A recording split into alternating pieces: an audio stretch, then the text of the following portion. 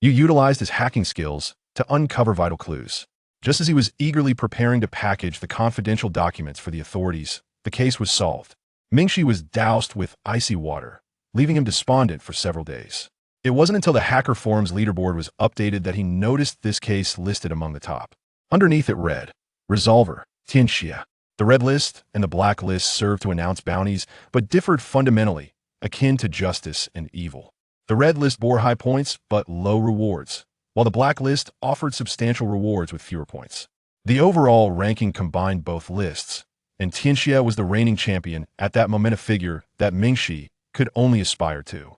From that point onward, the fervent youth found his heart ignited with ambition. Chapter 1.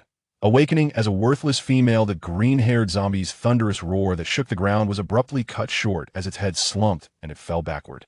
A gaping hole had been blasted into its body by a copper coin, spilling forth dark blood and withered intestines across the ground. As the palace bells rang, vibrant fireworks erupted, heralding the arrival of the 6th year of the Ming Restoration. A wave of exhaustion overwhelmed him, rendering him as limp and powerless as a fish destined for the cutting board. Yuli realized that perhaps all of this was her fault. Tears suddenly slipped from her eyes, tracing a winding path down her cheek. This was not merely a spatial vessel, but rather a divine abode akin to the Hongming Dongfu that could traverse dimensions. In the realm of the Demon Tower, only 3 individuals existed, a stark contrast to the multitude in the Buddha Tower realm, yet typical for practitioners of the Demon Towers. Styled that El Qingmei was the first to produce 10 iron blocks resembling bones, a treasure that all body cultivators must contend with to break through to the silver organs. The materialized hand was flung away by the force, rolling several times in the air before transforming in a mist again and dissipating at a distance of several meters. As for Jianyi, he found little concern for his own cultivation with the great Zhou Tianxing Haiju established. His rate of improvement had become astonishingly rapid. Conversely, the Saint Juan nuclear submarine embarked from its base with the mission of stoking the flames of conflict between India and China. He vaguely recalled his last encounter with the Divine General during a perilous moment in an ice cave alongside Xuan and the Divine Mother, Niefeng. Suddenly, an ancient recitation echoed from within the room, causing Chai Minggui and Chu Xiang to freeze, seemingly at a loss. The audacious Du Xiaofei had inexplicably become obedient to him, suggesting that Lu Nin either held an elevated status or possessed significant authority. Those wielding considerable power often also enjoyed high standing. Pondering further, it seemed illogical since the star sea within the sea of consciousness had undergone such monumental changes. The stars had multiplied countless times, rendering it unlikely to be inferior to before. In truth, if left unattended, the formation would, through automatic transformation over a century, gather vitality back to its focal point, restoring everything to its former state. The concept of the third battlefield was proposed by German Chief of Staff Ludendorff, who labeled the Western Front, including the Nordic and Balkan battlefields, as the first battlefield, the Eastern Front involving China and the Soviet Union as the second battlefield, while the third battlefield referred to the Middle Eastern conflict. Although previously deemed a fanciful dream by Jianyi and the members of the Kaitian Sword sect, capturing the trajectory of an entire star sea was not entirely implausible for him. In the upcoming battles, do you have confidence in Zhongheng? Cao Cao inquired, his expression suddenly serious. A deeply resonant sound echoed, shaking hearts, while the ground beneath Lin Cheng cracked and spread rapidly in all directions. In the alchemy chamber, Lu Juanhui activated a spatial treasure, setting up a time formation within, and began infusing it with true essence. The intelligence of the tentacle worm was remarkably high. It had already discerned who posed the greatest threat. Xiao Sha focused intently, realizing that he could not rely on Su Zhu's timely arrival. Everything depended solely on himself. An idle discussion of the martial world, who would listen? The ambitions of 1,000 years, a lifetime adrift, dragons soaring and tigers leaping. The sounds of roosters crowing and dogs stealing. Who has sung their final note? Who takes the stage? All lies within the tongue. Half a jug of wine leaves me sober, while half a cup of tea leaves my heart in confusion. The complexities of human emotions, the warmth and coldness of the world, cannot be fully expressed, nor can the vastness of the sea and the solitude it brings. Despite the elite status of the Yen army, they were hardly comparable to the Yellow Army. With less than 5,000 men, could they capture Shuzhou? Yang Jian had slain Sihui and was poised to turn and continue his assault on the celestial chain when unexpectedly, the weather grew sweltering. Looking skyward, he saw 10 suns blazing down, fiery rays targeting Yaoji. Lu Yun remained steadfastly focused on his master, well aware of Su Muja's true nature. Su Muja noted the girl's peculiar behavior, as if she were perpetually monitoring him and Hu Qing. With the cultivation of the ding-ding stage, searching for 500 years and articulating the reasons clearly, this individual had certainly preserved his dignity. In matters of emotion and reason, others could hardly voice objections. Observing the sudden curiosity on Wang Gang's weary face, I too felt intrigued, sensing he was about to inquire about the supernatural, especially since so many had witnessed my and Zhao Chuyi's encounter last night. Hong Hamlin and Situ Huacheng could hardly believe his words. Was this truly the same proud individual who had once held himself in such high regard? Now, choosing to yield, they exchanged knowing glances, shaking their heads in unison. Chapter 2. Major General Xingye in peril. Upon hearing Luo Shi's words, I was immediately taken aback. Could it be that she was entirely unaware of the events that had transpired at Yu Qingyan's home? Was it possible that she had been possessed by a ghost? She had done her utmost to avoid this situation, striving to shed the psychological burden. Yet why did he persistently force her, leading them to their current predicament? Zhong Kahan appeared stern and principled, yet his words carried a different undertone among the listeners. Shi Ming narrowed his eyes, instinctively glancing at Tong Bashai, sensing that this aspect of Tong Bashai was not on par with Wu Feng, who seized opportunities with precision. However, Tong Bashai's character simply did not allow him to reach that level. Unexpectedly, his remarks shifted the atmosphere within the room to an odd tension. People exchanged glances, their gazes tinged with pity, while some wore expressions of schadenfreude. Ran Yunduan was taken aback upon hearing that the red star grouper was indeed a rare warm-water fish found near the ocean floor, primarily wild, and its price was astonishing. With that thought in mind, Mu Fan made a resolute decision. Having made a promise, he would fulfill it. Nangong Yao nodded slightly at their words, at least alleviating concerns about their identities being exposed. A collective gasp arose, for the Blood River Sovereign was secretly recuperating, surrounded by numerous powerful subordinates. Lu Guan hurriedly took Nangong Yao's pulse, administering a spirit pill, all the while sighing inwardly. Fu Jian fell silent, overcome with shame, repeatedly expressing gratitude as he led his troops toward Yun City to rendezvous with Murong Chue's forces. Lu Lijin, however, found it difficult to sleep, ruminating over the medicines in Yang's possession, the schemes of the Yang family, and the brother she had never met. A warm sensation enveloped her back, and a sense of tranquility began to stir within Qiner. The youth of the port city flushed with determination, clenching their fists tightly. Yet none dared to challenge the Black Xianyun, for the disparity in strength was undeniable. In the realm of the four nations, few are aware of the potential release of the war. God's divine patterns, however, within the 8 desolations, many are undoubtedly cognizant of it. The war God's divine patterns represent an extreme, one that can be seized by others. Therefore, Yi Bei refrains from disclosing any information regarding them. Led by Qi Hongxing, who personally offered sacrifices of wine, incense, and paper, the group of filial sons completed a simple tribute before continuing their journey. A proud expression appeared on Fang's face. Being the first among over 600 individuals in the realm of freedom was indeed a source of pride. Lu Lijin chose not to directly inform the First Lady for 2 reasons. Although the First Lady remained wary of the Yang family, she hardly placed her trust in Lu Lijin either. Furthermore, Lu Lijin wished to conceal her own strength. I recall vividly that 20 years ago, shortly after marrying Tian Ming, he brought you here and arranged for your enlistment into the military. Yet, Han Luo and Lu Zongyuan, the master and disciple, steadfastly adhered to the martial doctrine of proving the heavenly path above and the corporeal body below. Upon entering the classroom, Han Luo observed the 18 children, each unique, embodying the innocence of their tender years. Qi Qiao boldly asserted, "Why not?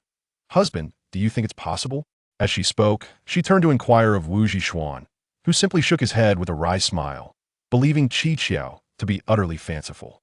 At that moment, Wu Zhi realized he had been preoccupied with chasing wealth. It seemed they had already arrived at the Yi family's main courtyard.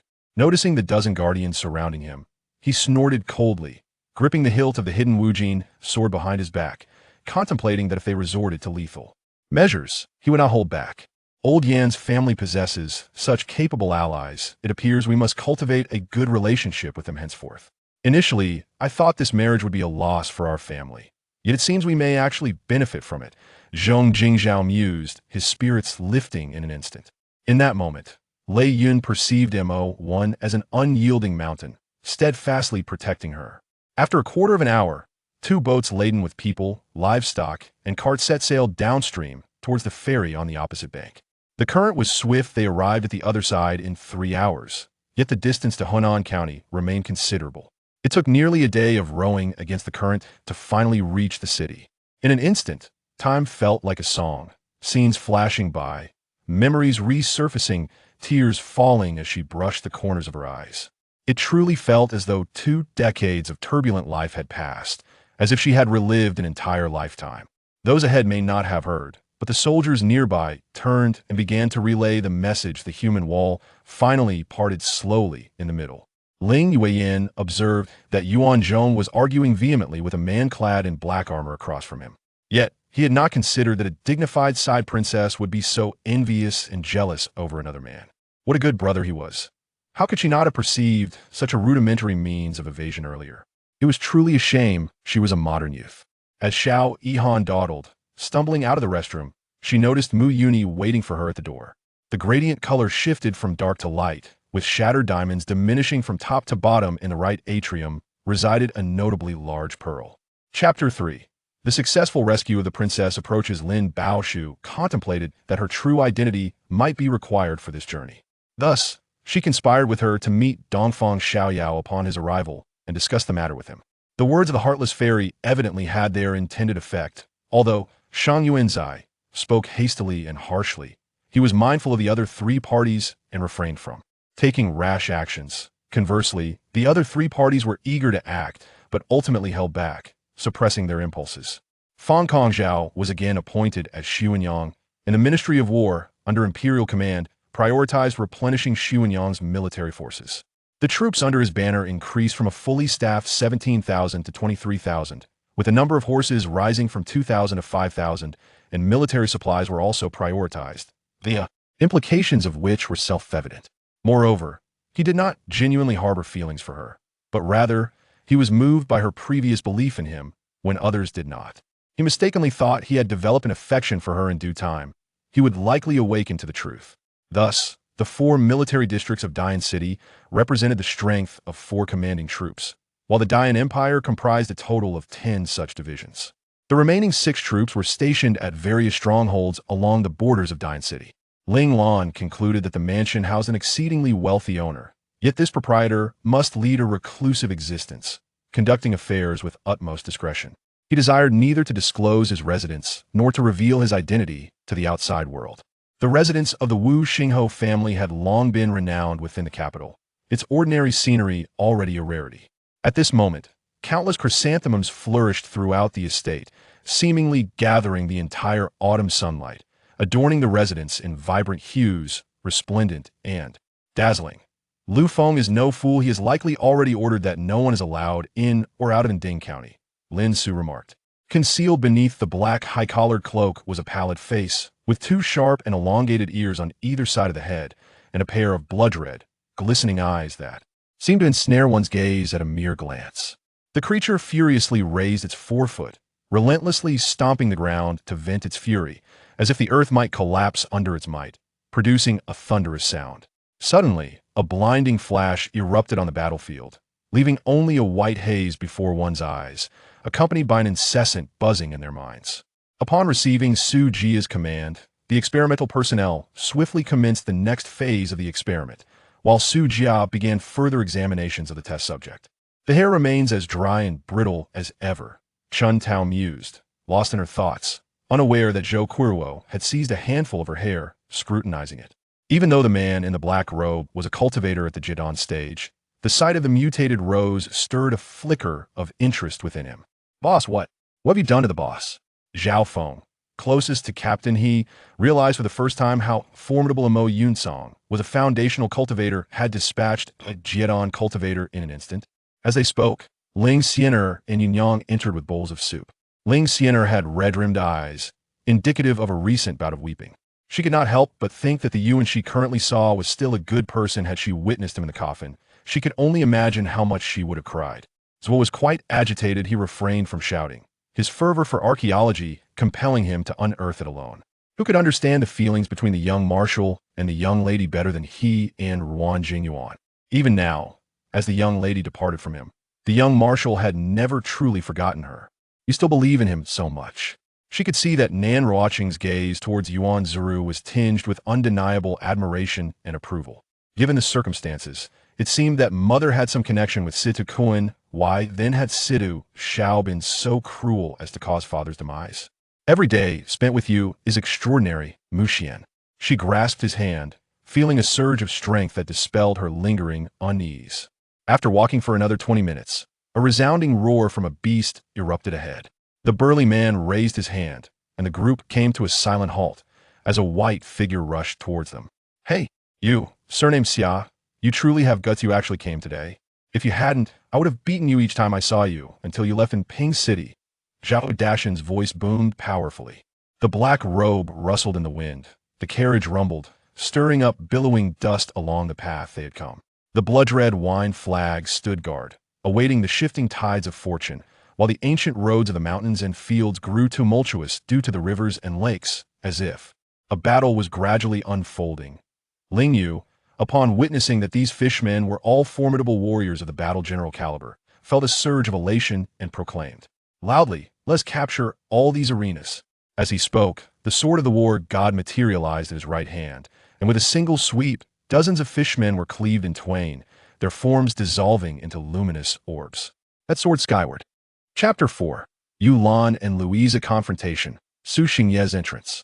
With the protection of the embassy and the witness of tens of millions of viewers, even the French police dared not take action against him. Mu Xiao was just about to evade the hand coming towards him when a large hand seized Wu Hao's. However, after Zhong Moli lost the boy she loved most in her life, she saw the filth and misery of the world and had long since lost faith in it. Turning to gaze at Lin Nuanten's serene profile, she felt that her mother was still the most gentle in the world. 2 crystalline tears streamed down from her eyes, and Lin Xian smiled slightly, extending his hand to catch the tears before effortlessly crushing them. In the past, you rejected and humiliated me. I made you fall for me. And now I no longer want you. I humiliate you instead. Such potions that enhance inner strength are highly sought after by players, as inner strength is the most significant disparity between players.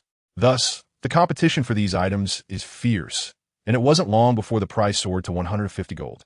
The wolves and lions are incredibly perceptive, with senses far surpassing that of humans. Yet when a national master walked past them, not a single wolf or lion noticed him. Let's go drive. The Tsar continued to apply firepower suppression. The reinforcements swiftly leaped into a police car, leaving the keys in the ignition. And, presumably the police did not turn off the engine to avoid detection. Aside from the bullet holes, everything in the car appeared normal. Seeing Jiang Shanshan look at me with suspicion, I couldn't help but feel anxious. If she saw through my lies as a man, I would have nowhere to hide my face. Jinjin, what's wrong? Are you too tired from work? Diaohan spoke as he took her by the hand toward the hall. The car headed west. The interior was spacious, adorned with luminous pearls, with a soft tanuki fur rug upon which rested a 4-legged peachwood table, elegantly set with exquisite tea utensils.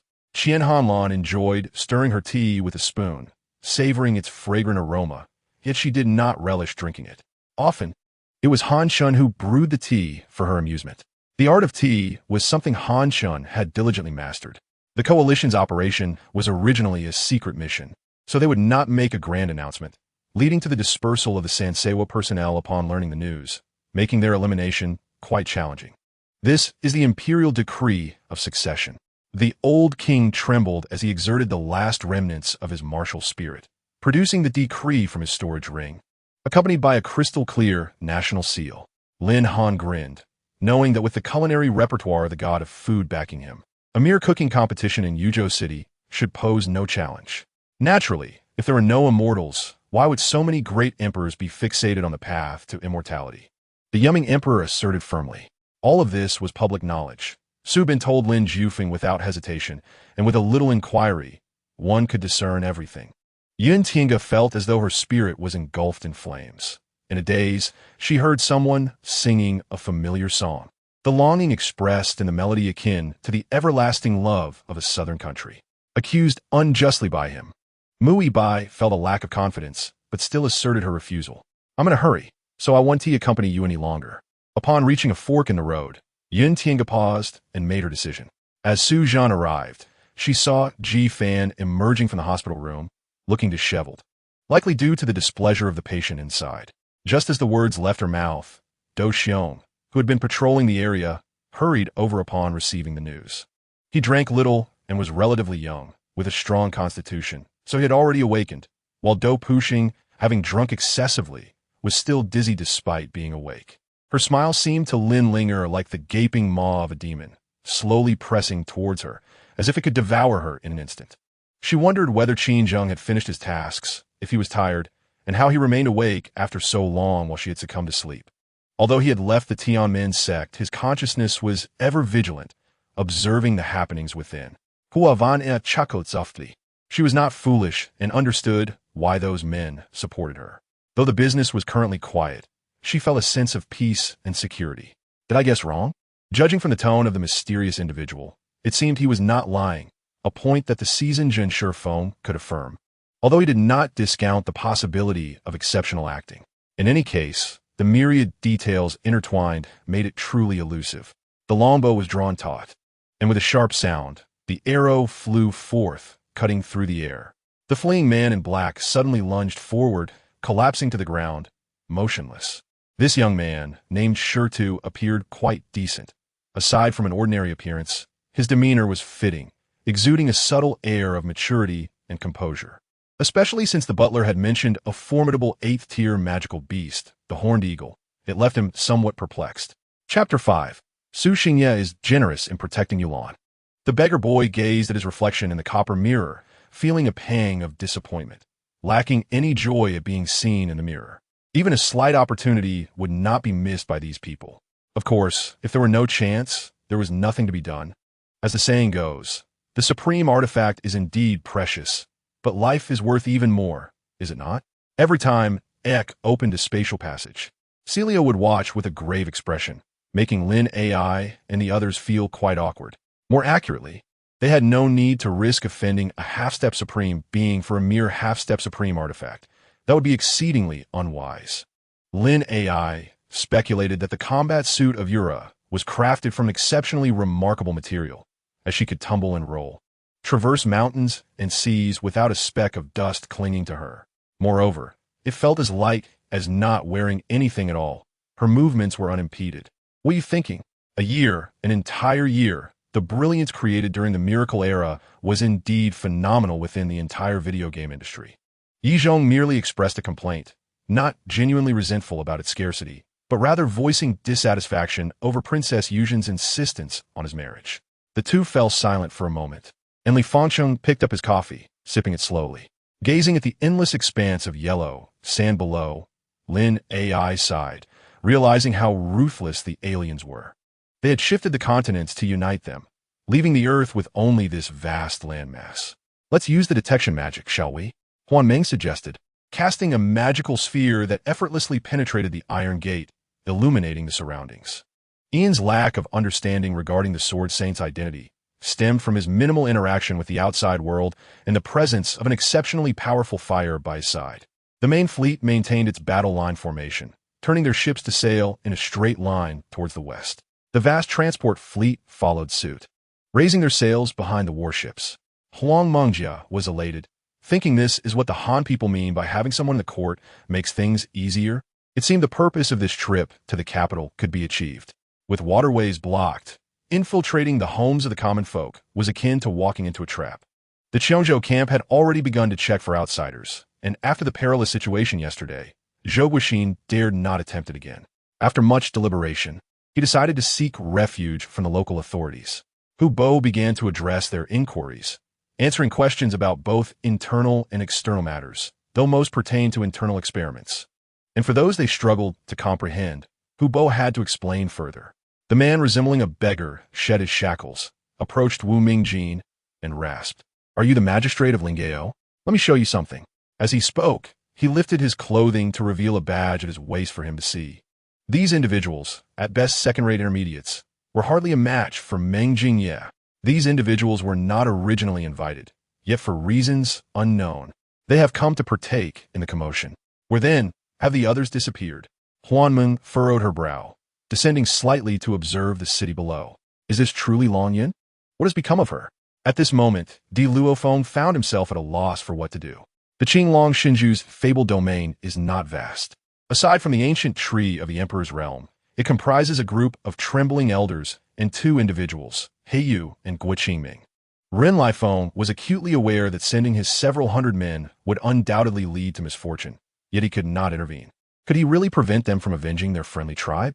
As he watched the Dia conduct a pre-battle rally with the Mongolian knights of the tribe for half a minute, a distant commotion arose with the arrival of yet another group. This was the name he had inscribed amidst a donation of 500,000, written in a flamboyant and powerful script. From the dean's description and photographs, it was evident that his father was a man of considerable resolve. What circumstances could have compelled him to abandon me? Was there perhaps some ill will directed towards our family?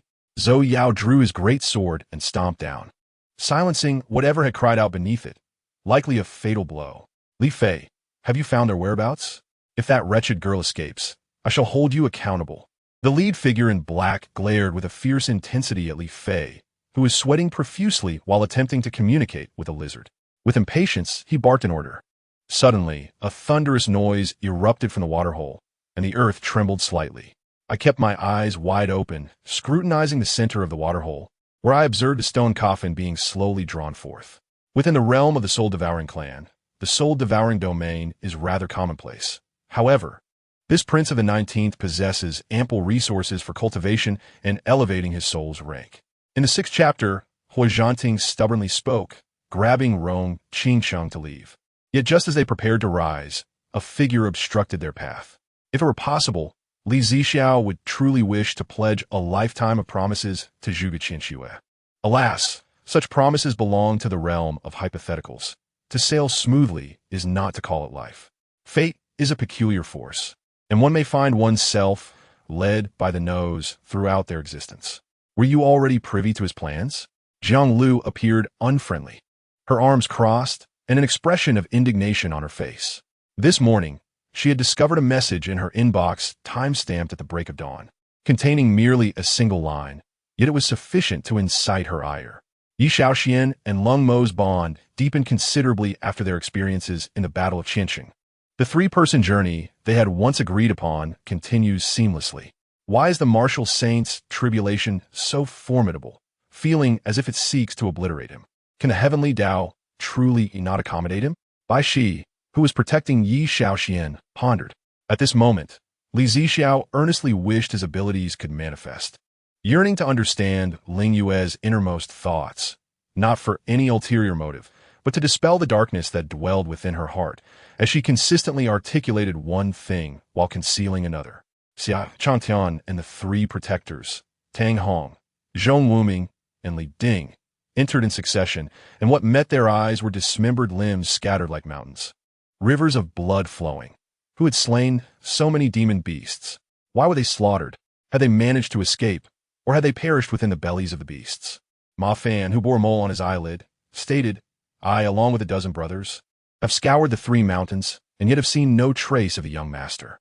He blinked, seemingly pleased with himself. Such progress is comparable to the freezing speed of ice cultivators. It is as if, having just shattered one layer, the opponent immediately rebuilds another. Though there is some discrepancy, the advancement is exceedingly slow. Before the esteemed presence of a first-rank noble, Qin Yinshu, even the Empress Dowager would express delight. She dared not refer to herself as this palace. Without revealing her identity, she continued to inquire, her tone more composed than that of the guards, exuding the demeanor of one in a higher station. The man in the green robe cried out, clutching his abdomen with both hands, his facial muscles convulsing as the intense pain within overshadowed the agony of his flesh. An ordinary man struck by the sleep dragon needle would require at least a day and a night to awaken from such slumber. The dining table was constructed from wooden planks, and the adjacent chairs appeared to date back to the same year as the bed. Li Yuntao felt a pang of anxiety. She naturally sensed it, and her premonition of danger was clearer than his own. Are you unable to let go of the matter concerning Qian Lu for the sake of your pride? Wang Xing stated sternly. However, witnessing Tang Ran so earnestly pose questions to herself, Mi Ranner suddenly frowned slightly. Although this dragon scale had endured endless ages, its quality still ranked among the finest of golden immortals, making it the pinnacle material for both refining armor and crafting weapons. It is not that Clarkson's performance surpassed that of Zhao Feiyong, but rather that Clarkson found it easier to execute LeBron's directives on the court.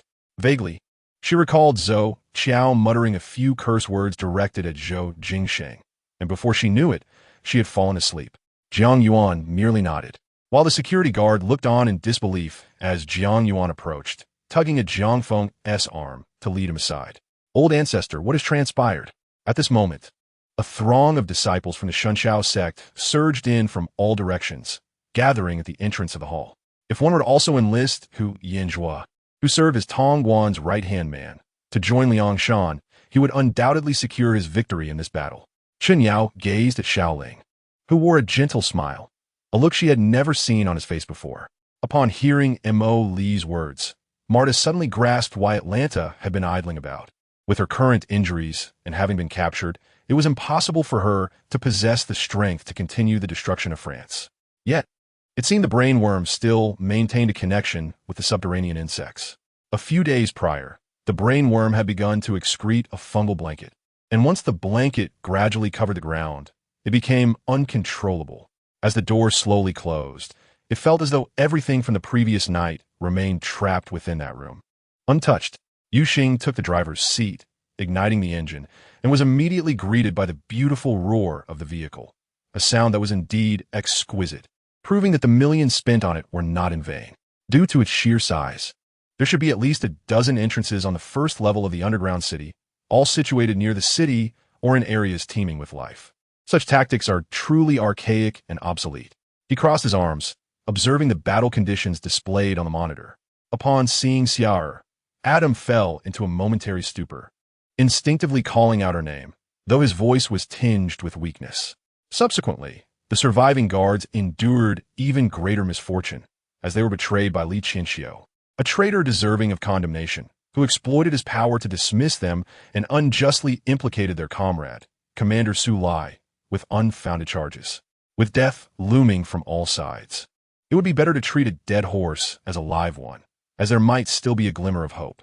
Many strong individuals exist in the late foundation establishment stage, yet very few can successfully form a core. Though Yu Xing was entirely confident in his ability to do so, others would not share the same belief. She reclined against the back of her chair, eyes closed, waiting for the wave of dizziness to pass before slowly opening them.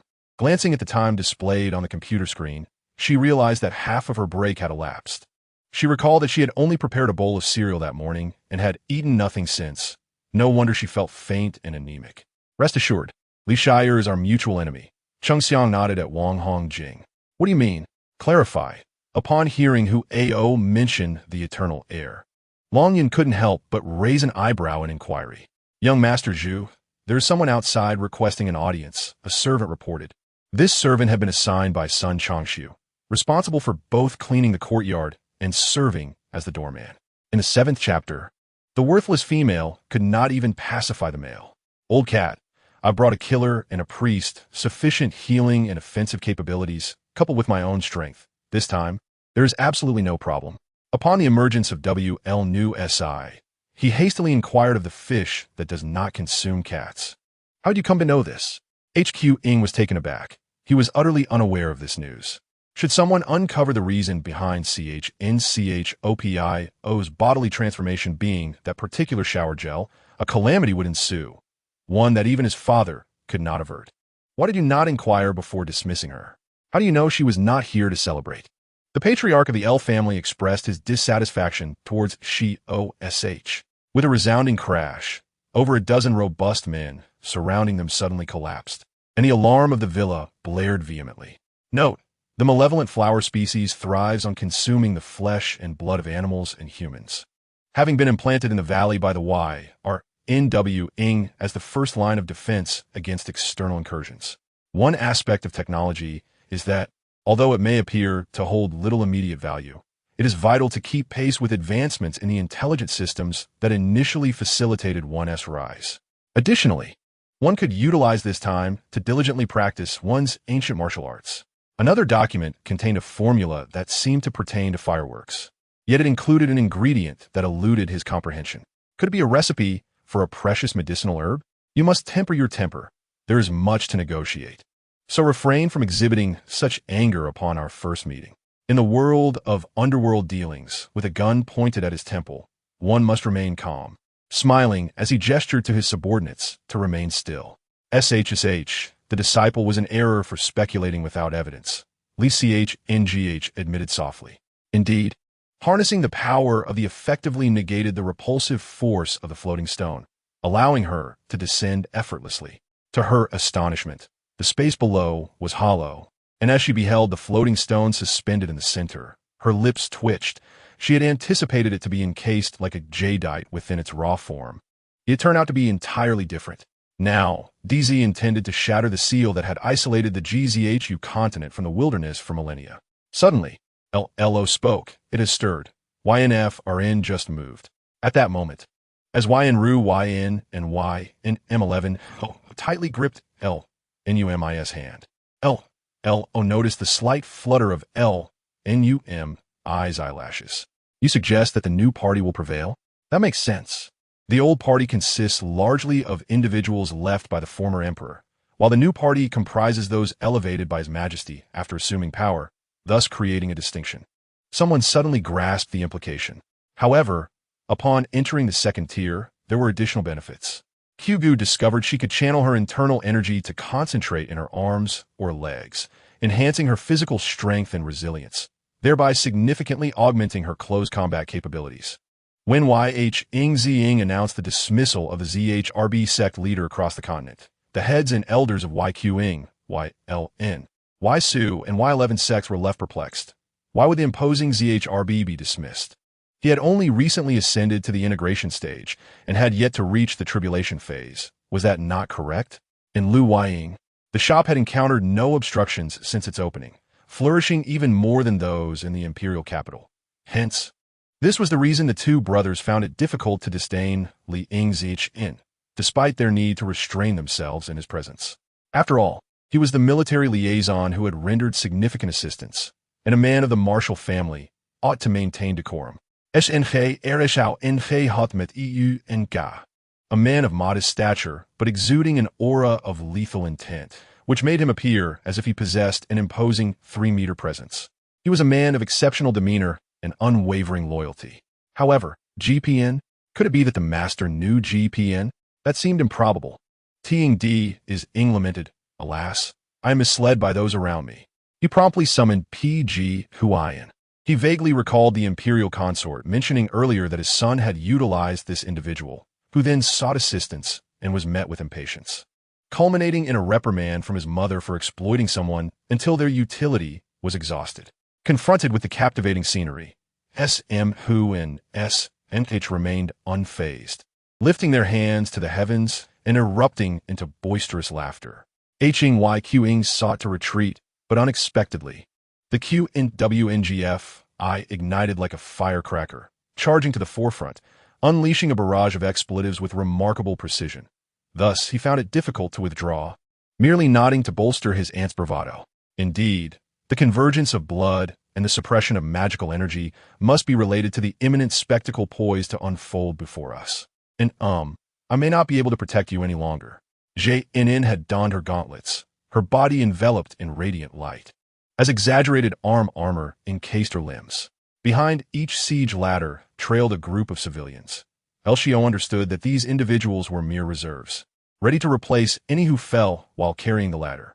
Upon her birth, SH NJN was entrusted to the care of the former emperor by Prince Huan N and the princess, who departed from YX Kingdom, placing the still infant SH NJN under the former emperor's guardianship, who placed great emphasis on her development, imposing rigorous standards in all aspects. Additionally, the lynx turtle is a formidable spirit creature known for its robust vitality. This time, there was little cause for concern, as one awaited the changes in the lynx turtle with quiet anticipation. in the most remote northern region of Su W Kingdom. A desolate area that was once rare for human presence now bore witness to battles and the luminous trails left by powerful beings tearing through the sky. Chapter 8. Shnju are N's jealous interruption. Having never encountered a situation of this nature, STCH Ing was as anxious as an ant on a hot pan, almost breaking into a cold sweat. He sought to grasp Ing yet feared causing her harm, finding himself in a truly perplexing predicament. Upon hearing Lu In Wai Chi Ing's remarks, Ling Tien felt that this man, for whom she would go to great lengths, likely harbored ulterior motives. As the rain intensified through the mist, the dim yellow light from within the house became discernible. No figures moved. Ing had likely succumbed to slumber. He was uncertain of his purpose in coming over. He had been prepared to rest, but thoughts of Ing and L lingered in his mind, leaving him restless and compelled to check on her. He must have been utterly enamored with the girl named Ing. Perhaps over the years, the name Ing had become deeply ingrained in his very being, rendering him accustomed to her presence. To wish for Ing's departure would entail wrenching a part of himself away, and he wondered what kind of pain that would bring, one he could neither comprehend nor desire to understand. What is her intent? In an instant, STCH New York's face darkened with anger, his hands trembling involuntarily. He realized he was increasingly perplexed by her motives. Did she not value her life? Was she unaware of the danger inherent in her actions? Ing executed this maneuver for the first time, concentrating fully in preparing to confront the adversary. At his level of mastery, he spoke freely, turning to Ing beside him with a query. Cradling Ing in one arm, JNWYN raised his other hand, not even glancing as he swept it outward, propelling STCH New York away. His intent was not to harm STCH New York, but merely to prevent him from drawing near. Thus, STCH New York was sent flying without sustaining injury. Being N's voice carried a hint of ire. Although she did not direct her gaze at OUN, her words struck with force. Instantly, OUN, who stood at a distance, revealed prominent veins bulging on his already rugged face, clearly enraged by N's outburst. The initial blueprints for the mecha were riddled with errors, with most parameters being inaccurate. Should one possess a rigid mindset, the resulting mecha would undoubtedly be rendered incapacitated. The chilling force, akin to the sharpness of a blade, had never ceased, not out of fear of death, but rather the dread of a gruesome demise. One could only strive to survive as long as possible. Indeed, it is apt to describe his combat prowess as akin to that of a formidable bull. Can there be any other term more fitting? To their astonishment, YHOCHUN exhibited no trace of fear in response to their glares. Instead, he approached them leisurely, a smile gracing his lips. You only heard the wind whistling past her ears as the world around her shifted rapidly. Cradled in his embrace, she found it surprisingly comfortable, and for a moment, she quieted. Subsequently, LY donned a dry nightgown and pajama pants, preparing to fashion a stove from the earth within the cave, utilizing grass for incense. That should suffice, he thought, grinning as he observed TIG remain silent. Ends, with a sly smile, soared into the sky until reaching his limit. Ing heard the sound of a door opening behind her, yet the anticipated activity failed to materialize, prompting her to turn and glance back. Furthermore, at present, there is still an effort to stabilize the security of this sanctuary. I surmise that the reason the portly individual spoke to others in such a manner was due to a lack of alternatives. After all, they must first ensure their own provisions are sufficient, mustn't they? Shortly thereafter, Min Yuewei and Lei Ming arrived. Upon seeing Lin Yaren's arm so severely burned, Min Yuewei felt a pang of sympathy.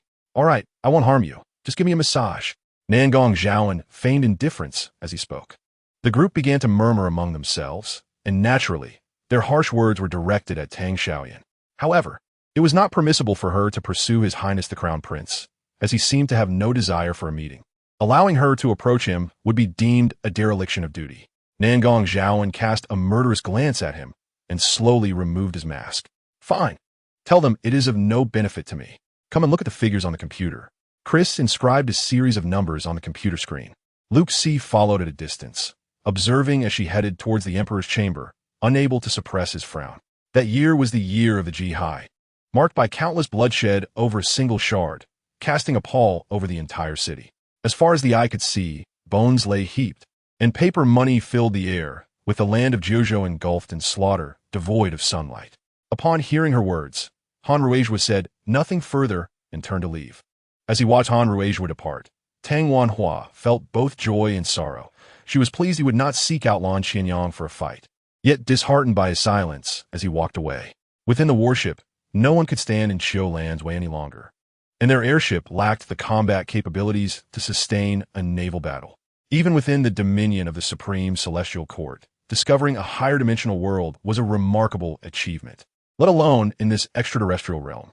As they surged forward, mere moments passed before the once empty corridor began to manifest armored giants, each wielding various weapons, launching attacks against the challengers. In an instant, everyone ceased idly waiting and began to retaliate. The bidding for Li Lianxing's mech model had reached an astonishing 950,000, indicating it had found a true admirer. Lin Man glanced at her, pondering the lack of military demeanor and the absence of awareness typically seen in offspring of high-ranking officials. Although many in their compound were supported by powerful connections, the awareness of such connections in this era was notably elevated, with many achieving remarkable accomplishments in their positions. Witnessing Huang Zhenhong's panicked reaction, Han Ruizhua felt at a loss, unsure of how to proceed. At that moment, pushing her away was not an option, and after careful consideration, Han Ruizhua gradually placed his hands on Huang Zhenhong's back. Chapter 9. Have you sprayed perfume? Tianguo found himself at a loss, nearly choking on his own saliva, and even the heart of Tianxin, harboring the heart child, expressed disbelief at the vastness of the transition. Even the most exalted spiritual deities must gather immense elemental energy to barely reverse the temporal flow of mortal stars for centuries, often falling victim to the backlash of temporal turbulence.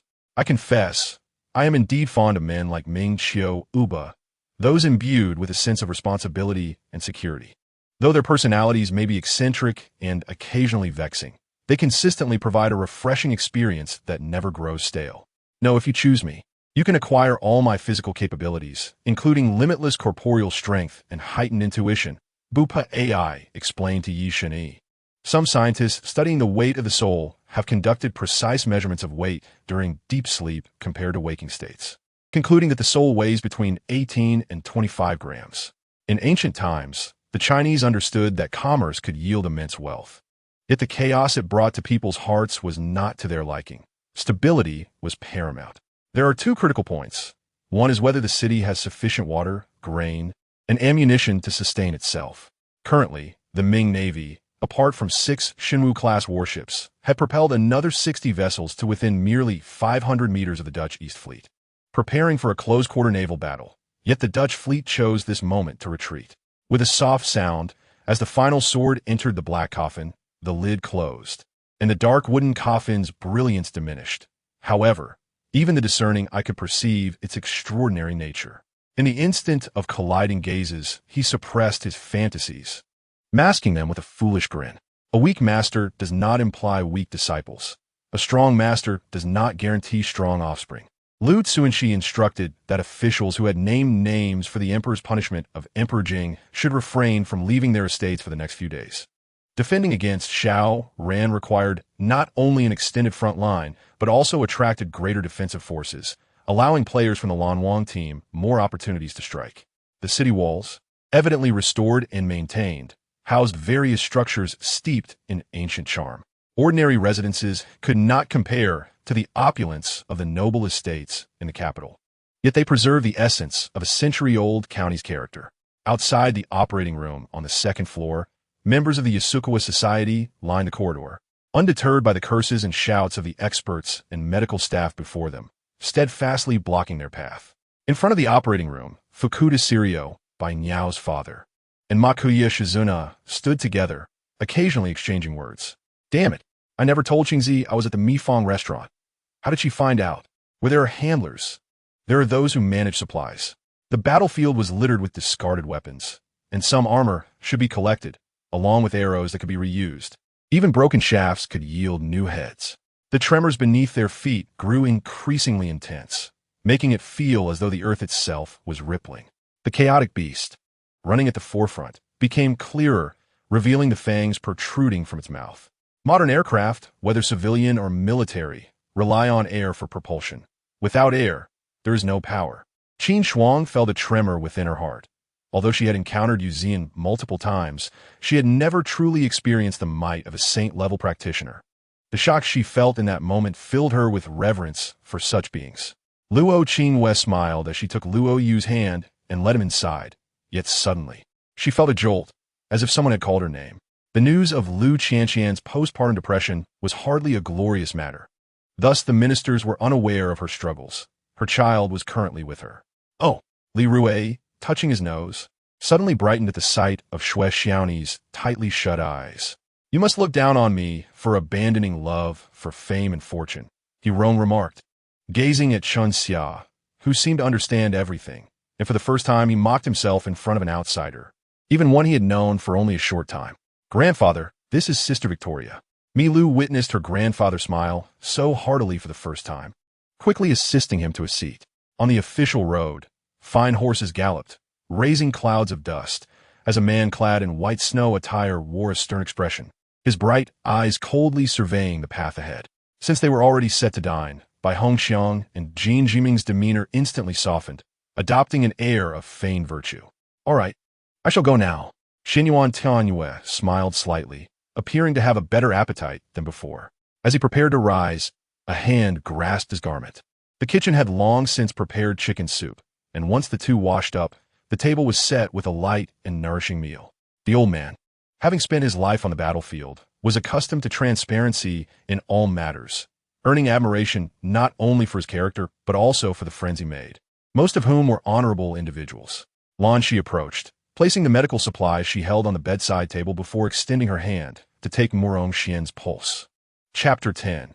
Employment at the Research Institute. Just moments ago, they had observed the surroundings shrouded in mist outside, yet upon entering the gates, the entire fog seemed to vanish in an instant, revealing a bright and refreshing atmosphere. Nan, Chingumatu, I furrowed my brow, pondering if that was not the territory of the Steel Pipe Man. How could Mingya Long bring people there? This martial art technique is functional in nature, distinctly different from the purely combative Qing Long Ju. Upon hearing Zhao Hai's words, the 6 accompanying classmates raised their bottles in unison and drank directly from them. Lao Qin, I understand now. Chun Chongshan nodded silently, reflecting on yesterday's events. Although he could not claim to regret them, a sense of trepidation lingered in his heart. Are you the supreme powerhouse from the 9th mountain and sea? A few pairs of eyes swept over the elder in the yellow robe and others, their cold gazes settling on Yifeng.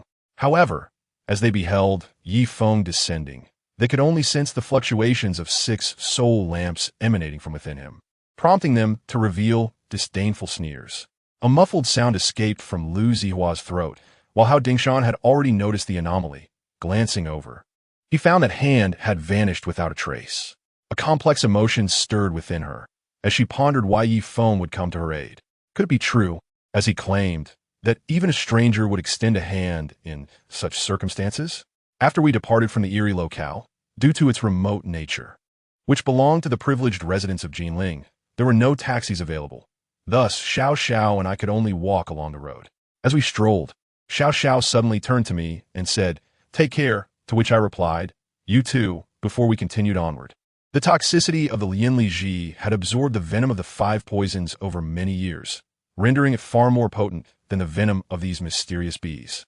However, the next scene prompted Zhang Xiaofeng to unleash a torrent of curses toward the leaders of the various sects present in the coalition of cultivators and demon practitioners from Huaxia.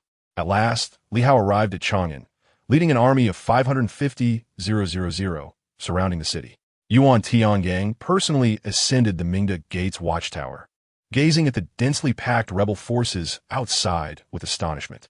Qing Feng humbly sought knowledge from his newly recognized senior brothers. For him, everything they said was shrouded in mystery and allure.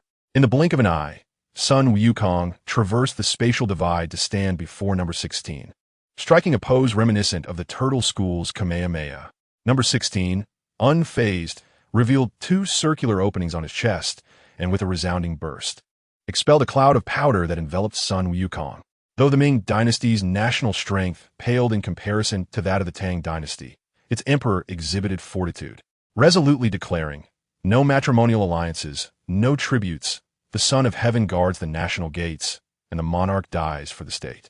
Lu Tai, naturally seasoned in such matters, nodded repeatedly, indicating his understanding of the delicate balance involved, vowing to remain tight-lipped. Previously, the UEFA Champions League matches were predominantly narrated by He Wei. But as the knockout rounds commenced and the opponent was a formidable powerhouse, the honorable duty of commentary fell to a more seasoned elder. The chaos instigated by He Hao and his band did not lead them to vacate the bustling district immediately. They were aware that the military maintained strict control over the Mercy Barrier, and the cause of the corpse transformation lay solely within. Thus it would surely seal the barrier and rigorously inspect outgoing vehicles. As the auspicious moment approached, Tang Tianyu donned a magnificent crimson robe, accentuating his tall figure. Before he could finish speaking, he leaned back in his chair and fell into a slumber. Xietchen shrugged and dashed toward the nearby broadcasting room. Hua Tong spoke with a dignified yet proud tone, subtly casting a shadow of impartiality upon the five-element elder. "Ha ha, this is hilarious. That Jin Yang actually called you all useless." With no outsiders present, Hua Huang could no longer contain her laughter, nearly slapping her thigh in amusement. Musashi Bull Banking, a warrior monk from the late Heian period and a retainer of Minamoto no Yoshitsune, epitomized the spirit of Bushido. Certainly, there exist individuals of exceptional talent who, despite investing the same effort as others, achieve results tenfold greater. The expressionless gaze of the Bayou Palace, situated beyond the 33 heavens, opened its eyes momentarily to coldly observe the distance before closing them once more. The hundreds of thousands of spectators, eagerly anticipating an exhilarating contest, were suddenly struck silent. The entire square enveloped in an eerie stillness. What a pretentious display! Dai Yang smiled and called out Mother, bashfully retreating into the estate. Upon retreating behind a screen, Tan Shi expressed her delight and instructed the butler to bring everything inside. Consequently, the servants and delivery personnel busied themselves, while the butler presented the invoice, clearly signaling that payment was due. The man uttered no further words, drawing forth a black, unsheathed longsword from his waist, poised to strike at Ain Ran. Perhaps due to this reason, Jia Rong's long-stagnant dream interpretation skills finally saw progress after years of struggle, approaching the brink of completion.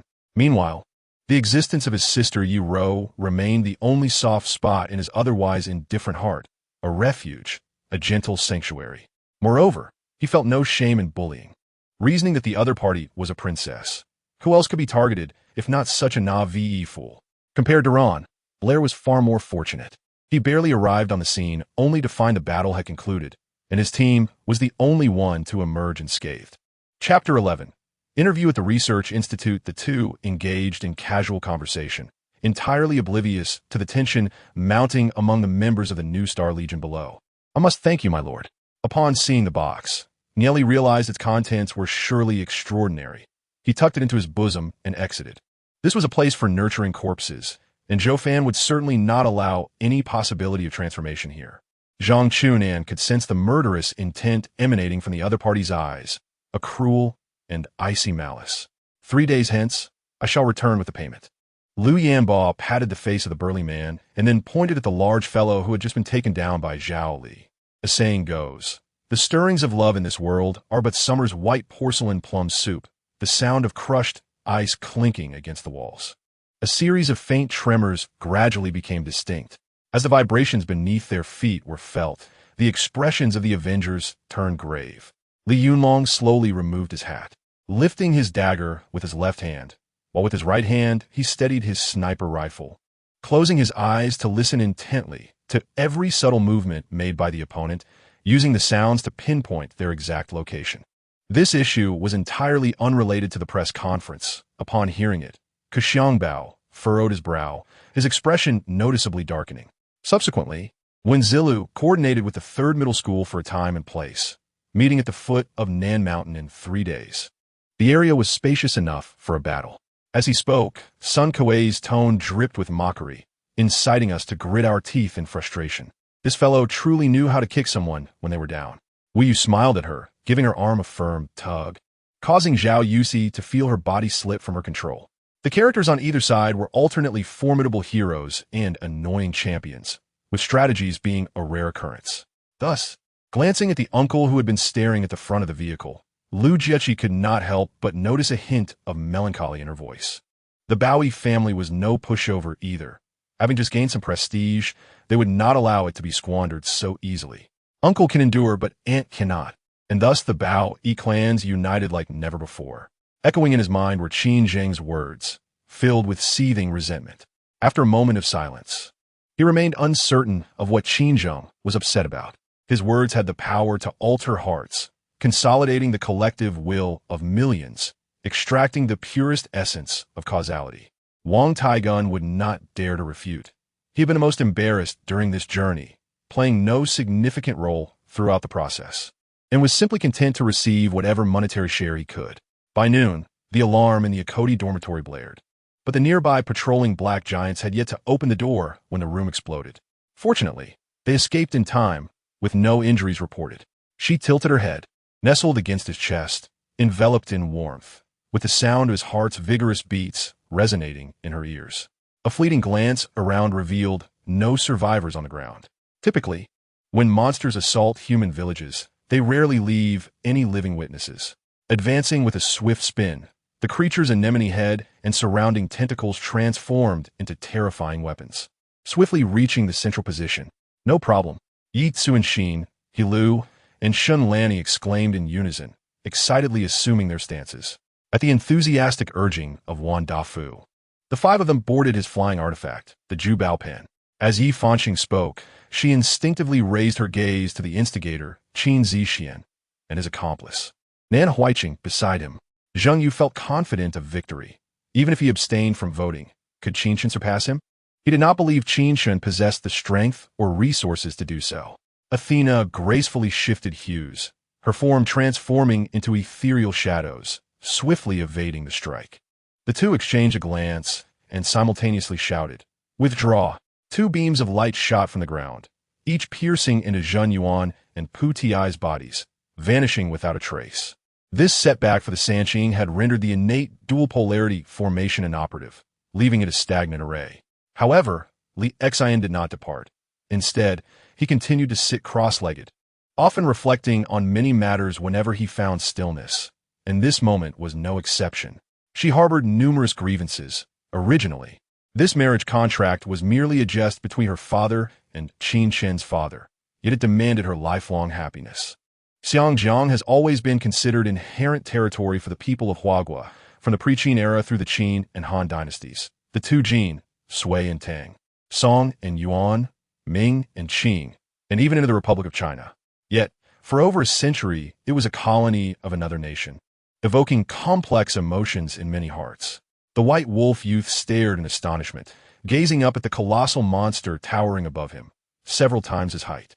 Regrettably, a day passed, and the human remained unconscious, with no signs of recovery.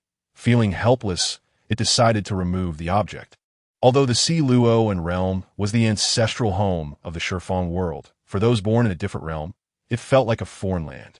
The Lord of the Purple Light Magic Tower reveled in the destruction of Sang Rua's territory, believing he could dismantle the core of Sang Rua's domain before she could ruin his own.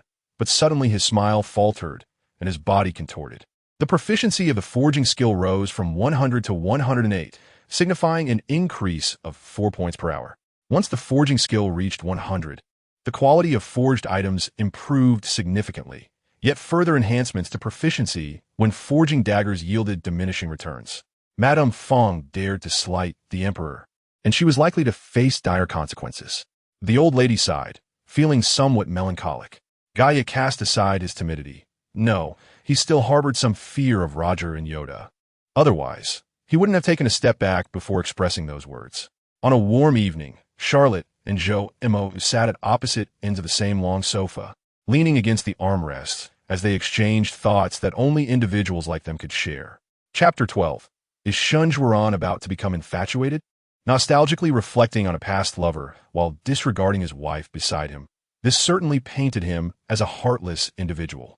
The officials already regarded the Prince of Scenic as a frivolous playboy, indulging in debauchery even before marriage, and his continued misconduct post-marriage only confirmed his fundamentally corrupt nature.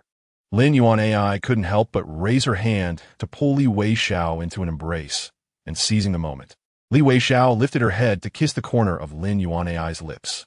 However, his seemingly supportive words for Yin Luoxian inadvertently left her feeling humiliated, as though he were maintaining her dignity while actually exposing her weaknesses. Although feeling embarrassed, in order to ensure Mo Zahan's safety, Yi Wuchen steeled himself to inquire. The individual fell silent. The foremost taboo among those of the Jianghu was to become entangled with the court, for it would lead to no good fortune. After several days, it seemed he had grasped some understanding, able to activate the formation while remaining outside of it. Before the demon could utter a word, Wei Rookie suddenly looked up in a fluster, asking him a question. Throughout the journey, Yin Feng scolded and struck the cultivator of the Zhou surname. Yet what astonished the latter was that the actions of his opponent mirrored his past deeds and words, clearly imitating him. However, the character of Isaac remained an enigma to all. Beidou pondered on Isaac's nature, feeling a sense of unease. If anyone besides Lifeman raised his caution, it would undoubtedly be Isaac. Most members of the Soya Alliance possessed brown eyes, in contrast to the Holy Doctrine, which did not. Thus, the Holy Doctrine sometimes referred to the Soya Alliance members as brown-eyed people, deeming it an impure eye color. Lin Mohan had visited in the interim, but upon seeing him, she perceived the world as a haze of red, her heart consumed by hatred. Nothing else remained, to the point where she could hardly recognize herself. When one is filled with hatred, they truly become terrifying.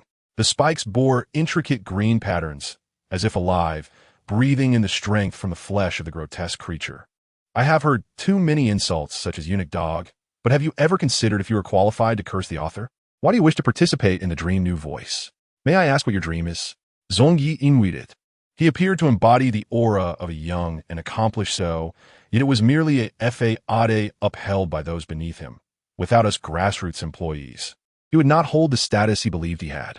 The sword slave trembled violently, spitting out a mouthful of blood, casting a final glance at Old Xiao and Shermei Ji before silently turning to leave the stone chamber. Across the entire Valoran continent, people's strengths were strictly categorized. For in this world, where the strong were revered, power was the most significant measure, ranked from low to high, akin to the hierarchy of mercenaries. After slaying Elva, Barrett led over 30,000 remnants toward the city of Biglease. The Lord of Biglease, Count Chad, had already perished, allowing Barrett to seize this opportunity. Upon the army's arrival outside the city, the soldiers within surrendered. Initially, Murong Lingsang focused solely on the machinations of AI Gu, naively neglecting to guard against those around him. Yet now he suddenly became aware. Zhang Yizhi, Jia Yushi, Mo Jinyan, and other top-ranking students from the Qingyi list all gathered here. Just as AI Gu stepped out of bed, he kicked something. Looking down, he found a bowl, specifically a bowl still containing a dark, grimy substance. Just as Morin believed victory was assured, over 80 Black Wind cavalrymen suddenly appeared from the mountain pass, leaping into the ranks of the Blood Elves Vanguard. Whether human gladiators or foreign ones, they were all accused of various bizarre crimes by Su Fan and thrown into prison. Over 200 gladiators nearly filled the city jail and the Brotherhood's prison to capacity. The place known as the Golden Sand Pool was more terrifying than the depths of hell itself. It could truly be described as a realm of ice and fire. One side frozen in millennia-old ice, the other engulfed in eternal flames, housing those who had committed grave errors, condemned to never find rebirth. No need. I also practice a second-tier lower-grade body technique, so I can manage this. Mu Ling smiled sweetly. I don't believe my subordinates can win. Hence, I don't want to enter the arena. Look at the weather. It's quite hot. Ling Yin shrugged. As for Jun Xian, there was nothing usable. He couldn't touch talismans or compasses. After over 100 exchanges, neither side gained the upper hand. Both shattered Qi and Li Xing remained calm and composed, seemingly with strength to spare. The cunning merchant Mo raised an eyebrow slightly, casting a glance towards Chun Yun that carried an inexplicable meaning, while Chun Yun instinctively nodded in response. With a stoic expression, Chun Yun gestured with his sleeve, and the three of them vanished from the spot, leaving behind 4 bewildered youths. The elderly Hun Tian let out a resigned sigh, shaking his head slightly, but soon revealed a smile, implying something significant. Shen Muqing gazed into her large, autumn-like eyes, and a wave of restlessness surged within him, causing a chill to wash over his face. Chapter 13. Exiting the research institute? Uncle Bao, if my memory serves me right regarding the Zhani, what Tuaba He delivered should encompass all the wealth Zhen he has amassed on Yian Street over the past few years. Wang Zhen he pondered aloud. However, if we could acquire the true teachings of Tianji Lu, it would certainly improve our situation. Young Master Bai couldn't help but contemplate the possibility that there might still be elements related to divination in the Death God trials. One must supplement what is lacking.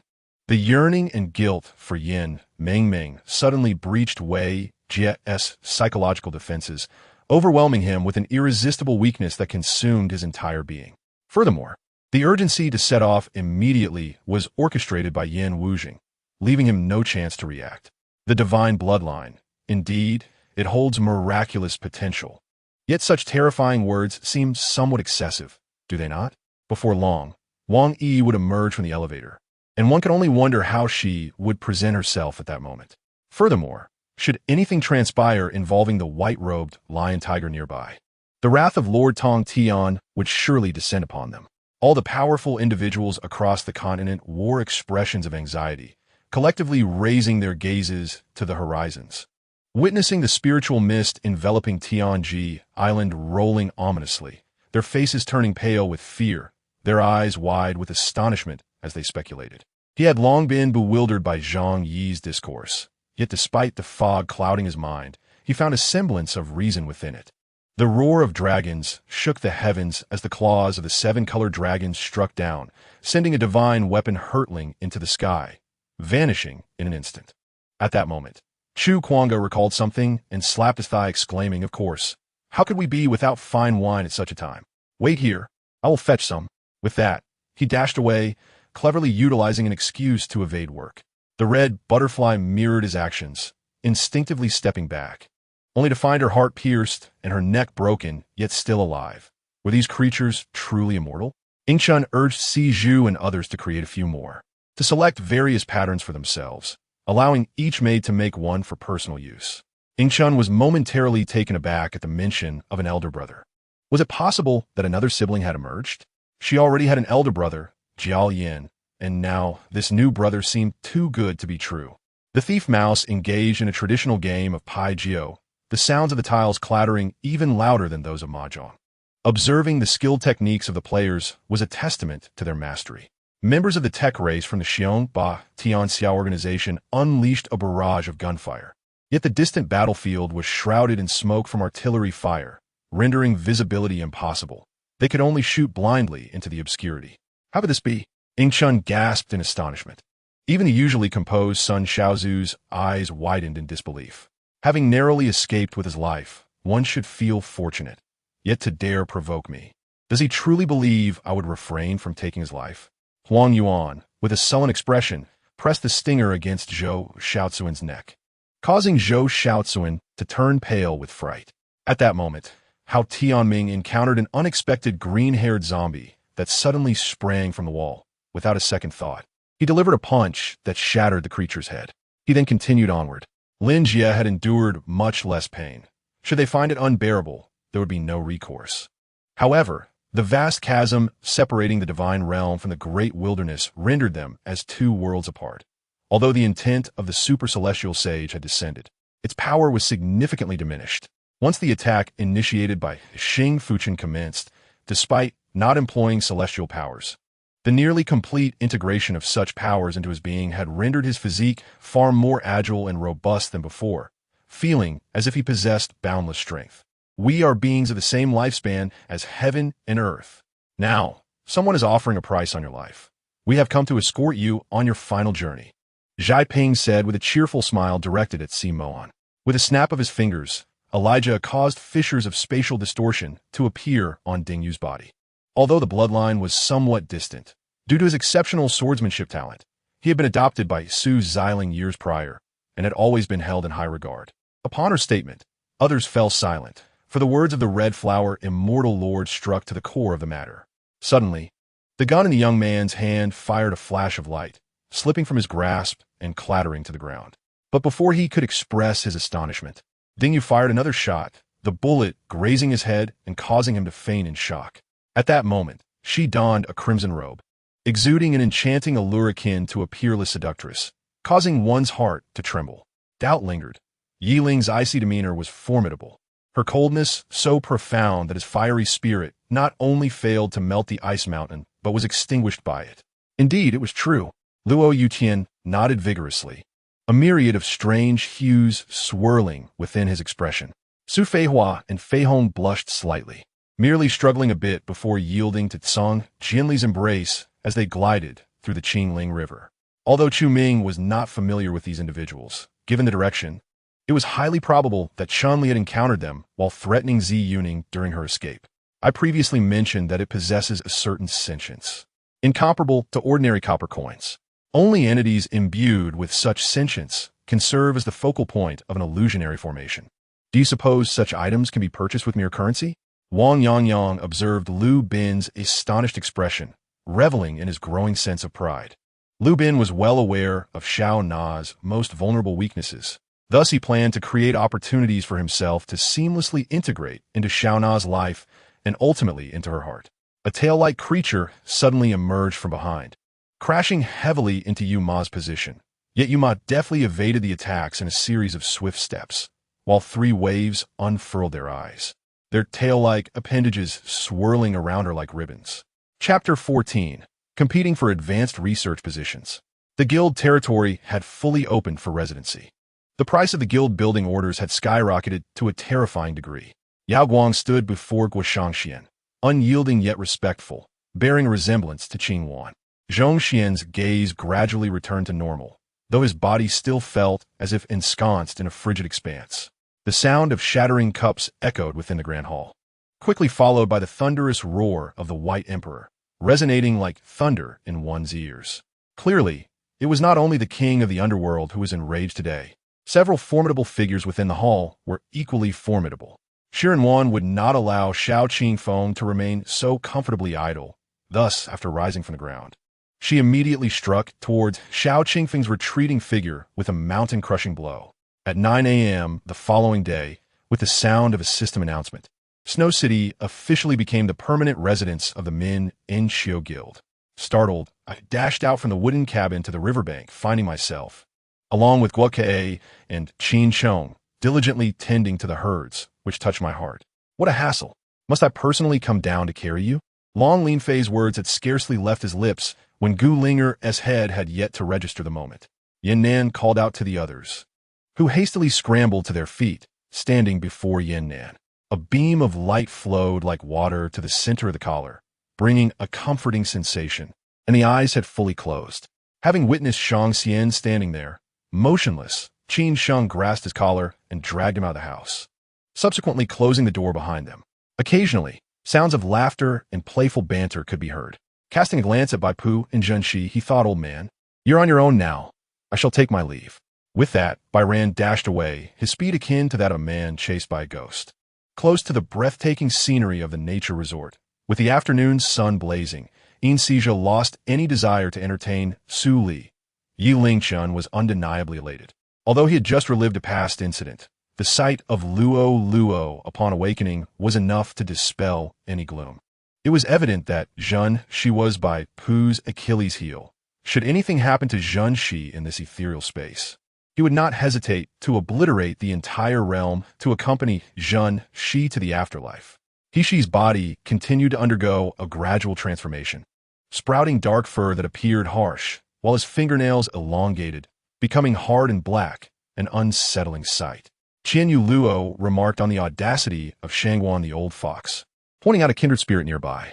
The Peng family and Peng Mo felt reassured and sent Peng Hao off to eat, while Peng Shi and Peng Mo sat nearby, admiring the newly embroidered pieces.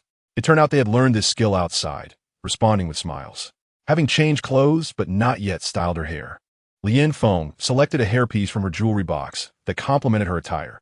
At that moment, Xiao Weiyuan sat before the floor-to-ceiling window in his office, quietly observing the distant entrance of the barracks. General Ali puffed out his chest and, taking advantage of his height, peered over Xiao Weiyuan's head out the window. Soon 1, 2, 3, all the way to the 12th gray soul was drawn in. The ambushers met their demise without exception. The onlookers felt a chill envelop them before plunging into darkness, devoid of light. Dong Zhanyun did not disperse the Shifeng underworld, but rather embarked on its refinement. Having encountered many of Shi Yi's friends, Lu Tong had never seen the soapbox. Lu Tong noted that Shi Yi's social circle was quite simple. Classroom, cafeteria, dormitory, Lu Tong. Luo Yuhang. With a sudden black whirlwind, the dust in the temple dissipated, leaving only Wang Xianshan, while the wind serpent vanished without a trace. Today, the estate below sent an abundance of fresh fruits, which I found to be superior in taste compared to those purchased elsewhere. I divided them into several portions, sending one to friends and keeping another for tomorrow's visit to your aunt's home, Peng Shi remarked, her eyes filled with affection for her sisters. Of course, you may arrange a meeting with William or request his necessary cooperation, Governor Mai Erwid replied. However, this statement left the Lord of Qingfeng's city momentarily speechless. As he contemplated his next move, do not worry, I will ensure they do not pay attention to the aircraft carrier, and they remain unaware of its training methods. Their focus will shift entirely to the destroyer, Chun Ning said with a smile. Dong Chuan hurried to the right, attempting to pull open the door, but it refused to budge. Thinking he lacked strength, he exerted more force, only to realize the door was locked, turning to look helplessly at his fourth brother. Brother Young, it has been a while since we had such fun. Won't you join in? A hefty man chuckled. Chapter 15. The day Shun Zhuran becomes a dog. The cursed seal must have targeted the tycoon, the old man Ban finally stated with a solemn expression. Hu Wen, brimming with pride, declared that his talent surpassed that of his father, who had once consulted a fortune teller predicting he had a 50% chance of achieving greatness. Yet, she understood that Deng Yuru's current status was different and could not voice her thoughts, only hoping that Shuangxi would be there to look after Deng Yuru.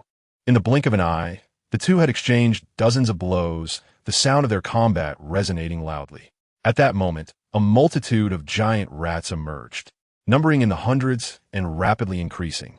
The reason Lin Shidi made such a choice was to enhance his strength. If he could escape from the grasp of the Taoist realm, he might also have a chance against the myriad of talented individuals of the same level. Rest assured, Che-er is not in immediate danger, Bai Mingyu reassured, embracing her. Were one to reach the level of a grand scholar, everyone would possess such artistic ability. Thus, how many living beings could be concealed within the paintings they had once created, akin to this place? The scene upon entering elicited both amusement and exasperation. Yin, a distinguished manager, was sprawled across his desk, snoring loudly, blissfully unaware of his drool soaking a large patch of the surface. A fleeting look of astonishment crossed Jing Yuchen's eyes before his mind involuntarily conjured up certain phrases, followed by a deepening smile. Your Highness, rejoice. I bring good news. A voice, neither too high nor too low, resonated from a distance. They have arrived. Liang Yingshi stood not far from the entrance, quickly responding to the knocking sound. As the cannon fire ceased, a cacophony of voices emerged from Wang Yutong's room. With ears ravaged by shell fire, Wang Yutong listened intently. Not only Li Qianshan, but also the high-ranking ministers of the Western Xia court appeared pallid.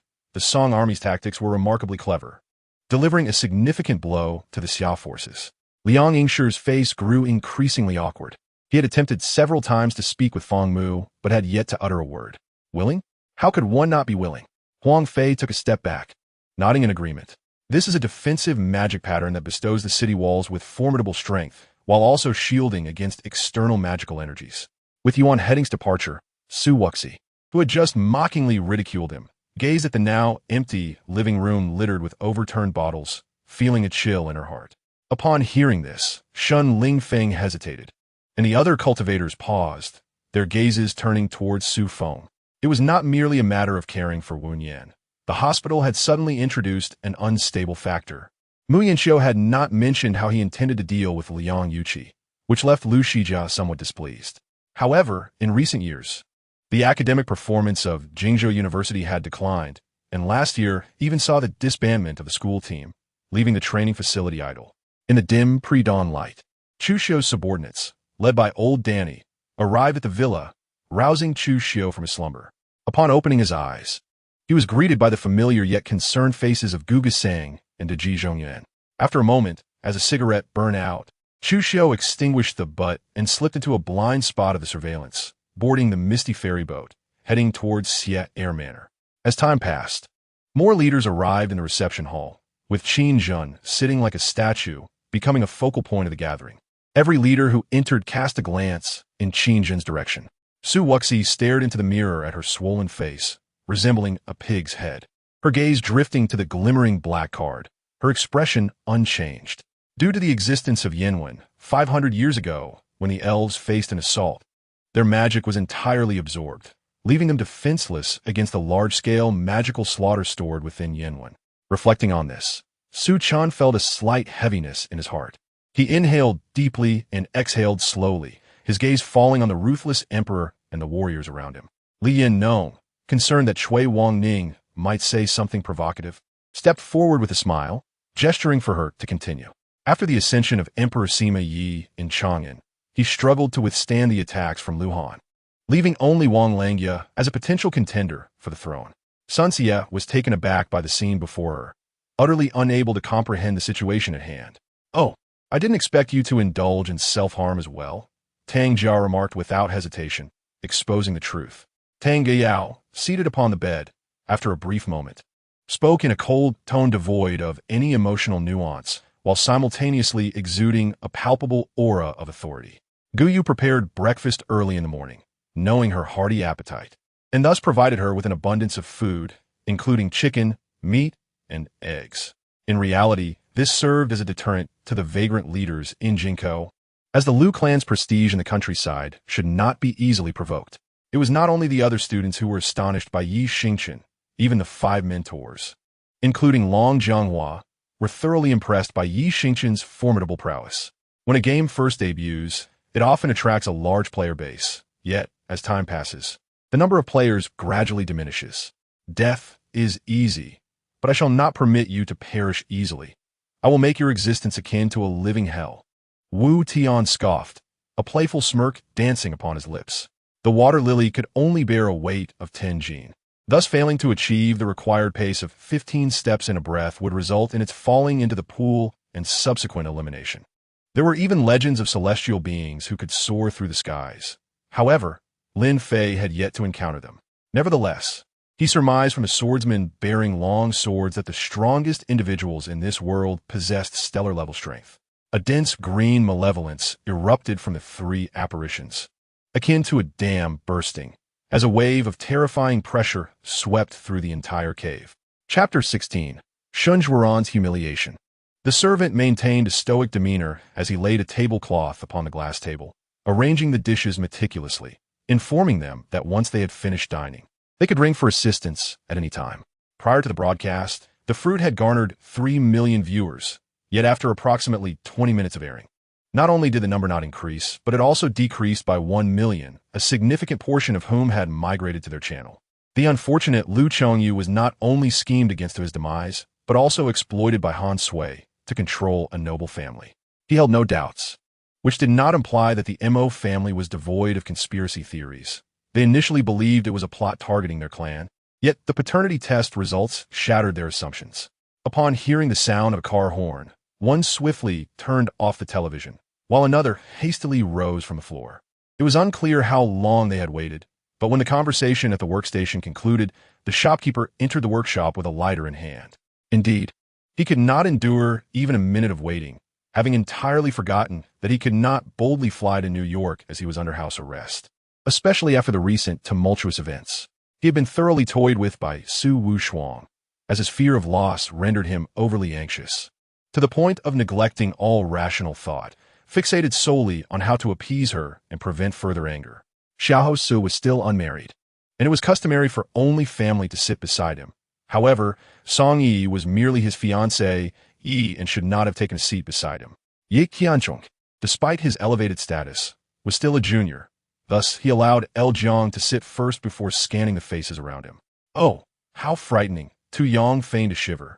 They made a face at Jiu Su. Somalia is a harsh reality. When a company's armed forces are defeated, they become mere lambs to the slaughter. Devastation. In the 26 states occupied by the northern people, other areas were merely plundered for wealth. Why was it that only Zhe faced such ruin? The figure in the black robe looked alarmed. If Hao Yuan's words held true, did that not mean he had harmed his own sister? Only then did the crowd recall that since Huang Wanru had gone to change due to her wet garments, a considerable amount of time had passed without her return, which was indeed peculiar, as she did not strike one as an impolite person. Huang Shi donned a worried expression, summoning a maid to inquire about Huang Wanru's situation. Yi Ran produced a talisman and slapped it behind him, conjuring a golden light shield before Long Xian's fist. Subsequently, Manager An arrived at the Tianji Tower, tasked with escorting Yi Shaoxian to the Tianwu Holy City. The old blind man and Manager An appeared to be longtime acquaintances, engaging in pleasantries upon their meeting. Cough, cough. The legendary master of flower picking. Should Yi Shaoxian hear such words, he would be at a loss whether to laugh or cry. For the title of master of flower picking is deemed a lofty status among these individuals. Thus, the once formidable witch elder, who should have been empowered by the bloodline, found himself unable to unleash even half of his potential. Devoid of the ability to transform through blood power, he faced an even graver challenge in attempting to strike the elusive demon, which floated like smoke. Han Lianyi felt an overwhelming discomfort under his gaze. Agitation crept across her countenance, and her brows knitted tightly. After expending over 400 blue coins, the two traversed over 20,000 miles to arrive at Tiangong City. The rapid consumption of resources left Yi Yuhuan parched. No wonder only super-rich individuals could afford such teleportation.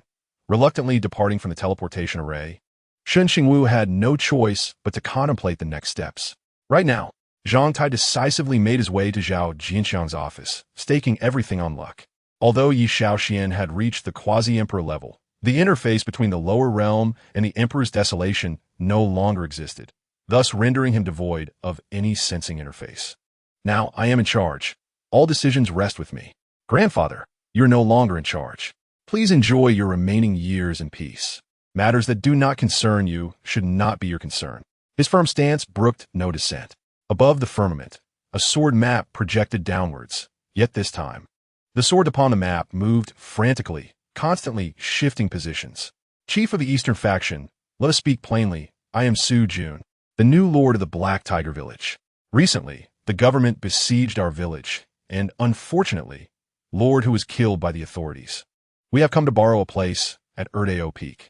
Reaching the finals marked the best achievement for the Chinese team in the Toulon Cup since their participation, with the previous best being fourth place in 1998 when the U20 team, composed of players studying in Brazil, including Li Jinyu, Li Tai, Li Weifeng, Zhang Xiaorui, and Sui Dongliang, made their mark. Chapter 17. Shun Zhuoran's Apology. Lan Lan, I was wrong. Let go of me. At this moment, Yulan had lost all patience to listen to Shun Zhuoran's continued explanations. The moment Shun Zhuoran grasped her wrist, she swiftly withdrew her hand. Remaining there was a complete waste of her time. Yulan began to reflect on how absurd her initial decision to strive for a position at the research institute had been. She had misjudged Shun Zhuoran, believing him to be a fair individual willing to provide opportunities for all. She had even anticipated collaborating with him on research to forge a new path. However, as she diligently attempted to answer the questions, Shun Zhuoran had already issued an order to revoke her access, denying her any opportunity to prove herself. Within her heart, a fierce blaze raged uncontrollably. Yet, Shun Zhuoran continued to approach her, striving to bridge the distance between them. Yulan felt an overwhelming sense of revulsion. She despised interacting with such a person. She turned, brimming with defensiveness, her entire being resembling a hedgehog with its quills raised, eyeing Shun Zhuoran warily. Stay away from me. You are truly insufferable. A sudden jolt surged through her, as if her heart had been tightly gripped. Her blood froze in an instant, a sharp pain piercing her core. It hurt. It hurt so deeply that the typically proud and aloof elite, accustomed to wielding power, could scarcely stand upright. Shun Zhuoran had never felt such heartache before. Had someone told him a day prior that he would be brought to the brink of despair by a mere utterance from an ordinary female, he would have regarded them with a cold glare, dismissing them without a hint of emotion. Such a thing was simply inconceivable. Yet now, this very scenario had unfolded before him, stark and undeniable. An inexplicable panic enveloped Shun Zhuoran, constricting around him. He found himself utterly unable to bear the sight of Yulan's eyes, which were devoid of warmth, lacking even the slightest trace of emotion. Do not look at me that way. Just moments ago, Yulan had smiled at him, so sweetly and tenderly, her lovely eyes seemingly twinkling with the stars. The stark contrast intensified the agony within him. Shunzhuan resolutely refused to accept that the relationship between him and Yulan had devolved to this point. In the next moment, Shunzhuan performed an act that left everyone utterly astounded. He suddenly seized Yulan's wrist, bringing her delicate hand to slap forcefully against his own face. The other researchers present widened their eyes in shock. Even Yulan was momentarily stunned, her eyes blinking in disbelief as she stared at Shunzhuan, the refined and polite female who would never resort to such actions. Even if it was Shunzhuan who guided her hand, felt a pang of guilt. Her soft red lips parted as if to say something. In that instant, Shunzhuan's voice, tinged with regret, broke the silence. Lan, I am truly sorry. I was wrong. I underestimated you.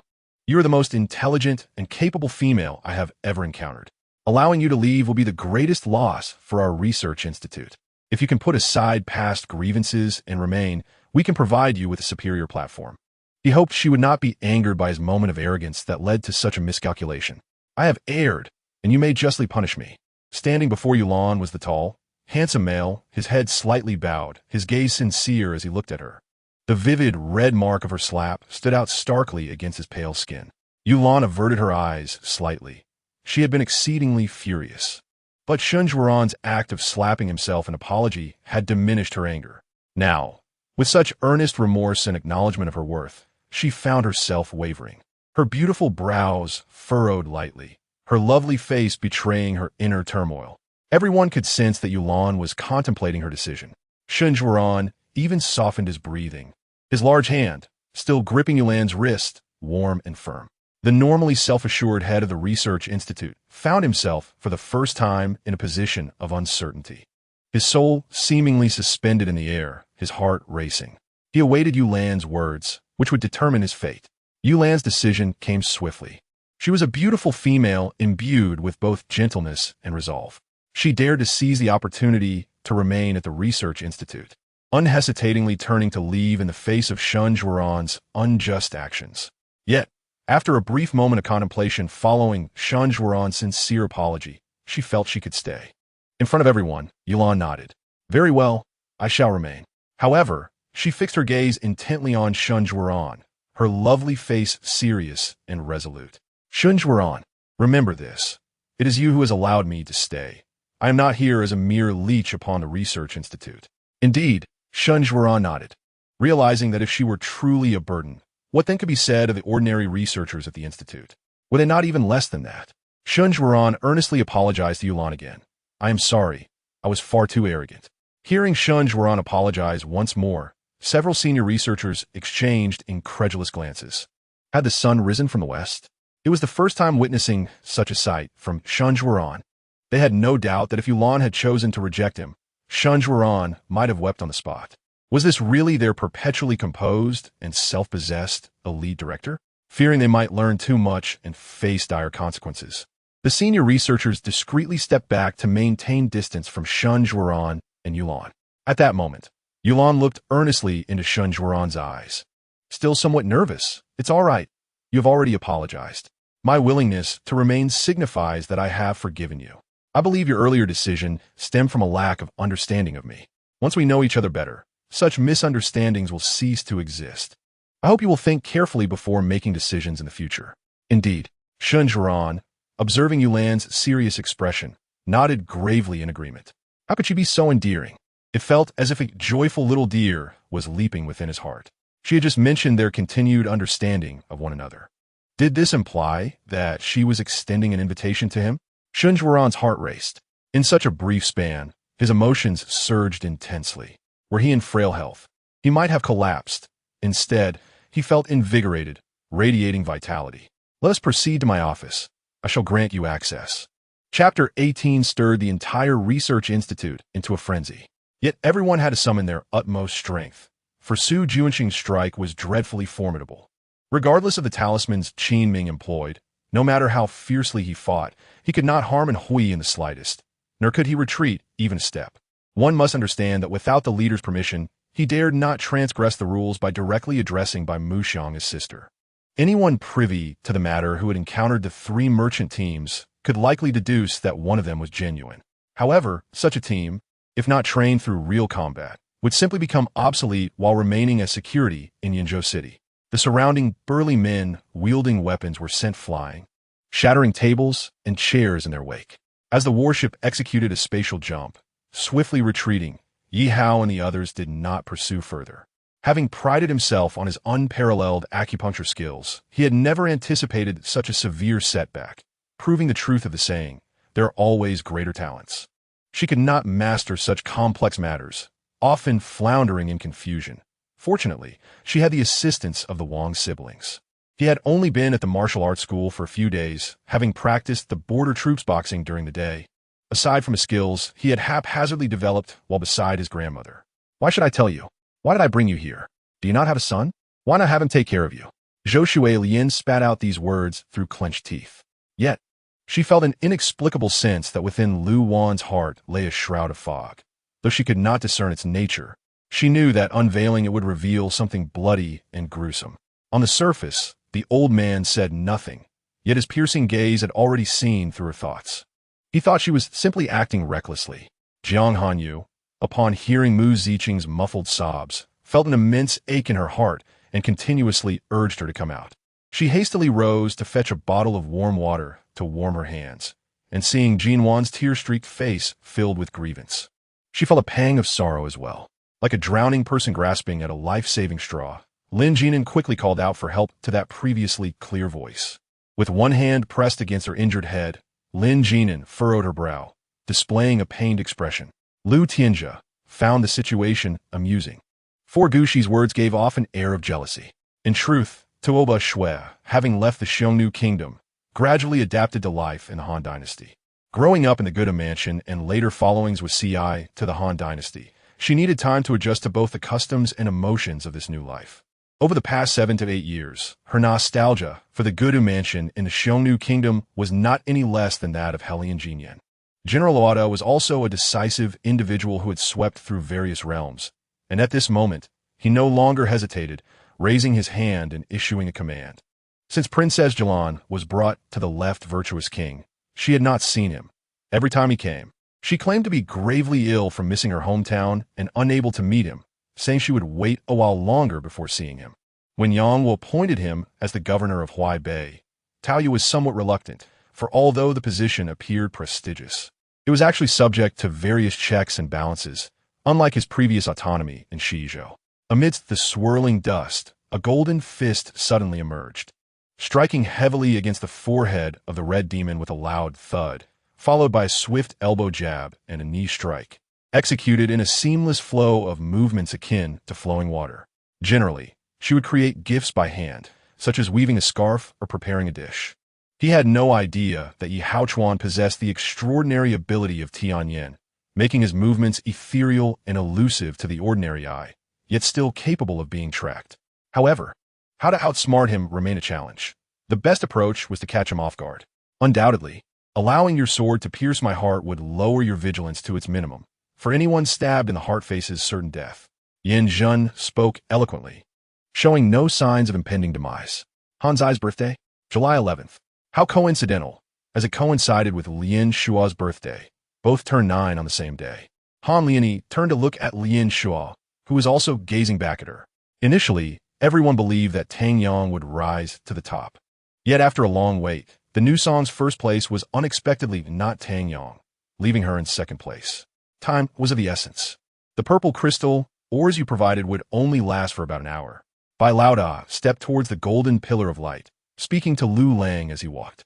The so-called initial division of the three realms was, in fact, a fierce battle between Wu Tian and Ao Wanli, which directly pierced through the three realms continent, causing it to fracture and thus giving rise to the realms of heaven, earth, and humanity.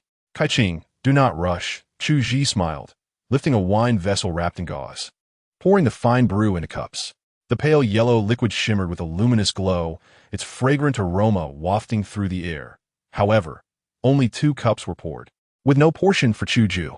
The group moved grandly, their attire resplendent, immediately recognizable to any discerning eye as individuals of wealth or nobility. There was no need for them to disguise themselves, as they boldly revealed their identities, with several constables clearing the way as they marched directly toward the village. However, they were unable to slay the earth-shaking bear, renowned for its formidable physique, far surpassing that of ordinary magical beasts. The earth-shaking bear was among the finest, possessing a defensive strength that could rival that of heavenly-level magical beasts, already exceeding the range of a single lethal shot from the Jushin crossbow, unless one could strike its vital points. In Chapter 19, Crazy Xiong Academy, Oting was accustomed to his mature demeanor, but it was the first time he witnessed him so invested in something. Thus, she finally made up her mind. On a day deemed fortuitous, she excused herself, claiming she had matters to attend to back home. "Big brother, how about we take you to see the underground entertainment venue in Daong City?" Gue Chunliang tentatively inquired, primarily gauging Zhang Jiaoyang's reaction. When the noodles arrived, the two sat face to face, with Yi Miao speaking for most of the time, while Lu Xiu occasionally responded to her. Upon arriving, Zhang Jiaoyang noticed Tian Jihua standing there, constantly glancing around, accompanied by several officials. Seeing this, he secretly smiled, as he suspected those individuals were trying to approach him. This was advantageous. As long as they were useful, incorporating them would be a good thing. Asheng felt dejected. There were societal constraints as well. Perhaps even ironworking would be cold, and one could be captured by the emperor for rebellion. She had to start from planting flowers and grass. True industry could not begin without a stable base, as the heavens were high and the emperor distant. The first strike missed, and Asheng's sword changed direction mid-air, twisting against the opposing sword's body before transforming from a chop into a thrust, equally fierce and swift. Even so, when the messenger finally caught up with the Zhou group at Jiong Pass, the arrangement of horses had transformed from a single rider to 3 horses per person, yet unlike others who carried extra horses for the journey. His additional 2 were burdened with fully packed baskets and boxes. Flipping through the textbooks, she wanted to see if the current materials differed from what she had studied. In an instant, a significant portion of the 12 golden immortals of the Chan sect betrayed their teachings, taking the sect's fortune with them, thereby enriching the Buddhist lineage.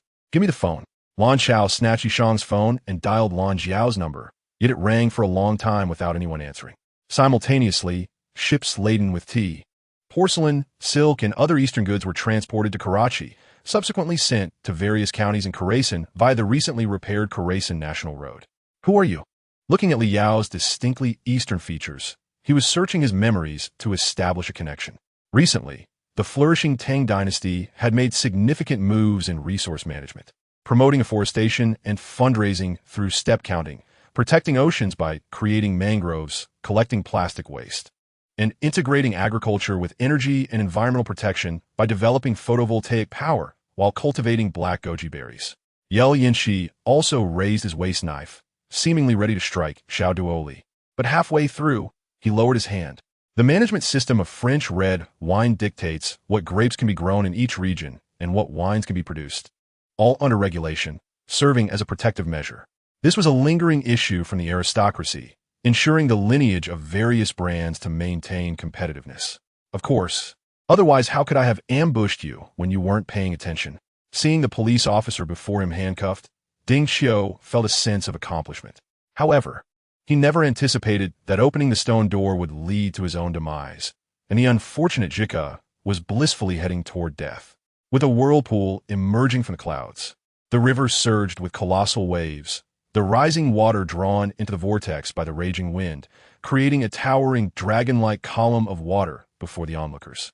The great ape, with clarity in mind, proceeded to deduce if the ferocious beast revealed the headquarters of the Tianyu idol beings without dispatching a single soldier for reinforcement, it would undoubtedly be preparing to net them.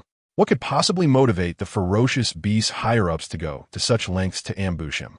As time went on, I gradually grew older, my character leaning toward introversion, which was naturally unappealing to my martial-minded father. Previously, Gu Feng had slain the severely injured Baiwan Ironback Tiger. It was impossible to gauge the extent of Gu Feng's battle prowess. The price was 50,000 per month, with a deposit of 2 and 3 payments. Although somewhat expensive, this rent was but a trifle for He Qing, requiring no further contemplation. Then I shall trouble General Qing Long to verify this. Qi Tian Fa Sure poured water into the bowl and respectfully presented it to Qing Long Jiangjun. Before the grand entrance of Tian Yuan, more than 20 maids and servants were already kneeling. Upon the arrival of Wang, Cheng, and Hiying, they discreetly cast curious glances their way. Where are the zombies? Despite He Qing's remarkable skills and bravery, a chill ran down his spine in such an environment, inevitably sowing seeds of trepidation. After comprehending the relationship between Peng Xun and Bai Fugue, Luo Yongji's heart grew tumultuous as he was uncertain of what events would transpire. Upon receiving news from Qixingmen, Qianxia merely furrowed her brow slightly, realizing that this situation was likely a stalemate. It was not a matter of willingness, but rather one of credibility. Once it involved her, it became a moral issue. We haven't wed. How could I be your wife? We are not in the mood for games. Kindly leave at once, or you shall not find us courteous, the individual coldly remarked. This is Hu Shu, sprawling across approximately 10 miles. The only ancient tree that has survived for hundreds of thousands of years within the mountains. The Wolf King looked at Hu Shu and explained to Lang Hongxiang. Though they had all visited Hu Shu before and remained awestruck by its grandeur, were considerably more composed than Lang Hongxiang and his companions. Chapter 20. The disappearance of Hua Zhanting at this moment. Shuning appeared disheveled, with blood covering her face and her clothes tattered, presenting a truly tragic sight. This time I shall endure, but there will be no next, she thought, fearing her reputation might be ruined otherwise. Ultimately, Lin Bujing's razor-sharp claws pierced the bark. Digging deep into the trunk, he retrieved a jade vial from his possession, containing the soul of the elderly man in a black robe, sealed it with a hand gesture, and stored it away. However, the one who raised her suspicions was none other than Jiang Jinghe, who posed the question. Regardless of whether Ling Li was evading, it was no longer of consequence. With him present, Ling Li and the others had no chance of escape. Nonetheless, this did not prevent him from casting his gaze upon Yang Tian, curious about his intentions for being there. Ji Xiang felt somewhat bewildered, with 2 opera houses. Which one was Ji Yuan at? His mind grew increasingly chaotic. He felt frustrated, constrained by the daily grind, unable to find time to cultivate, while his adversaries only grew more formidable, leading to his distress and repression. The place of retreat for Chun Xing Dao Run was visited only once by Qianji Gongzi, guided by Lao Jiao during his initial visit. However, the restoration of time took an entire week, and when time resumed, the cruel angel had already come to notify Cheng Li. Yi Luo wore a puzzled expression, unable to comprehend why He Lao suddenly shifted the topic to those 2 individuals, finding it both baffling and impressive. Now, Zhiji, you shall monitor here and await instructions, the captain instructed, directing his gaze at Yuan Zhiji. To be ambushed by the enemy right under one's nose was indeed unacceptable. Yet, for someone like Pu Lai Ta, patriotism had a price. If someone offered a higher price, betraying the nation was not out of the question. All right, let us assume this time frame to be 5 minutes. That should suffice, right? With that, time was already approaching 4:30. Lan Haichun resumed his operations on his phone. Scarface conveyed in the simplest manner to Qian Yi that despite his injuries, killing him was still within reach. After a moment's contemplation, Yi Luo recounted the plan he had shared with Cheng Jiangwo earlier, particularly emphasizing the desire to establish an esports school. A plump Mexican grandmother was shouting something from behind, likely urging them to slow down. Of course I trust you. Thank you for introducing me, Mrs. Li sincerely expressed. The 2 nestled on the couch, savoring pastries and sipping coffee, basking in a leisurely and delightful atmosphere. Xiaoxi Duo remained in a state of astonishment when she noticed that the previously frowning and displeased Lan Chenjun seemed to relax upon her turning around, with a hint of a smile gracing his features. With the fervent consumption of divine power, Yin Su's partial consciousness connected with that fragment of origin, promptly declaring his identity. However, his soul friend had already departed. Since leaving the concentration camp, he had not encountered Margaret's family again. What on earth? How could there be someone in this world who resembled Lu Liu so closely? If you wish to feign ignorance, I hope you remain oblivious. Han Jingxianzun is not someone you can aspire to. With that, Hua Zixiang brushed past Gun Yin and departed. Gu Qing lowered her gaze, noticing the flame ring on her ring finger still remained, granting her a moment of solace. However, what Eric Selvig did not anticipate was that this nod would result in Thor and Grady living alongside them for a full 2 days. Regardless of how Dre attempted to persuade him, Li Kuang adamantly refused to enter the MRI machine, while Annie entered to coax him, only to find him feigning madness and running about. After contemplating so much, feeling somewhat fatigued. Ingman gazed up at the moon hanging high, closed her eyes to sleep, knowing that such tranquility would soon be disrupted. The first to be chosen to ask a question was a foreign reporter, inquiring whether Fu Yunfei hailed from a military family. No problem, Sister Musi. Grady instantly transformed into a devoted admirer, setting an example for fellow admirers. But why did Odin notify Grady? It was because Grady was the only Midgardian within Asgard, and he had left a favorable impression on Odin. The first principle he practiced was thunder, being inherently divine. He achieved the golden immortal status under the auspices of human fortune. Chapter 21. The appearance of the golden lion. A massive lion's head emerged from the stairway. The cold, unfeeling golden eyes, usually filled with aggression, reflected the delicate form of a small female figure not far away. How fragrant! The golden lion gazed, entranced, at Yulan's silhouette. Silently, it extended its tongue to lick its lips, its head bobbing as it inhaled the sweet scent in the air. This beautiful female, since appearing in the room, had intensified the sweetness in the atmosphere. The rich aroma alleviated the pain that constantly plagued the lion's mind.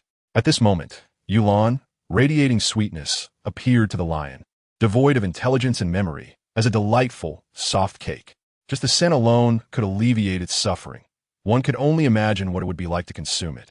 The robust, golden lion opened its mouth. Its sharp teeth, capable of shredding prey, glimmered ominously in the air. At last, it found what it sought. With great effort, Yulan located the light switch and successfully turned on the lights, only to be met with this terrifying sight. Her eyes widened in shock, her heart racing to her throat. A lion? How could there be a lion in the villa? Yet, this was not the time for questions. Standing at the foot of the stairs was a golden lion towering 3 to 4 meters high, slightly hunched, its front limbs down, exposing a back that resembled a mountain. Its breathing deep and heavy. This was a sign of impending attack. If she did not flee, she would soon become the lion's meal. Even though she knew she should not turn her back to such large predators, which would provoke their hunting instincts, Yulan could not afford to think of anything else. Ah! She screamed and turned to run frantically toward the door. However, how could human speed surpass that of a large beast? Not to mention, this was clearly the king of beasts, an existence at the pinnacle of the food chain. In the very next second, as Yulan was about to reach the door, the grand entrance of the villa was abruptly slammed shut by the powerful paw of a lion that had pursued its prey. It seemed to express its discontent at Yulan's escape, turning its majestic head to let out a resounding roar directed at her. The glint of its sharp fangs reflected a chilling light in the air. Overwhelmed by fear, Yulan collapsed on the ground, her petite figure appearing even smaller in that moment. The golden lion approached her with an elegant gait, its golden eyes filled with an intense fascination. Yulan was utterly terrified. At that moment, the proximity between her and the lion felt surreal. She could even distinctly see the graceful tufts of fur by its temples.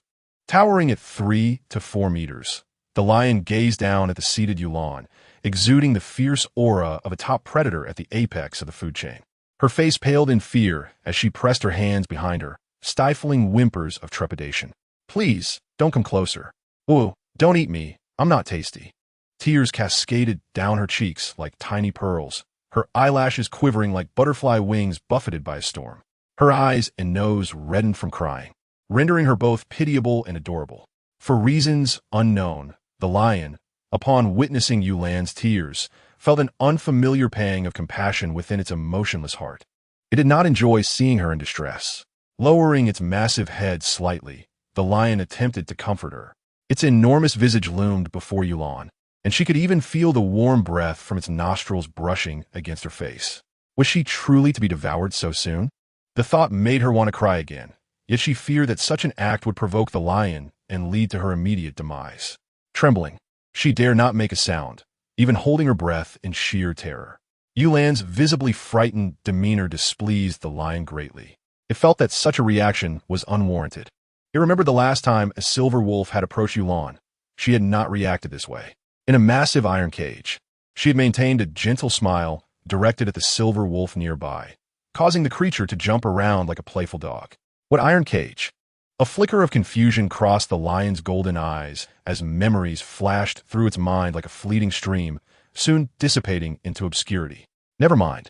The lion shook its head vigorously, causing the elegant tufts of fur on its neck to sway in the air, some strands even brushing against Yulan's face, which startled her anew. With a discontented grunt, the lion lowered its colossal head closer to Yulan. She could feel the intense heat radiating from its body. Was she truly about to be consumed? Yulan tightly shut her eyes, her eyelashes quivering, hoping that the lion would act swiftly and grant her a quick end. In the next moment, the lion's mouth opened wide. The tension and anxiety on Yulan's face deepened, yet remarkably, the fangs capable of easily tearing through prey were carefully retracted, as if to avoid harming the beautiful female before it. Simultaneously, its warm tongue gently licked her face. So fragrant, so delightful. This majestic king of beasts, standing at the pinnacle of the food chain, seemed to have abandoned all dignity and poise, akin to an infatuated suitor. The heated tongue glided over Yulan's smooth forehead, the rosy corners of her eyes, and the elegant curve of her nose, savoring every inch. After this intimate display, the lion tilted its head, attempting to nuzzle Yulan affectionately, emitting a sound akin to a questioning note. It too desired a hug. Why would she not embrace it? Yulan found herself nearly engulfed by the lion's lush, pristine fur. The lion's south head nestled close to her ear, like a large feline, seeking affection. It would not eat her. Tentatively, Yulan opened her eyes. Upon witnessing the impressive lion's head before her, she could not suppress a gasp of astonishment. The amber hues of its eyes were filled with awe. Truly, it was the king of beasts, a majestic ruler at the top of the food chain. Its fur was sleek and flowing, its limbs powerful and robust, and its stature exuded an imposing grace. Yet in the next moment, the lion's actions shattered Yulan's idealized perception of it. Spotting its reflection in her astonished eyes, the lion was inexplicably filled with a profound sense of joy and satisfaction. In a fit of happiness, it opened its mouth wide again, its warm tongue once more lavishing attention upon Yulan's face. So fragrant, so delightful. It seemed utterly captivated and unable to restrain itself. Enough, that is quite enough. Please stop licking, Yulan implored. Her lovely visage flushed red from the lion's affections, her eyes hesitant to open. She turned her face away, keeping her eyes shut, extending her hand to gently push against the lion's fluffy head. Suddenly, a spark of inspiration flickered in her mind, coinciding with the disappearance of Huozhanting. Is that you, Huozhanting? She asked tentatively. The affectionate lion tilted its head, its golden eyes reflecting a hint of confusion. What was she saying? Who was Huozhanting? Taking advantage of the moment, the lion seized the opportunity to lick Yulan's face once more, as if to inquire why such a delightful female existed. Yulan surrendered, unable to reconcile the affectionate, seemingly lovesick lion before her with the formidable man she had encountered that day. How could Huozhanting possibly display such a demeanor? Unbeknownst to her, just an hour prior on the battlefield of District 13, facing insurmountable odds against Huozhanting's formidable First Army. The lion now, playfully nuzzling and licking Yulan, was in fact the very same cold and commanding Huozhanting. Alas, Yulan remained blissfully unaware of this truth. Where do you come from, then? She queried, poking the lion's fluffy head with a finger, her expression rife with curiosity as she rejected the lion's affectionate gestures. She could not discern whether the creature before her was truly a lion or a transformed male. If it were indeed a lion, that would suffice. But if it were a male, such intimacy was rather excessive. The lion emitted a disgruntled sound, even lowering its head to nuzzle Yulan, as if to express its discontent. Instantly, she was amused. All right, you sweet creature, it's not that I don't want you to lick, but I truly wish to know who you are. Just then, the living room screen suddenly interrupted with a message. Emergency alert. Due to the conflict in District 13, all animals from the Interstellar Zoo have gone missing. Please remain calm. The Interstellar Zoo is organizing personnel to search for them. The animals have all been specially trained, possessing gentle and polite temperaments, and will not attack humans. If spotted, please call 1-88888, and we will dispatch personnel immediately. An Interstellar Zoo? Yulan's eyes widened slightly in surprise. While avoiding the affectionate advances of the fluffy lion, she took out her phone to check for messages. Soon, she discovered that there was indeed a zoo in the interstellar region. However, due to the fact that male animals could transform into their animal forms, the number of visitors had dwindled, leading the zoo to operate at a loss and consequently diminishing its security capabilities. This allowed the little animals to escape from the zoo. Of course, The creatures in the zoo were exceptionally docile and posed no threat to humans. In fact, the zoo was appealing to compassionate individuals to adopt the animals, as they could no longer afford their upkeep. Having confirmed the lion's origins, Yulan was about to call the zoo. As she dialed the number and awaited connection, she hesitated. She was alone in this unfamiliar place, without family or friends. Although she resided in a grand villa, it felt eerily empty and cold. If only a lively animal could accompany her, perhaps life would become a tad more enjoyable. She had always wanted to care for a fluffy creature.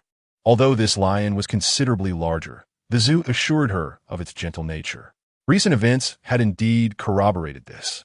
Thus, just a second before the call connected, Yulan swiftly hung up, her anxiety causing her to imagine she heard a voice on the other end. Looking at her now darkened phone screen, Yulan placed her hand on her chest and patted it. Ow! The fluffy lion approached with a puzzled expression, its furry head tilting as it glanced at the phone. Then back at Yulan, confusion etched across its face. After deciding to adopt the lion, Yulan gazed at it anew, perceiving a striking transformation. Its elegant posture, robust limbs, and lustrous fur exuded a regal presence befitting the lion she wished to care for. With such a lion guarding her home, she would no longer fear intruders during the night. If anyone dared to enter, she would unleash the lion. The more she thought about it, the more exhilarated she became, and she suddenly opened her arms wide, embracing the lion's fluffy head. Baby, you'll stay here with me, won't you? So delightful, so delightful, so delightful. At that moment, the lion found itself tightly embraced, its head nestled against the beautiful female's warm and ample bosom, the fragrant warmth enveloping its senses. The golden lion became so enchanted by the scent that it sank to its knees, feeling utterly vulnerable. The scene turned awkward. Baby, what's wrong? Are you unwell? Yulan asked, bewildered. How could such a strong lion fall ill? Did it catch a cold while escaping the zoo? She reached out to stroke the lion's forehead. But in the next moment, feeling embarrassed before the lovely female, the lion sprang to its feet, its golden eyes locking onto Yulan's for a fleeting second before it turned and dashed away with remarkable speed. Hey, baby, where are you going? Yulan scrambled to her feet, watching the golden lion's swift retreat. To her surprise, the lion ran even faster upon hearing her voice, disappearing down the staircase in an instant. However, seeing its speed reassured her that there was nothing wrong with its health. Yet, as she pondered this, Yulan glanced down at herself, her fair complexion suddenly flushing. She had almost forgotten that the lion was a male. She would need to maintain a respectful distance in the future. Chapter 23. Zhanding causes trouble. Mu Ming glared at Gong Hong with a murderous intensity, feeling that every word had been exhausted, and yet she persisted in opposing him. An overwhelming aura radiated from him, leaving in Mei Hua and Daji in a state of trepidation, as if a primordial tiger had manifested before them, causing the two beauties to feel a surge of anxiety.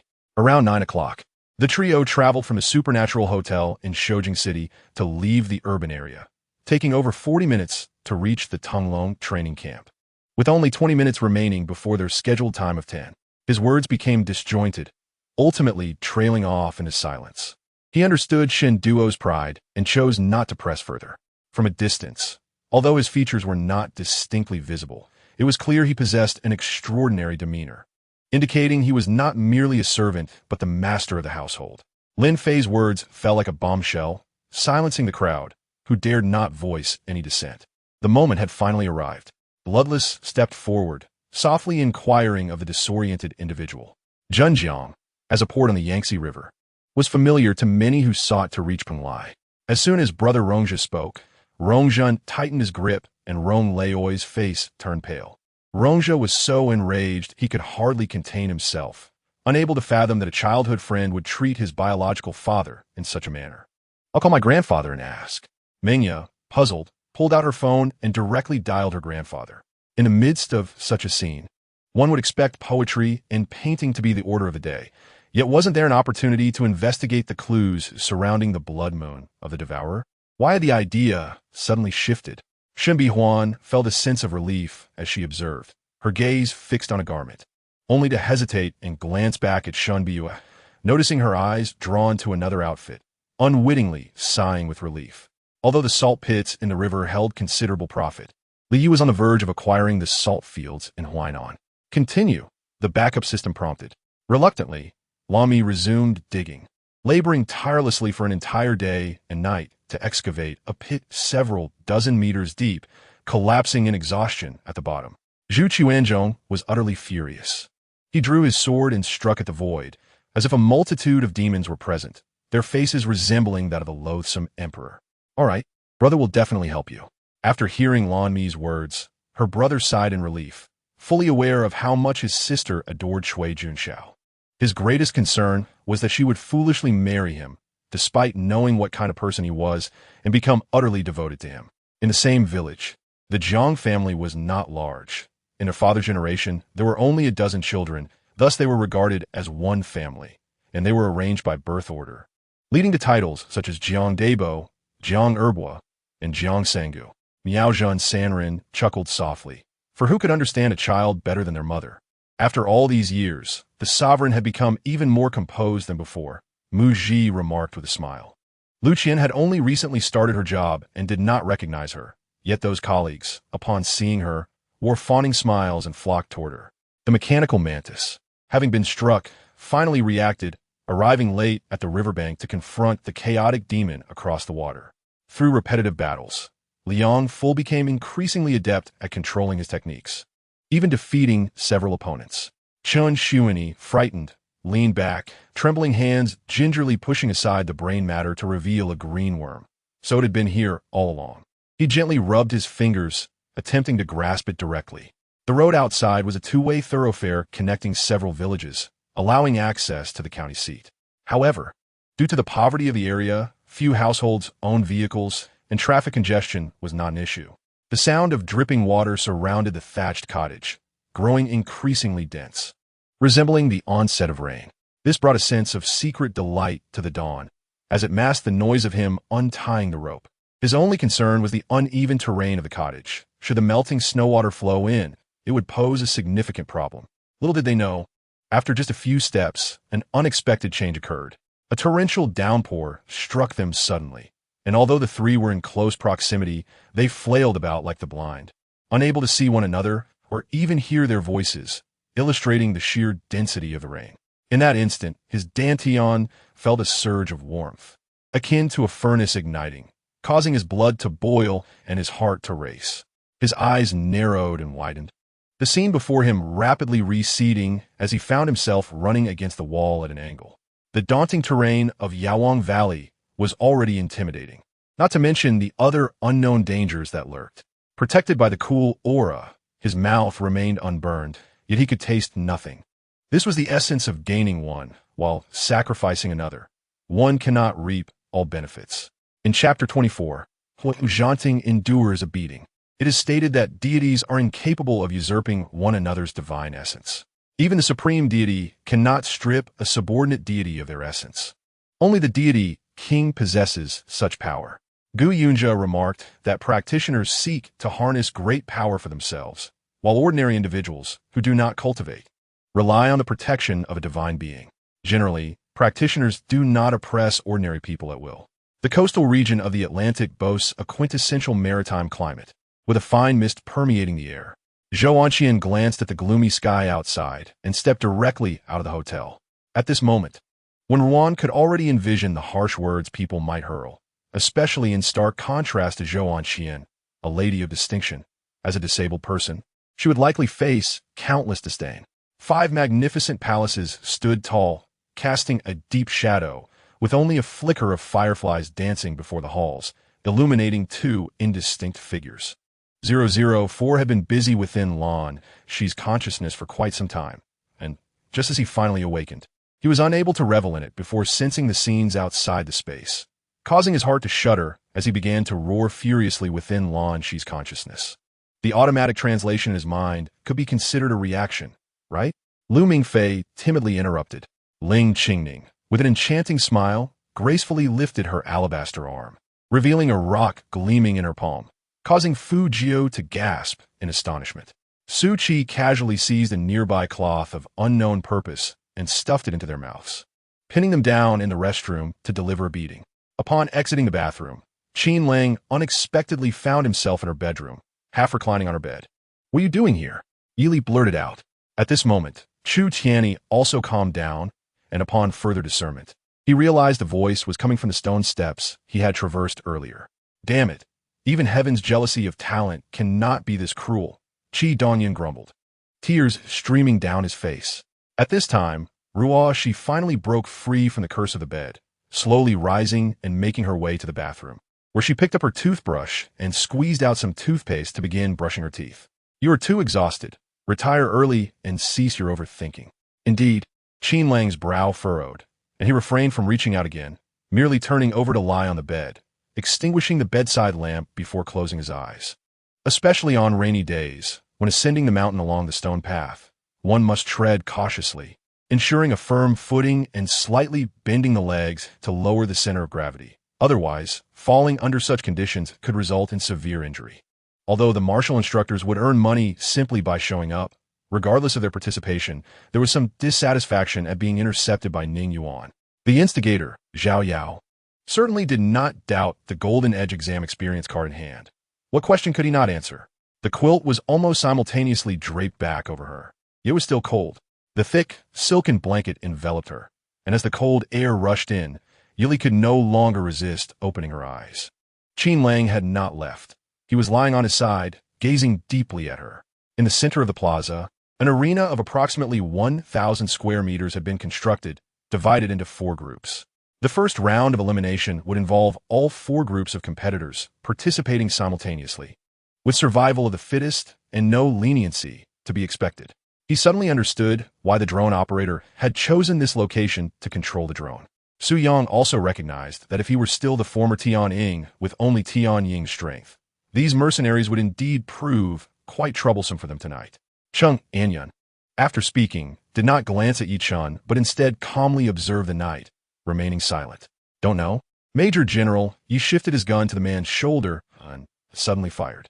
Jiang Yin could see clearly that the 2 individuals earlier, Xiao Lu was a 2nd-tier expert, while Lin Yishang had only just reached the peak of the 3rd tier.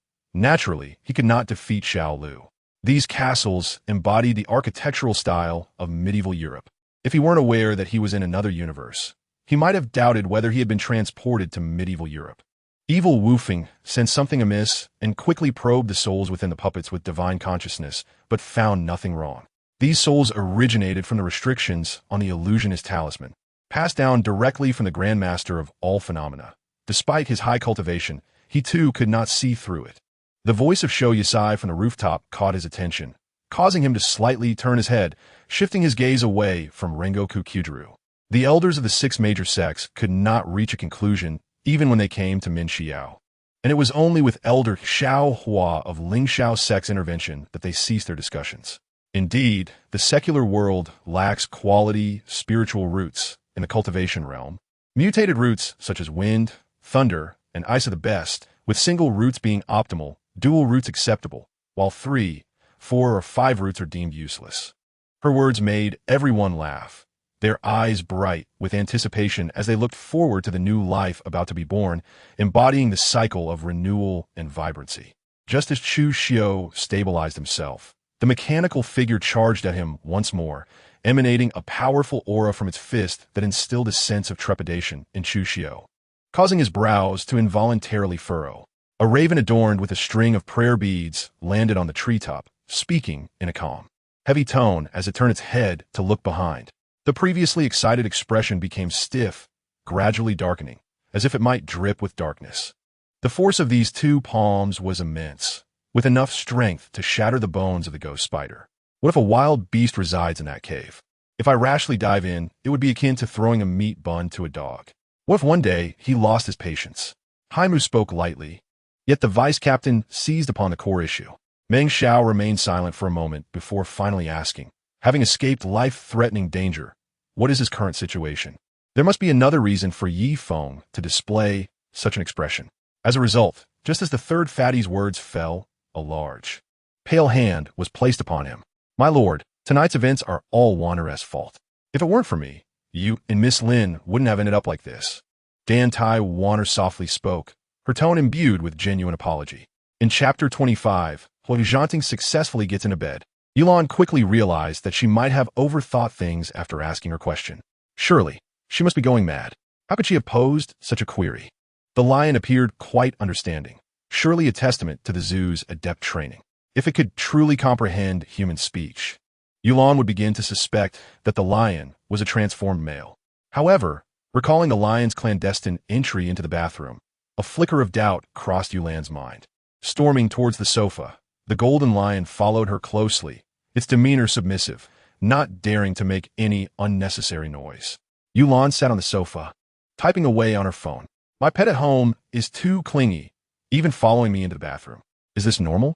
Yulan posed her question on the largest communication platform on the Xinguang network. It is the moment when countless night owls commence their nocturnal revelries. It is entirely normal. Indeed, some pets are exceedingly clingy. My cat follows me even to the restroom, and if I shut the door, it will persistently meow at the threshold, embodying the essence of a little Velcro companion. It appears that the original poster is a first-time pet owner, and this behavior is quite typical. The pet's willingness to cling to you signifies that they regard you as one of their own and trust you, which is a natural manifestation of their affection. Of course, this is also influenced by the pet's inherent temperament. Some pets are rather aloof, refusing to come near their owners no matter how much they are coaxed. I can personally attest to this, as my own cat is notably standoffish, which only serves to intensify the original poster's envy towards those whose pets are so affectionate and amenable to cuddling. It is perfectly normal. Some little clingy ones must be by your side, even during sleep, making the night much warmer and cozier. An array of comments echoed the sentiment that such behavior is entirely normal, which allowed Yulan to breathe a sigh of relief. Almost immediately, her cheeks flushed with color. How could she have doubted the simple nature of the great lion? In a flurry, she extended her hand to cradle the lion's fluffy head, offering a sincere apology. Sorry, dear. Mama misjudged you just now. Mama loves you. As she spoke, she gently kissed the lion's furry head. The beautiful female's delicate face drew closer, and an intoxicating warmth enveloped her, the fragrant aroma wafting through the air. The golden lion's pupils widened in astonishment. It had never been treated in such a manner before. It felt an overwhelming urge to flee. Yet after this initial experience, the golden lion resolutely remained in place, struggling to hold its ground. Had Yulan been more observant, she would have noticed the slight tremors in the lion's powerful limbs standing on the ground. Its eyes, filled with a fierce, golden glint, appeared somewhat unfocused, embodying the essence of utter enchantment. However, Yulan had just finished reading the post and was wholly engrossed in lavishing affection upon the fluffy lion, oblivious to the nuances. As the night progressed, time swiftly ticked away, reaching approximately 10:30. The night deepened, and outside the villa district, a serene silence prevailed, interrupted only by the diligent patrols of the security team. Yulan stifled a yawn. All right, dear, it's quite late now, and Mama has to work tomorrow. Let us go to sleep, shall we? With that, she opened the bedroom door beside her, retrieving a new blanket from the wardrobe and shaping it into a cozy nest on the floor. She patted it lightly and gestured to the lion. Baby, will you sleep here tonight? The bed I ordered for you won't arrive until tomorrow. You're simply too large, standing at 2 to 3 meters tall, and the Central Star doesn't have any in stock, so we must wait for them to be transported from other planets. I hope you can bear with it for now. Yulan's voice was soft and imbued with a hint of languor. After finishing her words, she turned her attention towards the large bed. The golden lion tilted its head, its golden eyes reflecting the delicate and soft silhouette of the beautiful female. It gracefully approached the makeshift nest Yulan had prepared for it, lowered its head to sniff, but found it lacking in allure. Raising its gaze towards Yulan, it noticed her entirely nestled within the blanket, only her cloud-like, tender face peeking out. The subtle fragrance in the air had also diminished greatly. A flicker of confusion crossed the lion's eyes. It could not comprehend why the situation had changed in this manner. Yet an instinct beckoned it, urging it to avoid sleeping alone in the cold, makeshift nest. If it had to articulate its feelings, the spot beside the beautiful female on the plush bed seemed perfect for it. The night was too cold, and the lovely female alone would surely struggle against the chill.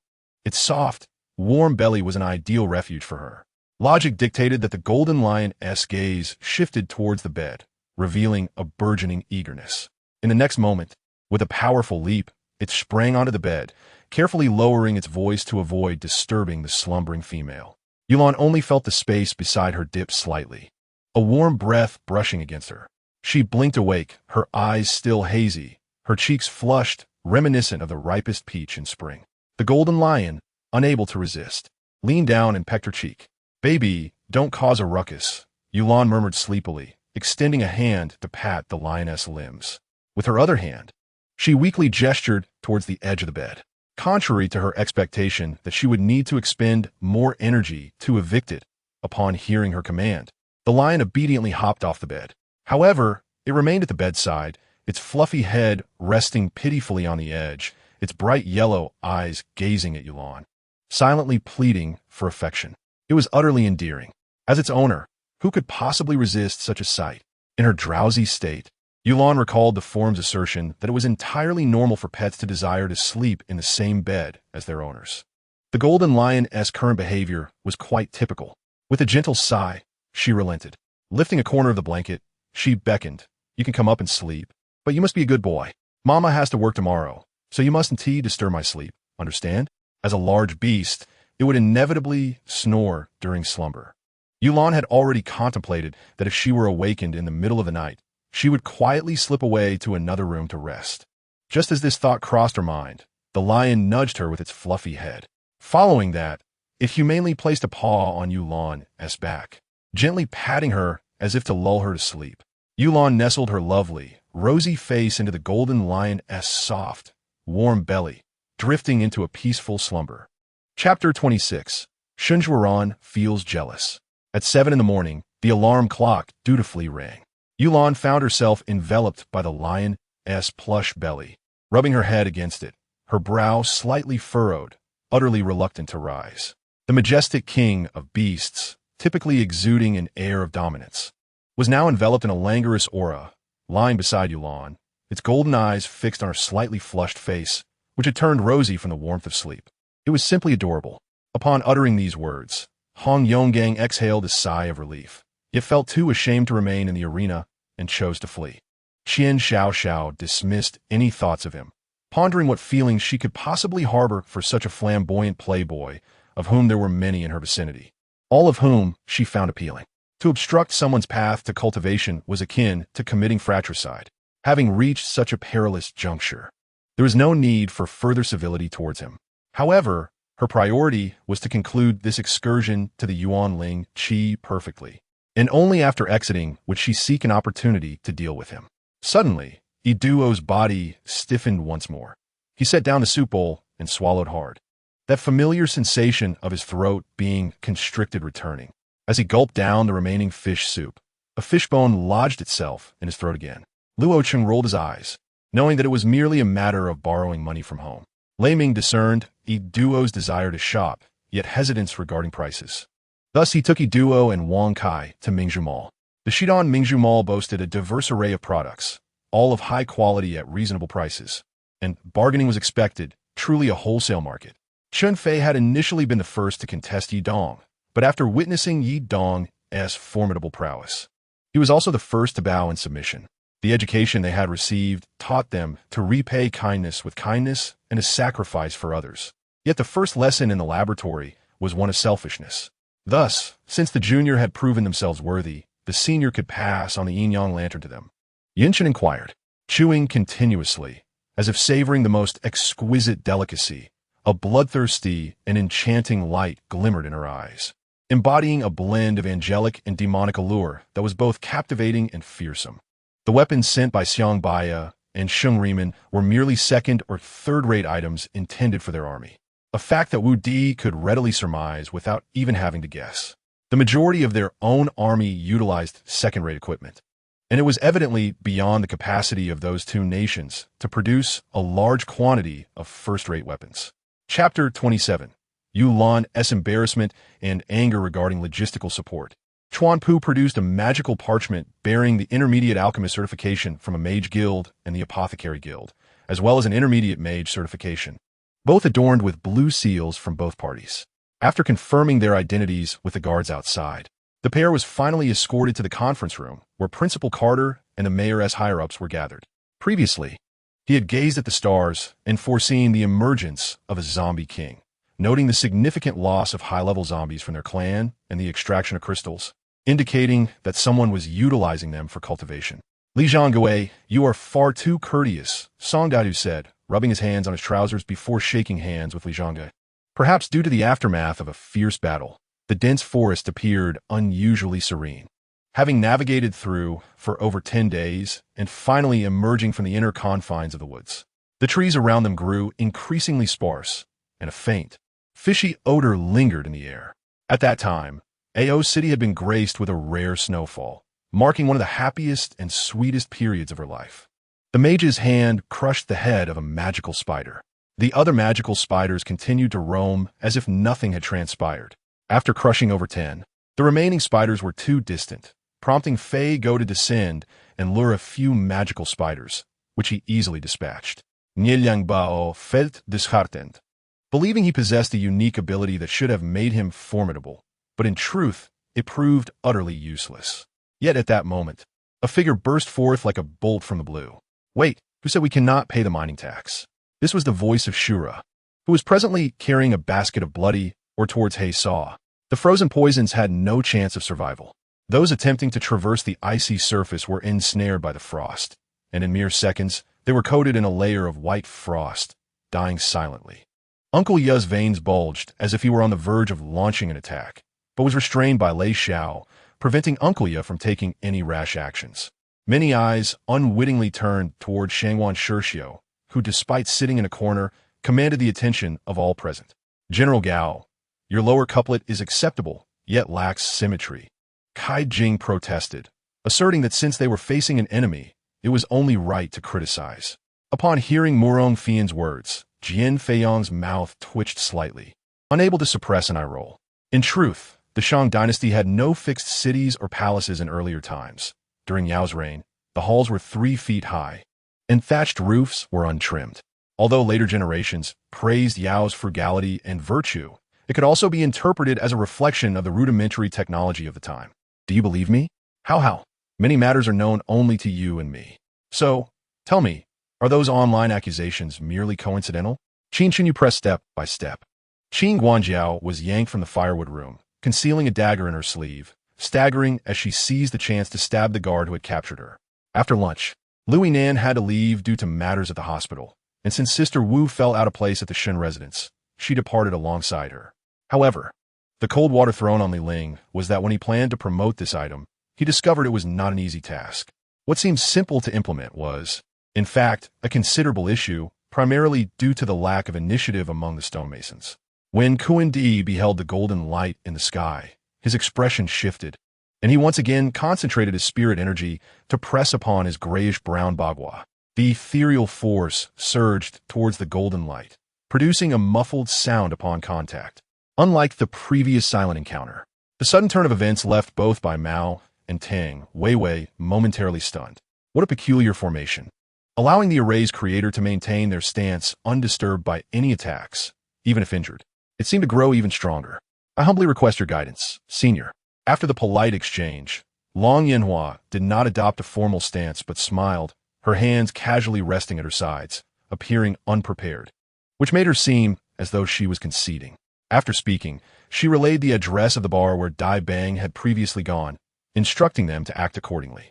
In the surrounding vast expanse, chaos reigned, leaving only about 100,000 elves. Witnessing the extermination of the 5 elders, the remaining elves swiftly fled in desperation.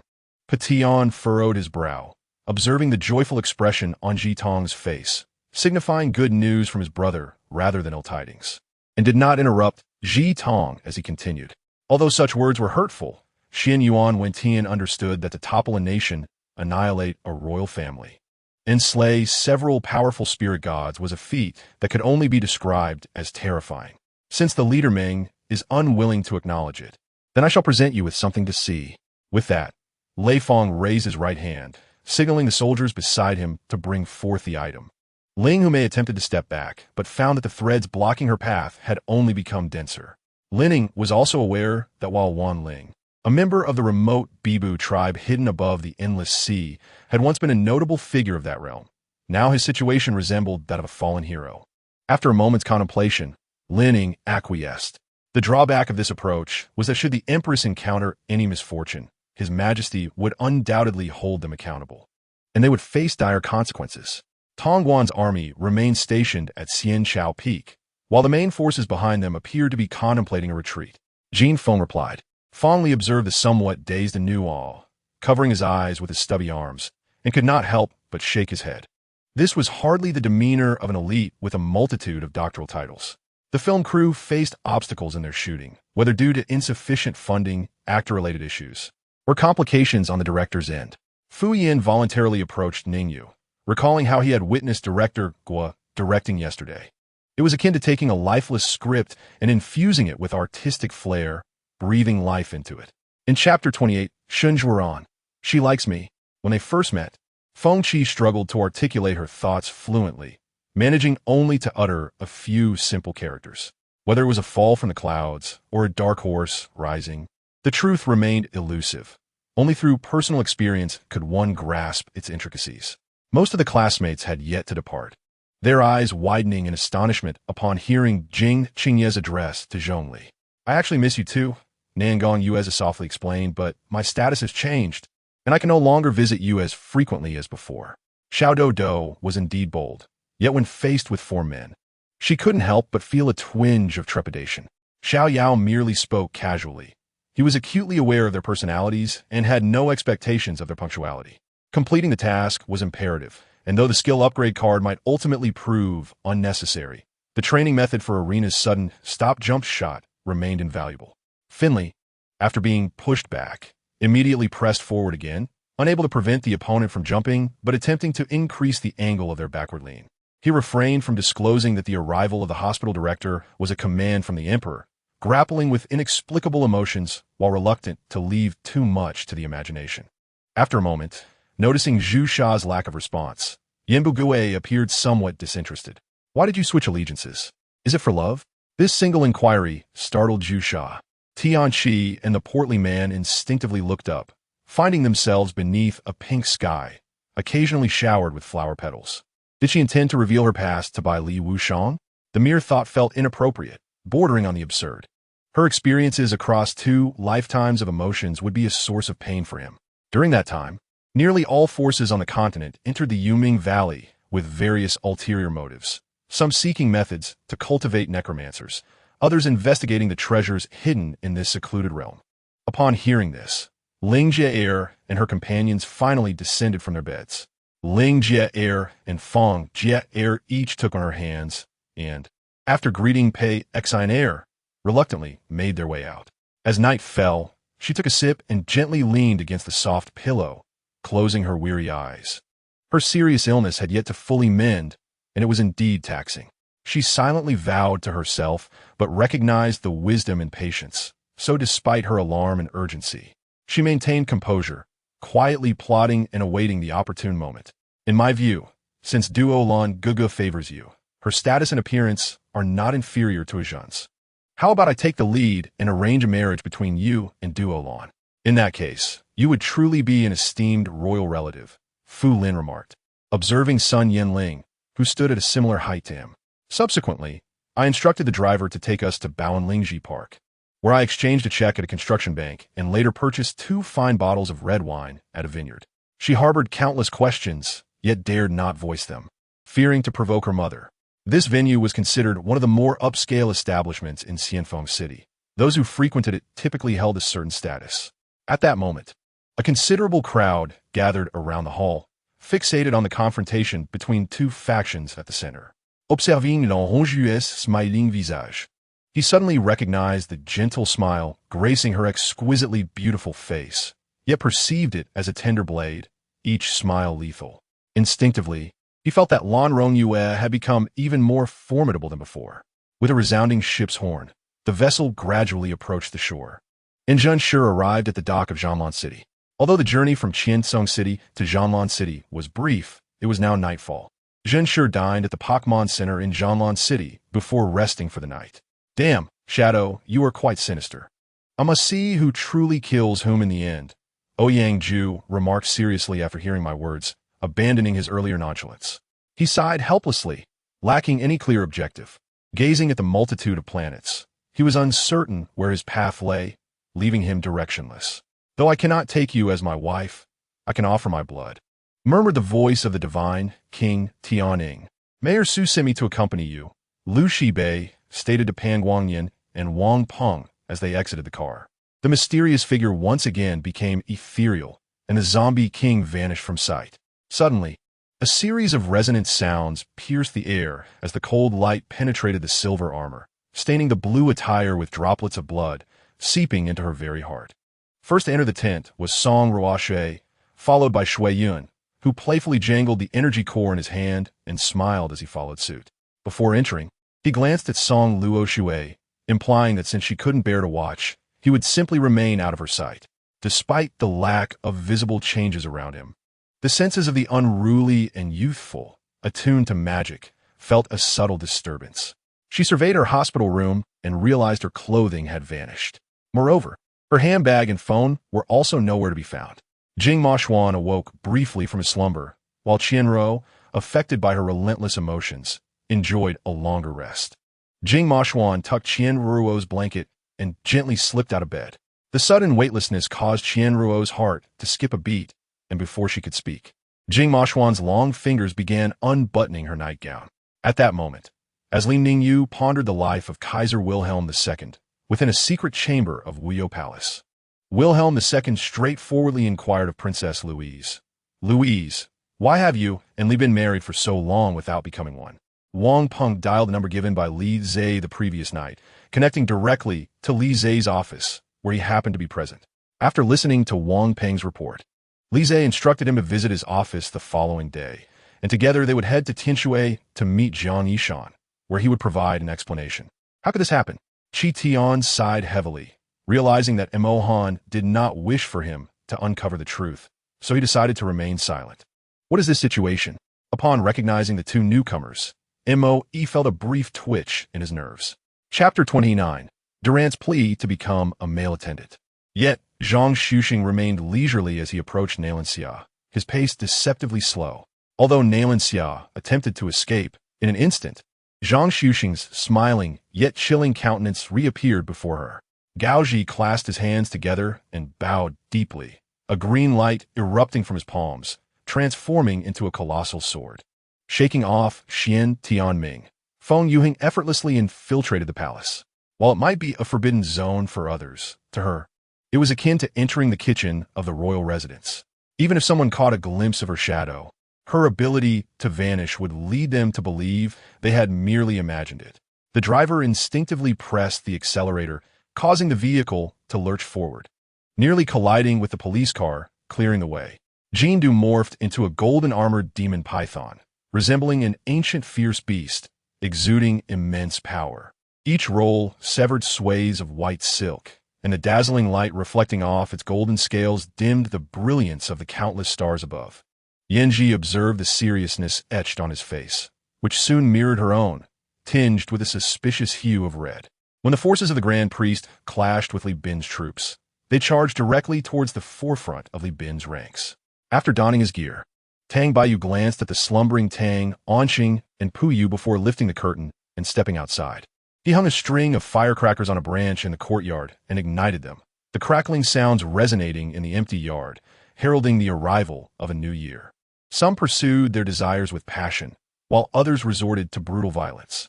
In a world devoid of permanence, the path of cultivation now necessitates a profound understanding of the seven spirits, building upon the foundation of the three souls. In his earlier years, Li Fan was devoid of love and desire, consumed by a thirst for bloodshed, having succumbed to malevolent thoughts.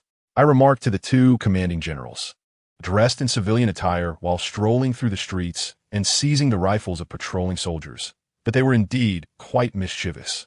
This was humorously stated by Wu Songlin, a leader accompanying Dong Lei and Ma Zhanshan into the city, hailing from the 1st Cavalry Brigade of the Provincial Defense.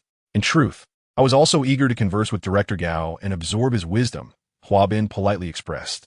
Lin Wei showed him everything she had purchased, detailing when and how to use each item, including the precise preparation of milk powder, before finally falling silent.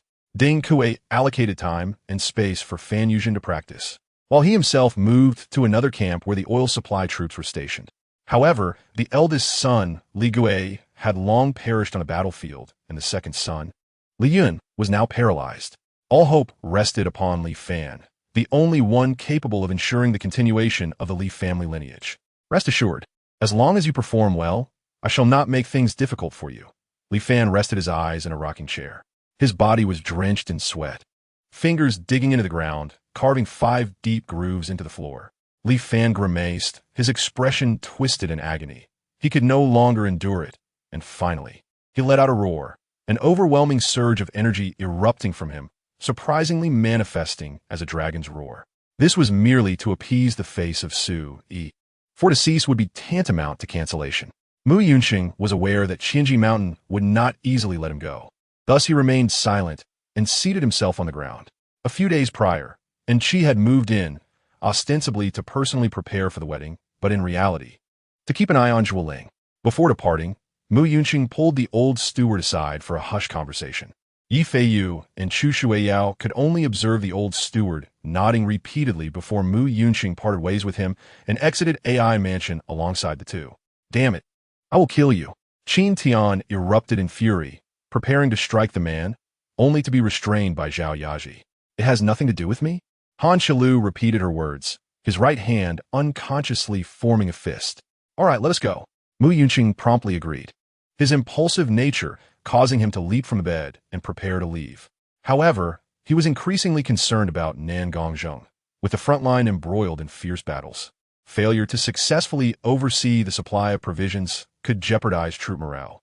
Thus, he stationed his forces outside Wuyang City, personally residing with his guards at the Marquis's residence, denying Nangongzheng even a moment's respite. Consequently, Chen Tian embarked alone on his exclusive Tianlong, landing confidently at San Francisco Airport. Meanwhile, Cleo infiltrated San Francisco with a cadre of elites from a Godfather family. She was no longer the former Mu Wanchong, lacking martial prowess. Her desire to survive and seek revenge compelled her to learn patience. This meant that the division of assets would yield no profit, yet debts would need to be repaid in full. Li Mingyu had truly made a bold move, finally regaining his wits and seeking compensation. Of course, it was not solely these 4 individuals. There were also some eager youths seeking knowledge, such as Miao Daoyi's sister, Miao Lingdai, among them. In the outermost cell, the 2 villagers who were the first to be imprisoned were naturally released, leaving the entire basement empty. Fortunately, Kuei was either lacking in intelligence or overly confident in the chains, as the password for the iron door had not been changed. The 2 managed to sneak out, only to discover that dawn had already broken. In Chapter 30, Su Xingye experienced an awakening of his beastly instincts. However, Huang Xian found it somewhat perplexing that while he had just entered the early stages of infatuation, Zheng Long and his companion had already entered the fusion phase, the second level of cultivation. Although they too had only just begun, when he compared their strength upon sealing their powers, they did not surpass him by much. Yet before he could ponder further, the throbbing pain rapidly escalated, spreading throughout every muscle in his body. Chun Xian glanced down, realizing that the raft needed to be expanded. Otherwise, space would be too cramped. They subsequently became significantly more vigilant, yet they did not leave empty-handed, as they had at least formed 2 separate groups. Huo Ping'an responded. Prior to the Chu King's expedition, there had indeed been counsel offered, but he had chosen to turn a deaf ear, believing that even after the butcher's death, one could still consume a pig with hair. The ensuing tasks were led by Sun Dong, allowing Qin Shifeng to withdraw from the minutiae, not out of indifference, but because he traditionally refrained from involving himself in the company's specific affairs. With a highly efficient and capable team at his disposal, the boss could naturally enjoy a lighter burden. Moreover, for the sake of a grandiose justification, the Lu Marquis was also destined to reach the Qian Marquis. If he were not summoned by the Lu Marquis, he certainly would not dare to enter the city recklessly. In the manner, Hua Fangyi, lying in bed, struggled to rise and took a seat by the window, where the night had deepened into darkness. Over the years, the family had exhausted their savings to treat Ruan Xiucai's illness.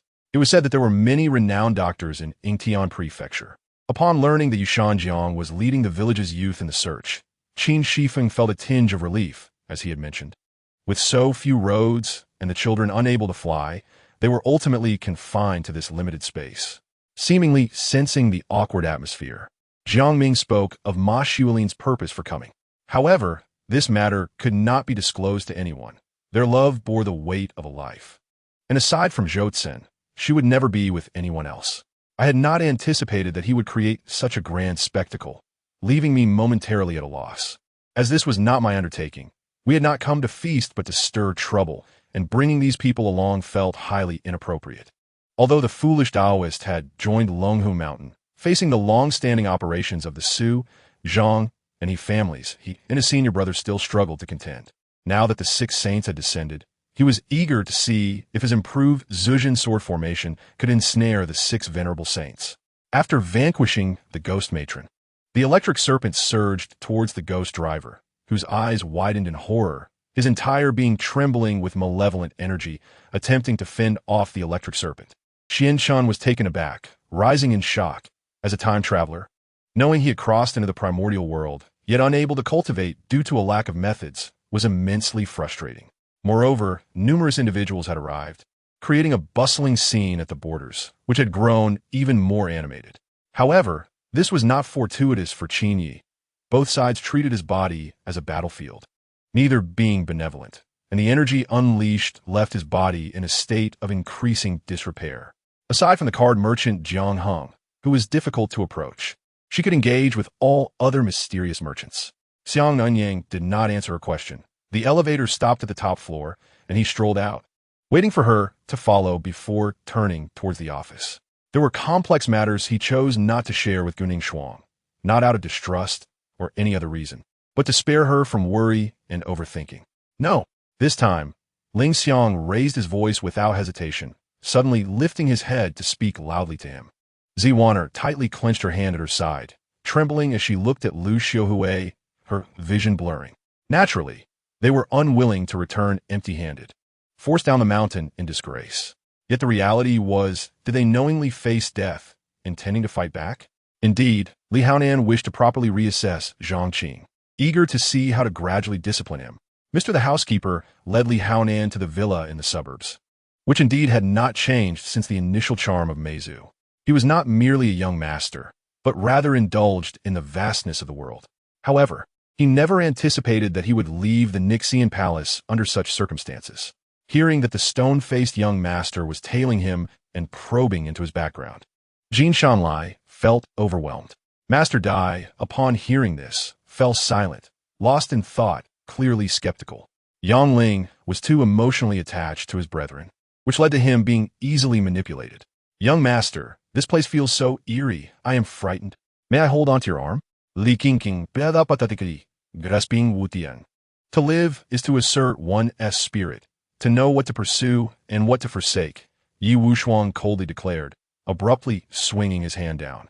Lin Mu was concerned about the vast northern region, a veritable hotspot for primal energy entities.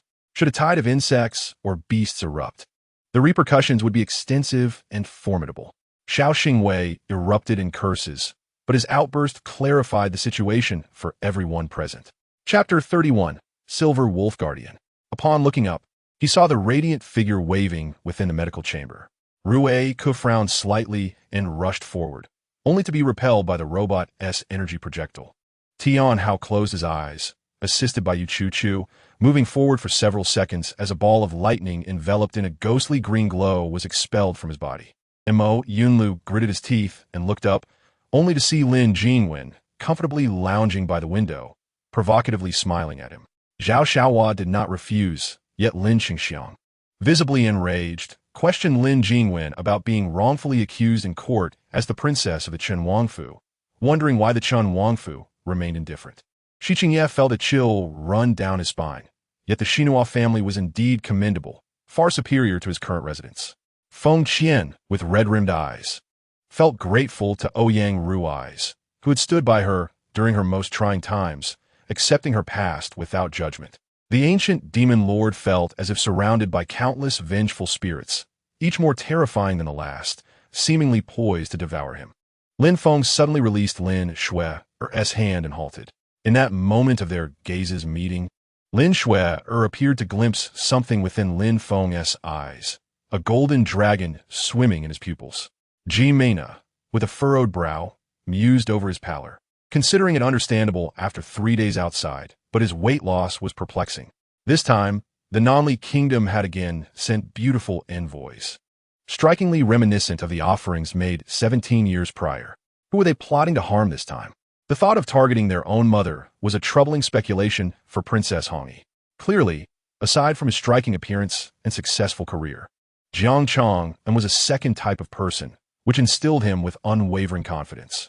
Their reluctant separation felt painfully slow, as if a magnetic force bound them together, making parting excruciatingly difficult.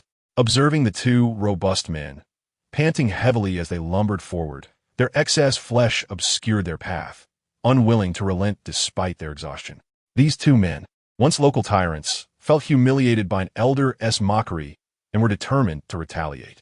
As he approached, all eyes unabashedly focused on him, some even pressing their faces against the glass of the private room to catch a glimpse, as melodic sounds reminiscent of silver bells faintly emanated from the cauldron. Peculiar phenomena began to manifest around its periphery. The dense forest rustled in the wind, with fallen snow concealing any traces of previous visitors, while Do Wei wallowed in self-pity.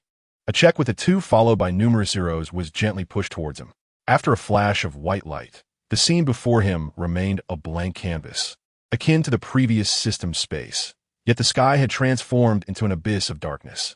This was a world of stark contrasts, where the white sand underfoot sharply contrasted against the inky black sky. Stepping out of the elevator, they directly entered Gu Jinming's office without knocking. Zhou Ming pushed the door open and walked in. Su Xin shook her head, explaining that her father was busy with a provincial inspection today, with meetings scheduled throughout the day, leaving him no time to visit her. She felt a sense of helplessness, understanding that her father's responsibilities as the vice mayor of Liang City were paramount. Generally, Xiaoshu rarely inquired about her students' academic and personal lives, remaining distant compared to other teachers frequently present at the school. Arthur was taken aback by the opposition from the upper echelons of the Sunderland group. He recognized the executive named Bara, who usually wore a friendly smile, but now her words felt like daggers aimed at his dignity. Wen Feng felt warmth in his heart, nearly shedding tears, realizing that his family was his anchor. Regardless of circumstances, they would always stand by him as his strongest support. The loyal guardian assigned to protect Ophelia immediately sprang into action, erecting a defensive barrier to shield everyone on their side. Given the madman's temperament, following his previous defeat, one could only speculate on the lengths he might go to in his fury. However, Yin Huang, having experimented with divine flames in other realms, found them to suit him remarkably well. This revelation brought a sigh of relief to Zhang Luoye, though he remained puzzled by the existence of a staircase leading downward beneath the temple. Perhaps the structure was built to conceal something beneath. Why was a killer also present? Did he not refuse to battle alongside the Desire Legion? Frowning at the complication, he sensed trouble brewing. As if the market had opened, the once quiet studio erupted into a flurry of activity, with directors greeting Park Ji-hoon, who exchanged pleasantries, while staff introduced the parties involved. An ant dares to injure me? The calamity unfolded, and he descended into madness, uncaringly poised to strike again. He was a renowned star player within the gaming community, revered as a deity among those who favored assassin and rogue classes, due to most residents relocating to Fireleaf City. It was undeniable that the city's expansion contributed to the desolation of surrounding towns and villages, as the land here was exceedingly barren. Chapter 32. Yulan steps forward. Shun Zhuran maintained his aloof and ethereal demeanor, yet regrettably, a heart tethered to the mundane was tightly clasped by a charming young lady unbeknownst to him. His typically detached gaze warmed significantly upon viewing Yulan, noticing the clutter of discarded materials on the experimental table and the lovely young lady's furrowed brow. Shun Zhuran offered comfort. What troubles you? Is the experiment not going well? Chang'e's jungling strategy indeed had numerous drawbacks: short range, lack of mobility, and a pressing demand for mana. By exploiting her weaknesses and selecting high-burst assassins, long-range mid-laners, or mobile marksmen, one could effectively counter her. Xianfei? Young master Qing Qian quickly approached. Were it not for their long-standing friendship, others would hardly recognize the disheveled man before them as Xianfei. All right, I will call. Xiaonan agreed and proceeded toward Hade Hall, recalling that Feng Yuchao and others were headed this way.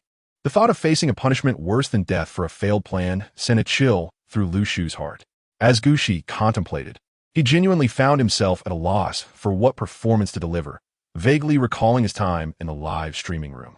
The Wei family's servants numbered in the hundreds, and the Bao family could hardly be so informed, prompting them to summon the housekeeper for clarification. The truck came to a halt, and a young man, adorned with a health-conscious mask, leapt down and rapped on the window of the BMW. Yin Changshao and several others swiftly maneuvered outside the steel pillar, smiling as they observed El Xian and Yun Wanhua, accompanied by Hainan. In this land where life is often taken at the cost of one's existence, one must always be prepared for sacrifice. The brothers who had perished at the hands of the Devil Duo were undoubtedly wronged.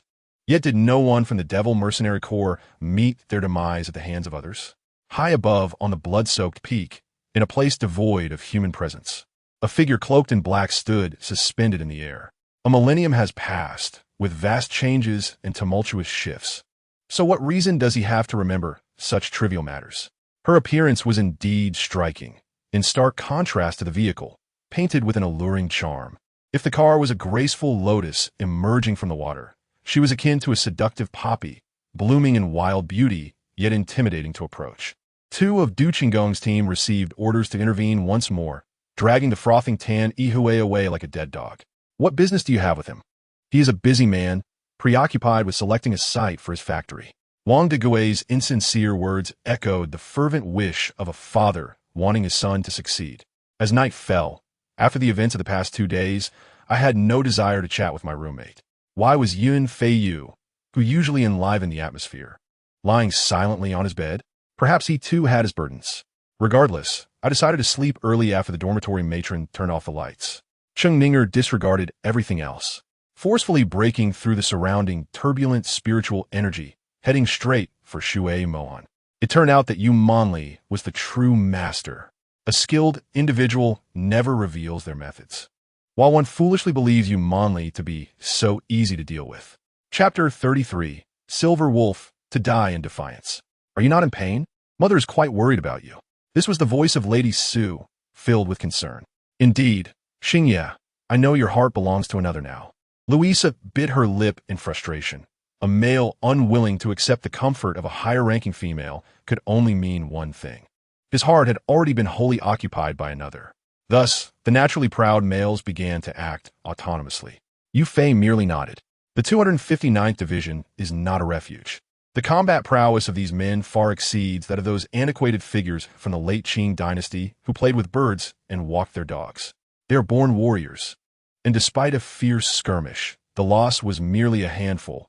A commendable feat, fire and water are inherently oppositional. Hence, when they clashed within Jiang Yifan, neither could tolerate the other, leading to immediate hostilities. The instructors from Xiaoho's previous life, the so-called primordial infant, were essentially forced to replace the function of innate energy with a highly condensed primordial spirit, thus giving rise to the term primordial infant, though it was a long-winded path. The Titan could not have become a servant of the gods by being foolish, with a bite to the tongue. A drop of radiant blood transformed into a blood arrow that struck the totem pole. Nalan Sabalu encircled a Japanese soldier's head with one arm and swiftly twisted, completely breaking the soldier's neck. Upon releasing him, the Japanese soldier fell lifelessly to the ground like a dead dog. He was astute. Heroes like the lion dog or mantis. Should you be countered in the wild once, you would be rendered ineffective thereafter. Yu Fei remained oblivious to the commotion outside Kunming City. Even if he were aware, he would not blame anyone, accepting circumstances as they arose. Another type, like the Rampant King, would follow the storyline to cast spells. Lu Feng's somber voice resonated. Are you questioning my credibility? Charwick, the Wolf King. At that moment, Lu Feng exhibited unprecedented firmness, even causing Jonas to display surprise. He had never witnessed such a terrifying gaze from Lu Feng, one that seemed capable of murder. Her cultivation had risen significantly should an unforeseen event occur, and someone struck her while she was absorbing the energy of the earth. Her very essence could be obliterated, while others rejoiced at awakening legendary bloodlines. Lu Shiyu felt only a modicum of joy, stating as she retracted her fiery wings, which felt like an integral part of her, adapting in moments. The teacup appeared similar to those in the mortal realm, yet its texture was notably finer, giving an impression of difference. Li Shimin sat silently on a wrought-tan chair, while Gao Shilian, Li Jing, Li Seiji, and Li Daozong sat below, their expressions blank as they awaited Li Shimin to speak. For the citizens of Lingxing, the opportunity to reduce the influence of weaker, complacent star officials would grant them a chance to select new leaders.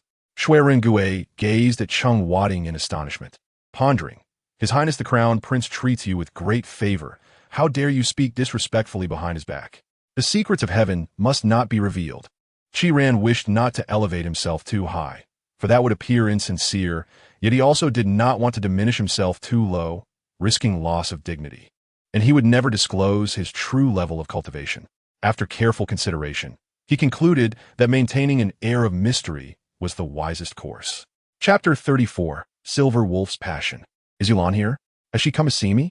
The once unconscious Silver Wolf slowly opened his half-closed eyes, yet found only darkness before him. His vision was impaired due to a collapse of his spiritual energy. Disheartened, Silver Wolf closed his eyes again, thinking it might merely be a fantasy before his demise. How could Yulan possibly visit him? Unbeknownst to him, the fragrance at the tip of his nose grew ever more intense. According to the information he possessed, while the Soul Clan existed in a light and ethereal state, they could manifest as tangible beings. They did not need to possess others to attain corporeality. "You are Captain Zhou." Zhou Feng, dressed in casual attire, appeared entirely different from earlier in his police uniform. The imposing aura was replaced by a warm and sunny demeanor. Ziwu understood that Mingxi could not accept the reality for the moment. However, she likely would not pursue Zhu by any further. Consequently, Ziwu held Zhu by in her arms, gradually walking away. Feng Mi Ran had not always been this optimistic, but gradually that optimism waned. Upon seeing him turn, she angrily flicked her sleeves, now reduced to mere strips of cloth, and as she was about to leave, I asked from behind, "Do you know who that person is?" "Master, if this continues, how shall we summon Chi-Chi?" Chi-Chi squirmed eagerly in Yi Qingluo's embrace. Yi Fenglin glanced at the direction his sister had gone and spotted the man leaning against the corner of the tent. Who else could it be but Lu Changfeng? "By the way, are you quite familiar with Lan Fei?" Wu Bing mumbled while munching on chocolate. Upon hearing this, Shangguan Yunling's eyes reflected pain, and as she turned, she glanced at me hurriedly. I tightened my gaze on him, feeling even the breath of the girl beside me grow heavy. Yet Su Ruoxue appeared startled, quickly retracting. "I know you do not like me, but with our elders present, must we not coexist peacefully? Had it not been for sixth brother's presence, I fear I would have acted disrespectfully." Su Ruoxue looked at the elderly matriarch with a quavering voice, seeing the meal prepared, yet no sign of the crown prince's arrival. Lu Chi-Chi patiently awaited him to dine together. Before departing, Chun Minghai instructed the West Sea Dragon King to don his inner armor. Although Ao Luan was perplexed, he complied, driven by an unwavering trust in Chun Ming. Su Ruoxue had indeed trained in some martial arts with Shun Chuhan. As she observed the black-clad figure drawing nearer, she swiftly unleashed a punch with her tightly clenched fist. Meanwhile, Wu Yuan patiently awaited by the side, contemplating how to repair the Zeton wood round stool, pondering where and how to make the necessary adjustments, and which mortise and tenon structure to employ to achieve an inconspicuous result. Should one possess exceptional skills, perhaps they could sit upon the stools of all 4 academies within 3 months. The 6 masters settled in the shaded area before the door. Retrieving their e-pin made to begin a game of drawing lots among themselves. Upon hearing this, Han Songda and Zhang Haoyang exchanged glances, their expressions darkening, as they turned to their respective attendants to discuss in hushed tones, evidently finding the matter rather troublesome. In Chapter 35, "Mistress, I implore you, lend me your aid." Lin Wu reacted intensely as the last 2 words were uttered, once again striking a nerve. Could it be true that humanity possessed the means to control a being while allowing its cognitive domain to perish like a specter? I shifted my vehicle slightly to the side. At that moment, the only car remaining at the company entrance was his Audi. I gazed at him with a smile, occasionally feeling a twinge of envy for such youth who could live carefree, spending money freely, driving luxury cars, chasing after young women, indulging in fine wines, and reveling in nightlife. Li Ruhai could easily imagine that once the siege commenced, the 30,000 Shalong barbarian troops would swarm up the city walls like ants, making it nearly impossible to kill them. The terrifying magma, heated to thousands of degrees, could incinerate everything. Once it flowed down, all would be reduced to ashes. Moreover, Lin Man's dwelling was adorned entirely in pink, a clear indication of her charming nature. It was time for us to depart. Chu Xin had taken her medicine. She was well aware that these pills would yield no effect. As we set out today, an eerie strangeness permeated the surroundings. Initially, she attributed it to the increased presence of attendants, which left her feeling somewhat uncomfortable. Upon reflection, it seemed the discomfort was likely not due to the attendants. At this juncture, she could only endure and treat them as strangers while seeking an antidote. As long as there remained even a sliver of hope, she could not relinquish her quest, for there were many ties that bound her to this world. Yi Ling Han, with a solemn expression, directed his soul mark towards the heart of the primordial flame. Should he fail this time, he would not have another 2 months to forge such a powerful soul mark. If he missed this opportunity, it was unlikely he would receive another. Just as the adversary was about to close in, his right hand, concealed within his sleeve, slowly rose, moving at a languid pace. However, during this process, the 2-star demon flowers within his 4 energy seas simultaneously bloomed, releasing a cascade of phantom petals, boundless and endless. I remarked, "Gentlemen, may I commence my contemplation?" Xietong could no longer bear to listen. Were these 2 old men here to haggle over marriage or to accompany him in his cultivation? He had long seen reports in newspapers and online about elderly individuals feigning distress in public, only to reveal their true, menacing selves when well-meaning passers-by attempted to assist. There were also idle youths who targeted luxury cars, lying beneath them to feign injury. After a few days in Japan, dining out led to 2 altercations, each more brutal than the last, nearly costing us our lives. Jinren glanced at the sky. There was still ample time before Long Yang's classes ended, and he had nowhere to go.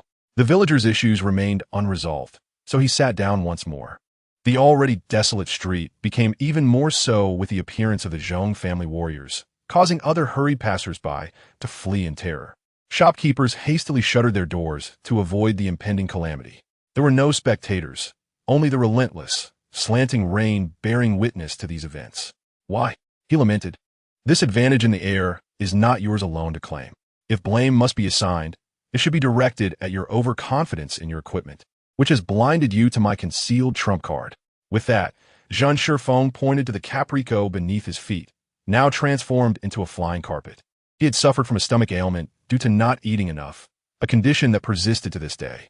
It was only upon seeing her flamboyant cousin, embracing Qian Lan at the airport, that he realized the once cherished vision of a pure white lotus had been reduced to a vulgar rose. Yu Qinxian took these words to heart. Although he recognized her jest, he felt compelled to take it seriously, resolving to purchase a large diamond ring in the future. Cheng Si-ping glanced at Ko Yun, a thought crossing his mind.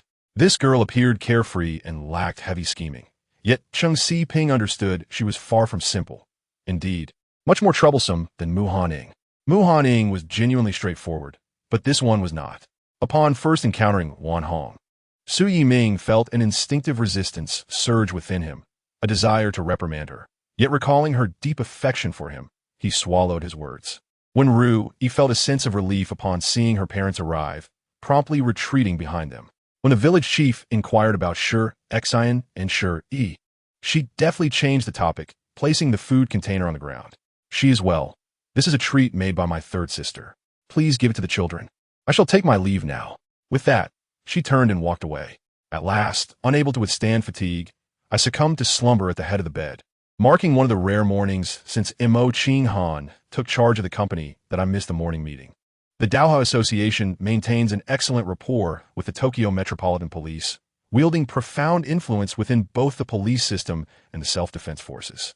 Unless faced with a life-or-death vendetta, it is best not to provoke the Daoha Association. A formidable pressure radiated from Su Yiming, the power of a practitioner unbearable for ordinary folk. Su Ying, already in distress, found herself overwhelmed by his intangible force, unable to suppress a mouthful of blood. Chapter 36. The Unashamed Male. The man, with his handsome and profound features, gazed intensely at her, his deep green eyes reflecting Yulan's visage. Her face flushed, and her damp bangs clung to her forehead. Grasping Yulan's hand, his touch was exceedingly warm. The mating season caused his body temperature to spike, as if the very air had turned sultry. Yulan stood in a daze, unable to comprehend that Su Xingyi had suddenly transformed from a silver wolf into a man. "Father, regardless of whether you're a demigod, I shall avenge my brother today," Yang Xiao declared with fervor. "Director Jiang, do you truly possess the elixir for extending life?" Moya approached Jiang Ming with excitement, inquiring. Along the path before the sacred mountain, a towering barbarian approached, clad in a beast-skin apron, adorned with the skulls of demon beasts at his waist. Whether it was the steadfast protectors of Changji or the ones desperately seeking to evade the chains, all were obliterated by the explosion. Upon entering the bar, he witnessed a man attacking Luo Wei and swiftly intervened to rescue her. "Young man, do not be overly arrogant. Do you even know who they are?" Guofu Rong perceived the youth before her as increasingly reckless. At first, one could defend against the onslaught, but as the crowd below swelled, it became untenable.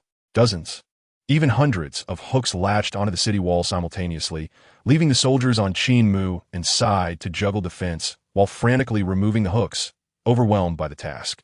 For within the vast Sakura mountain range, 980 million cherry blossom spirit trees had constructed 6 million formations beneath the mountains, merging into the protective grand array of Sakura Manor. The Domian Run remained an observer, although he longed to avenge President Nitaro. He disapproved of challenging the formidable Jig with the current strength of the association, as it would be akin to recklessly testing the limits of the Hunter Association on the precipice of danger. Mu approached, crouching to observe the hunter's profile, feeling an inexplicable familiarity, though unable to recall where he had seen them before. Luohan had already been here for over 2 months. Ever since the fierce battle with that mysterious figure, he remained here, not tending to his wounds, yet his injuries had spontaneously healed by 60%. In truth, Qin Yin was reluctant to evade the interception of the Mao family. Rather, he yearned to confront them midway, relishing the opportunity to deliver a good thrashing to the members of the Mao clan. Chu Ling's heart resounded with a fierce cry as the golden-winged Dapeng spread its magnificent wings and surged forth. Its colossal claws seized the streak of light within its grasp. However, scarcely had it leaped a meter when it was struck by a dozen beams of light, igniting a fierce soul fire upon its body, rolling on the ground while letting out agonizing screams. Xue Ming inwardly cursed. That old fox clearly was already tempted but feigned nonchalance, merely seeking to extract his hidden cards. "We may lack martial points, yet we possess treasures that can be exchanged for them," Bai Luo remarked, raising her exquisitely arched brows. "This kunai was crafted specifically by me. As long as you wield it, I can instantly appear by your side, no matter where you are," Xue Min explained. Just when he was troubled by the lack of materials to mend the damage to the Luoli ship, unexpectedly, materials came knocking at his door.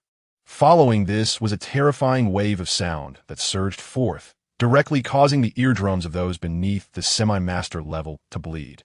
The external force experts were rendered deaf, and the ordinary individuals were sent flying, left with barely half a life remaining. In Chapter 37, Hupujanting felt a pang of jealousy. Dai Duo also chuckled bitterly, uncertain how his slight against Feng Xiaoyu had directly summoned the Prince of Shuo. Due to the lengthy journey, they had prepared a carriage. As she stepped onto the footstool, someone from the side reached out to assist her. Even Hua Xiaoyu, who had seemed shy just yesterday, became more relaxed, whispering with Bai Yuexiang and Xiu Wanru, while the other gentlemen were flushed from drinking and engaged in lively conversation. Sister Cha and Feng Susu simultaneously struck a pose, with Feng Susu holding a microphone as the lead singer. "Do not worry. If the emperor lays blame, I shall bear it all," Sun Yinjin stated, walking forward with an expressionless face, as if resolute in her decision. The reticent Fei Yuan had expressed many heartfelt words, contemplating a legitimate chance to share affection. "I do not know." Yin Qing pondered further, only to be overwhelmed by a multitude of questions, leaving her unable to think clearly. He raised his head expressionlessly to gaze at Qin Baishui and the others, recalling the admonition of Linglan Xianzi, and managed to force a smile and nod. Liangbin felt somewhat apprehensive, having never encountered the living elder. He hesitated before the half-ajar door, ultimately pushing it open. The streets of the royal capital remained bustling. Although fear lingered from the turmoil of war, after 2 days of adjustment, their emotions had stabilized significantly. Life continued as it must, and work persisted as necessary. Before Yin Lingyer could react, Hurried footsteps echoed in her ears. Suddenly, two figures, one in yellow and the other in white, dashed forth. Upon hearing the sound, the fifth line was instantly astonished, for it was alarmingly close, right behind him.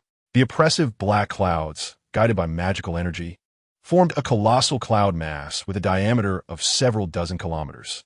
Although the cloud seemed to move slowly, it quickly descended to less than 1,000 meters above the ground.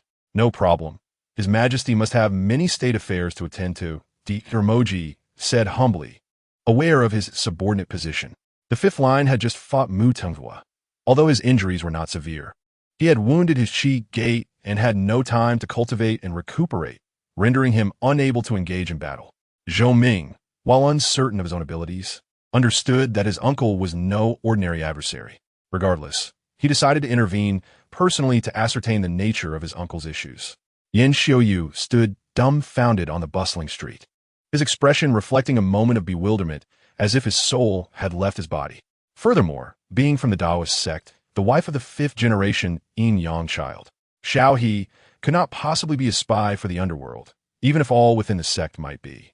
Although his wife had initially been frightened, she could no longer endure the life of evasion and quietly left Wei Kai. Ultimately, Wei Kai could not escape the tragic fate of losing his family and home. Seeing this, Wang Fan immediately slashed forward with a sword, unleashing a massive blade storm aimed squarely at Siwaya. Those beneath the Three Flowers Gathered Peak realm would have no capacity to resist against the assault of the Qianlong Yujue. The one who pushed open the door must have been the one who killed Uncle Zhao, striking him down the moment the door swung open before shoving him aside. Poor Xuanzi, you are too pitiful. How can a martial artist be devoid of holy power? Without holy power, how can one fight? How can one woo women? How can one tread upon others? A martial artist stripped of holy power is no different from a eunuch, said the loquacious fatty Xia. Maja smiled wryly. Why is everyone still so focused on me after all this time? He had completely lost sense of his popularity while filming. As various news stories continuously diverted attention away from him, he anticipated such exaggerated concern here. Within 100 miles, it was as though they were bombarded by countless shells, engulfed in a cacophony of explosions. Zihan roared, striving to assert his voice. Previously, he had never offered explanations, as others viewed him as having succumbed to demonic influence. Yet, he found no desire to clarify, nor did he care to, for it was all futile. I'm truly not hungry, Zhang Qian replied with a bitter smile, completely devoid of appetite after a series of nightmares. Ultimately, even the punishment decision from the Coconut City television regarding Fang Jiqin was deleted and could not be found. Shifeng held no distinct impression of Zhao Bingxuan, but since he had taken action, it signified that his rapid advancement had instilled a sense of threat in the Zhao family, compelling them to eliminate him. He had become indifferent to his duel with Zhao Tianke, which indicated their trepidation regarding Shifeng's growth, wishing to stifle it in its infancy. Thanks to this supreme treasure, the Yin Gui Pan finally preserved its soul. However, due to previous severe damage, its soul power had dwindled to less than 10%, appearing exceedingly feeble and dim. His wrinkled face trembled with excitement at the thought of his grandson's salvation. Previously, he had learned that curing his grandson's ailment would require no less than 200 portions of the world's primordial liquid. Chen Jiu scoffed. You've mentioned before that we are enemies. What is there to hesitate about regarding the possessions of an enemy? Observing that no dissenting voices arose in the crowd, Yao Kong nodded in satisfaction, raising his hand to issue another long howl that gradually resonated. The other individual, a middle-aged man with black, curved horns and robust, dark skin, was equally formidable. How could this be? Xiao Feng is at least at the peak of the fourth burning heaven. Even if Hai Tian has just broken through to the fourth burning heaven, he should not be able to send him flying with a single strike. He moved as if a true dragon, exuding an aura capable of annihilating everything, directly colliding his shoulder against Tang Dimi's chest. Thinking of her husband, laboring for others, her heart felt as though it were being sliced open, as the figure in blue turned around, with a red nose and a bright crimson mouth. The blue eyes reflected in the audience's gaze caused a stir of astonishment. In Chapter 38, Shun Zhuran felt an overwhelming urge. His heart seemed gripped tightly by a pair of large hands, aching and bittersweet. An unnamed resentment surged wildly within him. What was Su Xingye? Clearly, he and Yulan were the closest at this moment. Clearly, Yulan had come to the research institute because of him. Why was Su Xingye the one to have the first intimate contact with Yulan?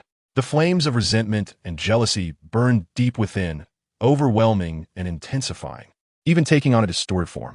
One could only wonder whether they would ultimately extract the utmost utility from this pure human infant, draining it of its final drop of value. GBCH Ing remarked with a knowing smile that although Xinxiang Mountain harbored sinister intentions and acted contrary to humanity, it still feigned a semblance of reasonableness in public. Upon hearing a muffled groan, Xiaojie assumed she was suffering from another bout of stomach pain and expressed her concern. Observing the humble and unadorned Huleioi, who lacked even a thick winter garment, Jean felt a surge of frustration. Caring for an infant, indeed, requires considerable skill, a solid theoretical foundation, and adept practical experience to execute effectively. They were renowned, enjoying a broader array of choices. For instance, they would hardly glance at any unsightly options. In a moment of desperation, she hurriedly crawled towards her side, only to find the ground beneath her collapse entirely, swallowing her and the house into its gaping maw, gradually descending into an abyss of darkness.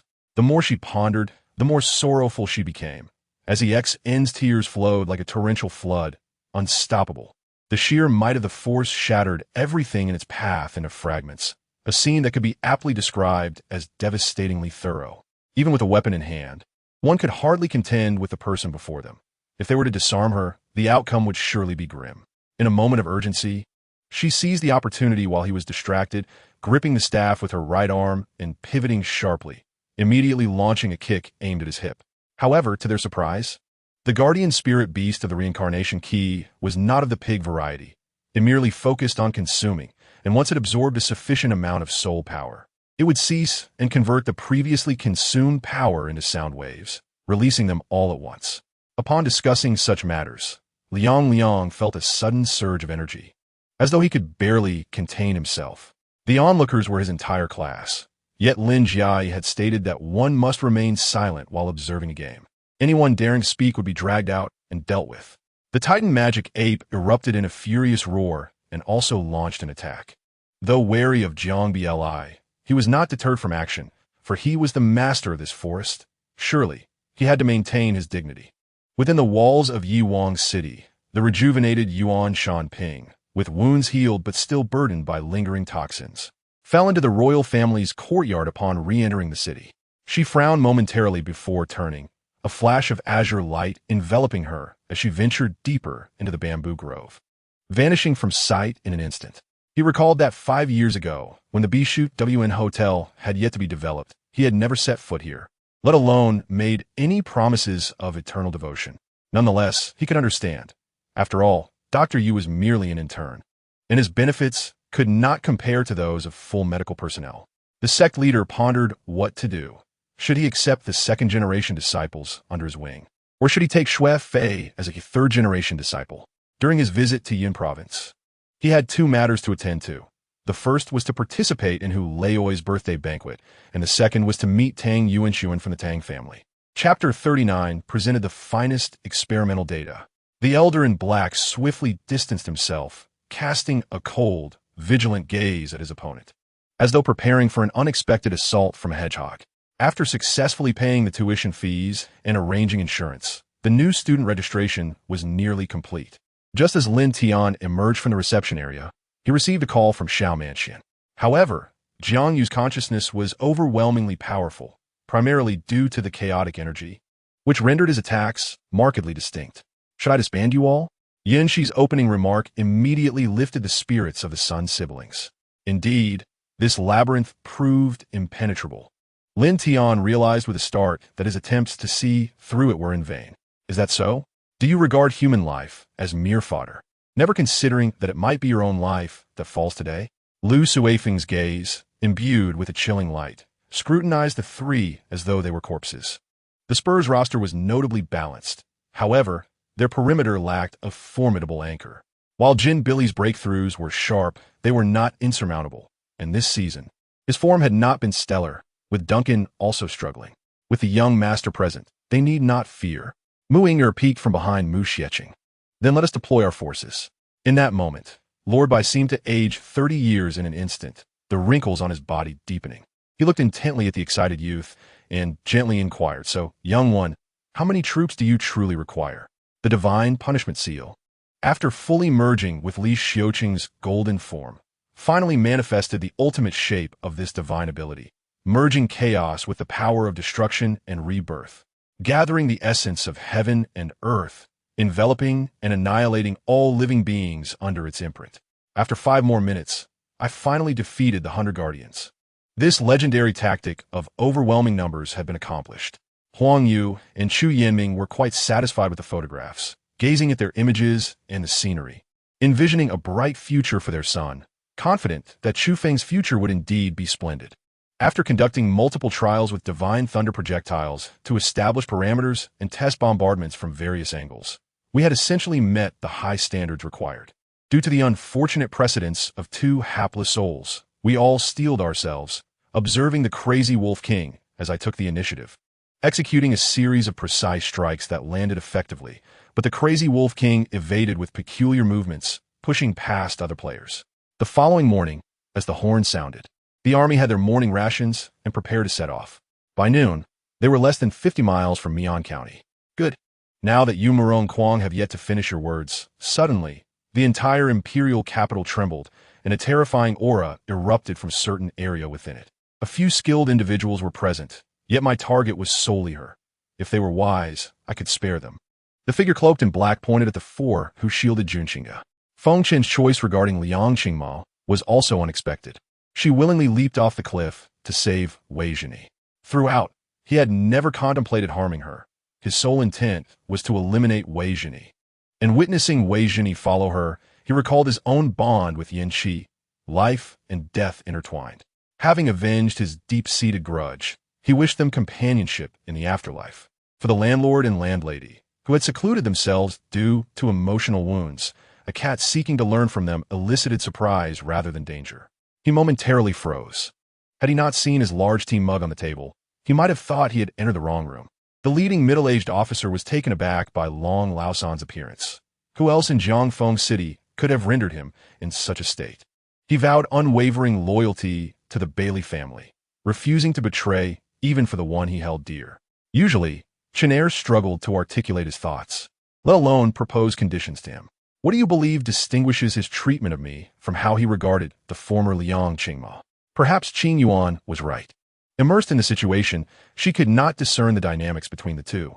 After a while, he realized that the relentless assaults from those flying insects had begun to take their toll on the specialized glass, which was starting to show signs of strain. It was not that the glass itself was fragile. Rather, the weld between the glass and the wall was becoming loose. Feng Enin, upon hearing this, raised her hand to tuck a stray hair behind her ear and smiled lightly at Gu Zifeng. She had always been her authentic self in his presence. Why then could he not comprehend? Ming Wesiang, why do you not depart from this place? Look at your dwelling, so far removed from the village. A clear sign of ostracism. Long Tianyu gazed at the distant village, now aglow with light, while she could only rely on the moonlight. Nevertheless, although Zhang harbored doubts in his heart, upon hearing that the venerable Dragon King of the Shenlong clan was present, he surmised that this place might indeed be the Dragon clan's sole prison, a part of Zishu City, coupled with the previously acquired sacred artifacts of the 5 clans, all of which were Star Domain Divine Emperor Pearls. It was entirely reasonable for the sacred artifact of the Shenlong clan to also be a Star Domain Divine Emperor Pearl. However, through Zhang's deductions, it wasn't difficult to ascertain that after the Shenlong Supreme was defeated by the Xiantian Supreme, the latter obtained the Xiantian Purple Vine, which was later inherited by the Chaos Supreme, who crafted a spatial artifact that facilitated the Xiantian Purple Vine's bearing of the Xiantian Purple Gourd. Fool! Mingyan rolled her eyes at old Li, then turned her attention to slicing the watermelon, casting the old rogue aside. The Huamu fairyland was quite extraordinary. From the north, one beheld a vast plain devoid of mountains. Only upon reaching the southernmost point and ascending from the south could one glimpse the ethereal mountain shrouded in mist. Without Yi's guidance, finding it would indeed prove quite challenging. Fortunately, Ruoya, having absorbed the violent energy, was somewhat fatigued and did not linger on this issue, allowing Shao Qi to exhale in relief. Chapter 40. Confrontation between the starry wilderness and the golden lion. Yulan was not a fool. How could she possibly believe such words? Yet, in the next moment, the mature and handsome man suddenly sprouted a pair of antlers from his forehead. They were a strikingly beautiful shade of light blue, seemingly shimmering with a faint starlight in the air. Upon seeing those antlers, Yulan's beautiful eyes brightened with longing to touch them, even if it was ill-timed. At this moment, the various onlookers elevated their perception of Lin Tian to an entirely new level. Though many cultivators still believe that Lin Tian should not possess such an abundance of Dao coins. Aside from those extraterrestrial enthusiasts, the rest of Huaxia essentially believe that the seal of Kunlun Mountain had been lifted and that their ancestors were about to descend. What? You say the disciples of Qingling Peak almost drained your blood for alchemy? Lu Qingshan was utterly astonished. The ghostly flames of Yuming crashed against the protective barrier of Duobao. No matter the angle, he could not make a single advance. Over there, Han Xiaojing observed the intimacy between Lu Haoran and Lu Xiu, her expression somewhat complex. Feeling inexplicably angry, the essence of imperial blood was well known to him. Should they harbor rebellious intentions, it would not be easy to suppress them. The bidding price soared to 300 million Dao coins, called out by a black-clad man whose eyes glinted with ferocity. Previously, when Luo Yang's chest had pressed against Su Yun's back, she had experienced that awkward moment. Wait, even more explosive news was forthcoming. Just as he was about to succeed, the young master Sun Xiang of the Sun family, who had just returned from overseas, appeared in Lehigh City. The lecherous moon continued to speak. Swish, swish, swish. Countless serpent beasts surged forth, numbering upwards of 500 or 600. Their density was enough to send chills down one's spine. He examined his body. That one punch had fractured 3 ribs, and such a domineering force sent a chill through him. Even if Chun Mu could create cards with damage exceeding 850, he could never use these materials to craft cards surpassing that threshold.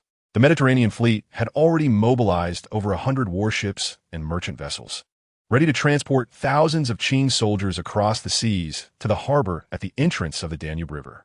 Perhaps it was unnecessary to gather all 10 deities. Meng, who paired with Zhao Yun, along with a few divine generals, might suffice to bring down Elbu. Shirkafa had also discovered that he was somewhat at a loss for judgment and decided it was best to leave the matter to the emperor. One could not blame Sun Chuanding. Even Li Zicheng had not anticipated such an outcome, so how could Sun Chuanding have foreseen it? Just as everyone felt a sense of relief, a sudden drumbeat echoed from the woods ahead, and an army of 10,000 surged forth from both sides of the road.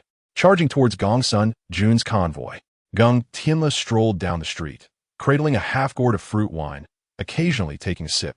The flavor of this fruit wine was quite delightful, reminiscent of a blend of watermelon juice and wine, with a fragrant essence that penetrated the heart. The convoy also carried a considerable amount of water and equipment for water collection. Yet if there was no moisture in the air, they would be utterly helpless. Xiang Gingtian observed this with a serious expression, not having anticipated that this fellow could also control the essence of fire. If he were not endowed with profound fortune, he might have truly been killed by him. Contemplating this, a solemn look emerged in Xiang Gangtian's heart. He dared not underestimate Nangong Qinyang any longer. When the potency of the elixir merged within him, Xiang Gangtian blinked a few times before opening his eyes. Stop it. If you break something tonight, take out Aunt Sanine. Don't come and bother me, she said, lowering her head shyly. I hope that after I leave, the Xiongyan group will flourish more and more, and our cloud can also become increasingly legitimate and powerful. Chapter 41. The Transformation of the Golden Lion. Such a terrifying place. I hope I never have to encounter it in my lifetime. The panda wiped the cold sweat from his forehead. Everyone poured out of the house and gathered in the courtyard, where the messengers shouted in unison. This matter sounded absurd. However, if one were to elaborate, it could indeed be clarified in just a few sentences. Feng Yi exchanged a glance with Emperor Qinghua, who immediately understood and departed with Jiuling Yuansheng. Suddenly, a hand appeared on the blade that Rinyu Xing Shuru was about to strike down with. Although it bled profusely from the cut, the voice of that person was remarkably resolute. Look at the current Ming army, from generals to soldiers. They fear death in battle, but bully the common folk like seasoned experts. Where is the semblance of an army? They are worse than bandits. At least most bandits do not harm the common people. Zhu Hao expressed his indignation. Observing Su Miyu there, he was at a loss for how she had even arrived. Soulier Said, utterly perplexed. Through conversation with the two, he He learned that Bai Zhonglin was unwilling to become a craftsman, seeking instead a minor official position. However, his uncle Bai Maokong, though a great inventor, was a man facing punishment, lacking funds for bribery, and could only languish at home, devoting his days to researching machinery. Living in considerable straits, Qiu'er declined Fang Yi's request, directing her gaze toward Taiyin Xingjuan, her eyes filled with resentment and helplessness. Upon hearing Yang Tian mention serious matters, Zhou Su also became unusually earnest, yet she clung to Yang Tian, unwilling to let go. I walked slowly, my body still unable to maintain balance. Each step felt as if I might tumble. Regardless, achieving level 30 at this age, Zhu Zhuqing could undoubtedly be deemed a top-tier genius. Connections and resources can sometimes serve as a form of advantage. Xiao Ting understood that this was his body instinctively reacting to a life-threatening situation.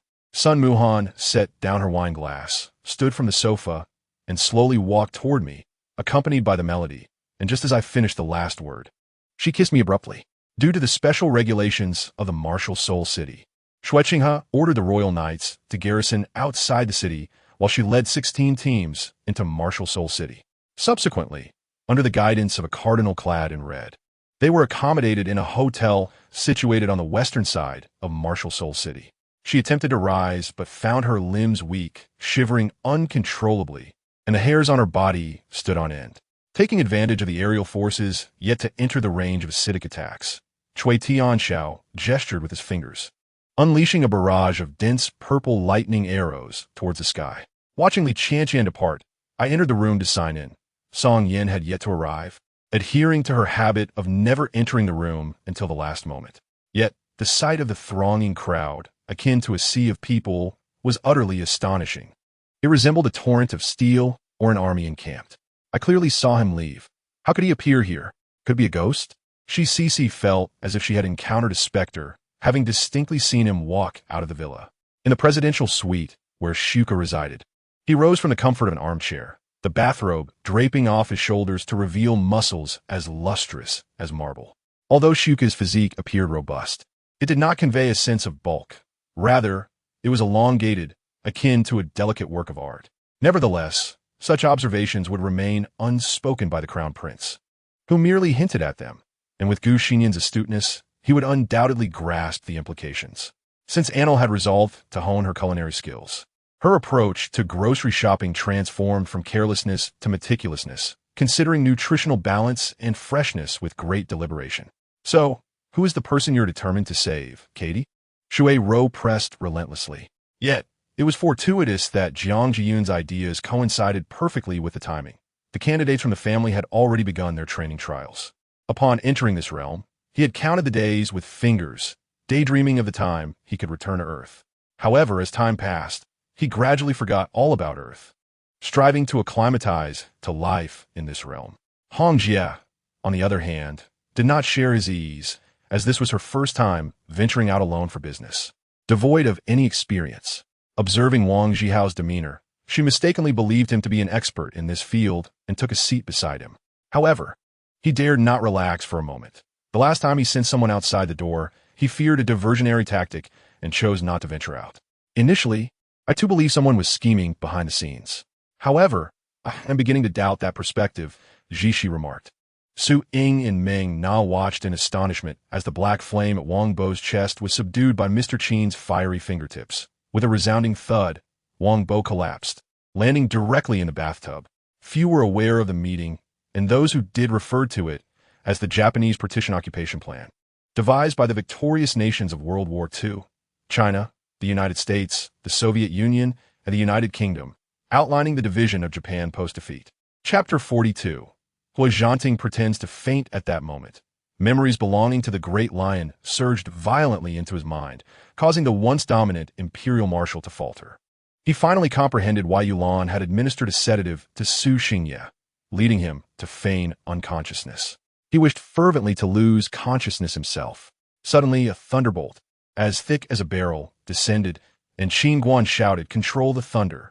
The 24 Taoist soldiers directed their lightning swords towards the descending thunder, which seemed as slow as if colliding with viscous jelly. Yang Ming's consciousness enveloped the surroundings, spanning 1,000 miles in an instant. The Dragon Emperor was besieged by Tao Tai, Qiongqi, and divine generals. No matter how sharp the Tai's sword, he found himself in a precarious position. Su Fu and Zi Yuan, his two allies, had perished, and the Dragon Emperor understood that any further delay would lead to his capture. Subsequently, this ancient life-restraining zone fell silent, devoid of any sound. Yinfeng finally grasped why the master of the Abyssal Palace, Lu Wanchong, had perished at this juncture. It was not due to the inadequacy of his bloodline potential, but rather a failure in his predictive abilities. Flying to a mountain peak, Yinfeng beheld a temple bustling with incense. The entire mountain enveloped in a gentle mist of sandalwood, resonating with Buddhist harmony. Yet, at this moment, Yang Weiwei suddenly declared, "That child is not Lin Wanru's," causing her heart to race with unease. "Sister, you inexplicably brought me to see Mo Zone, and you have nothing more to say?" This individual, who had not yet ascended to immortality, had forcefully shaken a piece of celestial equipment, joining the ranks of the immortals in battle. With a resounding boom, the fierce winds dissipated, and the flying sword trembled, suddenly plummeting onto the ghostly pathway. Fortunately, they were mid-level martial artists, transforming true energy into tangible force, eliminating the need for close combat. Regardless of which family or faction, nurturing such a humanoid elixir at home would not only be a matter of concern for their kin, but could also fetch an exorbitant price if they sold a bowl of its blood. Shi Shuangmu and Mei Changyin were led by Lin Shi to Luohua Martial Academy, where Vice Dean Huang Jianting exchanged his life for 2 early admission slots. A series of Tier 3 superior array symbols were unleashed, resembling flying crows in a bizarre formation, soaring towards the moonlit night to suppress it. There was even speculation that Yin Huang had sent his sister Ying Xuebai instead due to scheduling conflicts. To this day, no fans outside the circle were aware of the true relationship between Yin Huang and Ying Xuebai. The two young men bore a resemblance to each other. Both strikingly handsome and tall, clad in fitted black and white attire that matched the color of the swords beneath their feet. The youth in black exuded an air of coldness, appearing somewhat unapproachable, while the one in white wore a smile, radiating warmth. With the secret realm restored to clarity, they could see their surroundings distinctly, and both accelerated their flight, unlike the earlier cautious pace. Tell me the precise location of your hideout, and you may leave. Otherwise, none shall escape," Zhou Yin stated coolly. As for the subsequent teams from UAU Building and the West Emperor Sect, they were closely aligned with Lin Han's group, both nearing 2,000 points. Chapter 43. Jealousy in Shun Zhuoran's initial victory. I have never claimed that the final strand of the myriad sacred souls resides within you. The progenitor of the myriad paths stated calmly. This truly was a case of stumbling upon a treasure without effort, under such serendipitous circumstances. He finally met this chaotic martial master. It seems you have indeed grown more capable, not resembling your former self. The voice scoffed disdainfully. After his withdrawal, he evaded the fierce battle against the demonic forces and survived. Although the village lacked meat, it boasted home-brewed grain liquor, which the villagers crafted themselves. Du Feng, disregarding everything, seized a jar and began to drink. Initially hesitant, he now realized that surviving the night was uncertain, so he decided to indulge himself first. Since Xie Chuanjin was unwilling, their only hope lay in the hospital's treatment for Xiangzhu. However, before they could reach Qin Hai, his figure vanished before them, and suddenly, 2 thugs were yanked by a tremendous force, colliding into each other with a loud bang, their heads striking together before they both crumpled to the ground. Quite the contrary. Due to the increased intensity of mechanical training, the tedium and difficulty had intensified. That afternoon, upon seeing the imposing sniper rifle, Chu Wangshu felt a surge of excitement. After learning to assemble and maintain it, he yearned to test it, only to misjudge the power of the large-caliber rifle, resulting in a lung injury that triggered a violent cough. Tony had previously visited the Bridge Kingdom twice, but perhaps due to having been briefed by William beforehand, he formed a preconceived impression. Now, upon observing the laborers, he discerned numerous differences. However, when his true appearance was revealed, the crowd's prior suspicions dissipated, replaced by feelings of guilt. Onlookers expressed their disdainful laughter, clearly showing contempt for Qin Ming's words. When the term Great Sage was uttered, the crowd gasped in astonishment. The human race had not been devoid of sages, and each sage's emergence usually ushered prosperity to their tribes. with the arrival of a great sage in their Fengyan tribe. They were naturally overjoyed. He had ensured that Hong Ying led Shun Xing into the territory of Huaxia, where they should be quite safe, alleviating his worries. The lion demon held a deep admiration for his companion, having resisted the heart demon for 30 years, a feat in itself. The torment experienced during this period has rendered even this once bloodthirsty and brutal demon filled with trepidation. If it were to be himself in that situation, he could not ascertain how long he would endure. 1 year, or perhaps 2. The specter of death was instantly horrified. However, before he could turn to discern that visage, a blinding white light, imbued with an extraordinarily violent aura, had already arrived. The term Wang Fei should not be uttered. The situation remains uncertain, and we must not become overly complacent, Christoya reminded her. Yuga, today is the day of the Kitchen God Festival. We have procured numerous offerings. Look at this painting of the kitchen god, which is just right to place beside the kitchen stove. Along with some tributes, Yi Shuixian proudly displayed a painting. Although he had not made an appearance throughout, within the realm of destiny, he felt the glaring exposure of his own fate, as several diviners had already perceived it and attempted to capture a fragment of his essence to completely pinpoint his location. The great sage and virtuous teacher is Brother Kai Ming. Zhang Niu Jiao, half-injured, respectfully addressed Zhang Jiao within the war chariot. If the cavalry could no longer proceed, then it was best to dismount and serve as infantry. Though they could not compare to the infantry of the Han dynasty, their defensive implements were a motley assortment, and there were scarcely any proper shields among them. Wang Mu hoped that through this construction and forging endeavor, workers or blacksmiths could ascend to the level of black iron. My heart flows like the waters of spring and March, and my spirit remains as tranquil as a solitary boat amidst the waves. My heart is as clear as ice, unperturbed by the collapse of heaven, steadfast amidst the myriad changes, he mused. The gates of Zixiao Palace swung open abruptly, accompanied by Hong Juan's voice, which was as indifferent as it was devoid of emotion. Lin Di felt no particular sensation from the skeptical gazes directed at him. He merely nodded in acknowledgement before striding toward the main seat and, upon sitting, gestured for everyone else to take their seats as well. In later times, this would be an ordinary general store. However, at this moment, it was the largest wholesale distributor of tapes and sale of recording devices in the entire Yunzi region. Chapter 44. Hope for the successful development of the potion. Nevertheless, despite this, the ancestral hall remained the most magnificent structure in the neighborhood, at least with its grand design and additional columns, indicating that significant care had been taken during its construction, as the surrounding buildings appeared notably shorter, with it being the most spacious. A few minutes later, Mingxi exited the shrine dedicated to the snake god and called upon Feng Yushu to accompany him to the next household. Was Zhuang Yin foolish? What kind of authority could sway 2 departments to assist him? Zhuang Yin did not inquire further, as this was a personal matter for Lu Yan. Her choice to remain silent was undoubtedly a result of careful consideration. Not all, Lu Xiu chuckled, perhaps having concealed his true emotions for so long that he felt no awkwardness when receiving compliments from others. Before Lu Xiu could fully gather his thoughts, a voice, seemingly appearing beside him, yet resonating deep within his soul, rang out.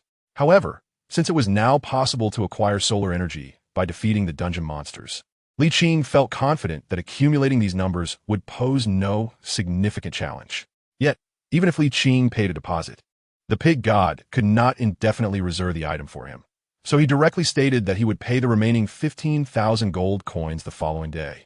At that moment, the disturbed skeletal creature suddenly took flight, extending its bony claws towards Qin El. After embracing for quite a while, Lin Mu, seeing that the youth was finally unharmed, realized how ambiguous their posture was. Her untouched soft bosom was pressed against the boy's face, warmth emanating from him in gentle, shy breaths. Yet, Lu Xinyun remained pale with fright, her beautiful eyes wide with terror, trembling lips fixated on the boy, who appeared to have 4 dark dragon limbs, resembling a monster. In this situation, I sensed that my extraordinary abilities were waning. I felt my entire body flush with heat, akin to a red-hot iron rod, emitting wisps of white smoke, and I was becoming increasingly fatigued. Let's go to the inn. Did you bring your ID? I kept murmuring until we entered the elevator. Wei Yunxiao, your fate was sealed the moment you chose to offend me. If you have any last words, now is your chance, Liu Yanqiu said in a condescending tone. The committee has decided on the next military objective, Kaisai County, to cross the Huai River, conquer Wangshan and Luo County, and realign towards the Aya border region. Since waking this morning until now, Mu Xinyang has been radiating joy, with a rare smile gracing his otherwise stern face. There is no need for such trouble. Meng declared proudly. Tomorrow, I shall personally lead the charge and swiftly annihilate them. Why bother with such a grand display? Ignoring Fei Guan's advice, Meng proceeded to prepare the troops for the battle ahead. One must understand that on the battlefield, an array of information is constantly present, and the judgment made by commanders regarding such intelligence is of the utmost importance. At times, identical information can yield entirely different strategies. While it is not difficult for military strategists to propose various tactics, the true challenge lies in how the commander chooses to interpret and trust those judgments. Nestor. To honor the friendship between our two nations, let us raise our glasses, Menelaus proclaimed loudly. Just then, Helen rushed over from the adjoining estate, continuously wiping away tears from her eyes. Upon receiving the news, the king of Yin was equally elated. Before the birth of his grandson, he received the divine omen of a flying dragon illuminating the sun. Thus, the name must be chosen with great care.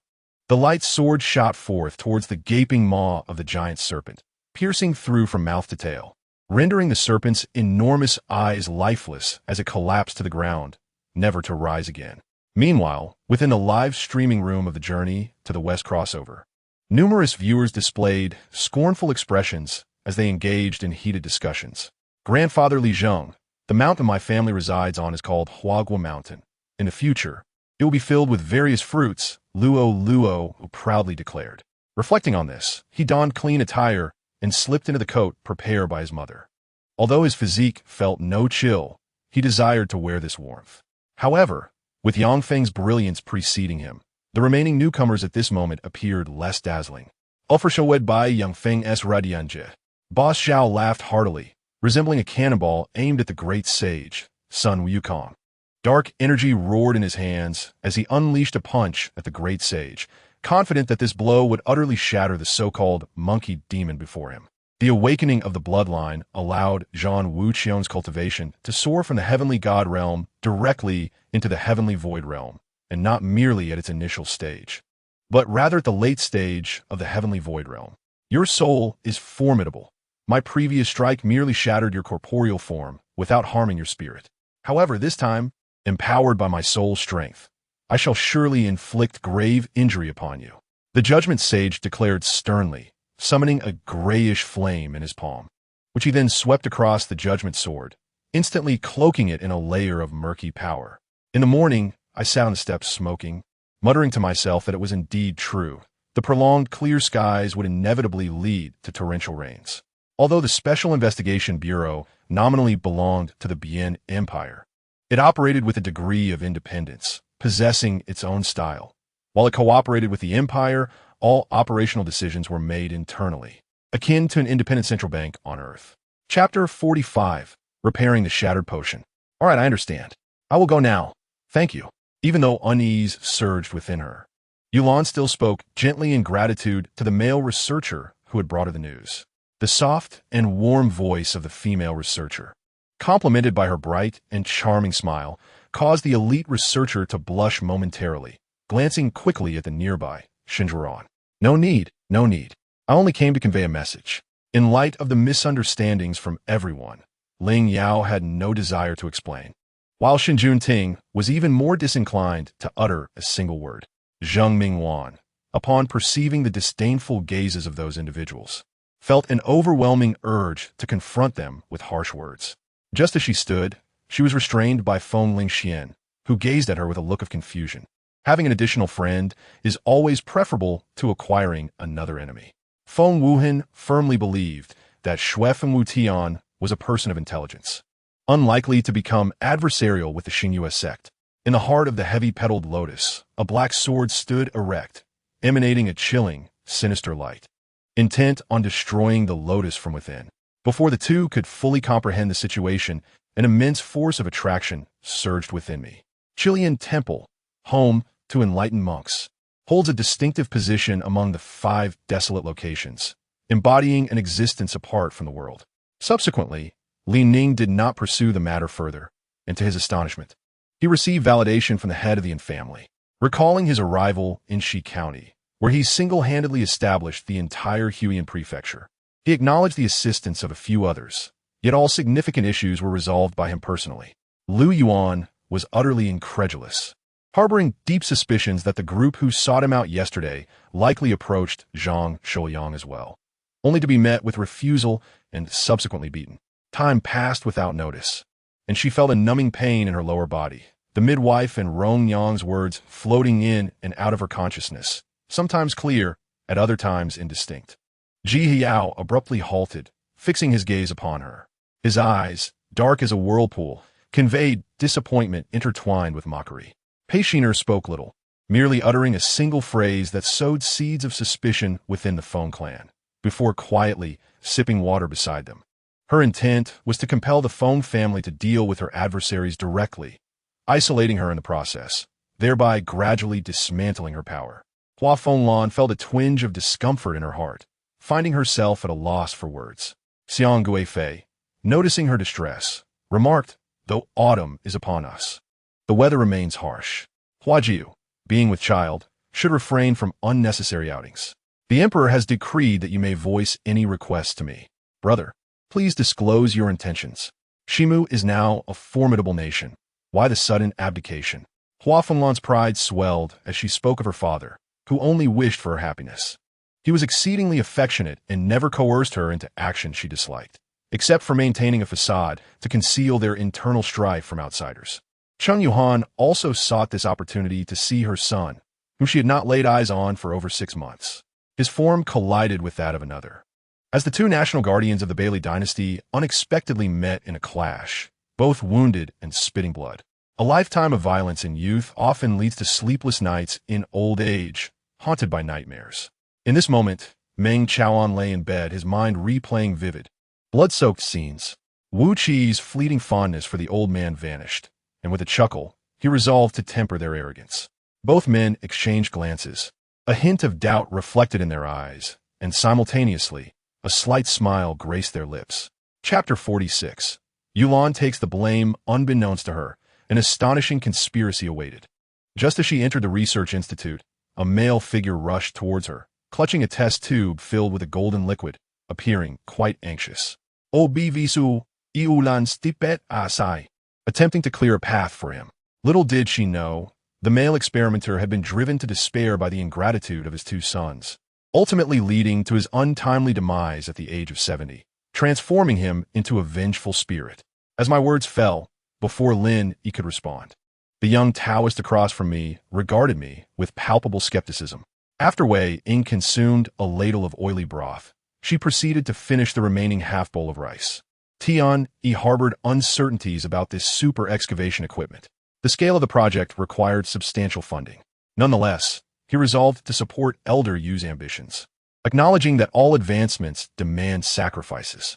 Contemplating this, Yi Lan's expression soured, and she made her way to the entrance of the tent, pulling the curtain closed from within. Indeed, once Yilan was drawn into the fray, the Wolf King adopted a serious demeanor, ultimately seeking assistance. Noticing the long serpent did not charge forward, Tian Yi refrained from further words, casting a glance filled with deep reluctance. Under the insistence of his father's gaze, he swiftly embraced Ling Er and leapt into the flickering arc of electricity that threatened to vanish. To his astonishment, Bai Qianyu audaciously demanded 50 points, an outrageous and preposterous request. At last, the heightened intellect proved useful. Wang and submerged beneath the water, realizing that as long as she remained unharmed, the adversary would not relent. Thus, she feigned a convulsion.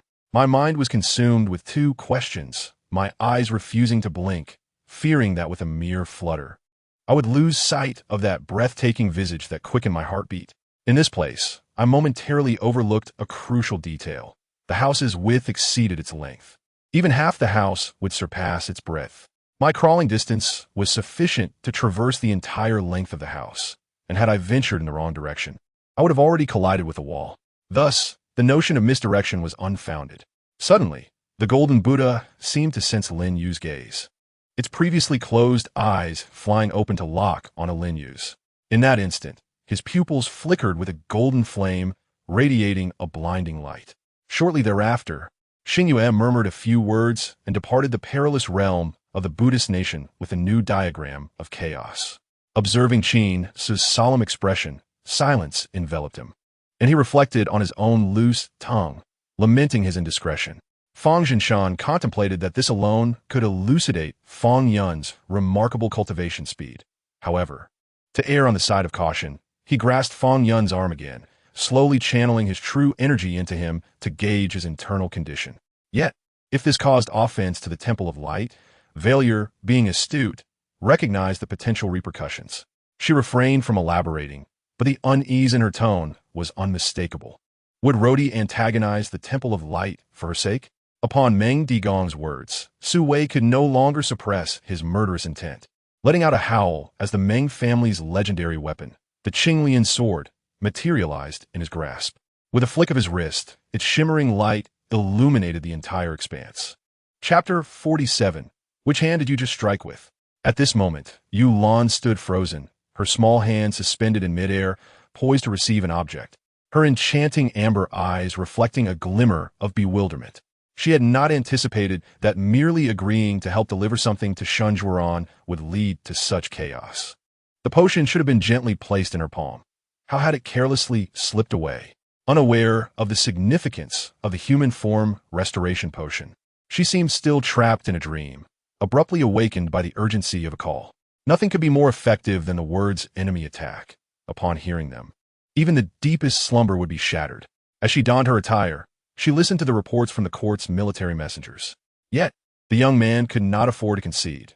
Though this skirmish was not a life-or-death battle, he was determined not to lose, firmly believing in his victory. Bai Muqin raised a hand to stroke his chin, observing Bai Muxin carrying a bag of provisions toward the kitchen, prompting him to instinctively approach Qin Wani. However, one aspect remained unclear to him, and he hoped Elder Mu Yi could provide clarity. Suddenly, Dongfang Tian spoke up. The Xianling transmitted all negative emotions through a lethal aura, intricately interwoven with spiritual power.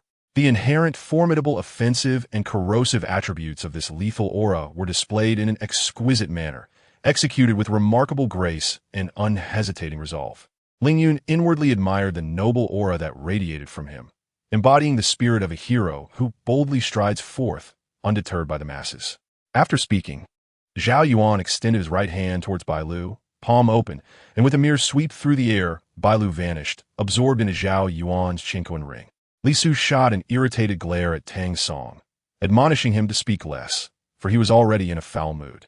Meanwhile, in the distant Jiuxiao sacred land, Long Yue was diligently cultivating at Tianxian Peak, finally able to focus on her training without the presence of Chu Tianjun. The excruciating pain in Boris's fingers brought him to tears, causing him to drop his short sword. Lin Sanling blinked, signaling his understanding, while Wei Zhonghua shifted uncomfortably, turning his back to face the door. There might be a similar consciousness, akin to a soul, residing within this body, and with a semblance of magical power, she unshackled the restraints, undoubtedly aiding him in his escape. The uncontrollable laughter erupted, causing dishes to clatter and Liang Chun to dance, as the structure of the room swayed precariously. At that moment, Long Ge found himself with no avenue of escape, forcing a smile that was more grotesque than a frown. Watching Junjun's conflicted expression, Chen Liang could not help but chuckle mischievously. However, from the first to the fourth round, and now, with a strong push for the current release, aside from Sanjiang, all recommendations have been fully utilized. Initially, the Yuanying elders and Jindan's stewards lamented Chu Tianjuan's extraordinary talent, feeling fortunate for the emergence of a genius within their sect. But gradually the tone shifted to skepticism. Nailan Haoyin coldly remarked as he brought his palm down with force.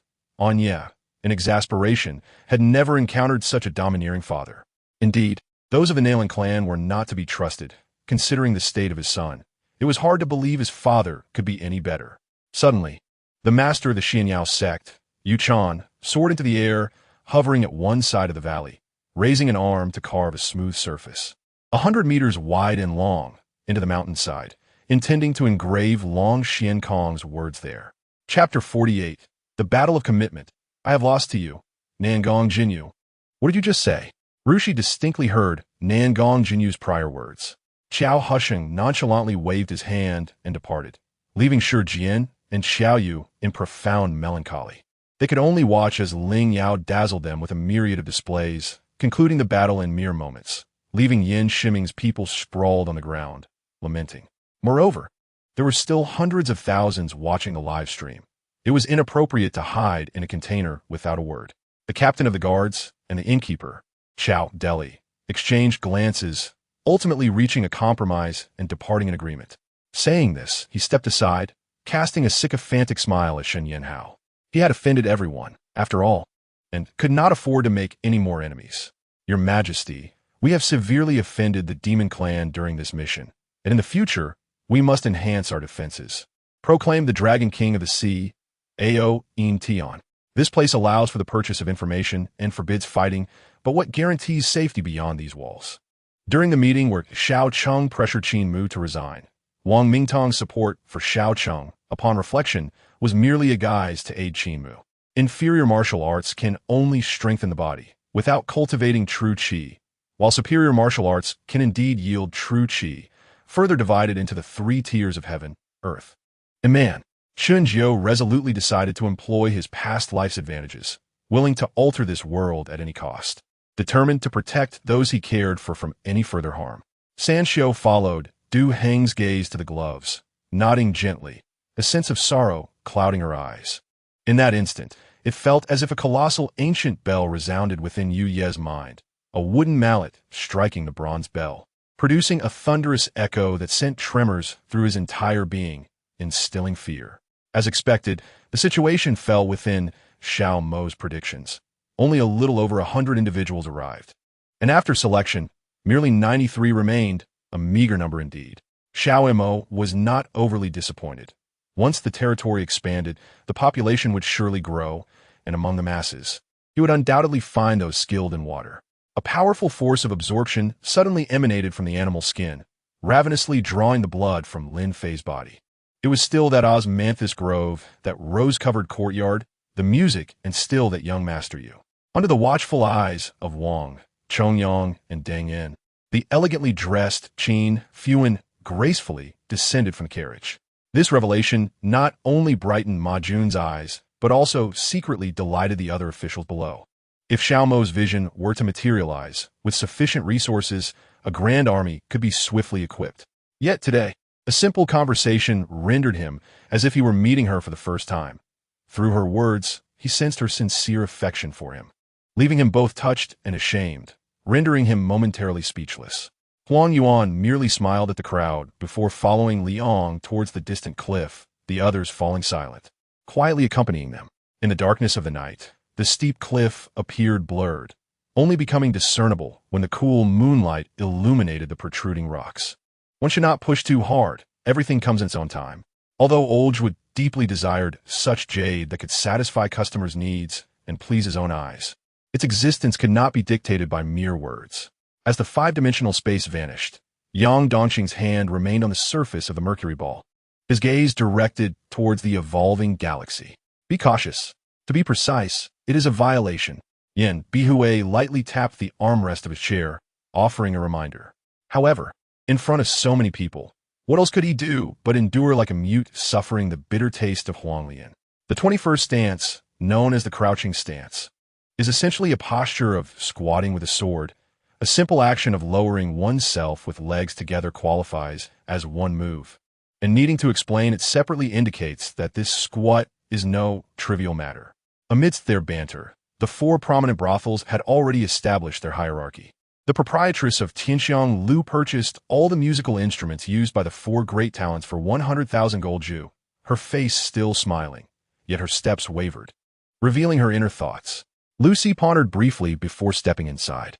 Indeed, as she entered, the slightly ajar secret door closed behind her. Lucy was not surprised and continued forward. Damn it, why is there no record of this in the Great Qin local chronicles? Murong complained incessantly as he brought Hu Luguang to the location where Sun Rizhao was stationed, believing that the people of Wanzhou and the barbarians of Haishi looked quite similar, differing only in the softness of their features. It is likely that when Jiayu herself understood the vast disparity in family backgrounds between her and Shun Mingyi, there were jewelry, antiques, limited edition luxury goods, bonds, and the precious herbs that Lin Yu desired. What a remarkably astute individual, focusing all thoughts on the right matters and deducing everything accurately. Ding Junkie felt skeptical about this statement, without any specific reason, just an innate distrust. However, this money did not linger long in his account. After such a duration, the acquisition of shares and investments had been finalized under Goldman Sachs' formidable operational capabilities, awaiting only the funds to arrive. It is only right to treat good people well. As for this old rogue, he brought this upon himself. Did he ever consider the consequences while committing his misdeeds? No, send him away. He turned to leave and casually instructed as he passed by Long Yen. The beautiful maidens laughed heartily, finding the incident involving T-ing-sh and seeing M utterly amusing. ZHURN bent down, her eyes darting back and forth across the Sudoku game displayed on the screen. After a moment, her fingers began to tap numbers on the screen. Whether her words were true or not, Hu Ntn had his own knowledge of the matter. Upon receiving a promise from WM Ing, Hu Ntn was filled with joy, for nothing could bring him greater happiness. Chapter 49. YLN's Oath of Commitment. YLN keenly sensed the indulgence of the Golden Lion, Hudish Ntn, towards her. Unable to contain her emotions, her eyes turned red. She gently stroked the fur along the Golden Lion's temple, as if to offer comfort. Taking a deep breath, her small face bore a serious expression. No one knew what decision YLN had just made. The beautiful female slowly walked towards LY under the watchful eyes of the crowd. WZ was a legendary figure, the founder of this martial realm. It is said that in ancient times, WZ inherited the martial arts legacy left by the Supreme Dimension. I am not mad. My heart tells me that I love you. Do you not love me in return? QNZH frowned, gazing at ICH Ing Hu In with a pained expression, the fragility in his eyes enough to break one's heart. His gaze unmistakably conveyed to ICH Ing Hu In that he was wounded. In the blink of an eye, myriad sword energies shot towards Shi Oy from all directions. Countless blades pierced through his body, leaving him a bloody mess in an instant. If the strategist is indeed the undercover agent you claim, Yang Jie, our N will naturally send someone to replace him. Why are you in such a hurry? ICH Ing Hu In's eyes held a hint of mockery and disdain, with a flicker of murderous intent in his eyes. Lu Shi recalled his adversaries in the immortal realm, a chilling smile forming in his heart. What I mean to say is, if one day you think of me, you must call me. I have something to tell you. QNZH looked at ICH Ing Hu In with profound depth, embodying all the emotions accumulated over the years. Suddenly, a line of poetry came to mind. May I be like the stars, and you like the moon, shining brightly each night. How ironic it is. However, J. Ing Yn had never enjoyed spicy food, and over time, to accommodate his dietary preferences, her taste had also dulled considerably. The two searched for 2 hours and finally discovered a jade tablet carved with the 8 extremes pagoda beneath the roots of an ancient tree. They exchanged no words with S. Ing Ying and others, merely casting a few surprised glances at the crowd gathered there before descending the mountain from another path. The power of the tailed beast is formidable, but with your current martial sovereign level, do you truly believe you can hunt a tailed beast that even the rulers of the 3 realms find challenging? The evil sword immortal spoke. Chio nodded. The location was not far, and the tavern was bustling with patrons. Once a table cleared, they were promptly seated. This statement was unexpectedly possessive, prompting the host to glance at Ji Ing QM, only to find him gazing intently at YNBI, a rare smile gracing his lips. The black mist seemed to affect only itself, and MY, swirling around KBN while flowing towards MY, as if MU and L Ing and the others remained oblivious to anything amiss, unaffected in any way. Having found nothing of value in the Crystal Point market, they casually strolled around before joining QQNS RU for lunch in the cafeteria. As the elderly man's voice trembled towards the end, those behind him had absorbed his words. Just as they exited the CAF, a striking red sports car executed a stylish drift and came to a halt before her. W. Ing Chu In leaped up, springing from the pit, channeling his magic. The Bull Demon King felt an abrupt surge of power from the iron staff, causing him to lose control and soar into the air. Chapter 50. The Black Panther provocation Lych Ing had lived in beast form for so long. Who could know his current condition or how much rationality remained? Without the calming presence of a female, the longer the males remained in beast form, the more they risked losing their sanity and descending into madness. At this moment, as the wild Black Panther bared its sharp teeth, the worries of the Golden Lion and the Silver Wolf reached their peak. Ellen, don't. There was no hesitation when Ying Ing kicked, and the soldier dashed forward, sinking his teeth into Ying's leg. I had just revealed a murderous intent, indicating that he held a desire to kill Liu Chin. If Liu Chin were to falter under such circumstances, the only outcome would be death. The white bear vanished into the snow, instantly losing its trace, surrounded by a blanket of white, an easy concealment for the bear demon. Unfortunately, cultivators do not rely solely on sight to perceive the world. Do you not wish to acquire my master's legacy? My master is one of the mightiest from the primordial era. If you miss her inheritance, you will surely regret it for a lifetime, the old woman said coldly. In the face of the colossal institution that is the HNUN Academy, even the Longzi Legion, not to mention the formidable Tian M clan and the Soul clan, must tread carefully. Even Ing and her companions were astonished by the ease with which their young master produced a foundational level technique. How much more so for Q Iniming R and Yn Du, who found it utterly unbelievable until they witnessed it firsthand. Though feeling somewhat odd, TNSH Ing led Y to the residents in the city. The citizens along the way curiously scrutinized the man descending from the flying vessel. This Liu is the general manager of Tiffany Company in China, and Ing Shun has commissioned a batch of gifts to present to the wedding guests as mementos. Eradicate them all, Xiao Wai thought, summoning the true intent of the Dream Emperor, unleashing a torrent of violent mental energy that surged like waves towards YW. As Liu Chin approached the Spirit Fire Tower, the surrounding martial artists displayed palpable anticipation. Though embarrassed, YWCHN steeled himself and inquired about MZHN safety. For a long time, she could not comprehend the conversation between MYNWN and CIYJ Xing, only knowing they had been deliberating until the entourage of BIYULEX had vanished before heading to the imperial city of NNGing. DS Ing M Ing believed that FTNSH Ing had successfully arranged matters, and W Ing D Ing X Ing merely informed him as a formality without giving it much thought. Subsequently, the two descended the building in silence. DS Ing M Ing resided in room 706 on the 7th floor of the D Ing X Ing building, while W Ing D Ing X Ing's office was located on the 6th floor in room 606. W Ing D, what are you laughing at? M R Ing L Ing asked, noticing M R Ing FIM Ing's sudden unrestrained laughter, her brows furrowing in concern that he might be mocking her.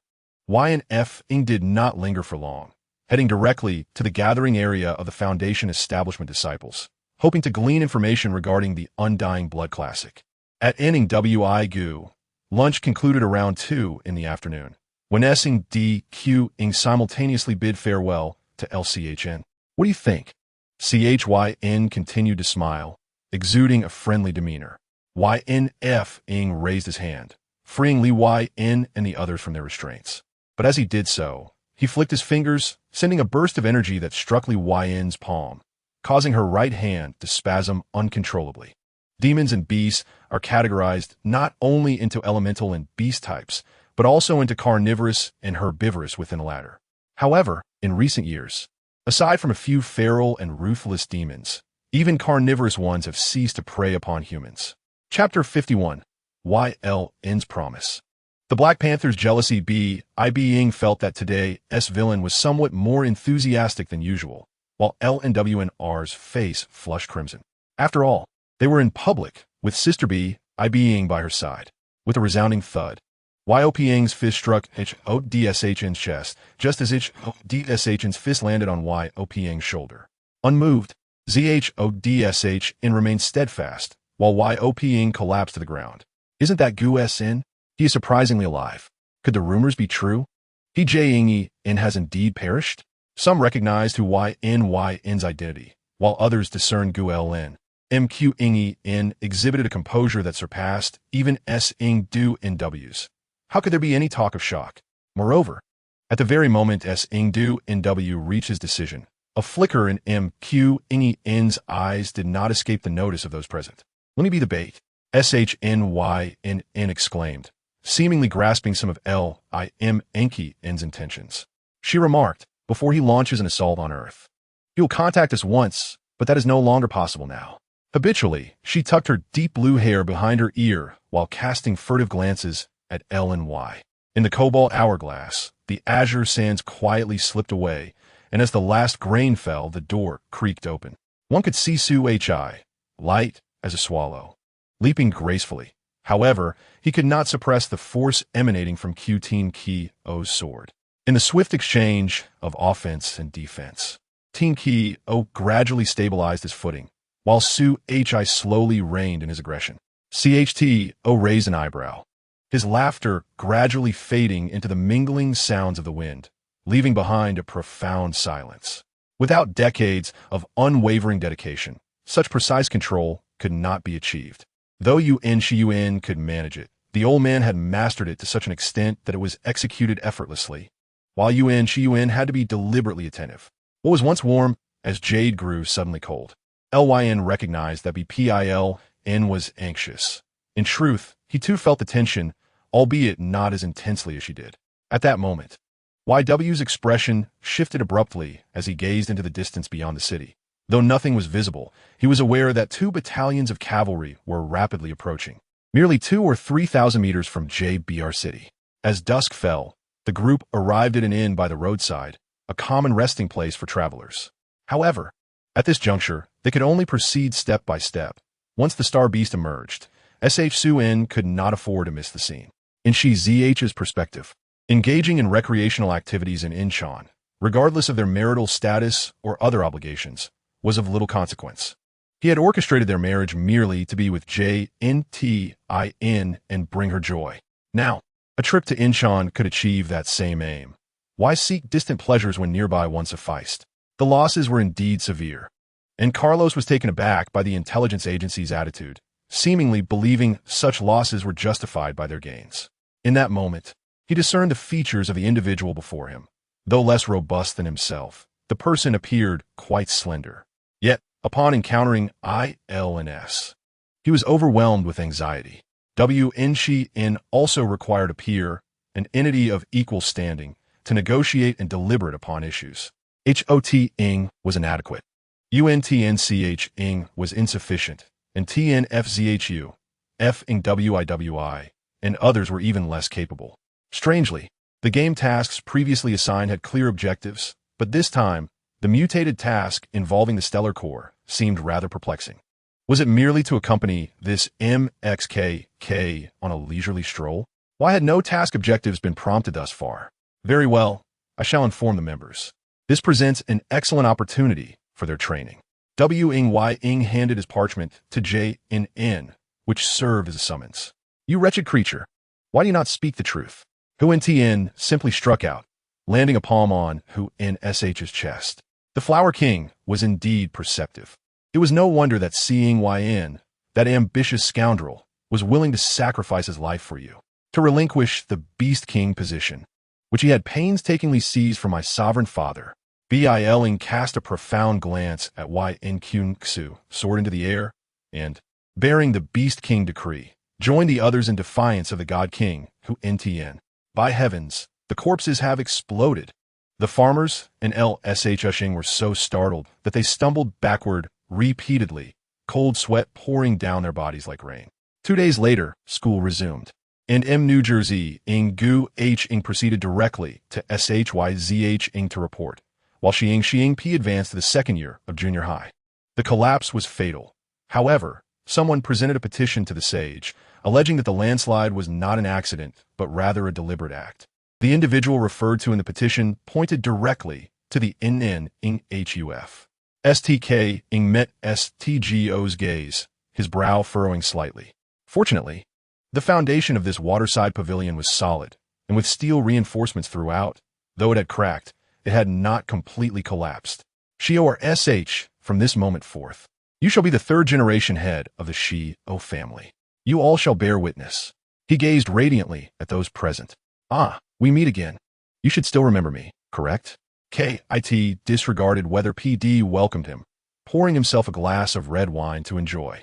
YQNEN, now incensed, seized a bicycle and clambered atop a car, determined to prove that she could indeed catch up. She refused to accept that she was perpetually surrounded by unattractive older men. While Jing L was accompanied by the esteemed Q and W in D Nexi, G-Teen grew, and this handsome man in red, all of whom were striking. The latter was dressed quite casually, with somewhat disheveled hair, clearly having spent the night there and just awakened. One could see that person concentrating energy at his fingertips, then biting them to draw blood, beginning to etch designs upon the back of the golden-winged bird.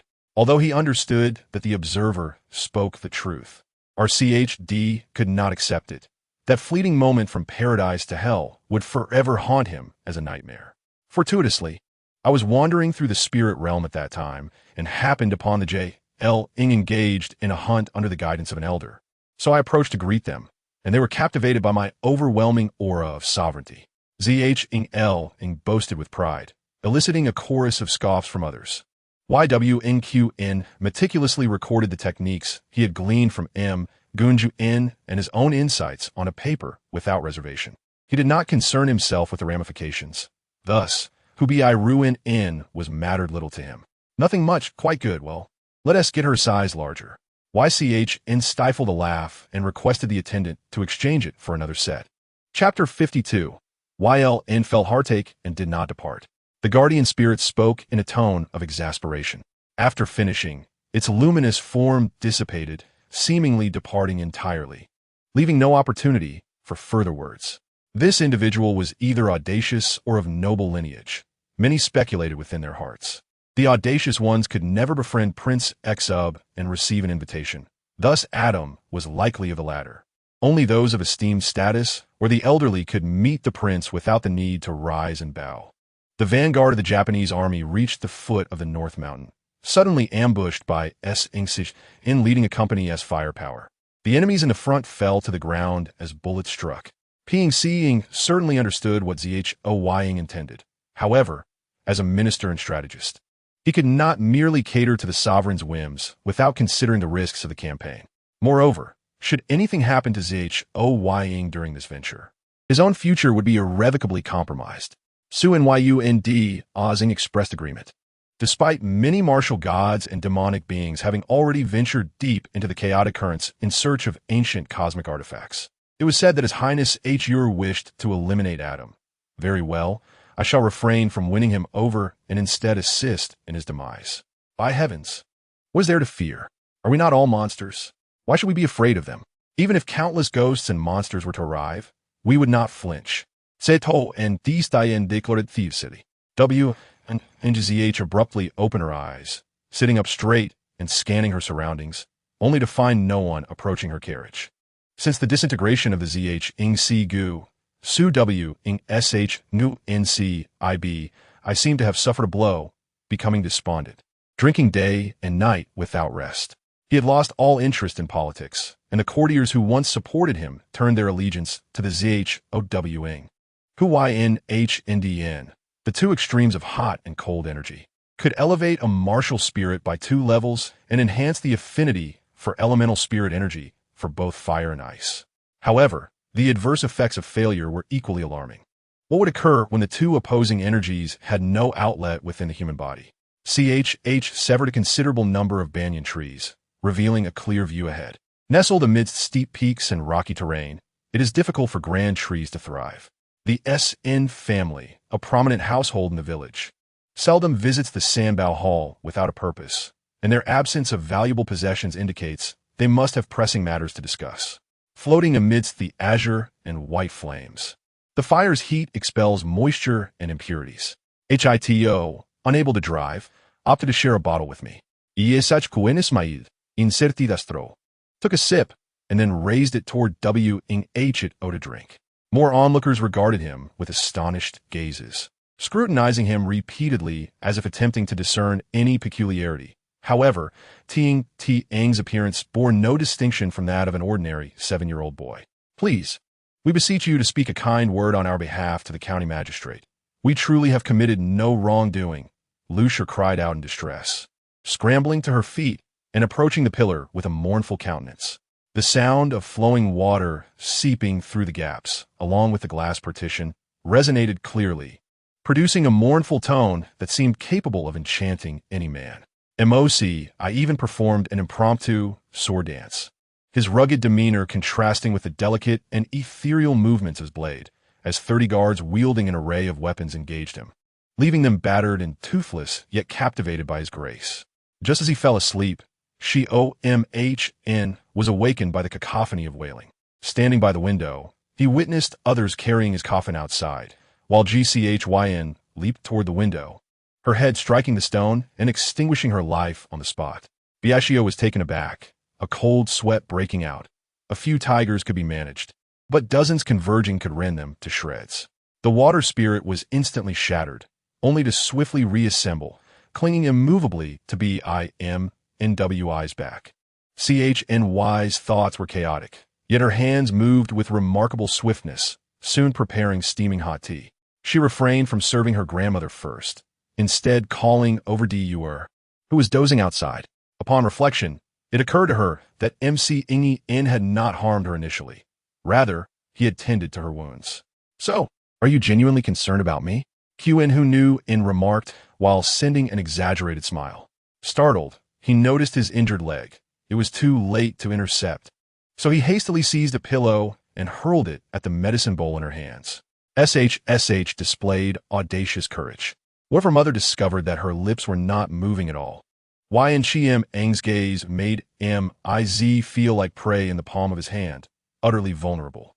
For the first time, she found herself exposed to Ying's scrutiny and, unable to adapt, instinctively raised her hand to shield her chest. Yet, upon reconsideration, she looked at Ying and slowly lowered her hand, standing boldly before him for his appraisal. Being G, you know my character. I will abide by your words without objection. Ynl had always been the most steadfast supporter of Ying, having followed him since the beginning. Although now under the leadership of LNF, he remained fervently loyal to Ying.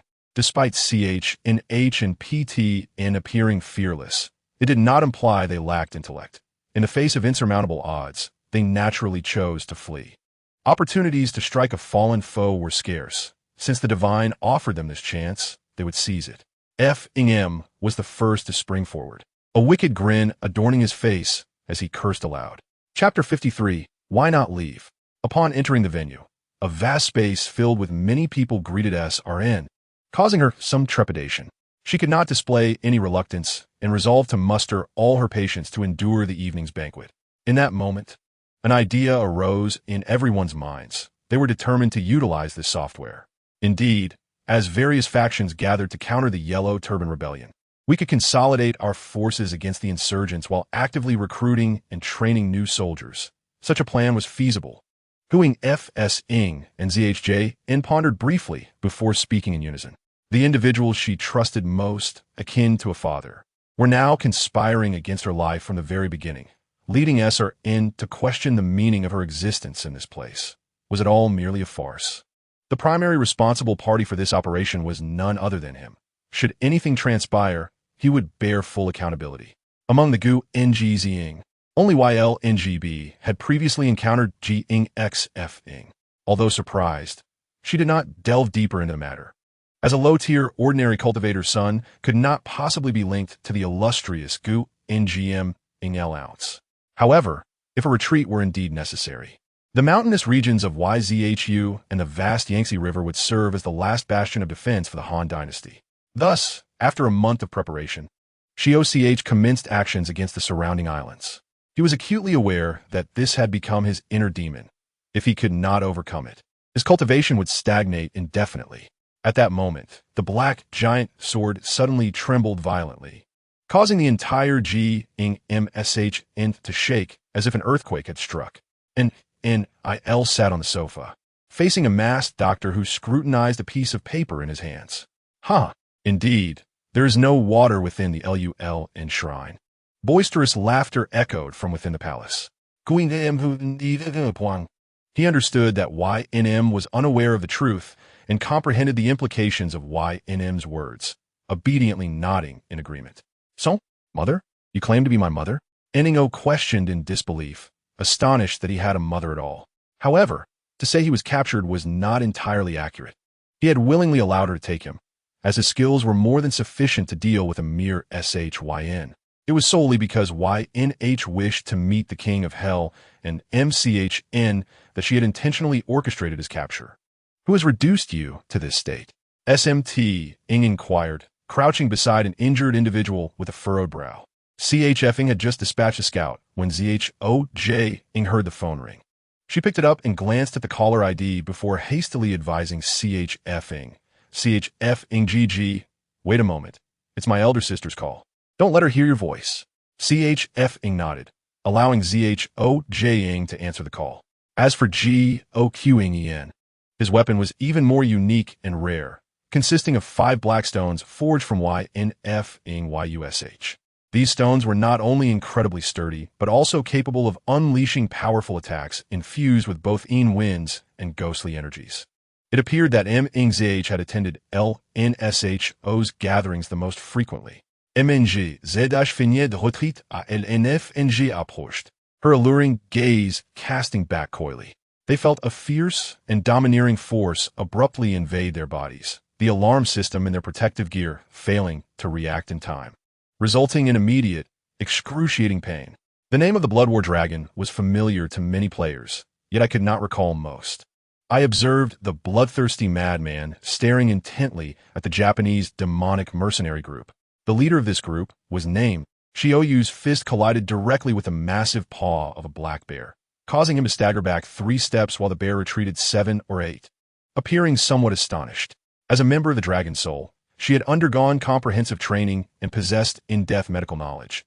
Thus, she understood the severity of her recent injuries. Yet, to find herself healed was nothing short of astonishing. I nodded, recognizing the need for composure. Otherwise, an ambush could catch us unaware. Suddenly, a dark shadow lunged at me, startling me. This shadow was undoubtedly the Mist Shadow Leopard. If JNGD Oz, N was indeed myself, would proactively absorbing the spiritual essence of heaven and earth not imply that I could do so? As JNGD Oz N, he inhaled deeply, then released his fingers, retrieving a talisman from within his robes. From the shattered vase, I grasped the longest and sharpest shard and, before all assembled, executed the most spectacular act. His eyes were bloodshot, and his fists were clenched tightly. The guard hurriedly covered his exposed body with clothing, kneeling at his feet, pale as death and trembling all over, awaiting his fate. Just a simple ponytail would suffice. Su Nuo understood that asking a man to style his hair was no simple task. Hence she did not impose any demands on Gu Mo Yen. Chapter 54. The Cat Loves Freedom. Under the careful guidance of Ren Shiwang, Qianhao made significant academic progress, particularly as Ren Shiwang occasionally took him out for social gatherings, which earned him the admiration of the noble families in the capital.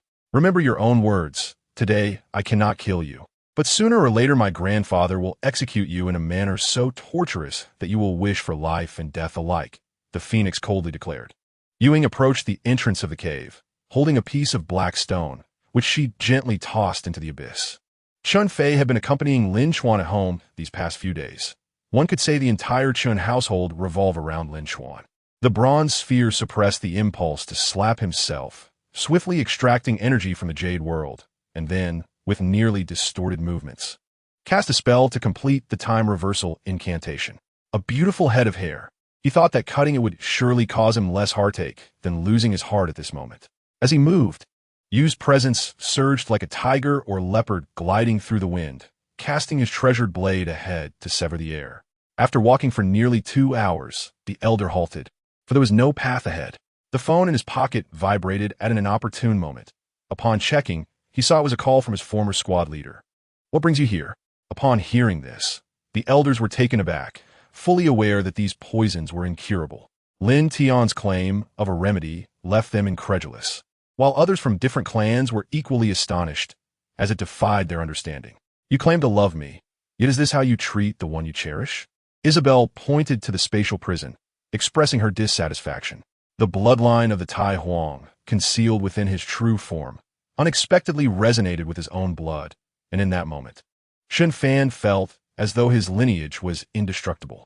Once upon a time, those captivating eyes gazed at him in the morning sun, and although they were not far apart now, the distance felt insurmountable, laden with too many complexities to comprehend. At that moment, Gao Shuai's instincts issued a powerful warning, signaling an impending crisis. Gu Lu Xiong Ba Tian swallowed nervously, completely taken aback, and failed to hear what Hui Qing had said. They were unaware of how they had ended up here, nor could they comprehend why, amidst the shattered five-element secret realm, they were still alive.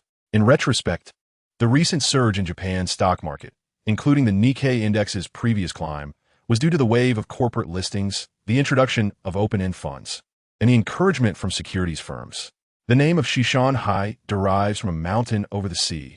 For every time the sun sets, it appears as though it is being hammered into the mountain from a distance, hence the name Shishan. Go, go, go. How could I possibly lose to you? Nonsense. Bring it on. Upon hearing this, Guan Ping refused to concede, directly lifting a nearby wine jar and proclaiming boldly, without clarity on the personnel behind you, it was impossible to speak the truth. He chose to use half-truths to elegantly navigate the past. Yan Ling's smile instantly froze upon realizing that Yan Shi had dared to bring up Qin Yijing, putting her in an awkward position. Across the entirety of Xian Yuan Benzhou, only 3 individuals were renowned on both the extreme martial immortal steel and the Taoist immortal steel. Mu Xian and Mu Qingyuan were among them. You have performed excellently and have not brought disgrace to the human war camps. Wu Yan's expression was stern, his gaze piercing as he surveyed the crowd. However, in his state of unconsciousness, he could not draw upon the fragmented awareness left within the Tong Tian Long Meng ancestral temple. Yuan Pu erupted, with minimal side effects on the physical body, yet Yuan Pu required time to recuperate to restore its pristine condition. Wang Yu was quite satisfied. Wang draped her arm over the man's shoulder, her soft body nestling into his embrace, wishing to be inseparably entwined with him. Doubts lingering, Tian Jihong could no longer resist his curiosity, cautiously following the footprints ahead. At that moment, he had no choice but to proceed towards the only path indicated by the prince if he wished to reach the mountain summit. Now, not only had he offended Qinyang, but he had also provoked Fang Chun, Lin Ku, and Yin Jicheng. Although Lin Yuan was dressed in casual attire, many in the shop could tell that his outfit was quite expensive, especially with the watch he wore, valued in the millions. Before he could finish his words, he was pushed aside as a man entered, looking at Lin Yuan with utmost respect, and spoke. Chu Hui hung up the phone, her mood unsettled, wondering if she would be able to get an autograph from Zhang Zhonghui when they met. Chapter 55. Do not fear, it is all past. Of course, Ding Yu, while reaping immense benefits, did not forget his original purpose. He continuously urged the primordial power stored within him, thrusting it between his heart and the demon emperor's heart to prevent their fusion. Let's have a conversation, Han Shaoxian said earnestly. For the first time, he pondered why this man was so foolish. So what? It is merely the young master's affection for me and my fondness for him. Our mutual feelings are perfectly acceptable, Sayer boldly stated, disregarding the disdainful gazes of those around her, which could wither a soul. Shualuo took the bronze mirror and studied it intently for a long while, then playfully tapped Chu Yu's chest. As long as Empress Dowager Wang is safe and sound, our journey was not in vain, Xianyuan Haoyin remarked. But what about your father? He must be quite anxious, Dugu Jian expressed his concern. Reacting quickly, Bauer leaped forward, throwing herself into the man's chest, sobbing even harder. Bai Ziamo wanted to laugh but held back, suppressing a smile. Bai Laozu suddenly realized his face was twitching and quickly pressed his hand against it to smooth out the spasms. The ruler of Dongmu felt a mix of anxiety and luck. It seemed the Zhuke saint was favoring them, but what lay ahead was uncertain. Pei Donglai greeted with a smile, treating Jiangnan with utmost courtesy, showing no airs despite the presence of Lu Yu. Chuya, I apologize, Yi Dongcheng said awkwardly. Although he was indeed thrilled to have become a powerful practitioner, what mattered more was Lin Chuya, as he did not wish to see her harmed. The two exchanged faint smiles. Only by reaching this point could they express their mutual trust and seamless connection. Releasing their spiritual awareness posed a danger to any unfamiliar party. and Li Tianju's cultivation far surpassed that of old Dong, indicating a level of candor. The group of warriors immediately dropped their bamboo poles, hoisting grain and supplies as they dashed into the mountains. In mere moments, over 300 stones have been carried into the woods. In summary, this mechanical workshop district boasts a remarkably high level of technical expertise. The Han people are indeed a wise race, perhaps a reason for their historical prominence.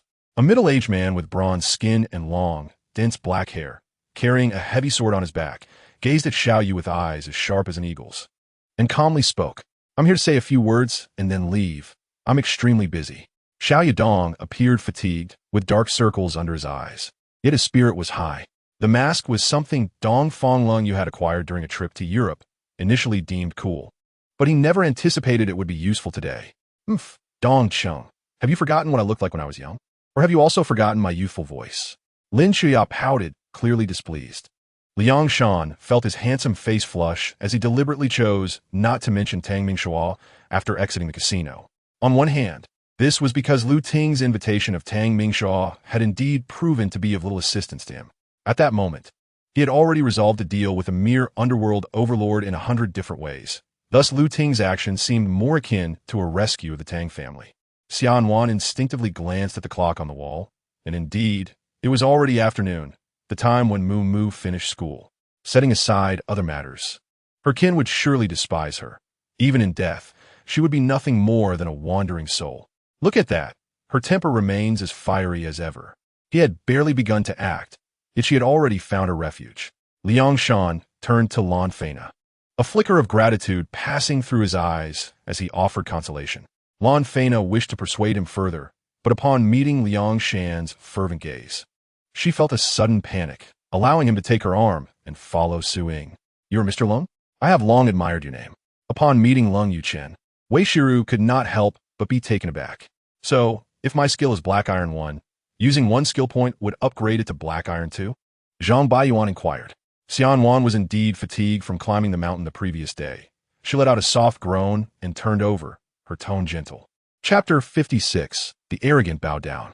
It was undeniably a dreadful and terrifying torture device. Inside the collar, densely packed spikes were affixed to the Black Panther's neck. Beneath the sunlight, the spikes reflected a chilling gleam. As the Black Panther moved, some spikes had already embedded themselves into its neck. Yet the Black Panther maintained an appearance of unperturbed calm. Did it not feel pain? Yulan turned pale with fright. Were it not for her son's involvement, she would have relished the opportunity to teach the arrogant Su Yiming a lesson. Zhang Long knocked his head against the ground repeatedly, and after dozens of strikes, 2 gashes appeared on his forehead, with Chun Tian following suit, unwilling to be outdone. Just as they reached the bottom of the stairs, Lu Daier called, and upon seeing the caller ID, he felt a surge of excitement, hastily retreating with those individuals into the stairwell. A servant collapsed in response, while the others stood dumbfounded, looking fearfully at Nyodali. After all, emerging from the Hua Guopagobi, they would face the renowned Sangzhou 27 passes, and Mingdu, as the gateway to these passes, held immense strategic significance. The 2 sisters deliberated their plan, and Hua Ximin began selecting a team for her sister. Since negotiations were at hand, they could not afford to be outmatched in personnel, ensuring only the elite were brought along. The vehicle swayed as they were pressed closer together. She could distinctly smell his scent and feel his breath on her hair, causing Su Jin's ears to burn with heat. Since we cannot choose our origins, nor can we be born under the halo of privilege, let us, the ordinary, bear witness to our own glory through extraordinary choices. The crisp sound sent shivers down Xiao Yulin's spine, causing even Ma Lu to retract his neck. Just as Chun Fei and his companions were about to approach the villa, they were startled by the scene before them, instinctively dropping to the ground to avoid being engulfed by the raging flames. The last remark was clearly directed at the concealed leader within, who appeared momentarily taken aback, not anticipating Zhang Liang would track him down. Yet after recalling prior circumstances, he hesitated. Without charging in, they cautiously approached the 4 pursuers, the moon shadow gun swinging repeatedly, striking each monster. "I believe in you. Mother believes that my dear Jie is the best." Lin Mu's affection for Lin Mengxi was evident. Her soft-spoken endearments starkly contrasted her earlier sternness towards Lin Yongliang. Jinbo was correct. "We shall undoubtedly support Chu Ho." Another official echoed in agreement. Dong Miao Yi, having heard that the 10th Fujin's progress was relatively smooth, yet still in labor, felt half at ease, but couldn't help recalling her own experience. A twinge of fear creeping in her heart. Thus, Chao Jiashi treated her exceptionally well. For Dong Miao, Chao Jiashi's guidance surpassed even that of Tong Shi. The vehicle was evidently rented, and the driver was likely the owner or an employee, anxious about potential damage to the car. Increasingly troubled, Wang Yin chose to dismiss thoughts that seemed absurd to her. The only rational conclusion she could arrive at was that selling Li Chunyuan was indeed a wise decision.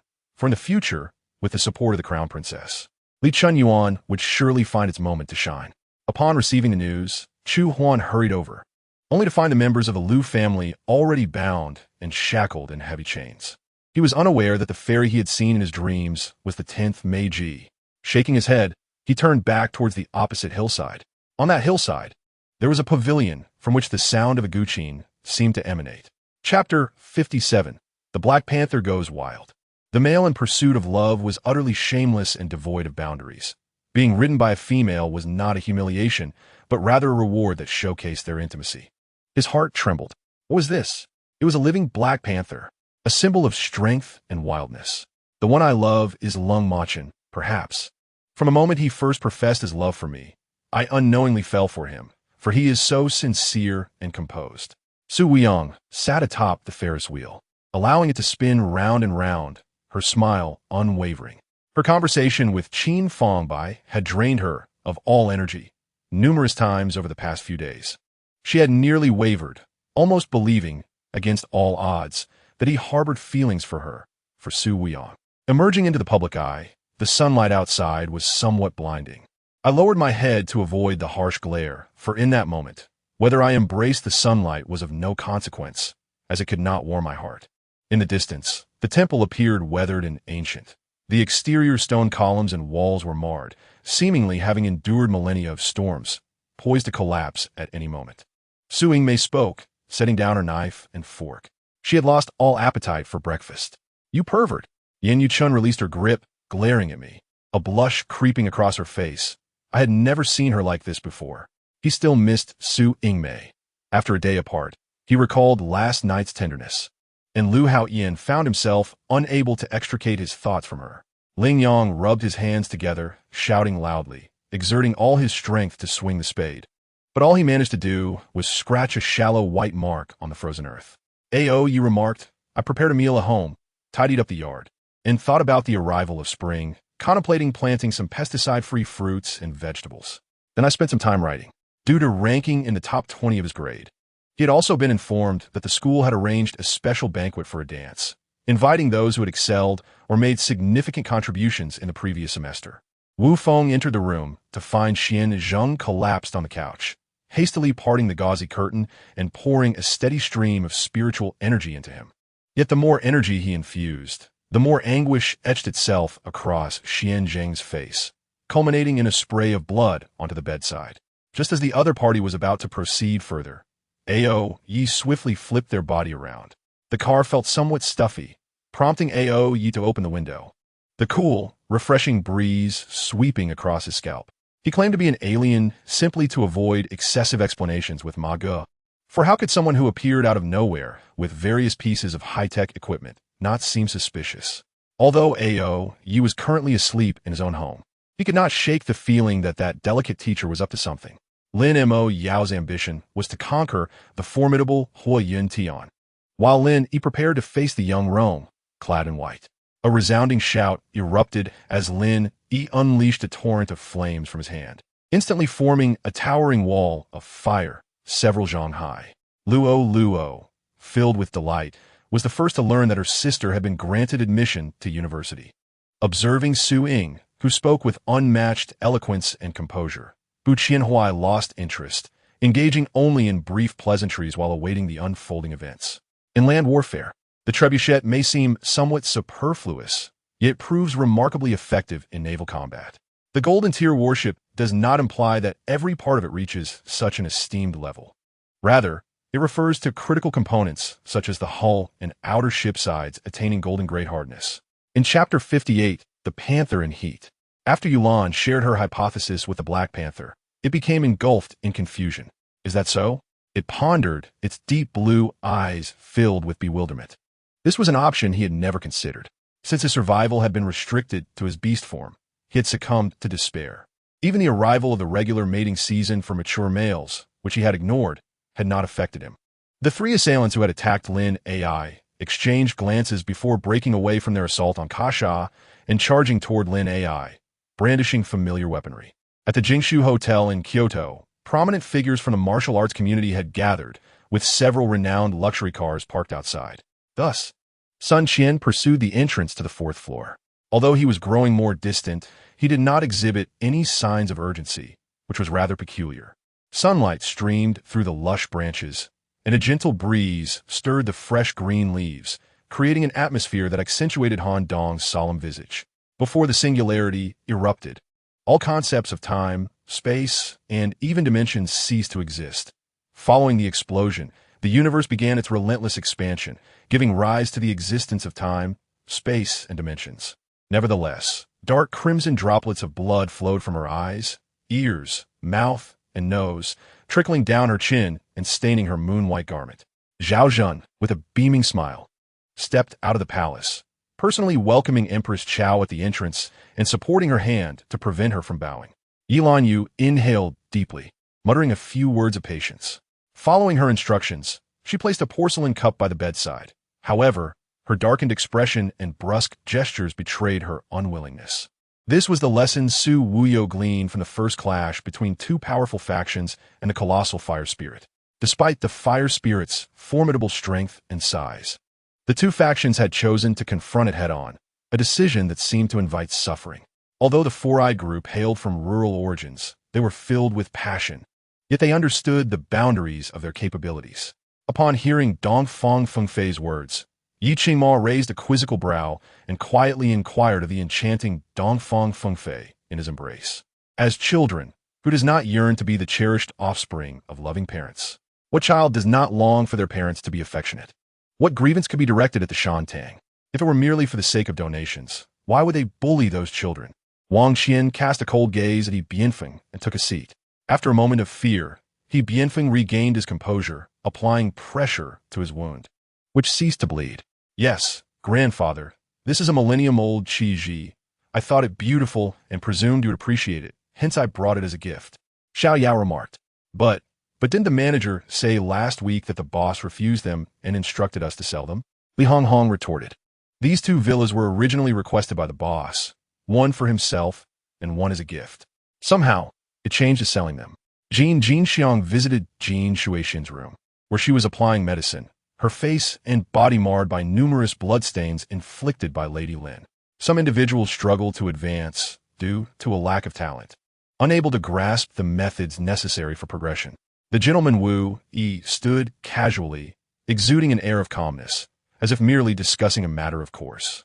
In Chapter 59, the next meeting, Lan, you know. The Black Panther lowered its head in a gesture of submission, nuzzling against Yulan with its fluffy head. Its hot breath caressed the lovely female's face, rendering her once fair skin a rosy hue, tinged with a hint of dawn's blush. At this moment, Yulan found herself tightly embraced by the Black Panther, acutely aware of its body trembling with restrained fervor. How Ian, it is entirely my fault for being so abrupt today. It is nothing. You may return to your duties, and I will bring lunch to your office shortly, Gu Anren said, concluding the call. This time, the leaders of the Sichuan Holy Master, Snow Region, and Shui Yuer all participated in this global martial arts competition. Jia Su ran, carrying a box filled with money, arrived at her destination, glancing around with an anxious expression. Lu Jingyi had been attacked, prompting Zhang Yang to realize the severity of the situation. Uncertain of which enemy of the Lu family was responsible, he hastily instructed Wan Xin to remain at home in Qinglongzhai and to refrain from attending the evening gala, lest the assailants discover Lu Jingyi's intention to meet Wan Xin and target her. Upon hearing this, Matsumoto jumped up from the sofa, his eyes wide as saucers, and his mouth opened and closed in excitement, yet no words emerged. Zhang Yang forgot that he could not utilize divine power, pondering how a mortal could drink so much alcohol without being intoxicated for a day or two. Ma Jinshuan had not yet entered the prison when he noticed plainclothes officers patrolling the main road and the vicinity of the jail. After inquiring about the situation, he began to chat with Ma Saifo and Ma Jinwang. Xiangchuan Meifeng, with ulterior motives, ultimately stirred the black butterfly on the landscape painting, venturing into the cave within. As Jiu Rong and Su Jinsi radiated ever brighter light, a rift slowly tore open in the sky above the three realms. Vivid crimson blood began to seep from Yunjin's mouth. He then pivoted, lunging forward to grasp the wrist of another holding a knife, forcefully slashing down, leaving a gash several inches long on the opponent's thigh. The perceptive examiner, Yamaguchi Aoi, hesitated but ultimately did not declare Haruno Sakura the victor.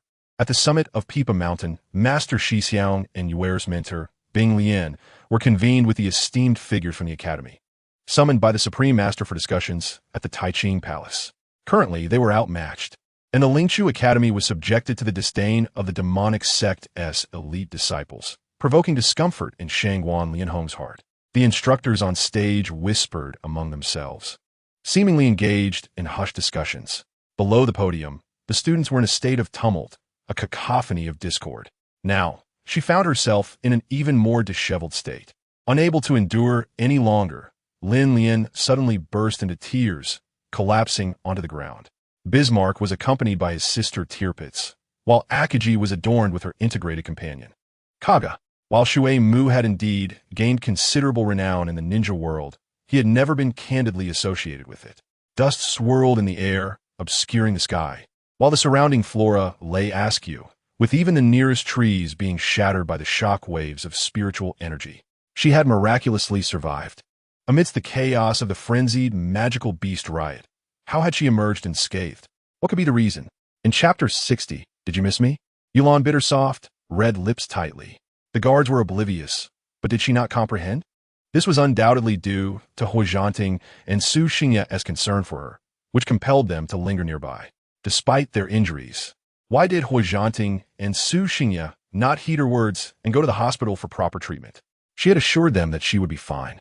Yulan felt a subtle spark of anger rising within her. Yet enveloped in this ire, she found herself speaking to Wu Daoshi, a man of formidable stature, who was choking back tears, his deep-set eyes shimmering with moisture as he fervently wiped away the tears with his weathered hands. At this moment, they could not help but harbor a faint resentment towards Yun Yun. Had she not impulsively sought trouble with Ling Fu, they would not have been ensnared in her entanglements. This was the banquet of General Huarong, and it was sheer madness for them to partake in her antics. Forget about us. Quickly take the master and flee. Jin Mao Shi Wang bellowed urgently as he charged forward, resolutely positioning himself before the elders. Tian Mo Diao swung his fists, temporarily ensnaring the two elders in a struggle. It was the first exchange meeting of the day, and these old men were eager to stretch their limbs. What were the younger generations waiting for?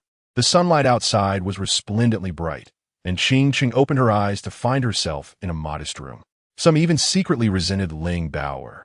Even those who had previously admired her, like Feng Yu, were now silent, let alone defend her. Qi Xiaofan leaned against the cabinet, arms crossed, scrutinizing him, pondering the nature of Qing Xinwan. After exchanging a few rounds of Tai Chi, Jiujing Shengyi realized he could not extract any useful information and reluctantly ceased his inquiries. You participated in the sex trial? Upon hearing Xian Siyuan's words, Zhan Tan Fan, who had intended to subdue him and take him out of the city for a thorough interrogation, was momentarily taken aback, asking foolishly. Corpses of men clad in black lay in pools of blood, crimson lifeblood oozing from their bodies. At that moment, the stone cave shifted. His form morphed into a blood-red specter, and the large blade in his hand descended with a force to rend the heavens in twain. Prior to this, he had envisioned the trials of the seventh celestial pillar numerous times, yet when the moment arrived, he was utterly astounded. Your dysentery is quite severe. If this continues, you will become dehydrated, Lu Fei remarked just as a cacophony of sounds erupted. Let's catch up to them first, Shun Shui teased, sticking her tongue out at Xiao Etian and making a face. Presently, Lin Feng had acquired the first part of the Taigu Longxiang Ju, the Lei Shen inheritance, and the Ba Tian Lei Ju, 3 paramount ancient esoteric skills. I wish to divorce him, yet she refuses and has even run away. It seems I cannot even initiate a divorce. Rinsaw expressed her frustration. Amidst the street, densely populated by the martial artists of Een village, the overwhelming majority of attention had already been captivated by the luminous screen announcing tonight's first match, leaving no one to notice the trio behind them. It was not uncommon for some corpse cultivators to seclude themselves for 100 or even 1,000 years. How could the officials ascertain that a particular house had become ownerless? Xia Yin ran. Do not cause trouble. This is a check from Mr. Huang. Hand it over immediately. The man said, his smile vanishing at Xia Yinran's actions. As Zhang Chun and the others entered, the massive stone door behind them slammed shut, plunging the surroundings into darkness. Chapter 61. It appeared that the injuries were indeed severe. How could someone pose such a foul question? Yet, it must be said that under the state of wolf ear, Su Xingyi possessed an undeniable allure and magnetism. Words of refusal seemed to stick in his throat. "You lan not det," a mix of joy and shyness evident on her face. A magnetic male voice resonated through the air, accompanied by a satisfied chuckle. The man's strong hands cradled the delicate face of the lovely female, his rough fingertips brushing against her skin. His tumultuous gaze froze upon meeting my tranquil eyes, his steps involuntarily halting. Tian Xiling had a sudden realization. He knew that as long as he could get on Director Qin's vehicle, his colleagues would not dare to provoke him. "Chu Huayu." Bai Wuchen's expression changed abruptly, his phoenix-like eyes fixed on Chu Huayu, uncertainty swirling within. Whether joy, worry, anger, or sorrow was indiscernible.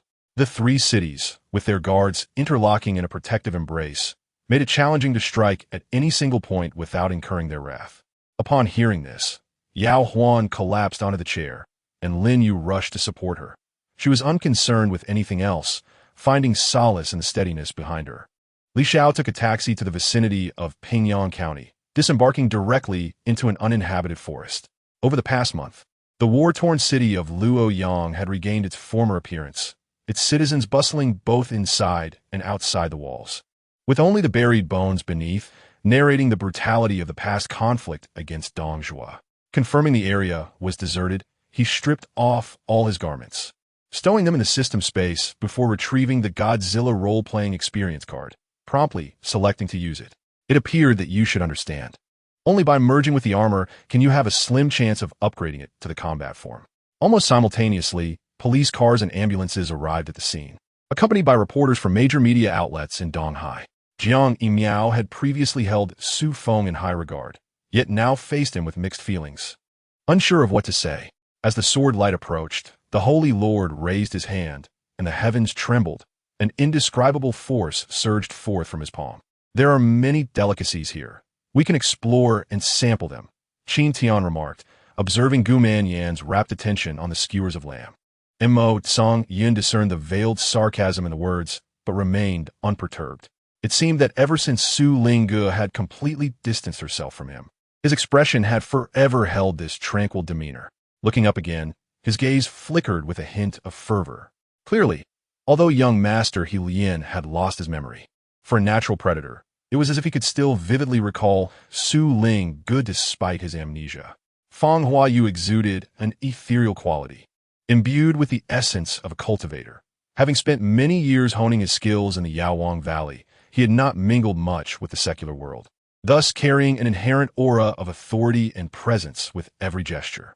A golden fruit appeared in the hands of Mei Gu Xianzi, and with its emergence, a rich fragrance wafted toward Han Yun. Han Yun, seeing the members of the Death God battle group tidying up the battlefield, executed a sudden teleportation, vanishing into the void with Zi Yun. Previously, Chun Benzhong had mentioned that these ancient trees used for tree burials could only absorb resentment through the formation. This implied that there were not merely one, but potentially dozens of such ancient trees surrounding the great Qing dragon vein. Senior, the young Ice Jiao exclaimed as he rushed to assist the elderly man who had fallen, only to be halted by the elder's outstretched hand. Just moments ago, where Lin Shun had stood, a gaping pit of 20 meters deep had suddenly appeared, yet Lin Shun was nowhere to be found. Lu Jing, do not get agitated. Hand the phone to the hotel staff. I need to speak with him, Lu Yao urged hastily. Chapter 62. The Devious Male. Yulan's heart ached instantly. She hurried over to Hua Zhanting, asking, "Are you all right? Does it hurt?" At that moment, Huajian Ting was enveloped in a palpable sense of defeat, an appearance that evoked sympathy. Yulan rushed to his side, her beautiful eyes filled with concern and empathy. Consequently, she missed the astonished gaze that Su Xingyi cast towards Huajian Ting. How could someone be so? Fan Shuiqing had already circled around and realized that the arrivals were formidable. From this alone, one could discern the prowess of Sun Shilin and Shangwan Shi. Wang Yu followed the giant man deep into the abyss, discovering the entrance to the 529th level of hell within a cave that had been sealed for an indeterminate time. If you were to kiss her, what would their relationship transform into? He could not fathom. Unlike ordinary snowflakes, each flake that fell here was the size of half a palm. Feng Yize was astonished, his voice rising several octaves as he leaned forward, suddenly bouncing back against the chair's backrest. Therefore, one should not presume that accompanying leaders equates to sycophancy. In reality, there are numerous nuances that require contemplation and understanding. Only those who have immersed themselves in this system for over 10 years can discern the myriad subtexts present in the words and actions of school leaders. And this acumen will serve as a ladder for their personal growth. Perhaps Wang Ning's effort was insufficient, or she feared dropping the child. Consequently, she threw him not very far.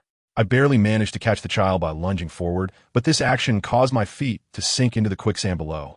He was reluctant to succumb to sleep, aware that this was a manifestation of the power displayed by the Wu Huan Zone Master to counteract his own Wu Huan force. And Mo Yufei certainly recognized this power. Should one allow their mind to become numb and then fall asleep, it could lead to far graver consequences. Though I was not handcuffed, being in a police station should instill a sense of reverence in me. Yet I appeared utterly indifferent. At this point, several students indeed let out cries of despair. Although they had grown accustomed to skipping breakfast, the thought of waiting so long for lunch, compounded by Suke's extended class, made their stomachs churn. Had I known, I would have eaten a couple of buns beforehand. Jiang Dabin, being in his 40s or 50s, clearly appeared to be of a lesser generation compared to my own youthful vigor. While not absolute, it seems that children from impoverished families possess a stronger sense of pride, having faced disdain too frequently. The robes worn by the two were askew, their hair in disarray, lacking any semblance of a Taoist solemnity. The fact that even a grandmaster of the 5th rank required assistance speaks volumes about the peril of the monsters they faced. Such creatures typically necessitate aid from other cities or military forces to be dealt with effectively. They were somewhat aware that only students who had encountered issues during exams will be called out for private discussions by the invigilators. Yichio, could you move a bit? I wish to lie down as well, Jing Chuanliu said as he settled beside Yichio. Just yesterday, I had discharged a firearm, taken a life, and confronted a peculiar cat, employing wide-ranging techniques. This morning, Fang Zhengtao called, likely related to yesterday's events. Turning around, I noticed a snow-white cat perched on the workshop's wall, looking vaguely familiar. Someone added firewood to the blaze, intensifying the flames, prompting the villagers of Yongzi Siwen to distance themselves from the fire. Chapter 63. The male accused admits guilt. As he spoke, a finely crafted, gleaming little whip was handed to Yulan. The man subtly puffed out his honey-colored chest, exuding an air of entitlement befitting a seductive demoness. It was evident that whatever Yulan wished to do at that moment, Huajian Ting would eagerly comply. As long as he could captivate the heart of the enchanting female, the male would spare no effort. However, the crux of the matter was that at the beginning of the month, Dong Zhuo indeed appeared to be a good person. He was a man of his word, though taciturn, possessing an honest and kind demeanor. She shifted to sit up, only to suddenly feel a strong hand clasped around her waist. The lady grimaced, and Shunjia could only seek assistance from her. Unable to settle down. Lastly, conquering Qi state would allow for timely replenishment of battle losses, ensuring our forces would not diminish. Should we attack the 3 major demon nations first, the loss of troops would not be swiftly compensated. Guijia stated. Exiting the gathering spirit tower, they arrived at a testing ground where Master Yanji introduced Qian Yuan to the newly developed spiritual energy tank. This was not a new model. The styles displayed in the store were for sale, while this pair was not for sale. Wang Sudong exhaled smoke and chuckled. Having slept poorly the previous night, he was now burdened with work and caring for the Wang family, leaving him too fatigued to have much appetite, barely consuming a few bites at each meal. This is indeed a pleasant surprise. I never anticipated the existence of a dashcam. Perhaps they didn't foresee it either, Wang Sudong remarked with a smile. Two antiquarians engaged in speculation, reminiscing about events from the ancient past, their minds filled with doubts, leading them to consider certain possibilities. When Liangxi finally opened her eyes in astonishment, the scent of the sea vanished, and the sound of waves ceased. After Du Guqiubai, one of the prominent rising figures in the South Wilderness, appeared. His looks were unremarkable, but his aura was extraordinary. He was inherently cold and ruthless, yet he greatly admired the strong, embodying the spirit of a hero, a figure destined for greatness. Everyone witnessed Edward rushing towards Yilang, who was drumming on one side, his intention unmistakable. He wished for Yilang to cease his drumming. A gentle sea breeze wafted by, the verdant leaves of the Yi tree swaying softly, and Xiao Chan finally felt a hint of coolness. Yet, as he entered the stairwell to ascend to the next floor, he was abruptly aware of impending danger. Wei Qingyun had no choice but to select this location, as he sensed the spiritual energy within him slowing down, seemingly on the verge of collapse. To draw the wisdom sword and sever worldly ties requires immense courage, for taking that step could lead to an eternity of solitude in the endless expanse of life. As for the tale of the maritime disaster and the perils faced during the cultivation of martial skills on the Eternal Star, that was a story best left untold, lest it frighten the elder into a faint. Nearby, a diner was fervently extolling the grandeur of the Chung residence's gold goblets. While a mere commoner like himself was not invited to join in, yet he managed to speak vividly, as if he had witnessed it himself, captivating his table companions. Duanmu looked at his disciple with a hint of surprise, not expecting that the one he casually accepted as a disciple would possess such keen intuition.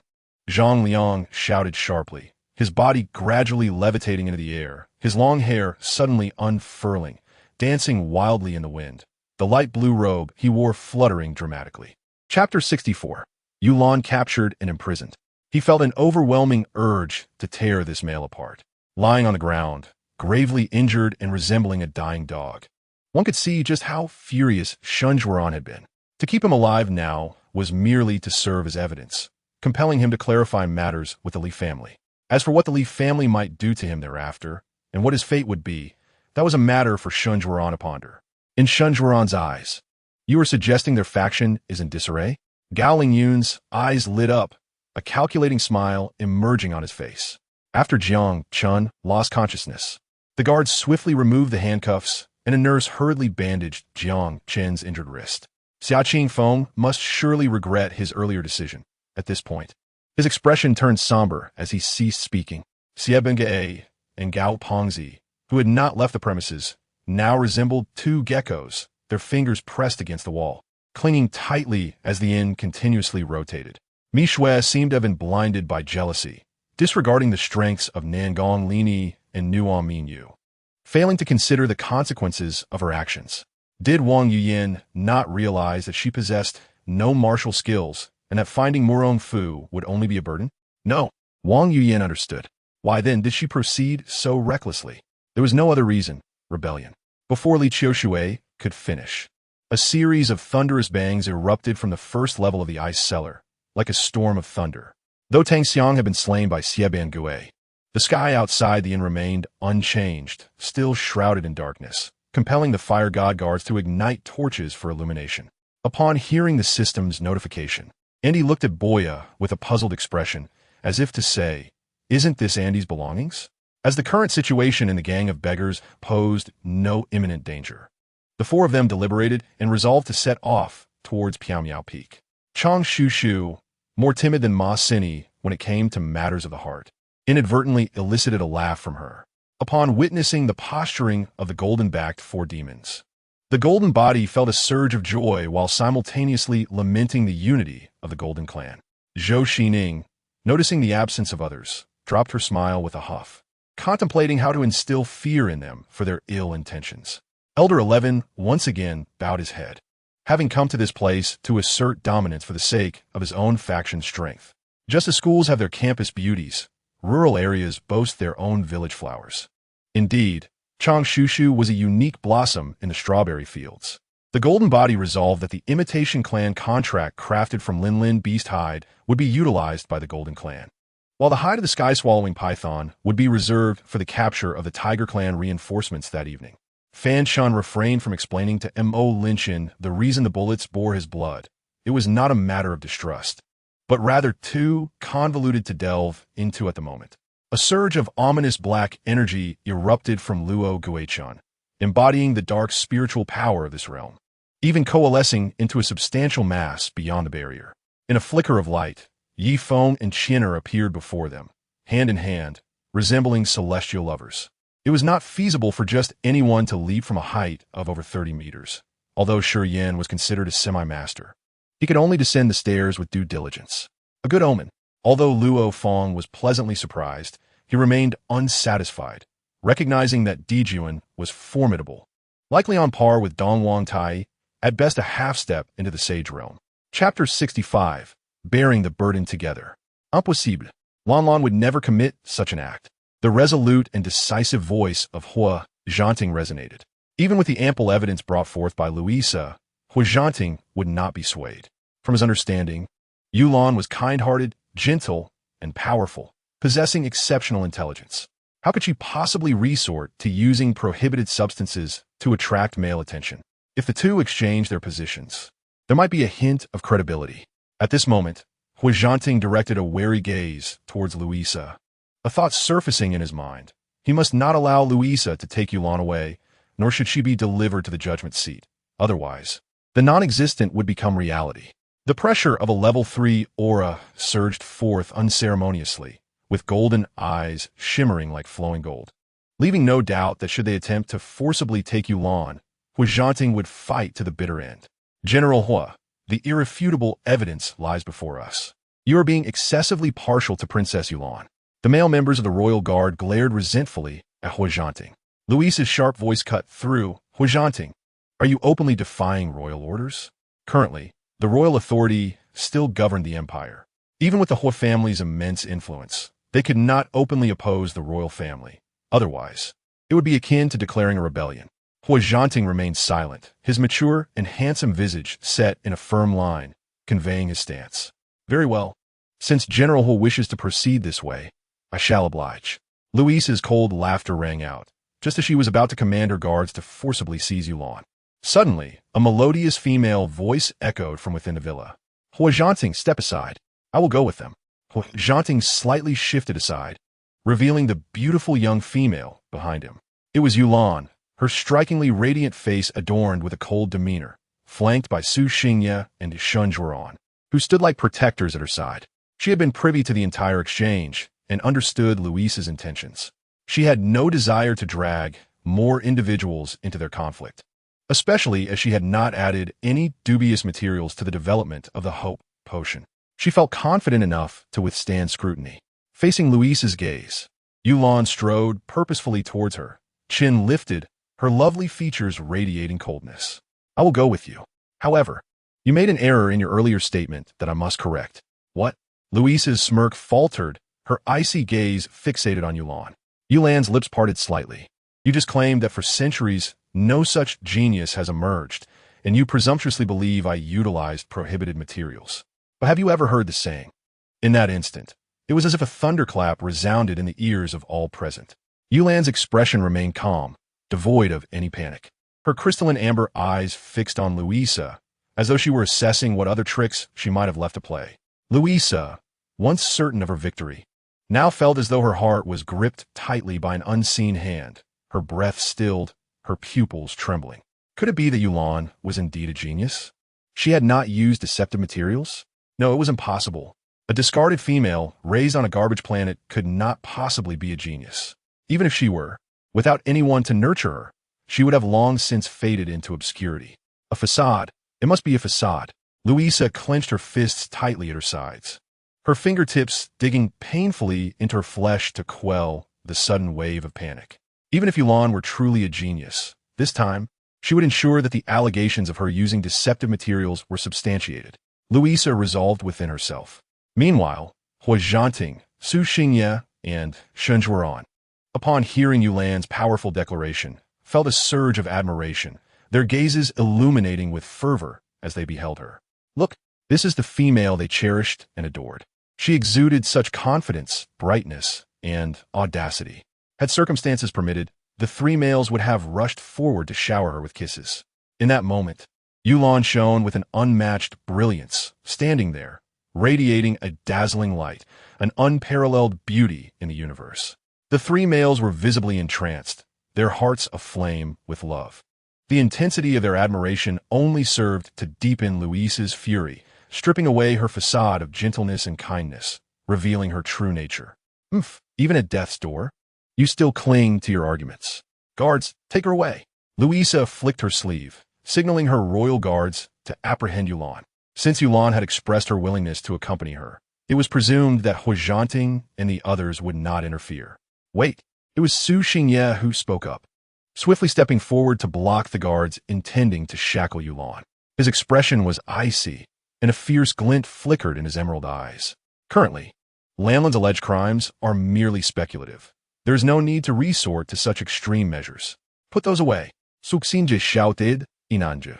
Huizhanting and Shunzhuan cast intimidating glances in unison. The guards, poised to chain Yulan, were suddenly shaken to their core, nearly collapsing to the ground. It was indeed inappropriate to impose shackles on Yulan. Setting aside her royal status, the basic rights afforded to females precluded such treatment. Their actions were merely at Luisa's behest, emboldened by the belief that Yulan had no support. Little did they know that General Hua, Major Su, and even the usually detached and rational Dean Shun stood firmly behind Yulan. Watching the scene unfold, Luisa's heart sank further. At that moment, Shunzhuan raised his gaze, his dark eyes locking onto Luisa. The gaze that seemed to see through everything startled Luisa, causing her heart to momentarily cease its rhythm. She knew she ought not to be so impulsive, yet she found herself powerless to resist the urgency of the situation.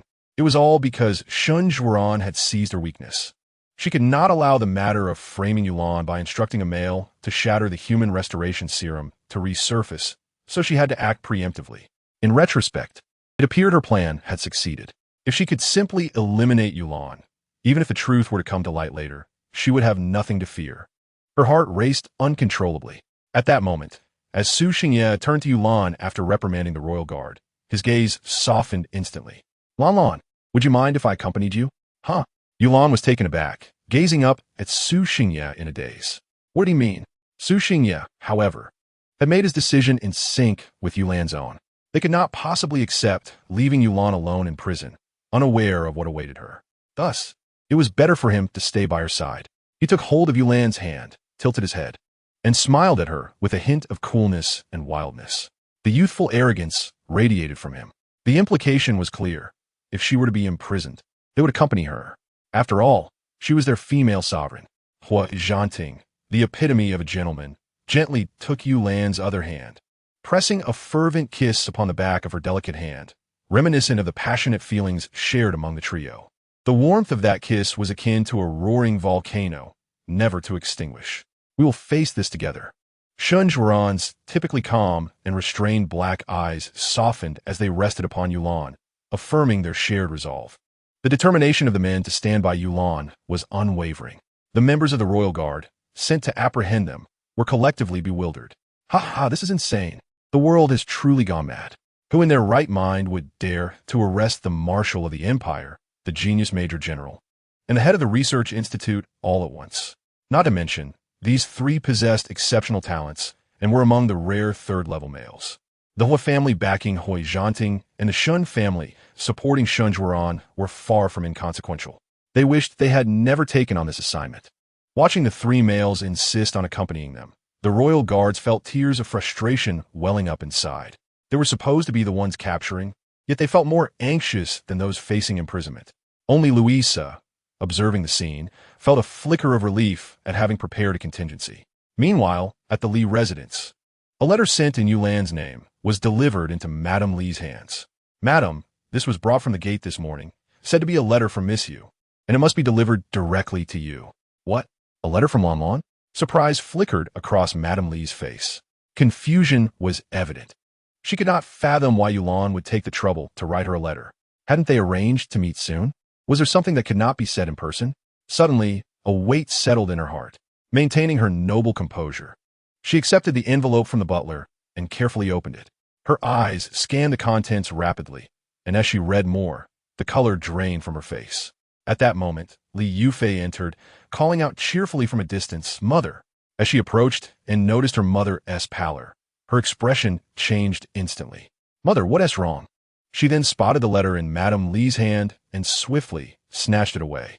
In her haste, Li Yufei read too quickly, and by the time she realized what was written, it was too late. How outrageous! How dare Yulan insult you? Li Yufei's chest heaved with anger, and she longed to confront Yulan immediately. Her mother's loud reprimand stopped her in her tracks. "Stop! Yulan is right. It is indeed my negligence in raising you that has led to this misunderstanding." She clearly stated in her letter that she did not destroy the human restoration serum. Now that she has regained her freedom, it is only natural she would cease any further contact. But she should not have insulted you. Li Yufei's eyes were also reddening. "I can accept her insults and even her blows. Mother, you have done nothing wrong. Why should you bear the brunt of her scorn?" Li Yufei's hands clenched into fists at her sides, and a trickle of blood slipped from her palm. No one could stand idly by while their beloved mother endured such humiliation. The derogatory words in that letter were not befitting of a princess. Such coarse language was unworthy of even the lowest scoundrels. Yulan, who had grown up on a desolate planet, was indeed living up to expectations. At the same time, as the hours passed, the agreed-upon meeting time between Li Yuqing and Yulan drew near. The once rebellious Black Panther, confined within a cage, had been wholly tamed by the charming female. His thoughts were consumed by her. Since their parting yesterday, he had been eagerly anticipating their reunion. His heart thudded with excitement. As the moment approached, the expectation in the Black Panther's deep blue eyes intensified, and he craned his neck to peer outside the cage, yearning for the moment when the beautiful female would appear before him with a radiant smile. He was willing to offer everything he possessed for that moment. Yet today was destined to be a day of disappointment. As the clock struck 9, marking their agreed time to meet, the Black Panther's anticipation peaked. His gaze fixed intently on the brightly lit entrance. Yulan was nowhere to be found. It's all right. Perhaps she simply overslept this morning. Females do tend to enjoy their beauty sleep. It's perfectly normal for her to arrive a bit late.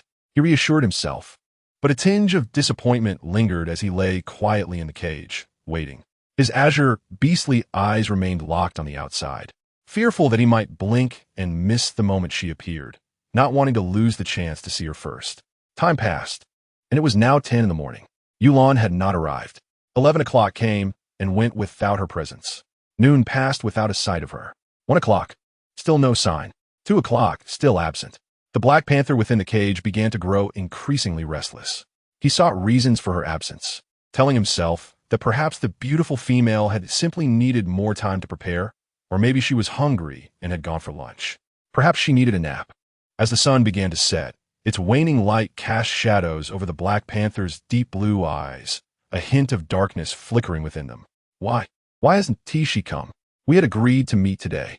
Has something delayed her? Will she not come today, or will she never come again? Does she not like me?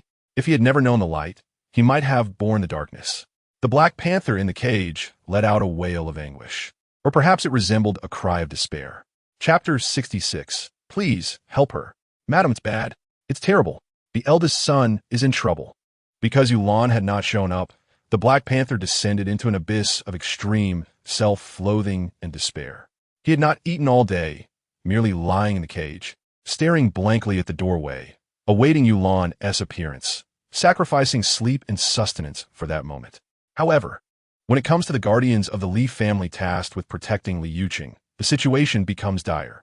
From a distance, one could hardly detect Li Yuqing's breath, and it appeared as if the Black Panther was on the brink of death.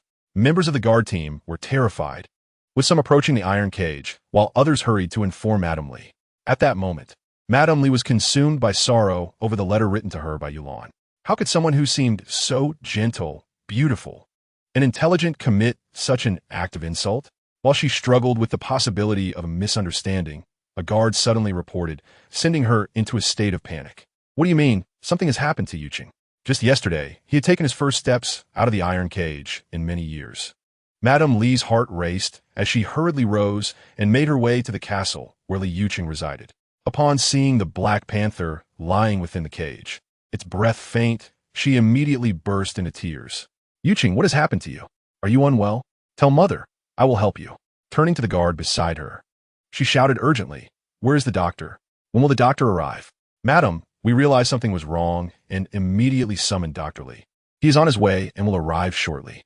Throughout this ordeal, the Black Panther, apart from initially twitching its ears at the sound of footsteps, merely brightened its deep blue eyes upon realizing Madame Lee had arrived. However, upon recognizing her, it fell back into a state of despondency, lying motionless on the ground as if all its vitality had been drained along with Yulan's departure. When it heard Madame Lee's promise, a barely perceptible flicker of life stirred within its desolate heart, and after a moment, a hoarse voice emerged. "She did not come today. She promised me." Though the statement was straightforward, Madame Lee sensed a hint of grievance and confusion in the Black Panther's voice. Why did she not come as promised? Had he done something wrong to upset the beautiful female? Unable to contain herself, Madame Lee raised her hand to wipe away her tears. Li Yuqing had no idea that not only would Yulan not come today, but perhaps she would never return. The humanoid restoration potion was not something she had concocted. The so-called agreement was merely a means of escape. With this thought, Madame Lee, facing the weak and despondent Li Yuqing, still made a promise. Perhaps she was simply too busy today. She had left home for 2 or 3 days and had many matters to attend to. "You should eat well for now, and I will send someone to contact Lan Lan. We will know the situation soon, and perhaps Lan Lan will appear before you tomorrow." As long as Yulan is willing to show herself to Li Yuqing, allowing him to continue living with hope, even the Li family's fortune would be worth sacrificing. Upon hearing Madame Lee's explanation, the Black Panther's eyes brightened momentarily as it turned to her, anxiously asking, "Really? Will I truly see Lan Lan tomorrow?" At that moment, Li Yuqing resembled a child yearning for candy, hesitant to approach while feeling unworthy, standing at a distance and watching other children share sweets. Seeing this, Madame Lee nodded vigorously. "Yes, really. Just eat well, and you will definitely see Lan Lan tomorrow." The Black Panther, having received this promise, immediately felt joy. It stood up within the cage, preparing to eat, and as its mood lifted, its previously dull and lifeless fur regained some sheen. Observing Li Yuqing like this, Madame Lee wiped her eyes again. As long as Yuqing was safe, enduring a bit of humiliation was a small price to pay. However, standing in the corner, Li Yufei was not pleased. Why should Yulan insult their mother in a letter while her elder brother continued to yearn for her? Li Yuqing should harbor animosity toward Yulan, just like her. How could he still keep such a malicious female in his heart? Moreover, the hope potion developed by Yulan had been exposed for illicit use of deceptive materials and was now facing trial. If Madame Li truly wished to protect her, the cost would be immense. Li Yufei would never agree to save such a wicked female. With this in mind, she stepped forward amidst Madame Li's horrified gaze and declared, "Brother, Mother was just deceiving you. The hope potion developed by Yulan is implicated in the illegal use of deceptive materials. She has been imprisoned and is about to face trial. Once this matter is confirmed, the only fate awaiting her is death. For a malicious female like her, it is indeed a fitting punishment." Before Li Yufei could finish, she was startled by the Black Panther's furious roar. A level 3 beast unleashed a mighty roar, sending shockwaves through the air and scattering birds in the nearby garden. Brother, how could you yell at me like that?" Li Yufei protesta, her gaze fixed on the Black Panther. At that moment, the Black Panther's deep blue eyes glinted with icy disdain as it waved its forepaw threateningly against the cage. "Do not speak of Lan Lan like that. Do not curse her with death." Li Yuqing would rather die himself than allow the young and beautiful female to perish before him. Moreover, he could sense that the beautiful female was gentle and kind, incapable of engaging in the illicit use of deceptive materials. She must have been framed. He needed to save her. Yet, he was merely a beast unable to revert to his human form, confined to this cage. The fleeting moments of freedom and comfort he experienced were solely due to Yulan's presence. He felt utterly helpless, merely watching as the female he cherished was ensnared by others while he could do nothing. The Black Panther paced frantically within the cage, its anxiety reaching a peak as it suddenly lunged toward Madame Lee, its voice hoarse as if it were weeping blood. "Help her, Mother! Please help her." Chapter 67. Yulan, do you acknowledge your crimes?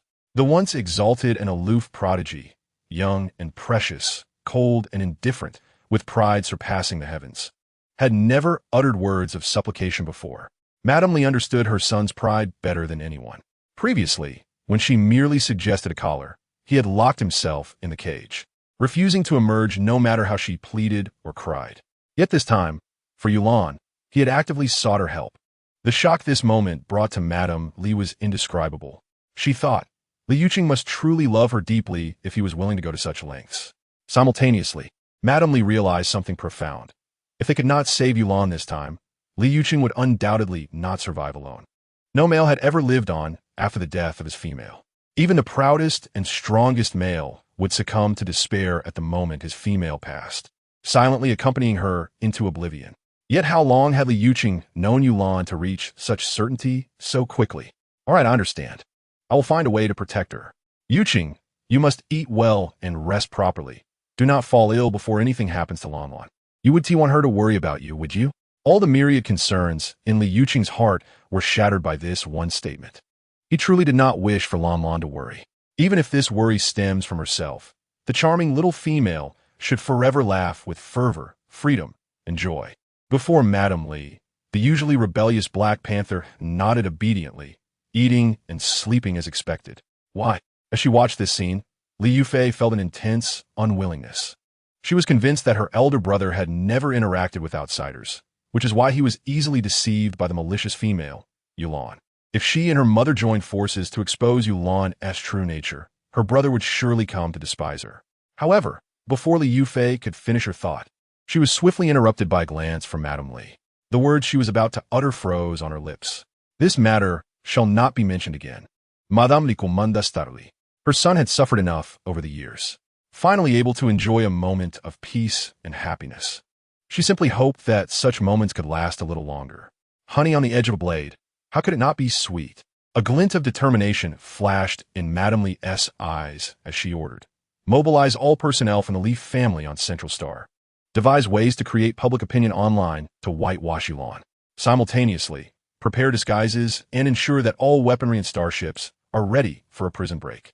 If Yulan cannot descend from the judgment stand, directly convicted, then the Li family must be prepared for a desperate fight, planning a prison break. However, if it comes to that, it might not be so bad. After the prison break, Yulan's identity would become that of a fugitive, unable to appear in any public setting. She could stay with Li Yuqing forever. By then, Yulan would need to rely on the Li family, and surely, she would treat Li Yuqing exceptionally well. Such an outcome would be quite satisfactory to Madame Li. With a single command, everyone in the Li family sprang into action, the meticulously trained elite soldiers preparing their disguises as the starships took to the skies, heading straight for Central Star. At this moment, in order to avoid any prolonged complications, Louisa decided to act decisively. She whispered in Queen Belina's ear and arranged for Yulan's capture that very day, intending to bring her to the judgment stand for trial, broadcasting the entire event live online. She wanted everyone to witness the moment Yulan was condemned. After this, the royal family would no longer acknowledge having a princess filled with crimes. Her throne would thus be secured. Louisa smirked as she watched Yulan being led toward the judgment stand, signaling to her accomplices nearby. The next moment, the live stream began, and countless furious netizens flooded into the broadcast. The anger of billions of interstellar netizens poured forth. Disgusting, it was utterly revolting. I can't believe I once admired her. Thinking the Empire had found an unprecedented genius to lead us to a stronger future. I never expected it to be all lies. The so-called hope potion turned out to be a deceptive substance. Didn't she realize how many deaths the last deceptive substance caused? Tens of millions of males. The interstellar crematoriums are overwhelmed. How can such a wicked person exist, committing such acts for her own selfish gains? She is a demon. Hell is empty. Yulan walks the earth. Let her die. What is there to judge? This malicious female should receive the death penalty. In the first second of the broadcast, thousands of netizens flooded in, angrily cursing. This was the rage of billions. More negative comments were being typed as they watched.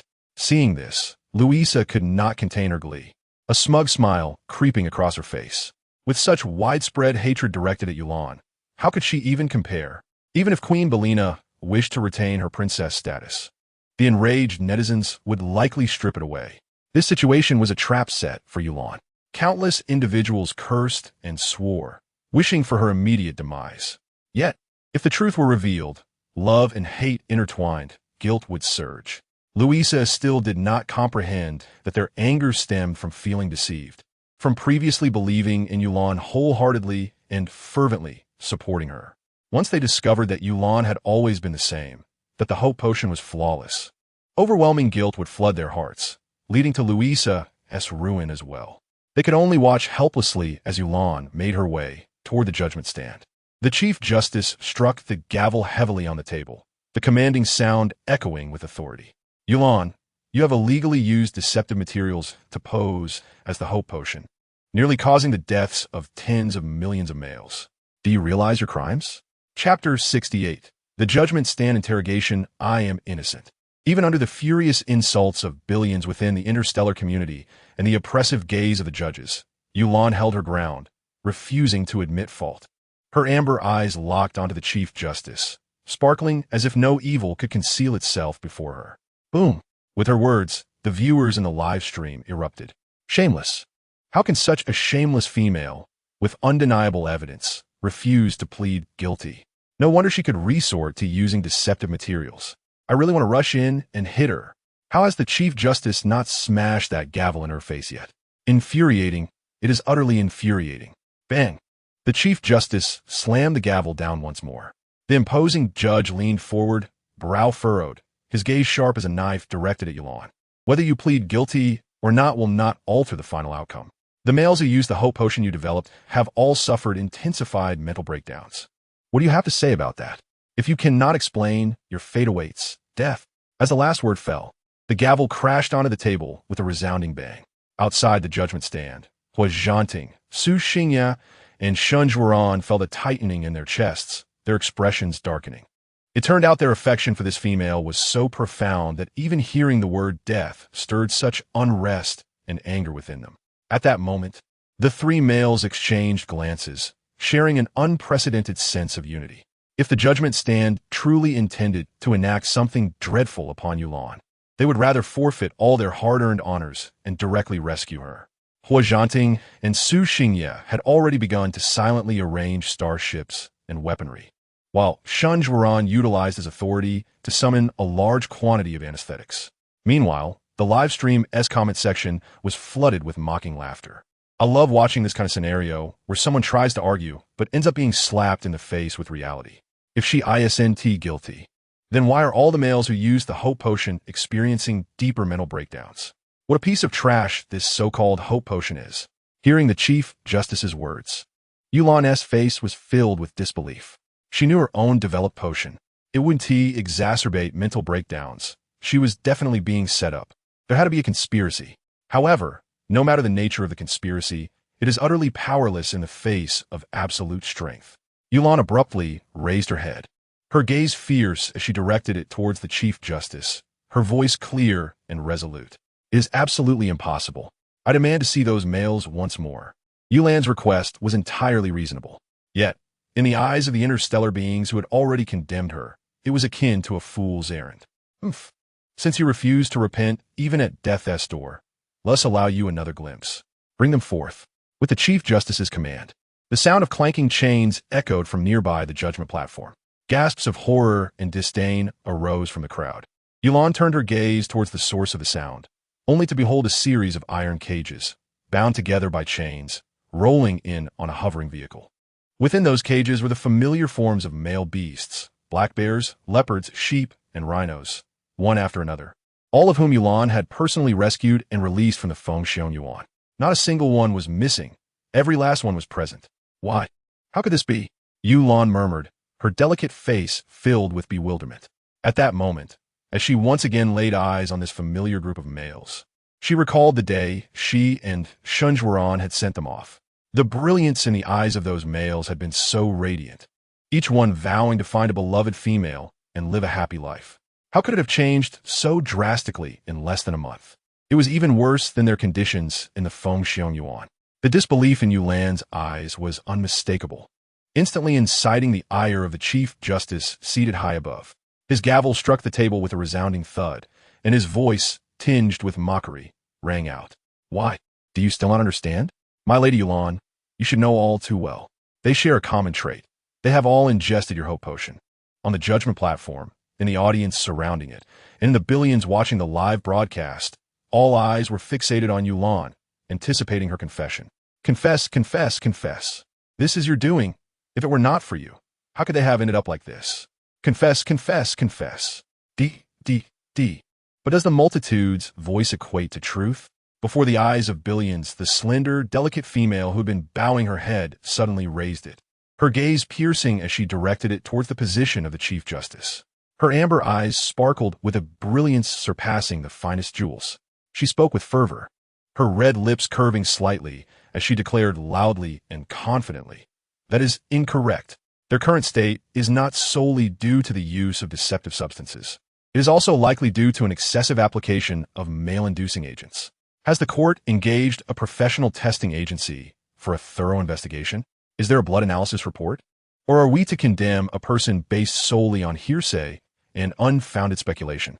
I have not employed any deceptive materials. I stand here with a clear conscience, and I do not confess. But as for those who scheme behind the scenes like rats in a gutter, do you not feel a twinge of guilt now?" At this moment, there was no one more radiant than Yulan. Even though the interstellar populace harbored disdain for her due to the alleged use of deceptive materials in the Hope Potion, they could not deny her brilliance.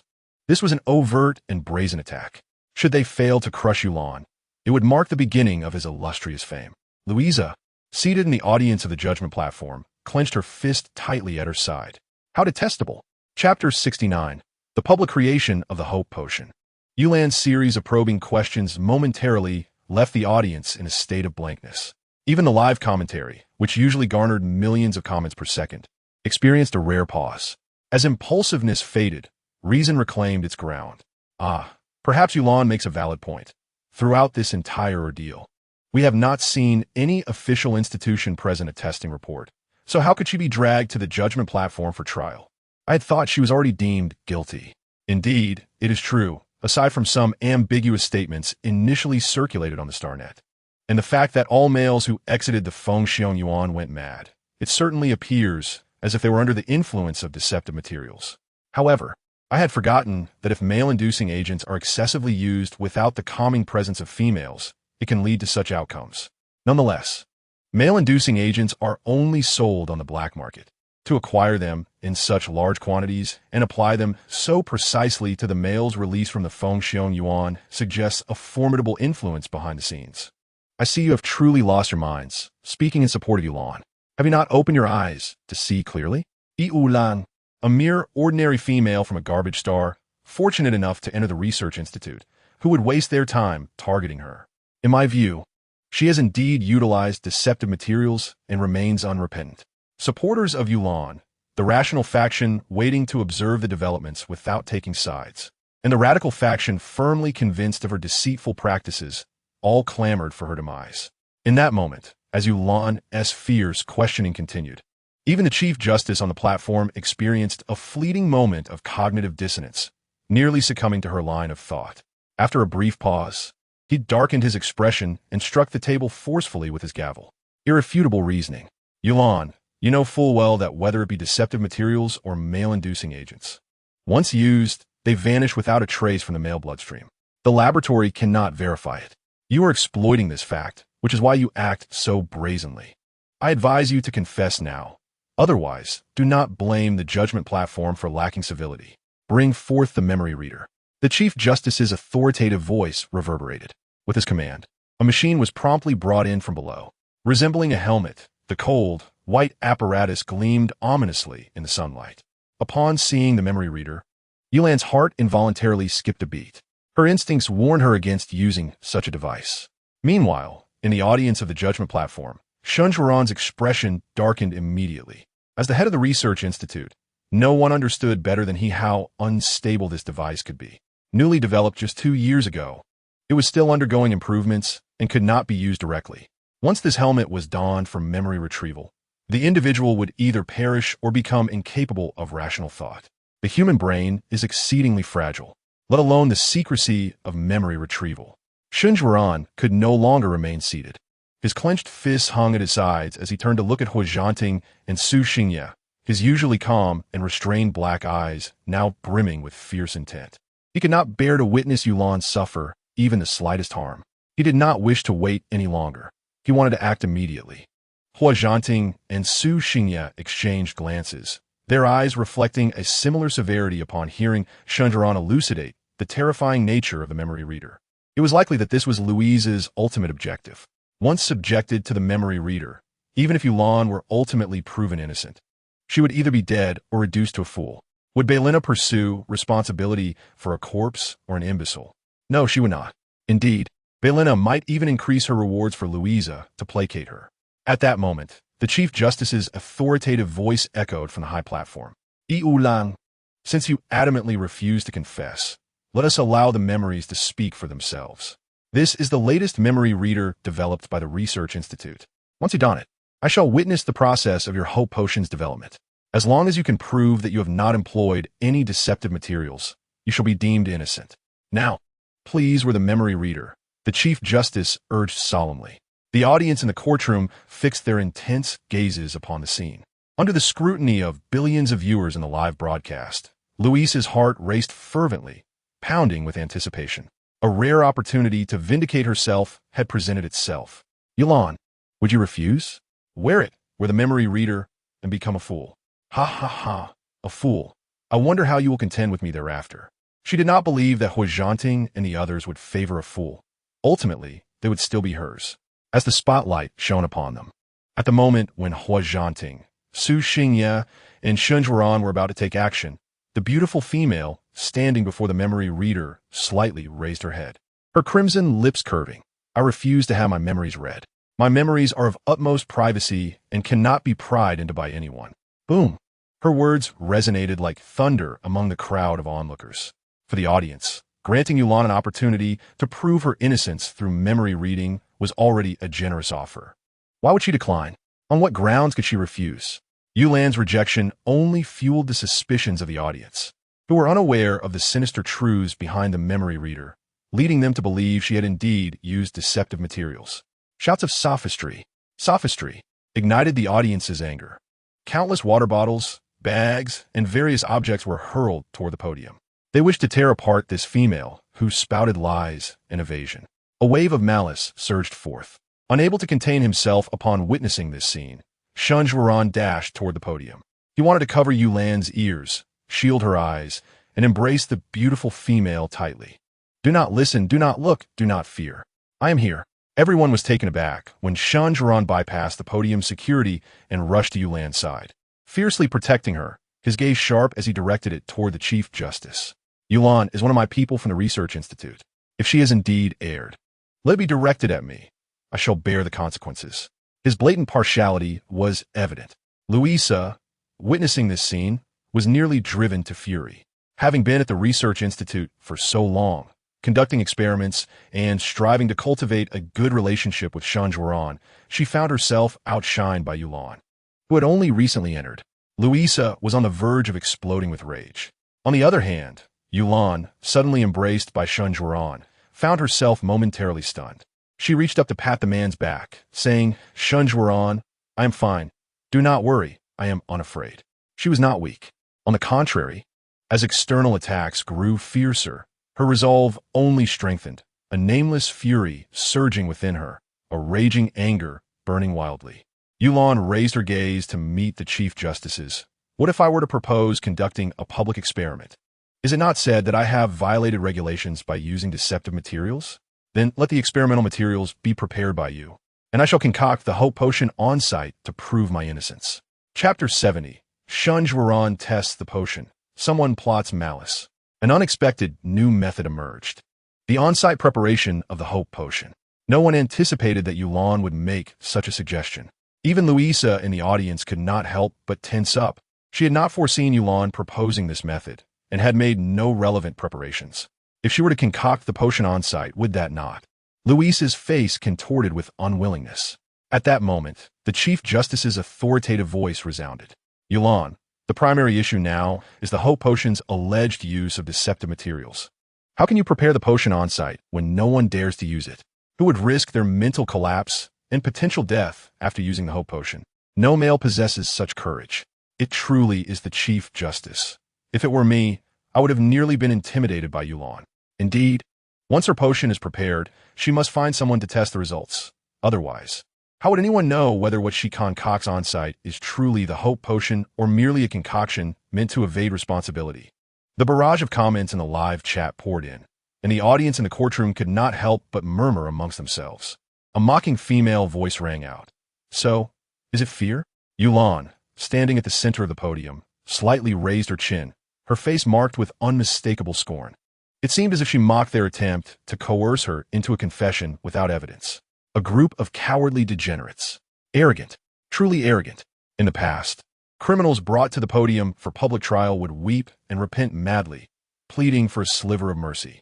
Yet here stood Yulan, not only refusing to confess, but daring to mock them directly. It was enough to incite gnashing of teeth. Even the Chief Justice felt a surge of frustration rise within. The gavel struck forcefully upon the table. Silence. Yulan, the podium grants you permission to conduct the potion experiment. However, you must find a male volunteer to test the potion on site. Given the current public outcry against the hope potion, which fool would be willing to step forward? Yulan's gaze swiftly scanned the audience. Her best candidates were undoubtedly the males, now caged and in beast form, whose mental state had collapsed once again for reasons unknown. As her gaze landed upon them, she was about to speak when she noticed Luis's smile widening. In the next moment, two individuals sprinted forth from beside the cage, kneeling before everyone and banging their heads thrice. Chief Justice, I implore you. My son has lost his sanity and collapsed mentally. I merely wish to allow him to live out his remaining days in peace. I refuse to let him fall into the clutches of this malicious female and become her experimental subject. The newcomers displayed faces filled with indignation, pointing at Yulan, their rage palpable, as though they wished to tear her flesh and drink her blood. Luis's smile grew ever larger. She was keen to witness what Yulan would do when no male was willing to stand forth for the experiment. Just then, a cool male voice rang out. I am willing. It was none other than Shun Zhuoran, standing beside Yulan, who spoke up. The young esteemed and promising president of the Research Institute had volunteered to be Yulan's test subject. Everyone present wore expressions of disbelief at this moment. Before all, Shun Zhuoran repeated coldly, I am willing. Even if it goes awry in the end, if you were to perish in pursuit of science, it would not implicate Yulan. Shun Zhuoran's dark eyes were resolute, as he spoke while casting a glance at Hu Zhanting and Su Xingya outside the venue. The two nodded slightly in acknowledgement. Since Shun Zhuoran had already taken the lead to rush onto the podium, they would prepare outside for a quick escape with Yulan if necessary. With Shun Zhuoran's proactive stance, a public experiment across the internet had been set in motion. The Chief Justice's gavel struck heavily upon the table. Bring forth the experimental equipment. Before long, all the necessary experimental instruments Yulan required were delivered to the podium, including a sterilized white lab coat. In that moment, all eyes were focused on Yulan, who stood confidently at the center of the podium, calmly mixing various reagents. They were waiting, whether for a twist in the narrative or to witness the impending doom of Yulan. Even they could not discern. Meanwhile, Lady Li, watching the live broadcast from the castle, could not help but clutch her handkerchief tightly at this sight. At this moment, the heart raced with an unprecedented tension that coursed through every fiber of the body. A slender, alabaster hand gently lifted a test tube resting on the table, prompting Luisa to involuntarily draw in a sharp breath. The next instant, Yulan, who was poised to pour a liquid into the tube, seemed to have made a discovery. She slowly raised the transparent test tube to the sunlight. Her amber eyes shimmered under the sun's rays, radiating a golden brilliance that surpassed even the finest gemstones in clarity and brilliance. Even those who harbored a deep-seated hatred for Yulan could not help but acknowledge her extraordinary beauty, a visage captivating enough to enthrall 1,000 suitors. However, her exquisite features could not conceal the malice within. She was a murderer, an executioner, a despicable fiend. The presiding judge, furrowing his brow, sternly cautioned, Yulan, refrain from any unnecessary actions. Do not attempt to stall for time.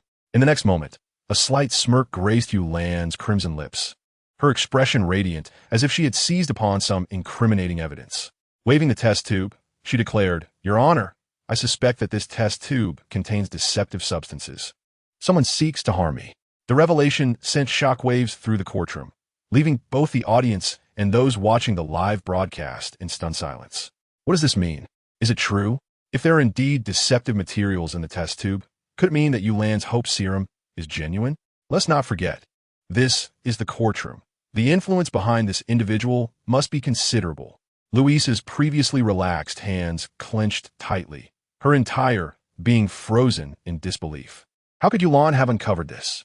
The judge's expression darkened as he rapped his gavel forcefully on the desk, signaling his aides to prepare additional test tubes for examination. Yulan, surely this time there will be no issues. Chapter 71. The test results are announced. Not guilty. As the judge personally arranged for the tests, there was no doubt regarding their validity. After a single misstep, Yulan had ensnared Luisa. The ensuing experimental process unfolded seamlessly. Observing the beautiful female scientist at the testing station, deftly handling various potions, the previously raucous audience gradually quieted. At that moment, as a researcher, Yulan earned the respect of all present. Half an hour later, with a gurgling sound, the final drop of liquid coalesced in the transparent test tube. A light smile graced Yulan's face as she clapped her hands. All done. She promptly divided the potion in two, handing one portion to the judge's trusted aide for immediate delivery to an authoritative testing facility to verify the absence of deceptive materials. The other portion she presented, under the watchful gaze of all, to Shenjuan. Director, trust me, Yulan implored, her gaze intense. Without hesitation, Shenjuan raised the potion to his lips and consumed it before stating, I naturally believe in you. His action spoke louder than words. The expressions of Su Xingye and Hua Zhanting in the audience darkened simultaneously. Damn it, why must you upstage me? The sensation of being a mere spectator while this rival showcased their talents before the enchanting Yulan was utterly disheartening. Both men crossed their arms in displeasure. Meanwhile, the judge eagerly awaited the arrival of the mental stability testing machine. Quickly, let us examine Director Shun. The urgency to verify the efficacy of Yulan's hope serum was palpable, shared by all in attendance, including the billions of viewers online. Everyone set aside their tasks, their gazes fixated intently on the results of Shun Zhuaran's test. The livestream's comment section fell silent, as no one dared to miss the outcome, some even activating screen recording functions to review every moment later. At that climactic moment, Shun Zhuaran stood before the mental stability testing apparatus. A deep blue light swept over him, and 1 minute later, the machine emitted its cold, mechanical announcement. Beep. Mental stability collapse level detected. 66, satisfactory. Beep. Mental stability collapse level detected. 66, satisfactory. For most males, mental stability collapse levels typically exceed 70 after reaching adulthood, progressively increasing over time without the calming presence of a female until they surpass 90, at which point they are confined to a facility for the mentally unstable. Shun Zhuaran's level of 66 was unsurprising, considered within the normal range. However, if memory served, his mental stability collapse level had been 70 prior to consuming the hope serum. Could it be that regular usage of the hope serum could lower this level? If so, did it mean that all males could cease worrying about losing their sanity and devolving into beasts? As this realization dawned, the atmosphere thickened with anticipation. Eyes burned with fervor as they fixated on the young woman standing at the judge's podium, a torrent of questions swirling in their minds. The astute judge, typically composed, struggled to maintain his facade of authority, displaying signs of urgency as he urged, "We must conduct further tests with new machines." Fearing that the current device might be malfunctioning, he directed his staff to quickly facilitate a switch. The blue light swept over Shun Zhuaran once more. A minute later, the familiar, impersonal voice echoed through the room. Beep. Mental stability collapse level detected. 66, satisfactory. The results remained consistent across 3 machines, indicating that the hope serum not only served as a substitute for female comfort during mating periods, but could also potentially mitigate mental collapse. The judge, suppressing his excitement, understood the necessity of patience. He must await the results of the substance test to confirm the absence of deceptive materials. At this moment, both the courtroom audience and the billions of online viewers fell into a profound silence, an undercurrent of eager anticipation coursing through the air. Suddenly, a voice broke through the tension.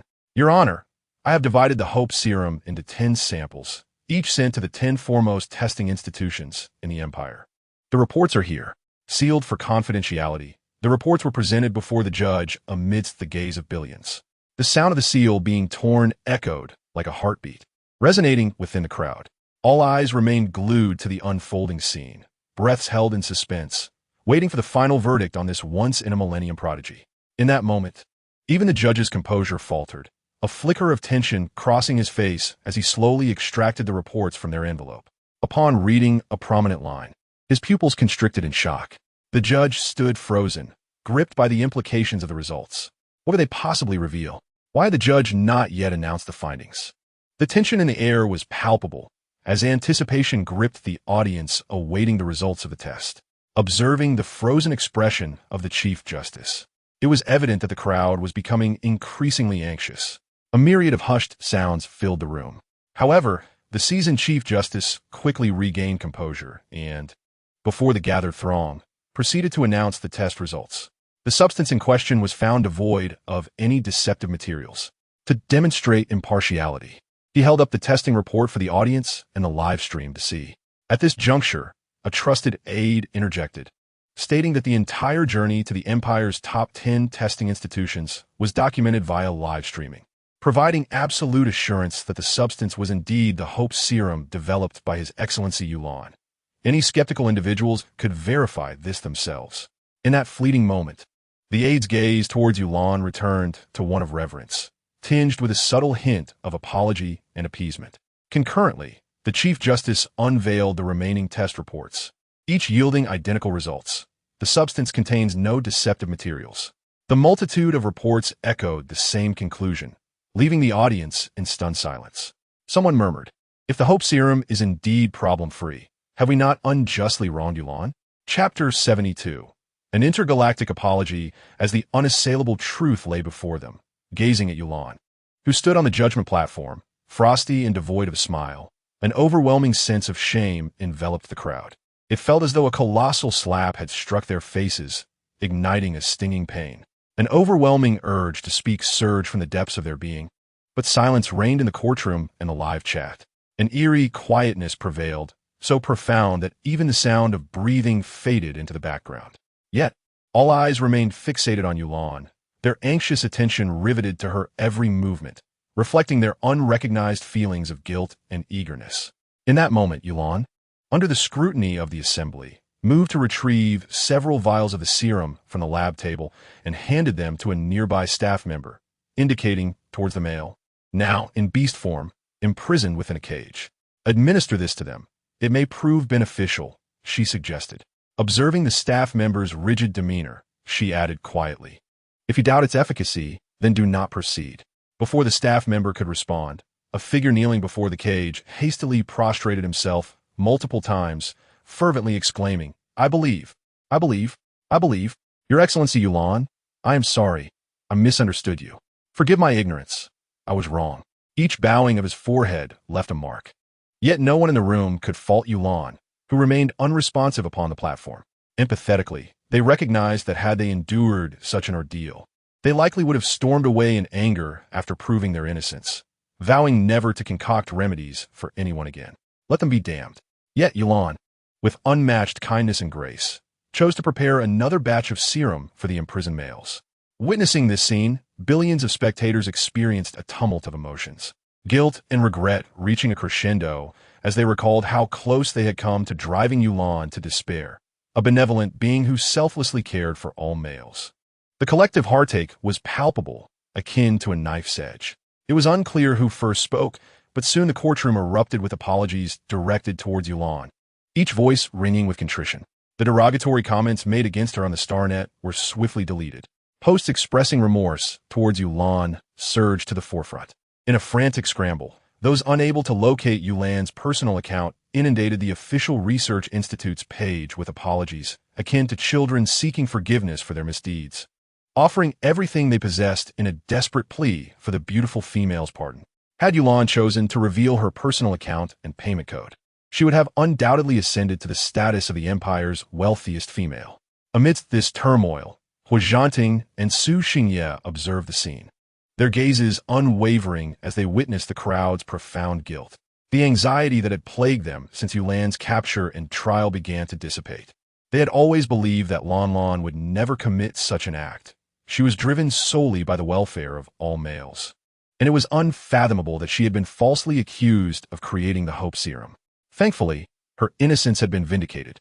After entrusting the hope serum to the staff for the caged males, Yulan lifted her gaze to the Chief Justice, who now sat on high.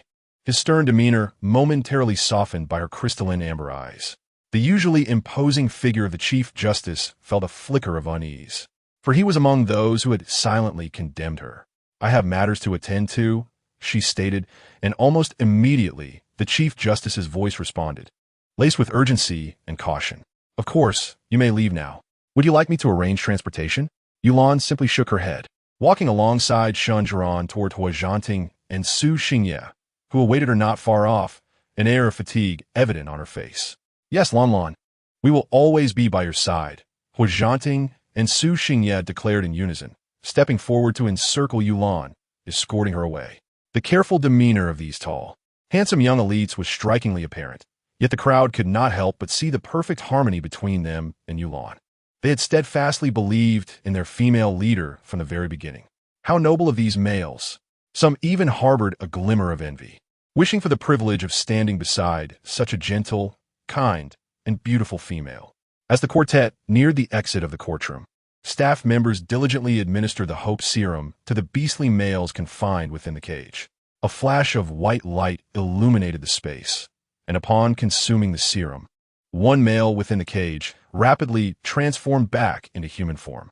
As the onlookers marveled at the serum's efficacy, one notably gifted and robust male suddenly awakened from his stupor, exclaiming, "It was Princess Louisa who conspired against us to frame Yulan." The voice belonged to Durant, a young man who had achieved the rank of lieutenant in the 1st Legion at a tender age, his talents exceptional. When the excessive stimulant had first appeared, he was the first to react. Unlike others who succumbed to mental collapse, he maintained clarity just long enough to uncover the puppet master behind the scheme. Having thought this secret would remain locked within him forever, he never anticipated the day would come when he could reclaim his sanity and expose the truth. Calling out the name of the true perpetrator in the presence of billions of witnesses from the Empire. As his words fell, the attention of everyone present was instantly captivated. Luisa's complexion turned ashen. What did he mean by accusing Louisa of being the mastermind? Why would Louisa do such a thing? Why target Yulan? Chapter 73. Li Yuqing. Go to hell. At this moment, the collective guilt towards Yulan among the crowd reached its pinnacle. Extreme guilt was akin to a sharp blade, capable of tearing apart anyone who harbored intentions to bully or scheme against Yulan. Was Louisa not pleased to see Yulan being maligned by the crowd? Now, it was her turn to face the consequences. How would she turn the situation around? Durant's accusation came swiftly and urgently, leaving Louisa no chance to react. At that moment, the judgment scene, including billions of viewers in the live broadcast, focused entirely on her. Cold sweat immediately trickled down Louisa's forehead. At this moment, she realized just how formidable Yulan was, having just managed to argue with the chief judge to prove her innocence. Louisa stammered for a while, utterly at a loss for words. Her habitual mask of gentle kindness seemed on the verge of shattering. After witnessing true kindness and softness, the crowd turned their gaze to Louisa and realized that the smile on the face of this imperial princess was so hypocritical. After a prolonged silence, Louisa's voice finally broke through. "I believe there must be some misunderstanding." However, the intergalactic crowd, engulfed in extreme anger and guilt, had little desire to hear her explanation and began their quest for the truth. Soon, with the intentional assistance of Lady Li and several others, the truth swiftly emerged. It was no wonder Louisa targeted Yulan. In terms of identity, Yulan was the biological child of Queen Belina, while Louisa was merely an adopted child. In terms of strength, although Yulan had lost her healing abilities, she invented the Hope Potion, which shone brighter than possessing high-level healing powers. Thus, Louisa, in her fear, attempted to slander Yulan, an act utterly unforgivable. How can there be such a malicious person? How can she deserve to be a princess? I stand firm in my belief. I will never support Louisa as the next queen. If a choice must be made, I only support Yulan. Me too. I only support Yulan. Discussions erupted across the Star Network. The audience's emotions at the judgment stage became increasingly fervent, as they were now truly close to Louisa. Step down. Step down. Step down. Louisa, step down. The relentless barrage of water bottles, assorted debris, and even shoes thrown frantically at Louisa's position erupted from the enraged audience. Even Queen Belina, seated high in the stands, felt the waves of discontent wash over her, her expression more unsightly than ever. With an angry wave of her hand, she commanded, Louisa and Belina, escorted by the royal guard, left in an unprecedented state of disarray. Yet after this incident, Yulon truly became the choice of the people. It would be difficult for Louisa to pull anyone down again, as long as the hope potion persisted, coupled with the current wave of guilt. Yulon would forever be the beloved figure in everyone's hearts. With a call to action, the response was immediate. Meanwhile, as Yulon faced her trial, in the Li family castle, a furtive figure entered the room where Li Yuqing resided, holding a potent inducing agent. The moment someone entered, the Black Panther in the iron cage noticed. A cold glint flashed in its deep blue eyes. The panther, exuding an air of icy ferocity, nonchalantly rose from the ground, its apex predator presence unabashedly radiating. This instantly terrified the intruder, causing them to kneel on the ground, drenched in cold sweat. Just as Li Yuqing's piercing gaze was about to eliminate the intruder, the kneeling person hastily spoke first. Miss Yulon sent me. Please don't kill me. It was Miss Yulon who sent me. At that moment, as dusk fell and the last rays of the setting sun reflected in the panther's eyes, the chilling aura dissipated. Thinking of the little female who had yet to appear as promised, Li Yuqing's voice became impatient. What did she say to you? What did she ask you to do? Li Yuqing's urgency was almost unmasked. The kneeling person smirked with malicious intent, an aura of malevolence emanating from them. However, Li Yuqing remained oblivious. The intruder slowly produced a potent male inducing agent from their pocket, presenting it before Li Yuqing. In a voice laced with malice, they slowly declared, My lady said that a useless male like you, who cannot transform into human form, should have some self-awareness and die early. Every moment spent with you disgusts her. Any promises made were nothing but a deception. No. Lon Lon would never treat me this way. It's impossible. The Black Panther's furious roar echoed as it slammed its head against the iron cage. It's not true. This isn't what Lon Lon said. No. Lon Lon is not that kind of person. She clearly likes me. She has hugged me, kissed me. This cannot be. The Black Panther seemed paralyzed by the shocking news, continually retreating until it reached the opposite side of the cage. Its racing heart gradually began to calm. Yet, the person specifically arranged by Louisa to incite conflict between the Li family and Yulon was unwilling to relent. The intruder, holding the potent male inducing agent, advanced into the cage, pressing closer to Li Yuqing. With the other hand, they produced a blanket stolen from Yulan's villa, saturated with the sweet and soft scent of femininity. Li Yuqing's anguished cries were abruptly silenced.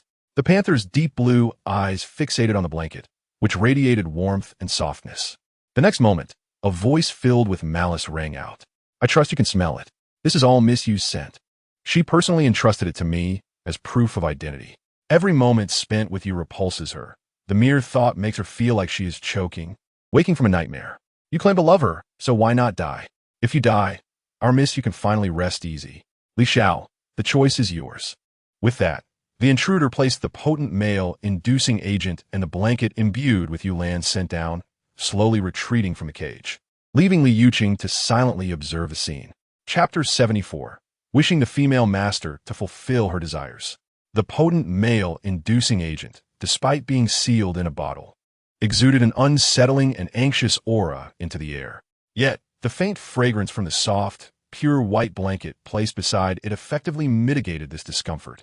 The malicious words echoed ceaselessly in Li Yuqing's mind. Don't you love our lady? Then prove it to her. Li Xiao, you wouldn't want to upset my lady, would you? After a moment of contemplation, the Black Panther within the cage began to move. In that fleeting instant, the pallor of death vanished, replaced by a serene and gentle demeanor. Its limbs moved gracefully, exuding an air of nobility befitting a creature at the apex of the food chain. The Black Panther slowly approached the potent male pheromone. Taking its time, it first gently lowered its head, nuzzling its furry muzzle against the adjacent pure, white, soft blanket. The familiar, faint scent wafted through the air, reminiscent of the beautiful female who once lingered by its side, instilling a profound sense of comfort in Li Yuqing. Then, tilting its head, it consumed the entire potent male pheromone in one swift gulp, leaving not a drop behind. If this is what you desire, then let it be as you wish. My female sovereign. The once luminous azure sheen of its beastly eyes dimmed in an instant. In the next moment, The potent pheromone surged violently within its body, siphoning away its vitality. The tall and robust Black Panther collapsed to the ground with a heavy thud. An excruciating agony akin to tearing through everything overwhelmed it, coursing through its veins with each pulse of blood.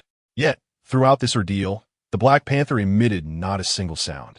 It merely lay quietly beside the soft white blanket, its deep azure eyes closing as it serenely awaited the arrival of death.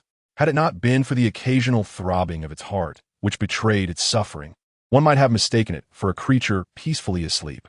Panic ensued among the Lee family guards who rushed in upon witnessing this scene, their expressions shifting dramatically as they caught the scent of the pheromone in the air. The Lee family promptly initiated a level 1 state of alert. Upon arriving and seeing the scene, Madame Lee's legs buckled, causing her to kneel on the ground. Yuching, the sound of her anguish echoed above the Lee residence. Go find Yulan, go find Yulan. Madame Lee struggled to rise, while Li Yufei, after viewing the video, was filled with both urgency and anger. Mother, what do you need her for at this moment? Such a malicious female should be made to accompany my brother in death. However, Li Yufei now realized that this was an impossibility. Yulan had proven her worth through the hope drug, and now was her time to shine. Even the Li family could not afford to openly provoke public outrage by forcibly taking Yulan away. The Black Panther on the ground seemed to sense the hidden resentment towards the beloved female it cherished, mustering the strength to open its eyes weakly. Do not harm her. This is my choice. She is not to blame. Mother, I have long ceased to wish for life. Living in beast form, confined within iron bars, waiting for a 1 in a million chance of a human restoration drug is utterly exhausting. Before him, Yulan appeared like a blazing fire surrounded by sunshine, gentle breezes, and the fragrance of blossoms, filling him with both joy and an overwhelming sense of inferiority. Yet, their time together was too brief, and he was grateful that this life was soon to come to an end. Lan Lan, I wish you all that you desire. At that moment, as if sensing an emotional connection, a wave of profound sorrow surged from the depths of his heart. Yulan, once walking steadily, suddenly froze in place, raising her hand to her heart, her face pale. What is it, Lan Lan? The worried voice of Su Xingye broke through the tension. Yulan glanced at the faces of the men around her. Hui Zhanting and Shun Zhuoran wore similar expressions of concern. I don't know, she shook her head, her voice forlorn. In an instant, my heart hurts so much. I want to cry. Without her realizing it, tears began to roll down her cheeks. The sight of the beautiful female, with tears glistening in her eyes, appearing utterly lost, tugged painfully at the hearts of the 3 men beside her. It's raining. Yulan looked up at the distant horizon. Dark clouds drifted in, and a gentle rain began to fall. Hui Zhanting quickly removed his coat, shielding Yulan with it while offering her words of comfort. It's all right, Lan Lan. It's just rain. The sun will shine again soon. Is it? Yulan's voice carried a heavy uncertainty, as if questioning them and herself simultaneously. If everything would be all right after the rain, why did the intense anxiety in her heart persist, growing stronger with the downpour? Yet, no matter how hard she tried to comprehend what calamity might occur, she could only clutch her heart and allow Hui Zhanting and the others to escort her home. As she stood at the entrance of the villa, preparing to open the door, a sharp, sorrowful cry echoed from behind her. Yi Ulang, the sword of Damocles, suspended above, finally descended. Her anxious heart faced its reckoning in that moment. Would it be tranquility or destruction? It all hinged on this instant. Surrounded by the 3 men, Yulan turned to look behind her. In the torrential rain, mist enveloped the scene, and Madame Li gazed at her with tear-filled eyes, while Li Yufei stood beside her, followed closely by armed guards of the Li family. A massive, advanced starship hovered above, exuding an overwhelming sense of pressure. Madame Li, why are you here? Before Yulan could finish her sentence, she watched as Madame Li knelt before her. Your Excellency Yulan, I am willing to offer everything from the Li family. Please, grant me one last glimpse of my son. I beg you. What? Yulan's eyes widened in confusion as she beheld this scene. What was Madame Li saying? What did it mean to see Li Yuqing one last time? What happened to him? When she left, Li Yuqing had seemed perfectly fine. Yulan was bewildered, her face reflecting her genuine confusion. Seeing this, Madame Li was consumed by despair, glancing at the 3 anxious figures escorting Yulan. Each was a prominent figure in the empire, young and noble, standing like stars encircling the moon beside Yulan. With such outstanding talents pursuing her, How could Yulan possibly be interested in her son? Madame Li misinterpreted this as Yulan's silent rejection. Unable to contain herself, Li Yufei burst forth, tears streaming down her face. Yulan, what are you pretending for? If it weren't for you sending the potent pheromone to my brother, he would still be alive. We merely wish for you to see him one last time. Why are you unwilling? How can you be so cold-hearted? Chapter 75. Li Yuqing's death? Li Yufei's accusations struck Yulan like arrows piercing her heart. She stood frozen, her delicate features paling as she hurriedly explained, I did not. How could I do such a thing? I was taken by the tribunal this morning and had no time to act. Furthermore, since I left the Li family yesterday, I have been with Hu Zhanting and Su Xingye. I could not have done this. To the furious Li Yufei, Yulan's explanations were merely attempts at evasion. However, it was Hu Zhanting, who had been frowning since their arrival, who spoke up. Indeed, Lanlan has been with us without a moment's separation since last night. She had no time to commit such an act. Madame Li, you have underestimated her and mistaken a culprit.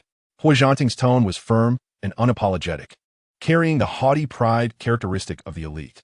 In the midst of the rain and mist, Madame Li looked up at Hu Zhanting, her heart sinking deeper into despair. Hu Zhanting had no reason to lie. With the current power of the Hua family and Yulan's status, if she had truly committed such an act, even if unrepentant, no one would dare speak against them.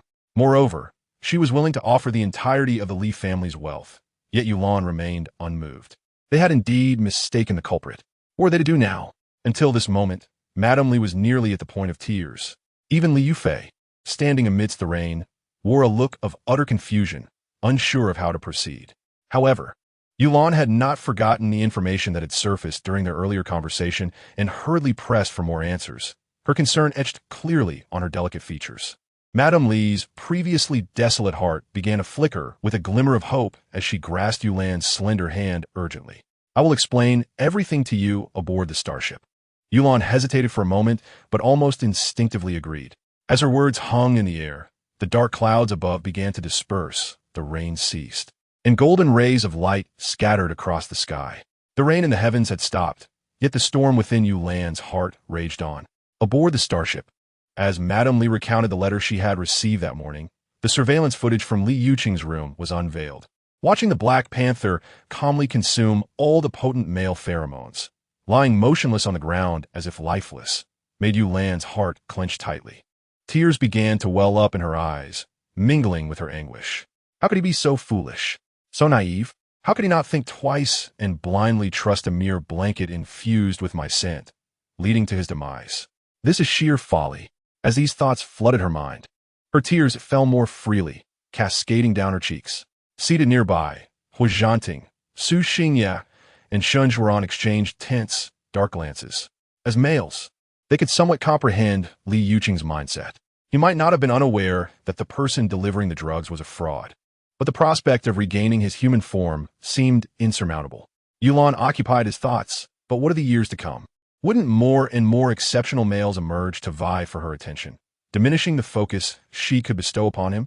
Gradually, the gaze that had once settled on Li Yuqing would wane until he was completely forgotten. No male could endure the agony of being cast aside by the beautiful little female whom he once adored deeply, only to see her turn her affections towards others. The flames of jealousy burned endlessly within him. It would be better for him to perish where she loved him the most. Though he was gone, he would forever reside in Yulan's heart. This was an unvarnished scheme, one that Yulan could not fail to decipher, yet she still wept for Li Yuqing. It was utterly unfair. The men clenched their jaws in frustration, silently cursing Li Yuqing's cunning, feeling utterly powerless. The deceased white moonlight would forever remain an unattainable ideal. The men internally cursed vehemently. Meanwhile, the starship had firmly anchored outside the Li family castle. Yulan, unable to contain herself, sprang from her seat and raced towards Li Yuqing's room, following the trail of her memories. Doors flew open in rapid succession as the soft fabric of her skirt swept over the steps. At last, upon opening the final door, Yulan's hurried steps came to an abrupt halt. She beheld the Black Panther lying within the iron cage. His once glossy fur had lost its luster, appearing withered and dull due to his suffering. The powerful Black Panther could only lay weakly on the ground, resembling a lifeless creature. It seemed as if he caught a whiff of Yulan's fragrance. He lifted his head with great effort, his deep azure eyes locking onto her. Upon seeing her approach, a flicker of joy illuminated his gaze. His mouth moved silently. Lan Lan, you've come. Though no sound escaped, Yulan inexplicably understood. Her steps quickened as she dashed towards the Black Panther. Kneeling down, she enveloped his furry head in her arms, her voice choked with emotion. Imsuri li yukem. I'm late. We promised to meet today, and I failed to arrive on time. If only she had shown up punctually, would the outcome have been different? As this thought crossed her mind, her tears flowed even more profusely, each droplet glistening as it fell upon the Black Panther. At this moment, he lacked even the strength to lift his head. He longed to nuzzle the female he cherished, but his body betrayed him. Instead, he extended his tongue gently to lick Yulan's palm. It's all right. I don't blame you. I just missed you so much. Being able to see you again is such a joy. As the Black Panther attempted to convey his feelings, Yulan sensed the pulsation in his neck growing weaker, his breaths becoming faint. Unable to hold back any longer, Yulan bit her lip and erupted into tears. No, Li Yuqing, I don't want this. Don't die. Please don't. Torrents of tears streamed down her face. Suddenly, a panicked voice called out from behind her. Lan Lan. Startled, Yulan turned to see Hua Zhanting and the others rushing towards her, their faces etched with concern. She forced a smile. What's wrong? Lan Lan, zhao ice. Your tears. Chapter 76. The Goddess Weeps. What?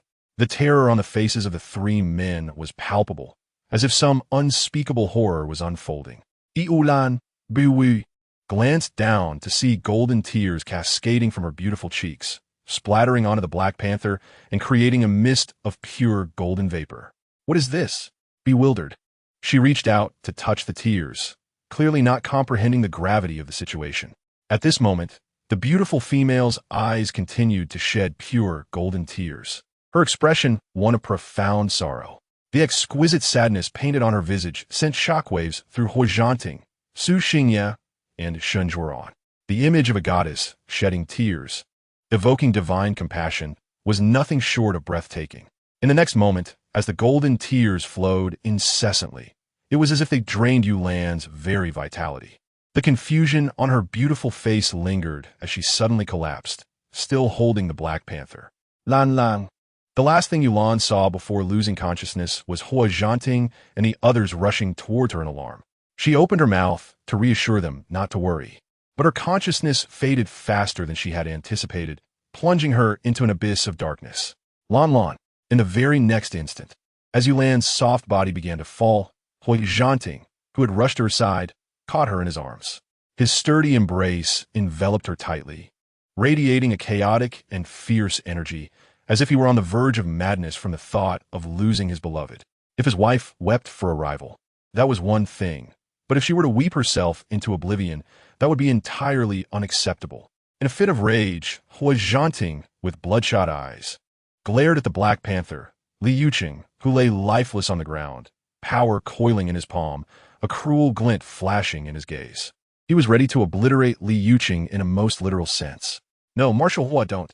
Just as Hua Zhanting was about to strike, Madame Li lunged forward from behind, placing herself protectively in front of the Black Panther. She had been startled by the sight of Yulan collapsing after shedding golden tears, but she still retained a sliver of composure, unlike Hua Zhanting and the others, who had lost their wits at the sight of Yulan's unconscious form. At this moment, there was no hint of hesitation on Hua Zhanting's face. Beside him, Su Xingye and Shen Zhuoran appeared equally in agreement, offering no resistance whatsoever. Madame Su understood that time could not be wasted any longer, and before he could take action, she hurriedly spoke up. What does this mean? As expected, upon hearing her words, Hua Zhanting's golden eyes, filled with brutality and indifference, flickered with a momentary shift. He hastily reached out to pull Madame Li in front of him, his demeanor imposing and arrogant as he demanded, What do you mean? Speak clearly. Any semblance of respect for Madame Li was completely disregarded. His thoughts were solely consumed by the unconscious Yulan. Should anything happen to her because of Li Yuqing, he would not hesitate to raze the Li family to the ground. The urgency of the situation made Madame Li overlook Hua Zhanting's rudeness. A particular conjecture flashed through her mind, sending shivers down her spine. Yet, she composed herself to say, I once heard a secret saying that a high-ranking female possesses the power to bring a male back to life. However, The highest-ranking female in the empire is merely a level, and Queen Belina clearly does not possess such an ability. I had considered this secret to be nothing more than a figment of ancient imagination, until just now. What she had witnessed moments ago left her with no other explanation but the revelation that Yulan was indeed a high-ranking female. If that were the case, did it not mean that Li Yuqing could be saved? The golden tear that fell upon the Black Panther was swiftly absorbed. Perhaps Li Yuqing would awaken soon. The thought ignited a fervor within Madame Li. When she met Hua Zhanting's cold, murderous gaze again, a hint of joy crept into her tone. If this were true, then Yulan was only unconscious due to overexerting her abilities. As long as she could rest, she would soon recover and awaken. If you do not believe me, the physician of the Li family is right outside and can come in to treat Yulan immediately. The sheer shock of the earlier scene compelled Su Xingye and Shun Zhuoran, despite their deep concerns, to instinctively dismiss all the attendants and guards in the room. Only Madame Li, Li Yufei, and the three men remained to witness the unfolding events. As Madame Li finished speaking, determined to shield her son from a lifetime of storms, Shun Zhuoran was the first to turn and dash outside to fetch the doctor. Su Xingye stood beside Hua Zhanting, laser sword in hand, ever vigilant for any signs of disturbance. At that moment, should any person present make a move, they would face Su Xingye's merciless attack. Shun Zhuoran returned grasping the doctor, his imposing figure making the physician feel like a mere chick in his grip. As soon as the doctor entered the room, he sensed the tense and oppressive atmosphere, causing his heart to race with dread. What on earth had transpired? Would he have to pay with his life if he failed to provide a solution? Regret washed over him for choosing this profession. Trembling, the doctor approached Yulan, his instrument scanning her. The expression on his face shifted from grave concern to utter bewilderment. He could not help but exclaim, "How could this be?" The device quickly scanned her again, confusion deepening in his features. To the three men, who were deeply anxious for Yulan, the doctor's demeanor felt like a roller coaster of emotions, lifting their hearts high, only to squeeze them painfully before tossing them aside like mud. Hua Zhanting could no longer contain himself, a storm of fury directed at the doctor. His golden gaze bore down on him, unblinking. Yet, the doctor surprisingly felt a rare sense of relaxation, unable to resist the urge to express his thoughts. "General Hua, Miss Yu has no issues. According to the examination results, she is merely exhausted and asleep. A good rest will suffice. As for the look of a grieving widower," Chapter 77, Female Level Assessment. What? The doctor's words struck the group like a thunderclap. Madame Li was overjoyed. Her conjecture had been validated. If Yulan could indeed awaken Li Yuqing, what level did her abilities reach? Could she be a level of female never seen before in the galaxy? Madame Li's thoughts delved deeper.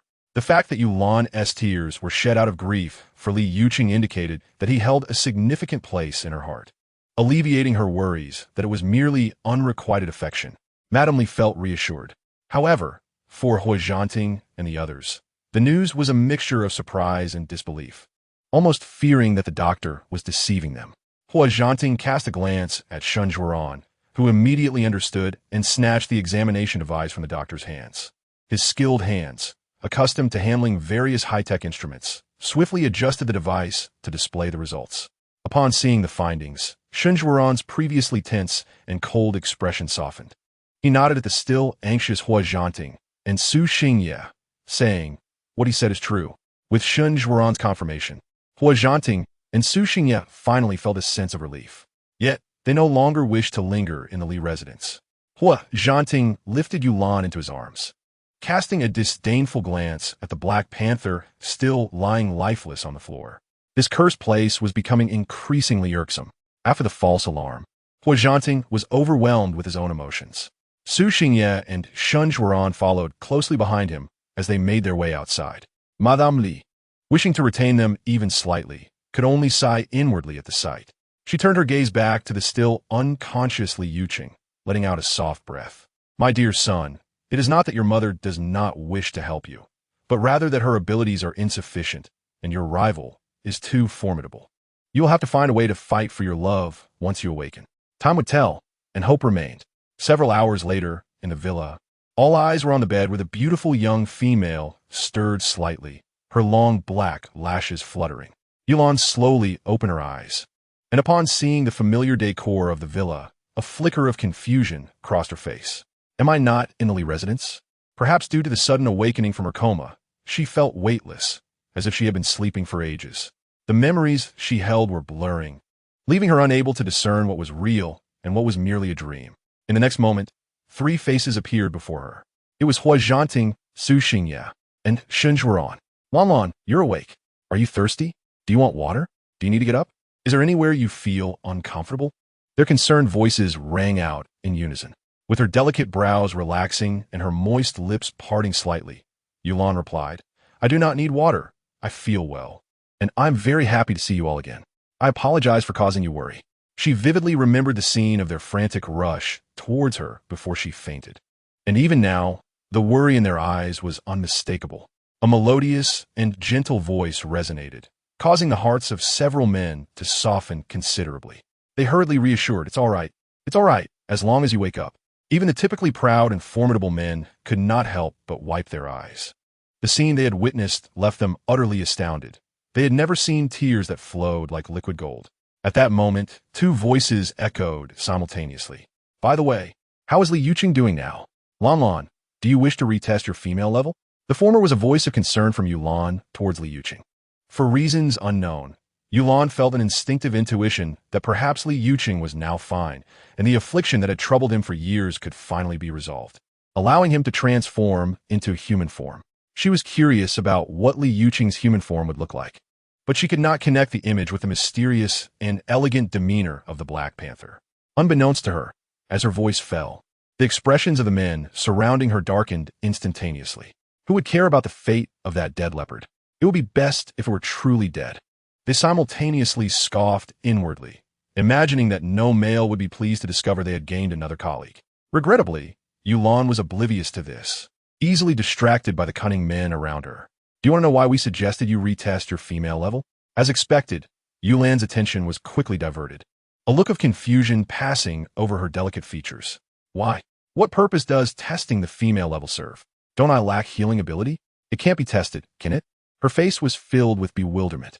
Seeing her expression, Su Xingye was eager to reveal their speculations, but just as he was about to speak, he was abruptly interrupted by Shun Zhuoran's sharp gaze. We cannot say. What if the test results are not ideal? What if Lan feels sad? Su Xingye's face flashed with regret for nearly speaking out. The young, vigorous males, filled with love, could not bear to see the beautiful female feel even a hint of sorrow.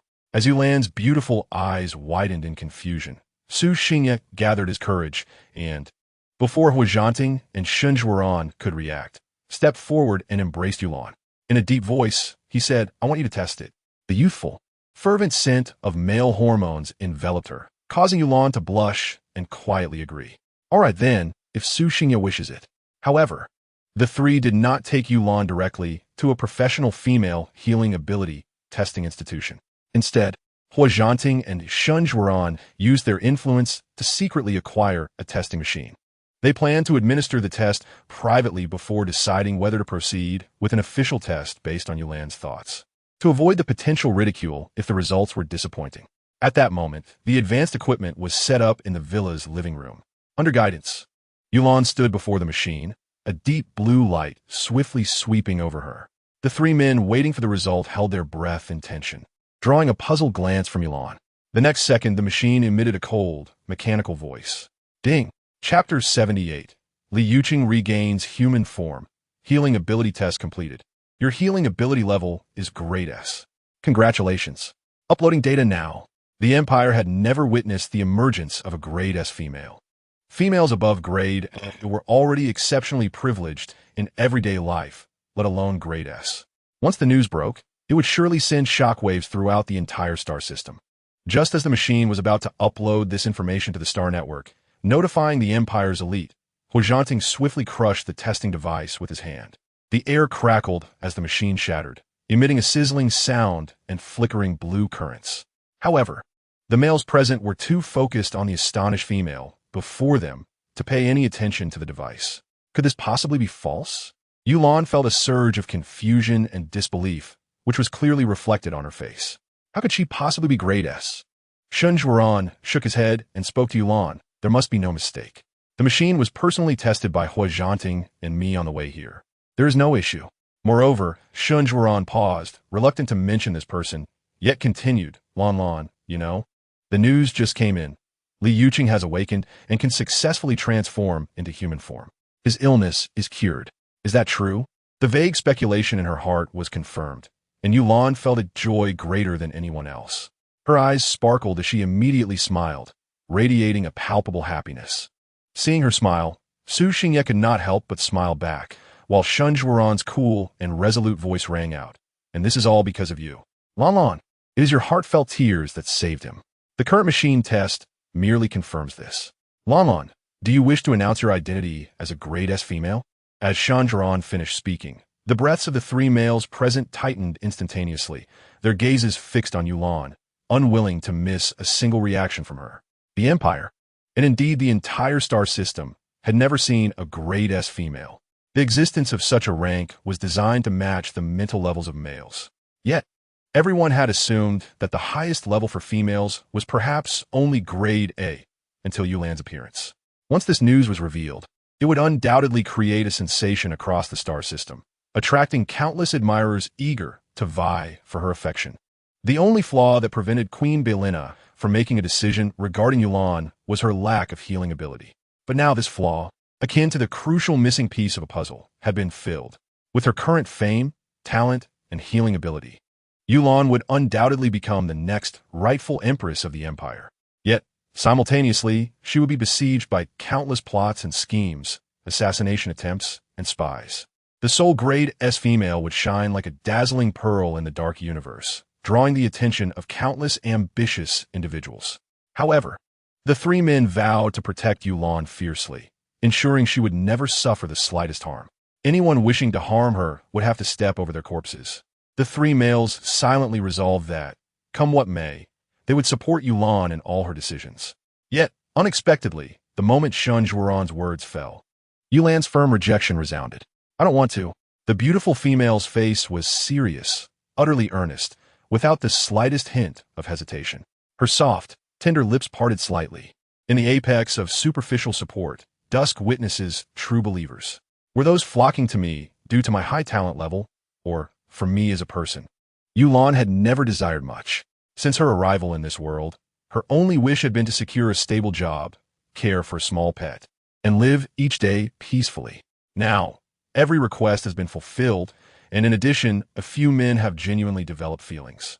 Thus, the beautiful and earnest little female, Yan Jing, shook her head at Hui Zhanting and the others. Let us keep this matter to ourselves. There is no need for others to know. As for the future, Yulan paused. We shall discuss that later. She was never an ambitious person. Perhaps for the time being, she could conceal her identity as a top-tier female, holding it as her trump card to unleash unexpected results at a crucial moment. With this thought, Yulan became increasingly convinced that her considerations were not flawed. The men present exchanged glances and nodded in agreement with Yulan's decision. Meanwhile, shortly after Yulan was taken away by Hui Zhanting and others, the Black Panther, which had been lying on the ground, began to slowly transform into human form. With a smooth forehead, prominent brows, a high nose bridge, deep-set eyes, and gently pursed rosy lips, he exuded a handsome and elegant demeanor, characteristic of a top-tier financial family. Elder brother, Li Yufei exclaimed. Lady Li quickly dabbed her eyes with a handkerchief, hurriedly directing the family nurse to assist in helping Li Yuqing to bed. The iron cage made of steel lost all significance at this moment. Li Yuqing had truly recovered, and witnessing this scene, Lady Li was almost certain that Yulan's healing abilities were at least at the level of S. After a while, as Li Yuqing lay on the bed, his brows began to furrow, and his eyelashes trembled. Under the gaze of everyone, he suddenly sat up. Lan Lan, Yuqing. Two voices rang out simultaneously.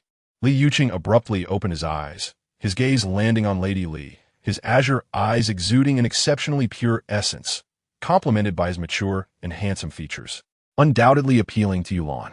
Lady Li sighed in relief. However, Li Yuqing was oblivious to his current peculiarity. He threw off the blanket and was eager to get out of bed, urgently asking, "How is Lan Lan? Where is she now?" Awakening to find his beautiful wife absent filled Li Yuqing with anxiety. Lady Li cleared her throat and hastily reached out to grasp Li Yuqing's arm. "Yuqing, listen to me. Lan Lan is fine. I assure you, she will be all right." You have just regained your human form, if you rush to see her. What if Hua Zhanting and the others overshadow you? Don't you wish to present yourself in the best light before her? Chapter 79. They grow big. I remain small. Lady Li's simple words seem to possess a certain magic, halting Li Yuqing's frantic movements. Yes, indeed. No one wishes to appear anything less than handsome and charming before the female they adore, especially one as outstanding and beautiful as Yulan. Standing beside her were Hua Zhanting, Su Xingye, and Shun Zhuran, all exceptional individuals, each with distinctive qualities in both temperament and appearance. How could he possibly fall behind? Not to mention surpassing them. At the very least, he should not be inferior. With this thought, Li Yuqing paused his exit, calmly giving orders. Summon the best styling team in the galaxy, no matter the cost. For the top-tier financial family Li, matters solvable with money were trivial. Seeing her son understand the situation, Lady Li felt a sense of relief, tinged with a hint of melancholy. Her son had grown up, tall and strong, even beginning to pursue the female he admired. Time flowed like water, fleetingly passing. Before Lady Li's eyes, the image of Li Yuqing as a small bundle at birth flashed by, making her realize how swiftly time had flown. With a sigh, she promptly handed over the documents in her hand to assist Li Yuqing. Upon hearing this, Li Yuqing's ears perked up, a glint of cold light flashing in his azure eyes. What? His rivals were not limited to Hua Zhanting and the others. There were 7 more. Where did he rank among them? How could these males be so fortunate as to become Lanlin's partners without any effort? Li Yuqing felt a surge of jealousy. Noticing Li Yuqing's reaction, Lady Li's smile widened, and she hurriedly began to clarify the situation. What I wanted to say is this. At that time, Queen Beeline was perhaps attempting to win over our Li family. After all, during that time, Lady Li paused. Recalling that Li Yuqing was rumored to be a Black Panther unable to transform into human form, a stigma that spread among the upper families of the galaxy. No one would wish to combine their precious and delicate female with such a male. Thus, despite Li Yuqing having long reached adulthood, Lady Li could take no action until the royal decree from Queen Beeline arrived. Lady Li smiled, her lips curling upward. Therefore, if we must say it, Lan is now, in name, also your female master. After saying this, Lady Li awkwardly retreated. Not mentioning it worried her. She had feared her son would remain trapped in the iron cage for years, only to suffer the loss of love. Now, Li Yuqing had completely fallen for Yulan. However, discussing too much was inappropriate.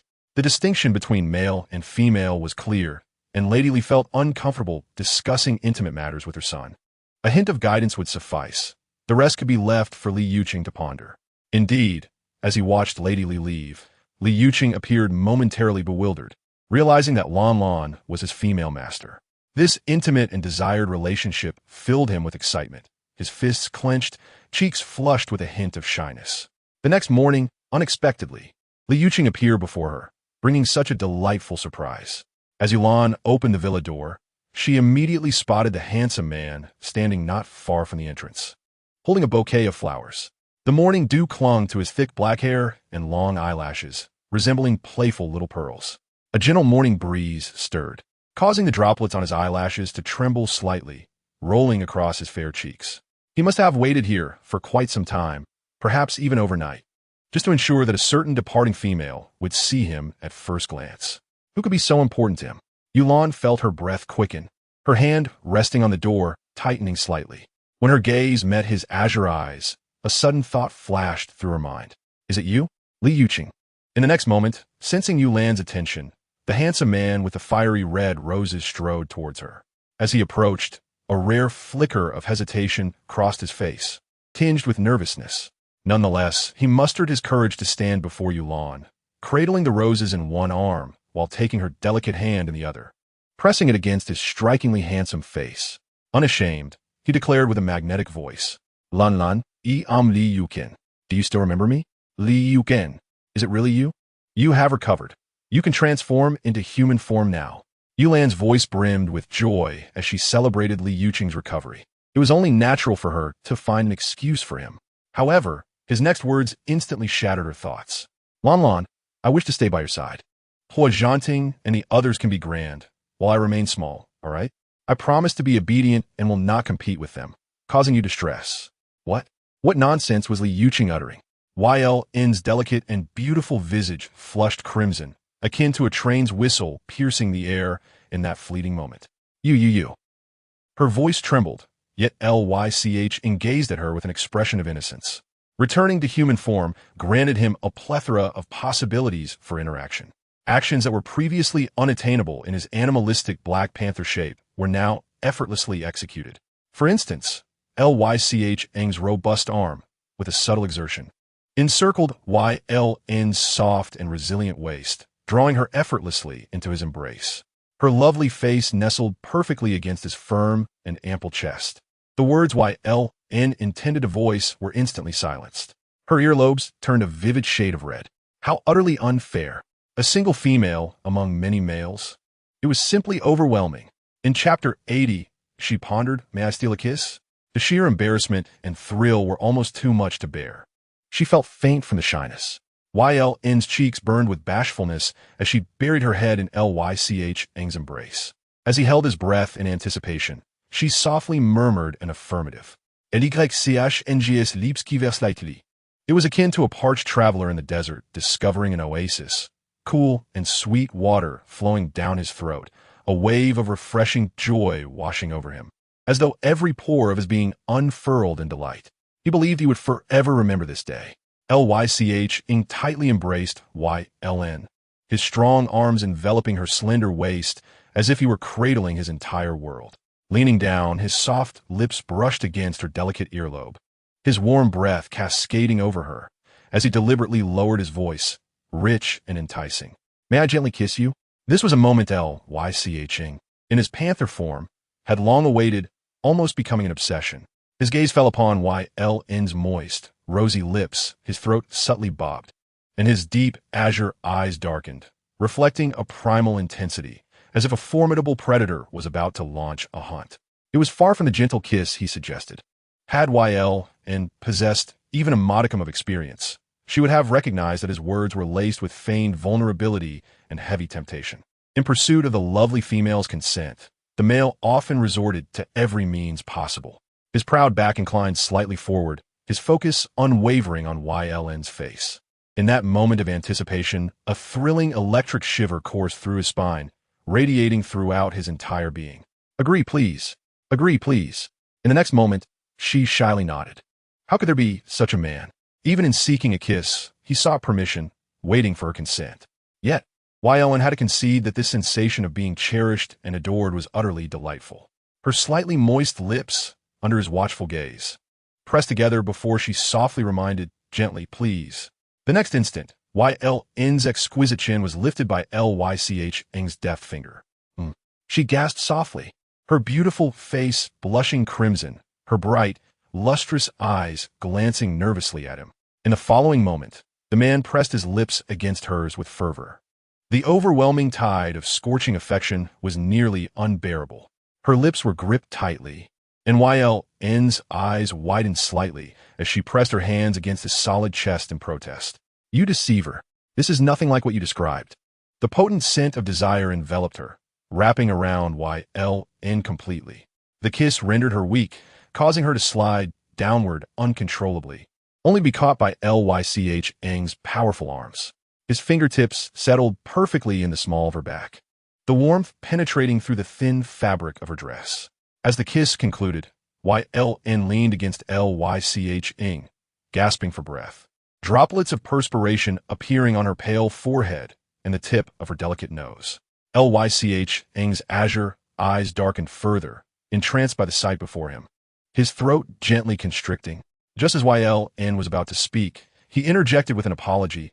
"I'm sorry, Ln. It was my first kiss, and I lacked experience. It was just too delightful, and I lost control. Did I hurt you? Please let me check. I promise to be more careful next time." There is no greater performer than a courting male in the art of seduction. Lych's handsome face bore genuine concern, as if he feared he might have caused some harm to the lovely female. His rough fingertip instinctively reached toward her slightly reddened lips. Slap! Yln quickly raised her hand, swatting his away. Her face was a mix of annoyance and embarrassment. Yet, with his apology preceding her, she felt too bashful to pursue the matter further. The more she thought about it, the more awkward it became. What if Lych suggested trying again? now that he had improved? With that thought, the memory of his fervent kiss lingered on her lips. The strange sensation of slight swelling causing her delicate features to scrunch in dismay. She glanced at the time, her face suddenly flashing with urgency. Oh no, I'm late for work. This is all your fault. Who kisses for so long? Even her glare was charming, her eyes slightly upturned, cheeks puffed just enough to appear adorably vexed. Ing felt his breath catch for a moment. The little Black Panther was rising, embarrassed. He shifted to follow Yln, walking alongside her toward the villa's entrance. Lnln, let me drive you to the Research Institute. After regaining his human form, Ing had spent the night meticulously reviewing every piece of information related to Yln. Naturally, he was aware of her employment at the Research Institute. No, thank you. Yln declined, her head bowed as she hurried along. The next moment, her small hand was firmly grasped by the tall, commanding man, who enveloped her delicate fingers in his strong grip, leading her toward the opulent hover car parked at the villa's entrance. Lnln, please allow me to accompany you. I wish to be with you, and can assure you that I will arrive on time. Contrasting his assertive demeanor, Ing's voice was gentle and magnetic. The artful nature of a dominant male often speaks sweetly while executing actions that leave no room for hesitation. One couldn't help but wonder if, in their future intimacy, when the beautiful female could no longer bear the intensity and began to cry, he would still whisper sweetly while remaining relentless. Thus, Yln found herself coaxed and embraced by Ing, enveloped in a subtle air of dominance, ultimately leading her into the hover car. The sleek vehicle, gleaming with a cold, sharp light, sped toward the Research Institute. 10 minutes later, it arrived with an impressive flare, coming to a halt amidst the curious gazes of passers-by. Ing opened the door and, holding Yln's hand, stepped out. There was no altering this reality. Ing must excel in other aspects to ensure that whenever Yln was mentioned, his name would instinctively come to mind. In Chapter 81, N felt a pang of jealousy. The strikingly handsome and formidable man appeared alongside the sweet and charming female, a truly matchless pair, captivating the attention of all present. The moment Yln's beautiful face graced the crowd, the previously tranquil atmosphere erupted with excitement. The footsteps halted, and with eager eyes, he gazed intently at Yulon, filled with the longing of a male awaiting the attention of a beautiful female. Yet, all Yulan's focus was directed towards Li Yuqing, who was by her side. How could there exist such a male, who so brazenly dared to ask her what she preferred, even offering to practice to fulfill her every desire? It was enough to make her wish to distance herself from him. Yulon hurriedly walked ahead, while Li Yuqing swiftly followed her, his lips moving in what was clearly an attempt to charm her. This scene of a couple caught in a quarrel ignited a wave of jealousy among the males who witnessed it. Who was this person? He had never appeared before. Where had this unknown individual come from? And what right did he have to be so close to Yulon? After the tribunal incident, Yulon had completely ignited, soaring to the top of the interstellar list of most desired partners. She overshadowed the renowned females cultivated by the powerful families of the Central Star. Not to mention that Louisa had once held this position. Now Louisa was utterly eclipsed by Yulon in every aspect, prompting many aristocrats to privately speculate that perhaps the throne might be passed to Yulon. Thus, a host of self-proclaimed superior aristocrats and gentlemanly males were secretly biding their time, hoping for an opportunity to approach Yulon. Yet before they could make their move, an unknown wild male had already appeared beside her. With his infuriatingly smug smile, he was a sight that made one's hands itch. A group of men cast disdainful glances at Li Yuqing, who was now pursuing Yulon. In the next moment, Li Yuqing raised his gaze, his icy blue eyes sharp and filled with an overwhelming aura of dominance and possessiveness as they locked onto the crowd. The mental energy of a high-tier level 3 male surged forth, unapologetically sweeping over the onlookers. Under this pressure, the faces of the once enraged males turned pale. Another level 3 male. Who was he? There were only a few level 3 males on Central Star that they all recognized. No, that wasn't T-Right. Some had already noticed the hovering vehicle Li Yuqing had arrived in. Upon verifying with their devices, their faces blanched. It was that member of the Li family. Li Yuqing had returned. He was a formidable tycoon from a powerful arms family, strikingly handsome, and possessed level 3 mental abilities. How could such a male be compared to them? They could only watch helplessly as Li Yuqing nestled close to Yulan, the lofty leader of a top-tier financial empire, who typically looked down on others but now behaved like a docile kitten around her, eagerly asking, Lan, what time do you finish work this afternoon? May I pick you up? How is the food in the Research Institute's cafeteria? What would you like to eat? I can bring you lunch. Li Yuqing aspired to be a virtuous and supportive male for his female partner's career. Before Yulan could respond, a cold and stern male voice rang out. This is a restricted area of the Research Institute. Please refrain from loitering. Yulan raised her gaze, meeting the eyes of Shun Zhuoran, who stood nearby with his hands tucked into the pockets of his lab coat, wearing plain glasses. Director, Yulan called softly, feeling a twinge of guilt.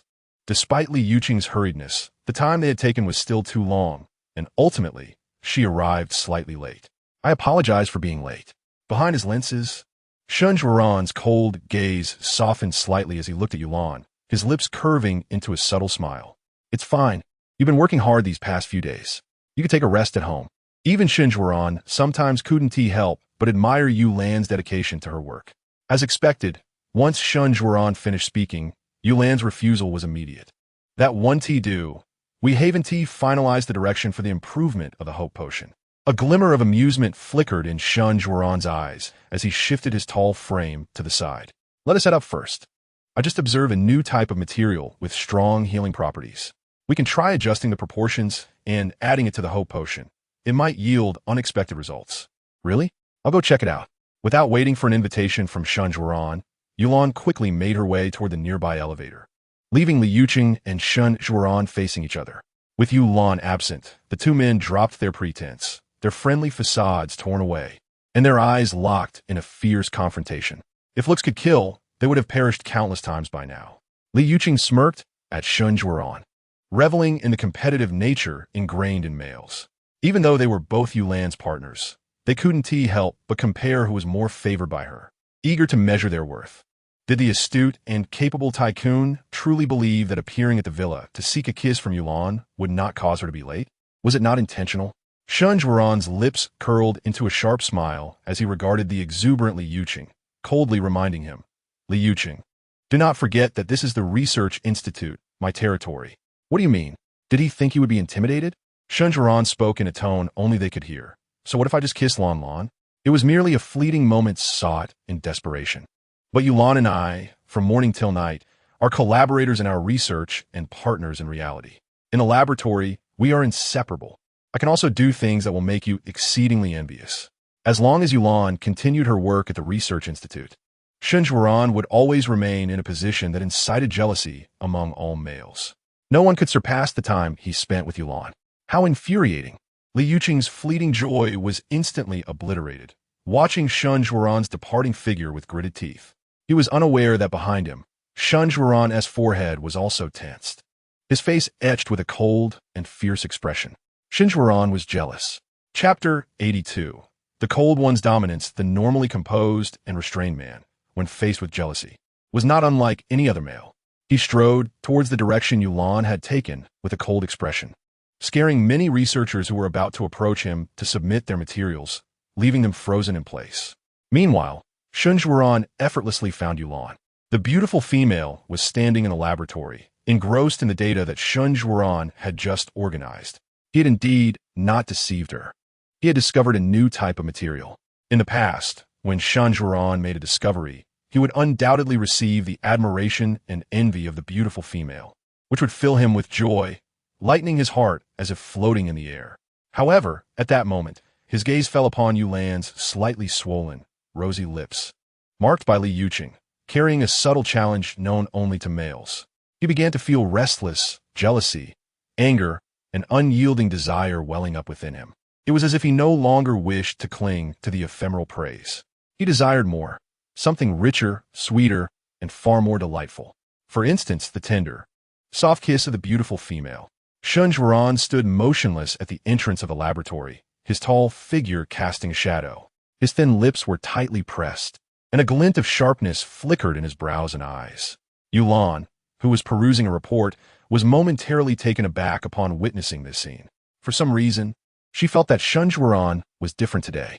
In the past, he had embodied calm restraint, like a clear stream, exuding a subtle warmth when interacting with her, creating a sense of comfort. However, at this moment, his aura had transformed dramatically, radiating an overpowering dominance that deterred any attempt at provocation. He resembled a sword drawn from its sheath, sharp and gleaming, warning others to keep their distance. Yulan swallowed hard and softly called out, "Director, you're here." To her surprise, her words seemed to trigger something within Shenjuan. The dark eyes behind his glasses softened slightly, as if to comfort the lovely female. Yet, his determined stride towards Yulan showed no signs of hesitation, exuding a clean-cut, assertive force that approached her relentlessly. This transformation in Shenjuan startled Yulan, causing her heart to race, and she instinctively took a step back. That single step, akin to prey fleeing from a predator, ignited Shenjuan's primal instincts, and his previously measured pace quickened. With the explosive force of a high-ranking male, he swiftly reached Yulan's side, enveloping her delicate waist with one arm, holding her tightly in an embrace filled with possessive fervor. "Lan, do not leave me. I love you." As soon as the words left his lips, a torrent of fervent kisses descended upon her. The male attempted to mask his inner turmoil with fierce actions, using intimate, heated kisses to erase any traces left by another male on the beautiful female. Jealousy surged violently and swiftly, overwhelming Yulan, who found herself unable to resist. By the time she regained her senses, the man, consumed by jealousy, was fervently kissing her. He even playfully manifested antlers atop his head, guiding Yulan's small hand to rest upon them for leverage. At that moment, Yulan found her mouth sealed by his, rendering her incapable of uttering a refusal. Her hands rested on his antlers, caught between the desire to push him away and the fear of doing so. Her hands felt flushed from the heat. She had never encountered such a domineering Shenjuan before. The usually composed and restrained man had transformed into an assertive force, causing her cheeks to redden. Just then, the television suspended above the laboratory flickered, and a cold voice emanated from it. "The 10th Military League will be announced tomorrow. Director Shenjuan of the Research Institute. Please come to the palace for discussions." The announcement resonated throughout the laboratory, forcing Shenjuan's kisses to cease amidst Yulan's protests. "Director, you should go to the meeting first." Yulan's lips were swollen from his fervent kisses, slightly pouting due to the intensity, the corners of her eyes reddened and glistening. How could there be such a skilled kisser? Yulan turned her face away, avoiding Shenjuan's gaze. In the next moment, Shenjuan's large hand forcefully lifted her chin, making her face him. "Lan, you must look at me."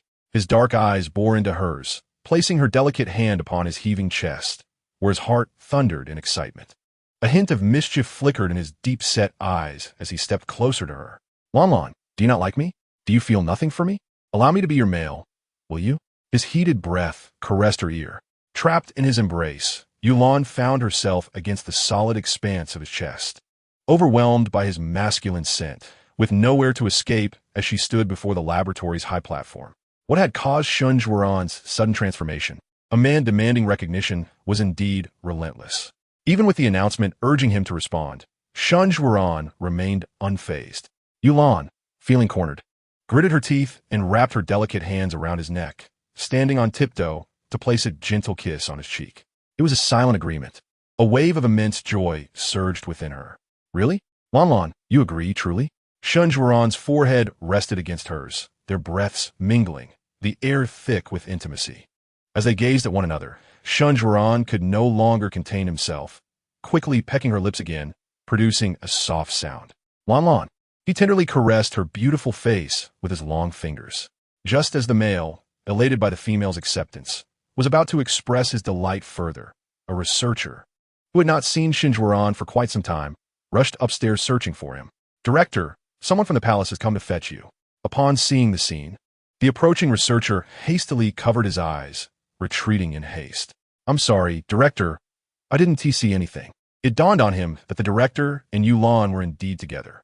Had he inadvertently interrupted a moment of intimacy? What if the director decided to pursue him? The researcher left with a heavy heart. Meanwhile, Shenjuan abruptly lifted his head, casting a fierce glance towards the door, a flicker of unease in his dark eyes. Chapter 83. Yulan? I would never like anyone else. I love you. Shenjuran's thin lips once again uttered words that made hearts race. Yulan had never anticipated that the unrestrained Shenjuran would present himself in such a manner. Watching him adjust his attire and turn towards the door, he reverted to his usual composed demeanor, preparing to attend a meeting, leaving Yulan standing in the restroom. Water from the faucet cascading down as she splashed her face in an attempt to conceal her flushed cheeks. She could hardly shake off her embarrassment. Yulan secretly counted, Huoventing, Suinge, Shenswan, Liuhing. For men. For husbands. Oh my, how would she manage from here on out? The thought of living with them all filled her with trepidation. What was even more daunting was that each man possessed a robust physique, brimming with explosive strength, coupled with the unique possessiveness and jealousy inherent to high-ranking males. Shenjuran's reaction alone hinted at this. Just witnessing Li Yuqing kiss her had driven Shenjuran to fervently cover her in his scent. Even the gentlest of males could become ferocious when faced with such circumstances. Her lips tingled from his kisses. Yulan raised her delicate fingertip to touch her reddened lips, staring at her flushed reflection in the mirror. A rare moment of worry for the future flashed through her mind. What would she do? Lan sighed. The next day, at the military league venue, Belina, in compensation for the previous wrongful judgment against Yulan, had approved her participation as a team medical officer in the military league. The event would be broadcasted live across the entire star system, with billions of viewers. With Yulan's already high profile, her participation in the military league, provided she performed well and avoided significant mishaps, could garner her immense popularity. Meanwhile, Louisa, who had been expelled from the research institute by Shenjuran, was seething with frustration, unable to do anything but watch the events unfold.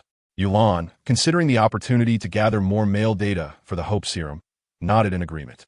It is now the inaugural day of the military league, where the various military districts belonging to the Empire will dispatch their most exceptional male warriors to partake in this battle and secure ultimate victory. The floating spheres ascend. Fireworks erupt and banners flutter as the air is infused with an exhilarating scent of gunpowder. Approaching are formidable males, each standing at a height of 180 to 189 centimeters, possessing strikingly handsome and robust features. Each individual showcases their most brilliant moment, striving not only to clinch the championship of this military league, but also to capture the hearts of certain alluring females. Among them is Yulan, who stand at the center of a circle formed by Hua Zhanting and Su Xingye. The enchanting female is attired in a pristine military uniform, exuding a sense of cleanliness and decisiveness.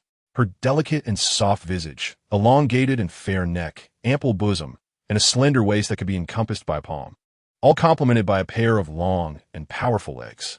Simply standing there, while the males beside her converse, she does not cast a glance their way, yet unwittingly captivates the attention of every male present at the military league. Indeed, she is Yulan, dazzling and radiant, nearly blinding in her brilliance. They yearn for her gaze to fall upon them, pondering why she does not acknowledge their presence. Is it because they seem too insignificant compared to the strong males standing beside her? They wonder if, upon achieving victory in the military league, her beautiful eyes will finally rest upon them. What an exhilarating and heart-stirring prospect it would be. They long to be her chosen male, even if merely as an unnoticed attendant. Countless eager eyes are fixed upon Yulan, who remains oblivious as she converses with Hua Zhanting.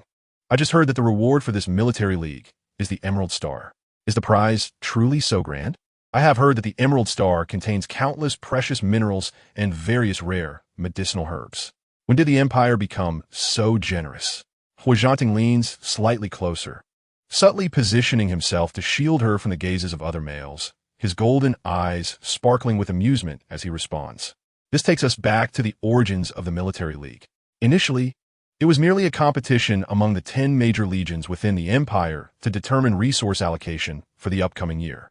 However, as the influence of the Dark Planets grew, it transformed into a contest between the Empire, the Federation, and other smaller factions, aimed at deciding the ownership of unclaimed resources discovered in the stars.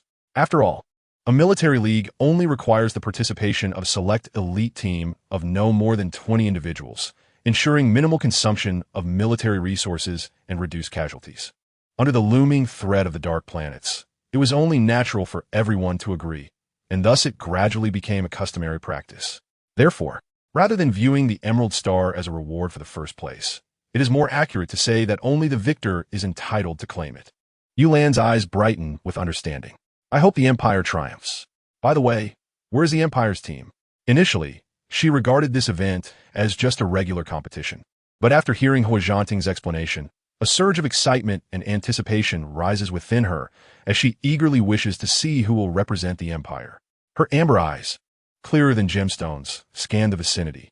Not far from Yulan and her companions, several males express their excitement as they address the man standing prominently in the center, who is evidently the leader. Yuan, go look, it's Yulan. That's your fiancée.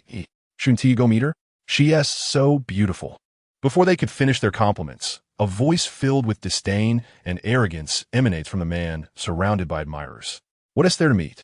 She is just an ordinary female. I would rather use a placebo than meet her. Jun Linyuan arrives at the military league venue and immediately spots Yulan being encircled by several males. To emphasize the unique relationship with Yulan, Huajianting and others intentionally engage her in conversation, occasionally brushing her hair and possessively placing a hand on her waist, igniting a fire of jealousy within him. Before he could fully process his emotions, his acidic words slip out. The wind carries his voice, reaching Yulan and her companions. In the midst of this tension, Su Xingye's fury ignites. The young general of the Empire, with emerald eyes sharp as a cold blade, glares at Jun Linyuan from a distance. Li Yuqing's anger is even greater. The young tycoon who is just allied with Yulan is eager to display his prowess. Like a peacock displaying its feathers in courtship, he desires the female's gaze to linger upon him. How foolish! Seeking death. Li Yuqing's cold and arrogant voice resonates as he strides toward Jun Linyuan, intending to teach this audacious man a lesson about whom he can deride. Jun Linyuan is the ruler of the nearby Jade Planet, known for managing it with an iron fist. There have been rumors that he plans to secede from the Empire, and he is reputed to have a severe aversion to females. Since childhood, he has forbidden any female presence around him, devoid of any special privileges for them, showcasing the ruthless and unyielding nature of a powerful figure. However, this does not justify his disdain for Yulan. In an instant, two factions face off, their eyes reflecting a chilling combat spirit, eager to rush out of the league venue and engage in a prolonged battle. Just then, Yulan, sensing the unusual atmosphere, speaks up. Her clear voice cuts through the tension as she gently tugs at Su Xingye and Li Yuqing, offering a soothing tone. All right, what is this about? I am not currency that everyone must favor. Besides, even if I were currency, there would still be those who dislike me. Wouldn't he there? Why are you all so angry? Yulan genuinely did not anticipate the extent of protection Su Xingye and the others felt for her. To her, Jun Linyuan hadn't said anything particularly offensive. He merely expressed his disinterest. Was she to be so domineering as to forbid him from liking anyone else? The fact that Queen Belena arranged a marriage for her felt utterly bewildering. Perhaps it was a matter of making a move without regard for the feelings of either party. Despite Yulan's attempts to soothe them, Su Xingye's expression remains one of extreme displeasure, his brows furrowed, and his fierce battle intent on yielding. Lan, he just dared to speak to you like that. All right, don't be angry, be good. Before Su Xingye could finish, a soft kiss laden with sweetness landed on her cheek, causing her delicate face to fill his vision. Su Xingye's pupils widened in surprise, his breath momentarily halted, and his strong arms instinctively reached for Yulan's waist. However, unexpectedly, he was jostled by Li Yuqing, who had witnessed the scene. The man's voice was filled with urgency. Lan, I want to kiss too. I want to kiss. Huajianting and Shunzhuan were equally eager, their magnetic voices following suit. Lan, it was simply overwhelming. One male was not enough. 3 others were waiting to kiss, embrace, and pamper her. As Yulan bestowed gentle kisses upon each individual present, the atmosphere in the vicinity had already transformed. Several distinguished males surrounded the female, engaging in various topics of conversation, momentarily forgetting about Jun Linyuan. Observing this scene, Jun Linyuan's gaze darkened, a tumultuous anger surging within him, a feeling he could hardly articulate. He despised being overlooked, loathed the thought of her eyes wandering towards other males. Cursed be his own foolish thoughts. Realizing the absurdity of his feelings, Jun Linyuan's expression darkened further, an aura of icy coldness emanating from him. The males who had participated in the military competition alongside him hurriedly called out, Yuan Ge, Meanwhile, unbeknownst to everyone, the Federation delegation stood at a distance. A guard respectfully stood before a commanding figure, whose long hat brim obscured his emotions, revealing only a sharp line along his jaw. The commander was none other than Yulan. The newly developed Hope Serum, rumored to perfectly soothe males, was currently the talk of Central Star. The individuals surrounding her were her beast husbands, Marshal Huizhan Ting of the 1st Legion, Major Su Xingyi, Director Shen Zhuoran of the Research Institute, and Li Yu Cheng, the head of the prestigious Li family. Each of them was a renowned figure throughout the galaxy. The guard, merely mentioning their names, elicited astonished reactions. Although the possessiveness among the males sparked jealousy and competition, the recent display suggested that their rivalry remained within manageable bounds. A tacit understanding had formed among the males. They would act, yet not to the point of causing distress to the female. After reporting to the commander, the guard stood by, his mind racing with various thoughts. Below the elevated platform, the handsome yet fierce-looking man concealed in shadows observed the well-known figures in the galaxy shamelessly surrounding Yulan. Akin to dogs drawn to a tantalizing bone, making deliberate noises in an attempt to gain her attention. They appeared far removed from their usual imposing, fierce demeanor. After a moment, he curled his lips, emitting a derisive snicker. A group of fools, driven by their mating instincts, bore no difference from wild dogs. Their handsome faces were of little consequence. However, the Hope Serum she had developed intrigued him. He wondered how it compared to their new serum. He resolved to find a way to engage with her during the military competition. The Federation guard readily acknowledged his command, suggesting, "I have heard that Yulan is a testing personnel dispatched by the Empire. Males in need can schedule a meeting with her through the official app for a simple mating instinct test." Absolutely not. The guard's well-meaning proposal was abruptly cut off by a cold, harsh voice. "She is not worthy of my personal attention. The Imperial Princess, the Flower of Hope, is nothing remarkable." Chapter 85. Junlin Yuan declines the invitation with a haughty voice echoing. Yulan, surrounded by several males in the stands, instinctively looked toward the position of Fu Chenhan. From Fu Chenhan's perspective, he beheld the female's exquisitely beautiful face, causing a momentary hitch in his breath. "What is it, Lan Lan?"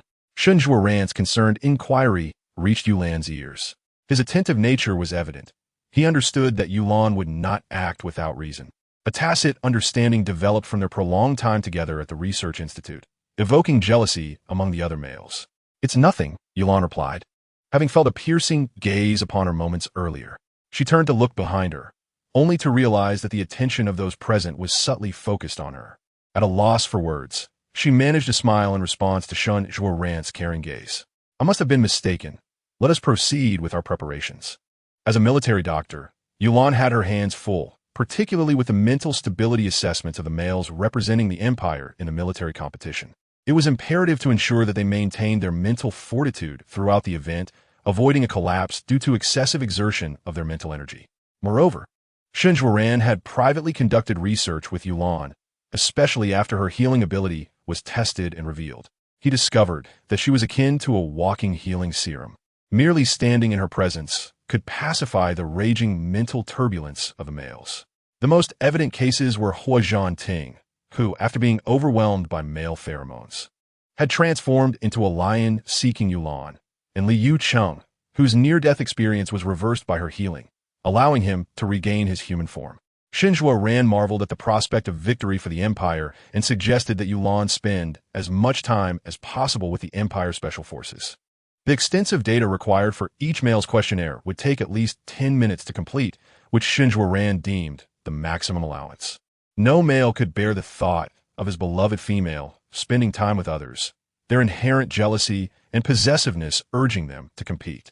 In a feudal society, Shen Zhuoran's generosity would have marked him as a paragon of virtue. Who would have expected that Princess Yulan is truly so gentle? One of the soldiers whispered, even more so than in the live streams. I had heard rumors about her character, but I never believed it until now. Yes, indeed, an ISN, she's stunning. When her gem-like eyes gaze upon you, it leaves you speechless, another chimed in. The gathered Special Forces members engaged in hushed discussions, reminiscing about every moment spent with Yulan. Any matter related to her became a hot topic among the males, even among this group of exceptionally gifted individuals. Before truly meeting Yulan, they regarded her as an outstanding female without any additional thoughts. Yet, after merely a brief interaction, they were utterly captivated. For those like Huizhan Ting, who enjoyed daily affection from Yulan, jealousy festered among the others. Reflecting on this, several males clenched their fists in frustration, one of them lowering his voice to ask, "Did you all catch that delightful scent in the treatment room? Sweet and soft, more enticing than the finest honey. It must be Princess Yulan." Before he could finish his thought, the mere contemplation had the males feeling a wave of emotions, some wiping their noses, while others swallowed hard. Then, a voice as cold and unyielding as iron cut through the air. "What are you all doing? Is there no decorum among Special Forces members?" It was Junlin Yuan. At this moment, a man clad in a black Special Forces uniform stood at a short distance, his tall figure casting a deep shadow. Their earlier discussion had likely reached his ears, for a faint layer of displeasure adorned his handsome face. Junlin Yuan exuded an overwhelming aura, reminiscent of a husband whose wife had been provoked, ready to charge out and confront the offender. The single Special Forces soldiers immediately fell silent, exchanging glances. "Oh no, we've messed up. How could I forget that Her Highness Yulan is the fiancée of the Star-Lord? But isn't the Star-Lord in denial? When we encountered him earlier, he didn't even bother to greet us. Are you all fools? Look at how jealous he appears. Does that seem like denial? Perhaps he is simply unaware of his own affections. If I recall correctly, the Star-Lord seems to have a phobia of females. No female can approach within 3 meters of him without breaking out in rashes. So, does that mean the Star-Lord might remain single for life?" In a fleeting moment, the Special Forces soldiers quickly exchanged thoughts. The Star-Lord. "Her Highness Yulan requests to know if you have time for a simple mental strength test at the medical room. Additionally, she has other matters she wishes to discuss with you." A female proactively requesting a meeting with a male can only imply one thing: a confession of affection. Junlin Yuan's previously troubled mood instantly lightened. The corners of his thin lips curled upwards, retaining that haughty and imperious demeanor. With the official competition commencing tomorrow, he had no time to concern himself with matters of the heart. If a similar situation arose again, he would simply decline. As Junlin Yuan finished speaking, a chorus of sharp intakes of breath echoed through the space. How could anyone possibly refuse an invitation from Her Highness Yulan? What on earth was the Star-Lord thinking? Had he truly hardened his heart? Chapter 86. Junlin Yuan in heat. Surrounded by the admiring and awe-filled gazes of his comrades, Junlin Yuan slightly lifted his chin, emanating an air of pride and nobility. He was distinctly different from those males who eagerly flocked to beautiful females. After all, he was the only male among them to receive an invitation from a stunning female, a fact that naturally filled him with extraordinary pride. Yet, even amidst this pride, Junlin Yuan remained cognizant of his identity as the Star-Lord of the Emerald Star, the epitome of masculinity. He had expressed his disinterest in meeting Yulan, and he truly meant it. How could he resemble those sycophantic males who, upon a mere beckoning from a beautiful female, would rush forward without a second thought? Did he not have his own dignity? It had to be Yulan who approached him, showering him with affection, just as she had done earlier in the stands. Junlin Yuan would never admit that he felt a surge of intense displeasure when witnessing Yulan's eagerness to engage with those other males. The young and proud Star-Lord of the Emerald Star, high and mighty, had always looked down upon such things. Unexpectedly, a mere disdainful comment about beautiful females led to Yulan's closeness with other males. Even if he believed he did not harbor feelings for Yulan, the inherent possessiveness within him ignited a profound sense of discomfort and agitation at the sight. He even felt a twinge of regret upon hearing from his comrades about Yulan's private invitation. Any irritation or annoyance dissipated, replaced by a refreshing sensation akin to sipping an icy soda on a sweltering summer day, filling every cell of his being with satisfaction. This feeling sustained him through the night, as he lay in bed, eyes closed, thoughts wandering. Suddenly, an idea struck him, and he opened his eyes wide, staring into the darkness. What if he had hurt Yulan's feelings by declining her invitation? She seemed like the type of female who had always been cherished and doted on by males, never having experienced rejection. Would she be so upset that she might cry? The thought of those glistening tears staining her beautiful, radiant face tugged at Junlin Yuan's normally unyielding heart. Of course, he quickly realized that with the way Huizhan Ting and the others adored Yulan, they would never let her cry. Perhaps, In the very next moment, after tears began to glisten on her long lashes, they would tenderly cradle her face and kiss her gently. He could only imagine them whispering words that belittled him. But would Yulan believe them? With this thought, Junlin Yuan abruptly sat up in bed, his fists clenched tightly, veins bulging on the back of his hands, his chest heaving with agitation. He could not bear the thought of anyone disparaging him in front of Yulan. What if she believed them and began to dislike him? In that moment, Junlin Yuan entirely forgot that merely hours earlier, at the Military League's opening ceremony, he had proudly refused to meet Yulan. Yet now, his movements were decisive and clean, tinged with a sense of anxiety and urgency. He felt an overwhelming desire to rush to Yulan and clarify that he was not a bad male, that she must not misunderstand him. A heated breath escaped Junlin Yuan's lips, his throat constricting, and his body temperature rising sharply, a hint of crimson flickering in his golden eyes. This was the sign of a young male on the verge of his first heat. However, consumed by worry that Yulan might believe the slanderous words of other males, he neglected to recognize the primal instincts overtaking his rationality. For a creature, there are no convolutions. To love is simply to love, and to desire is to draw closer. As he yearned for Yulan, did Junlin Yuan's intentions truly stem solely from a desire to explain? That was a question worth pondering. Meanwhile, on the other side, Yulan stood within her tent, having just sent off a few males who had transformed into fluffy creatures, attempting to win her over with their charm. How infuriating! Why did everyone know of her extreme affection for these fluffy beings? The majestic golden lion willingly sprawled on the ground, exposing its warm, soft belly, while the aloof silver wolf submissively lowered its head for her to pet. Not to mention the mysterious black panther, its tail playfully wrapping around her waist. While Shunzhuo Rant's ethereal dreamlike elk emitted a faint, enchanting blue glow in the night. It was enough to make Yulan feel as if she might drown in this sea of fluff. Almost entranced, she found herself unable to move as several males encircled her. Ultimately, it was her immense self-control that allowed her to send them away.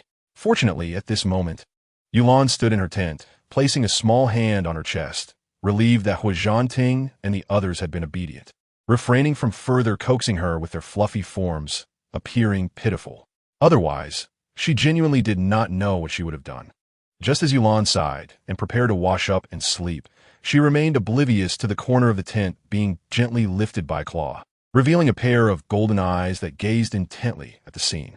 It was none other than Junlin Yuan, who had suddenly transformed into his beast form on his way here, driven by an overwhelming desire. The powerful, rational man had succumbed to his primal instincts. Yet Junlin Yuan resolutely rejected it all. The crimson flame tiger, known as Qi Yan Lai, who slightly twitched its nose and, utilizing its exceptional tracking ability, detected an enchanting fragrance in the air that left it utterly captivated.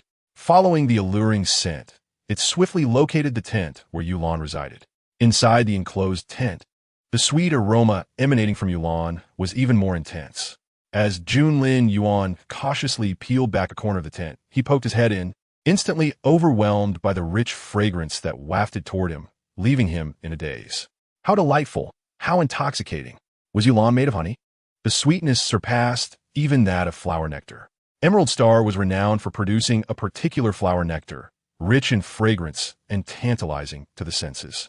Its price was exorbitantly high, truly worth its weight in gold.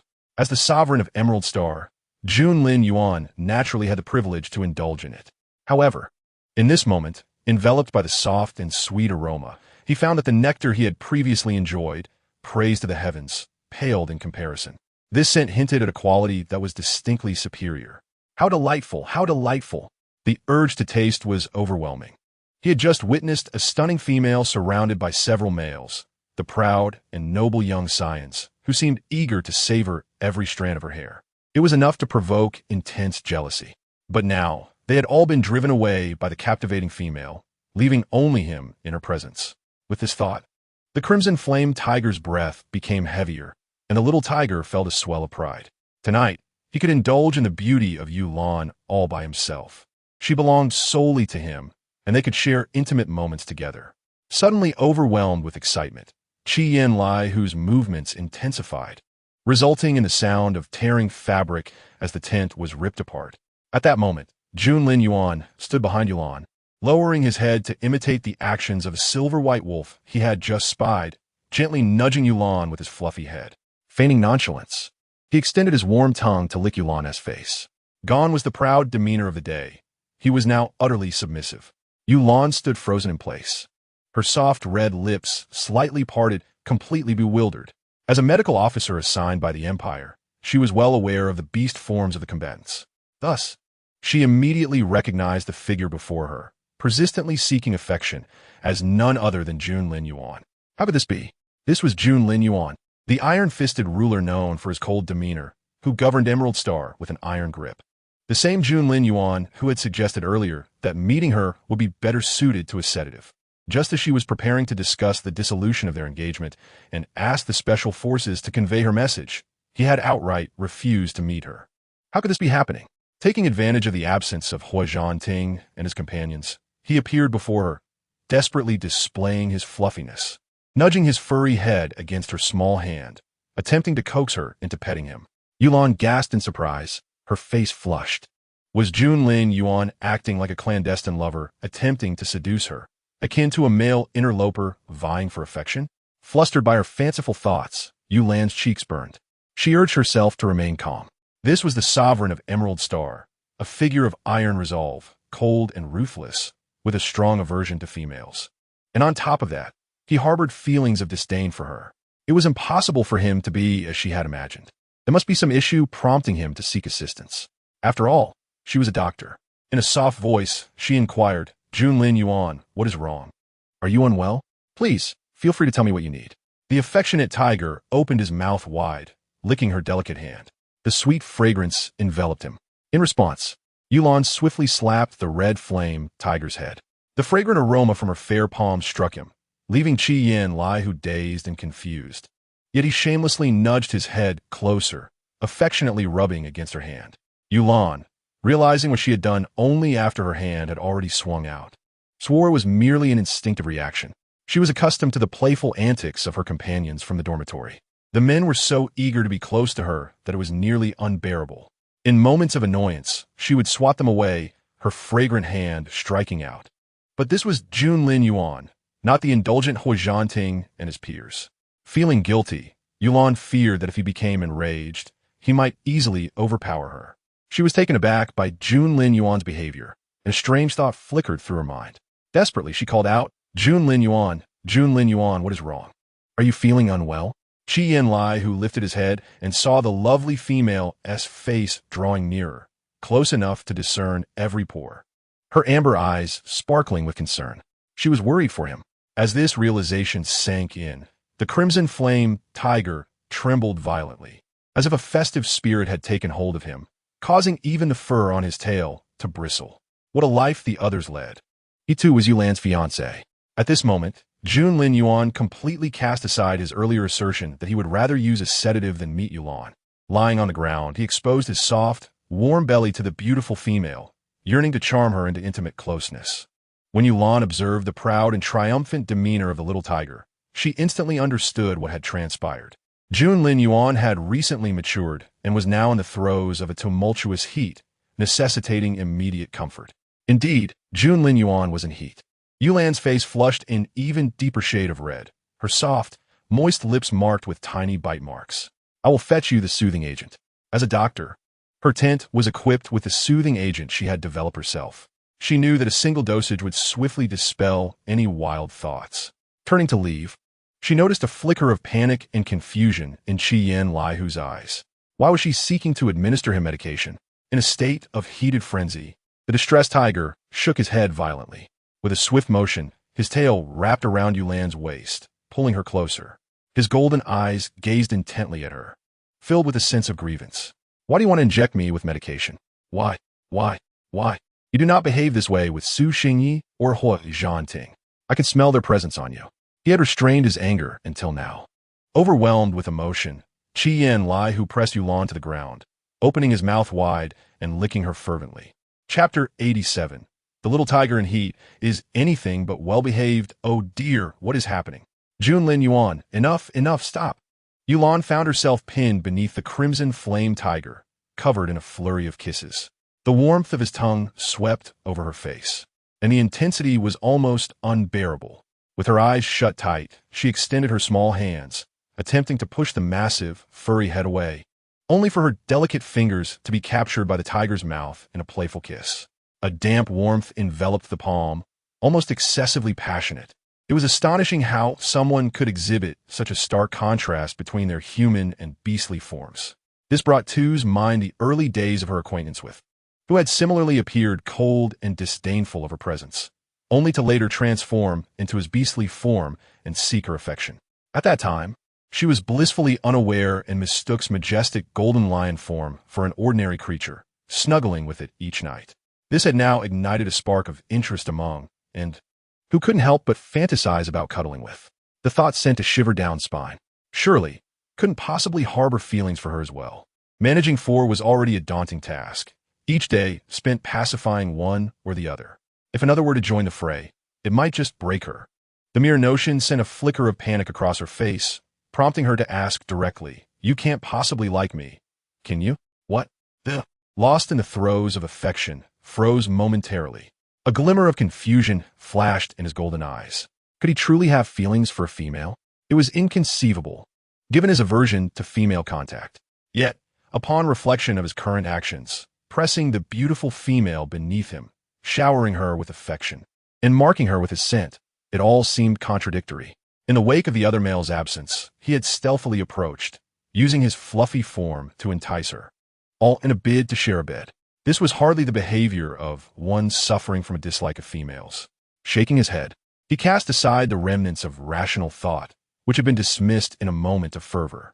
In the next instant, he leaped onto, becoming increasingly bold in his affections. How delightful it felt! As he tried to bury his fluffy head in her shoulder, an overwhelming sense of excitement surged within him, accompanied by a series of eager growls. Sighed softly, recognizing that had likely lost all sense of reason due to his heat, oblivious to her inquiry. The resolution to this predicament now rested solely on her shoulders.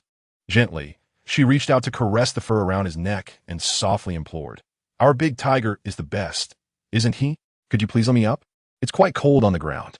Her expression displayed a hint of grievance. Protecting the female was an instinct ingrained in the male, and few could remain indifferent when a female showed such vulnerability, unless they intended otherwise.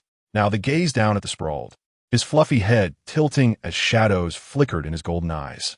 His heart raced, blood surging fervently within him, for reasons unknown. Witnessing her plight stirred an unexplainable yearning deep within him, a desire to see her weep, to hear soft sobs escape those moist, delicate lips. The small tiger grew even more exuberant, sensing the warmth of her flushed cheeks. She resembled a boiled lobster, her face a deep crimson. In her fervor to coax into releasing her, she momentarily forgot to fetch the to administer to him. She never anticipated that a fervent little tiger could be so disobedient. Feeling the heat of his breath against her neck and the intensity of his actions, gritted her teeth and pinched the little tiger sharply. A pained howl erupted from him, a sound so filled with grievance that it startled every bird outside the tent into flight. Concurrently, the vigilant, elite young males of the military quickly awakened, rising from their beds to locate the source of the distress call. Is someone injured? Is everyone from Team 1 present? All accounted for, no issues. Team 2 all present, no issues. In less than a minute, every team member confirmed their well-being. Their attention then turned to the profile of, which had remained unlit throughout the ordeal. Upon realizing this fact, an indescribable expression crossed the faces of the Special Forces members. In terms of talent and strength, was the leader among them the strongest? While it was normal for others to encounter problems, it was inconceivable for to be in distress. Why was this happening? They exchanged glances, recalling the hint of grievance laced within that tiger's howl, and decided to investigate further. What if something untoward had occurred? The teams quickly organized, advancing with caution towards the tent where resided. Meanwhile, within the tent, the large tiger leaped 3 meters high, howling in pain, transitioning from excitement to distress. He stood 3 meters away from, his tail awkwardly shielding his front, gazing at her with his golden eyes, filled with sorrow and confusion. Why had she treated him this way? It truly hurt. How could a female be so perplexing? He needed an explanation, or he would become furious. The felt so aggrieved that even his once lustrous fur seemed to dull. Yet, ignoring him entirely, scrambled to her feet and hurried to retrieve the from behind her. Grabbing a vial of the ethereal blue substance, she turned toward watching the beautiful female advance toward him. His golden eyes warily observed her delicate fingers clutching He recalled that this was the very thing that had caused his discomfort. What he had thought would lead to ecstasy turned out to be a plunge from euphoria to agony. A sense of unexplainable fear gripped, causing him to retreat imperceptibly. However, such a subtle movement could not escape keen awareness, as she was determined to prevent this from causing chaos, knowing that a male in heat was devoid of reason. Her expression turned serious as she commanded, "Stay right there and do not move." Who had been planning to stealthily retreat suddenly froze, his formidable frame tensing in place, unable to budge. As he watched approach, her beauty magnified before him, close enough for him to catch the faint scent that lingered around her.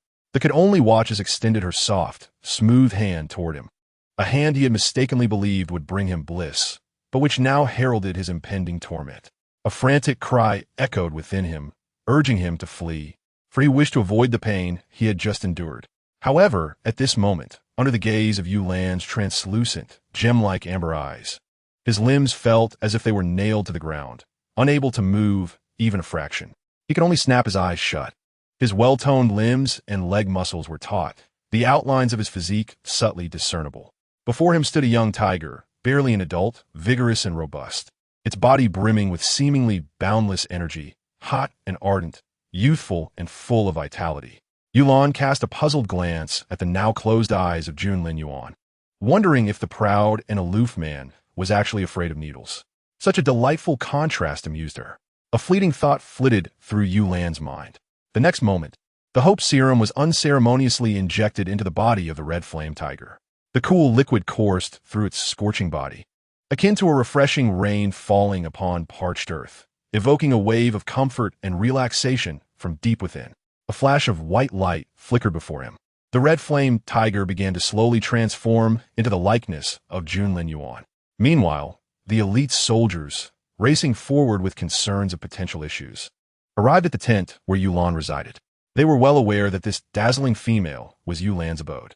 Earlier that afternoon, they had filled out a lengthy 10-minute survey containing a plethora of information right there. During this time, the beautiful female had quietly sat in her seat, patiently awaiting their completion, offering no hint of impatience or urgency. She even encouraged them not to rush, to take their time to think through each question, and to drink water if they were thirsty. A group of young males, seasoned in the military, had never encountered such gentleness in a female. They would indelibly etch this scene into their memories. Surely, no male would forget that this was Yulan's dwelling. Therefore, upon discovering that the roar of a tiger emanated from here, the soldiers exchanged glances, a flicker of confusion crossing their faces. Surely not. It couldn't be the Star Master, could it? Wasn't he unwilling to meet with Princess Yulan? He wouldn't dare to meet her in secret behind their backs, would he? Especially not on such a dark night. A solitary male appearing in a female's quarters could only imply an intention to seduce or to claim a position. Their illustrious and formidable Star Master would not stoop to such shameless behavior, would he? Most importantly, he had just vehemently declined in front of everyone, displaying his proud and aloof demeanor. Many males hoping to curry favor with the beautiful female before the competition began were now having second thoughts. Who would dare oppose their superior? What if they were targeted later? Unexpectedly, the Star Master, with his striking features, seemed to be a stark contradiction between words and actions. Could it be that the recent tiger roar was a deliberate ploy to lure them in for a scandal, to claim a name? What should they do? Should they approach? Should they announce their presence? The young elite soldiers, rushing over, exchanged glances, caught in a stalemate, uncertain about their next move. Their discussion was far from covert, every word reaching Junlin Yuan's ears as he reverted to his human form, standing before Yulan. The insinuations of intentionality, shameless seduction, and claims of status were all laid bare before him. Junlin Yuan raised his gaze, locking eyes with Yulan's sparkling, beautiful gaze. The reflection of his figure in her clear amber eyes seemed to unveil his every thought, as if nothing could remain concealed. His earlobes flushed crimson. The proud and impetuous Star Master clenched his fists tightly, resisting the urge to confront the soldiers outside with a punch for their baseless speculations. Just as the soldiers prepared to call out, sending someone into the tent to investigate. He found himself too flustered to even greet Yulan, let alone converse with her. His tall figure stirred a gentle breeze in his haste, showcasing his third-level talent, but he merely slipped away from behind Yulan's tent, unnoticed by the soldiers outside. It was akin to a clandestine affair interrupted, where the male lover had to sneak away to protect his beloved female from exposure. Junlin Yuan had barely made his exit from the back corner of the tent when the soldiers at the entrance cleared their throats and announced loudly, "Princess Yulan, we just heard a roar from your tent. Do you require assistance?" Inside the tent, Yulan had been secretly enjoying the spectacle of Junlin Yuan, not expecting her subordinates to be so amusing. She was curious to see how Junlin Yuan would respond to dispel the rumors of him being a scheming lover seeking status. To her astonishment, Junlin Yuan dashed away without uttering a word. Now, it was her turn to face the situation. After the males departed, other voices from within the tent emerged. Heavens! Yulan covered her face, already envisioning how jealous and wronged Huajian Ting and the others would feel upon learning of this news tomorrow, begging for affection and using it as an excuse to demand more from her. Junlin Yuan was indeed a source of trouble. Chapter 89. Countdown to the dissolution of the engagement. Yulan feigned calmness as she sent all the elite soldiers away. After a night filled with tension and unease, the military tournament officially commenced. All planetary representative teams gathered in the central square, awaiting the opening ceremony before the starships would transport them to the front lines for competition. It was during this moment that Junlin Yuan appeared before Yulan. The handsome man with long legs stood at the forefront of the elite soldiers, embodying a leader. Indeed, he was the pride of the younger generation, and with him leading the Imperial elite team, their chances of victory were significantly heightened. The hovering sphere in midair silently observed the scene, dutifully broadcasting it to the viewers in the live stream.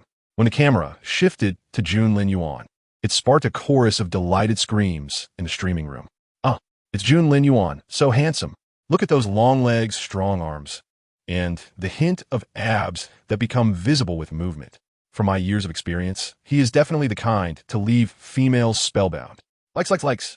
This comment skyrocketed to the top in an instant, until someone suddenly remarked, "Hey, look, is Junlin Yuan staring at Yulan? Is he a bit shy?" His face is flushed, as if he is trying to look away but can't help but steal glances. Strange, this is too peculiar. I remember him not being like this during the live stream yesterday. What on earth happened overnight? Is there something our esteemed members are unaware of? The comments in the live stream were a chaotic mix of speculation.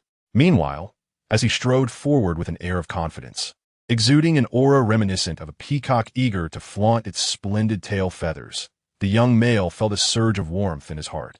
He reveled in the fact that Yulan had taken the initiative to look at him. Heaven knows how awkward Junlin Yuan felt after receiving the hope serum last night, as reason regained its foothold. There is likely no one in the world who could deliver a slap in the face as swiftly as he does.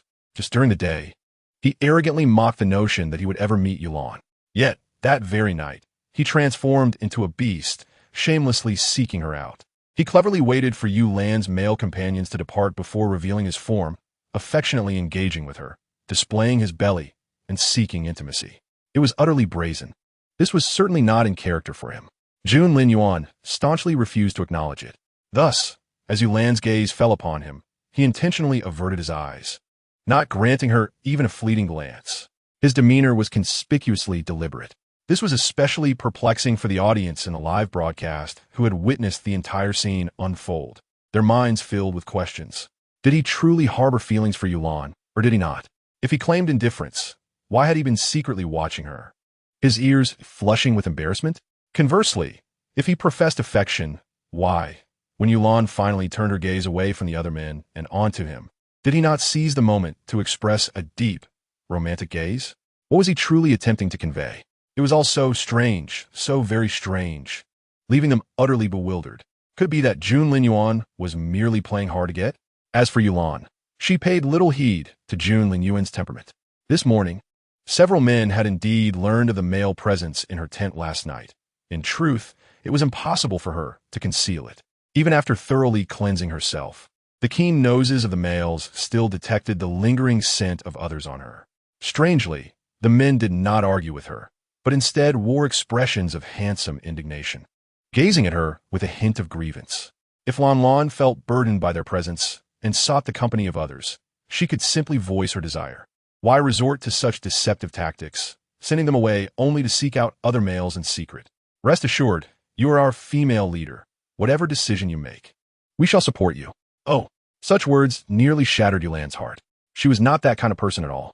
In fact, she was quite content with the 4 distinguished males she currently had: Hui Zhanting, Su Xingye, Shun Zhuoran, and Li Yuqing. How could she possibly seek out others, let alone harbor disdain for them? Seeing their expressions, Yulan hastily reassured them. Do not worry. What transpired last night was merely an accident, and there is truly nothing between Jun Linyuan and me. Hui Zhanting and Shun Zhuoran exchanged glances, a glimmer of amusement dancing in their eyes.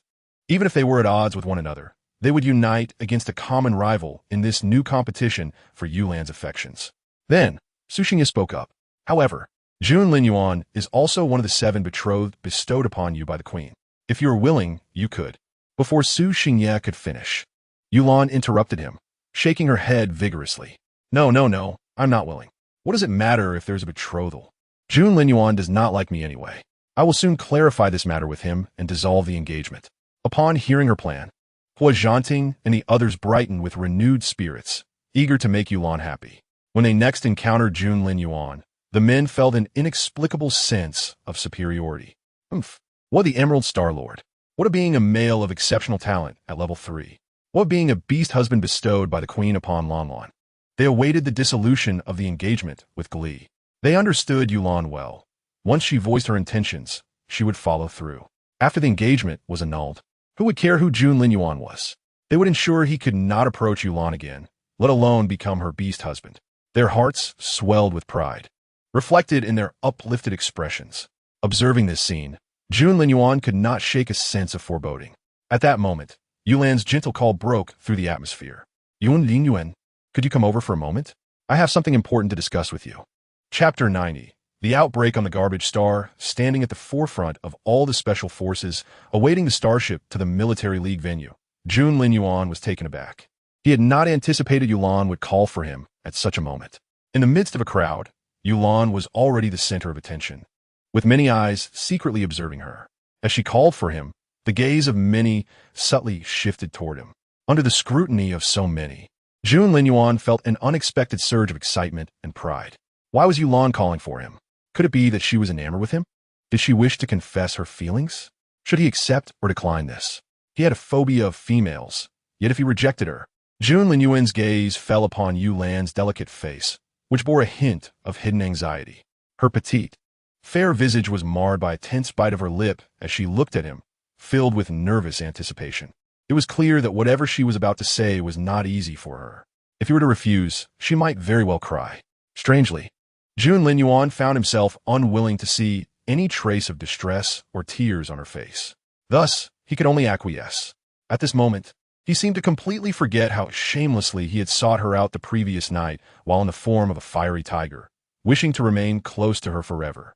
Had Yulan not swiftly administered the awakening serum, he could only imagine the chaos that might have ensued. Amidst the envious gazes of other males, Jun Linyuan strolled confidently toward Yulan. Gathering her courage, Yulan bit her lip and began, Jun Linyuan. Before she could finish, a piercing alarm suddenly echoed through the central square. An urgent message flashed across the large screen overhead. Emergency notice. According to reports from the front lines, on the date of the interstellar calendar, the garbage star has experienced the most severe epidemic in history, resulting in countless fatalities and a critical shortage of medicine. The 3 most urgently needed medicinal herbs are Xianhua, Tainukeo, and Qishaju. The news broadcasted a list of dozens of medicinal materials, calling for public donations. However, it had been centuries since an epidemic had erupted within the empire, let alone the preparation of related medicinal materials. At this point, resorting to news bulletins to rally donations was a desperate measure. But who would have stored such herbs that had not been used in hundreds of years? As expected, when Yulan opened her phone and searched for information online, she found that many were concerned about the outbreak on the garbage star and eager to help, with numerous offers of monetary and material donations. However, when it came to the medicinal herbs, many were left speechless, some even appearing utterly bewildered. Xianhua, Tainukeo, Qishaju, what are those? I feel like I've never heard of them. Did they possibly misreport the names? I do have a few Qianju at home. Could those be used? Such thoughts were in abundance. Yet Yulan knew that the names of the herbs in the urgent announcement were indeed correct. Having spent years immersed in a laboratory developing various herbs, she recognized that these were specifically designed to combat the epidemic. But once again, the reality remained. The empire had not witnessed an epidemic in nearly 6 centuries.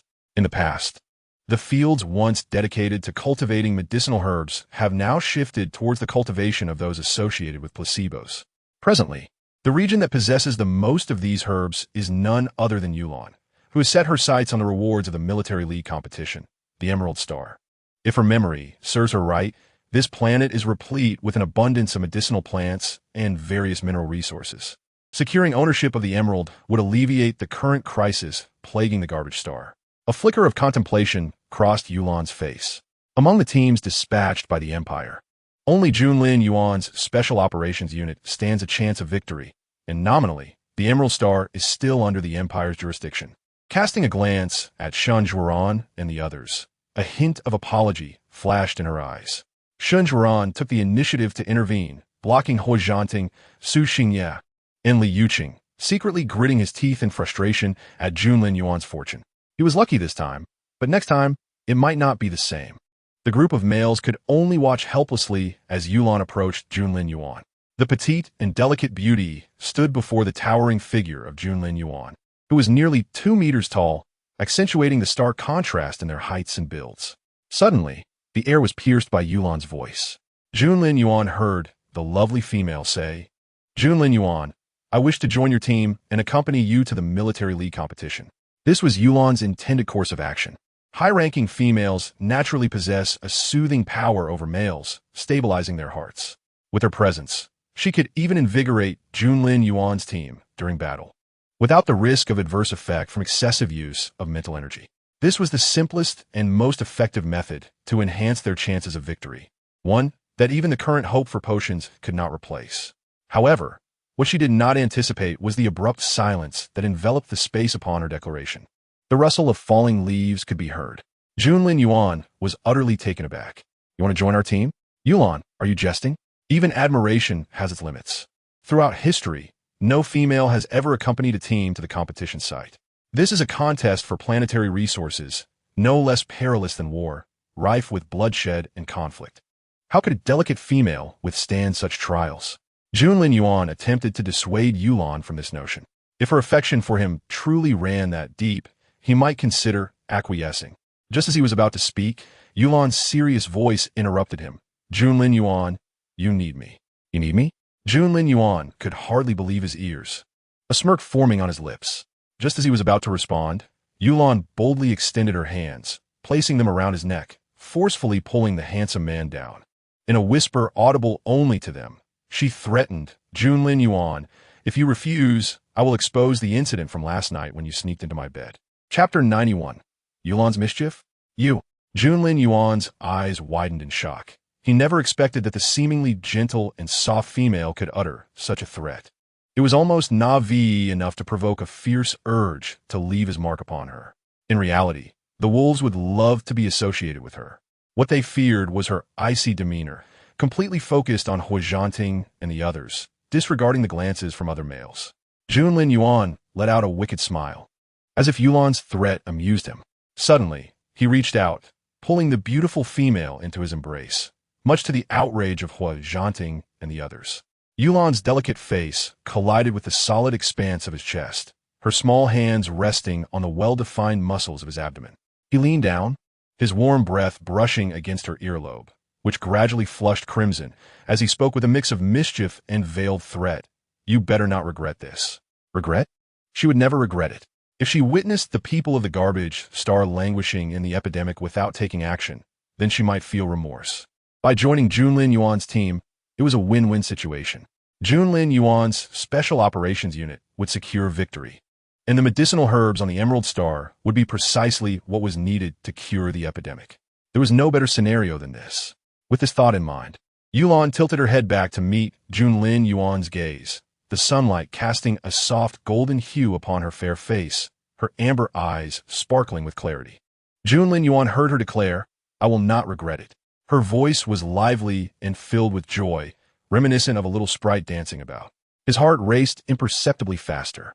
Junlin Yuan turned his face away, scoffing. I hope you can maintain that bravado when you reach the competition site. There will be no room for retreat.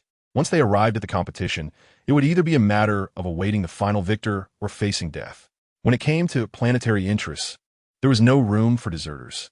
Yulan remained oblivious to the gravity of her future challenges, her beautiful eyes fixated on Junlin Yuan, unaware of what lay ahead. Meanwhile, Junlin Yuan had already resolved in his heart to protect Yulan. With a slight arch of his brow and a glint of wildness in his golden eyes, he placed a strong hand on Yulan's shoulder, drawing her closer to his side. Then, with his other hand, he raised a technologically advanced watch before her, tapping it lightly. In the next moment, Yulan's information appeared on the screen. Junlin Yuan waved the submission interface in front of her, not allowing Yulan a chance to reconsider. Swiftly clicking to submit her application, he then raised an eyebrow at the beautiful female, his handsome face tilting slightly toward the Special Operations team members standing behind him. Dr. Yulan, welcome to the team. Now, you must learn what it means to follow orders. In the Special Operations Unit, the captain's commands supersede all else. Since Yulan had joined the Special Operations team, she would naturally have to obey orders.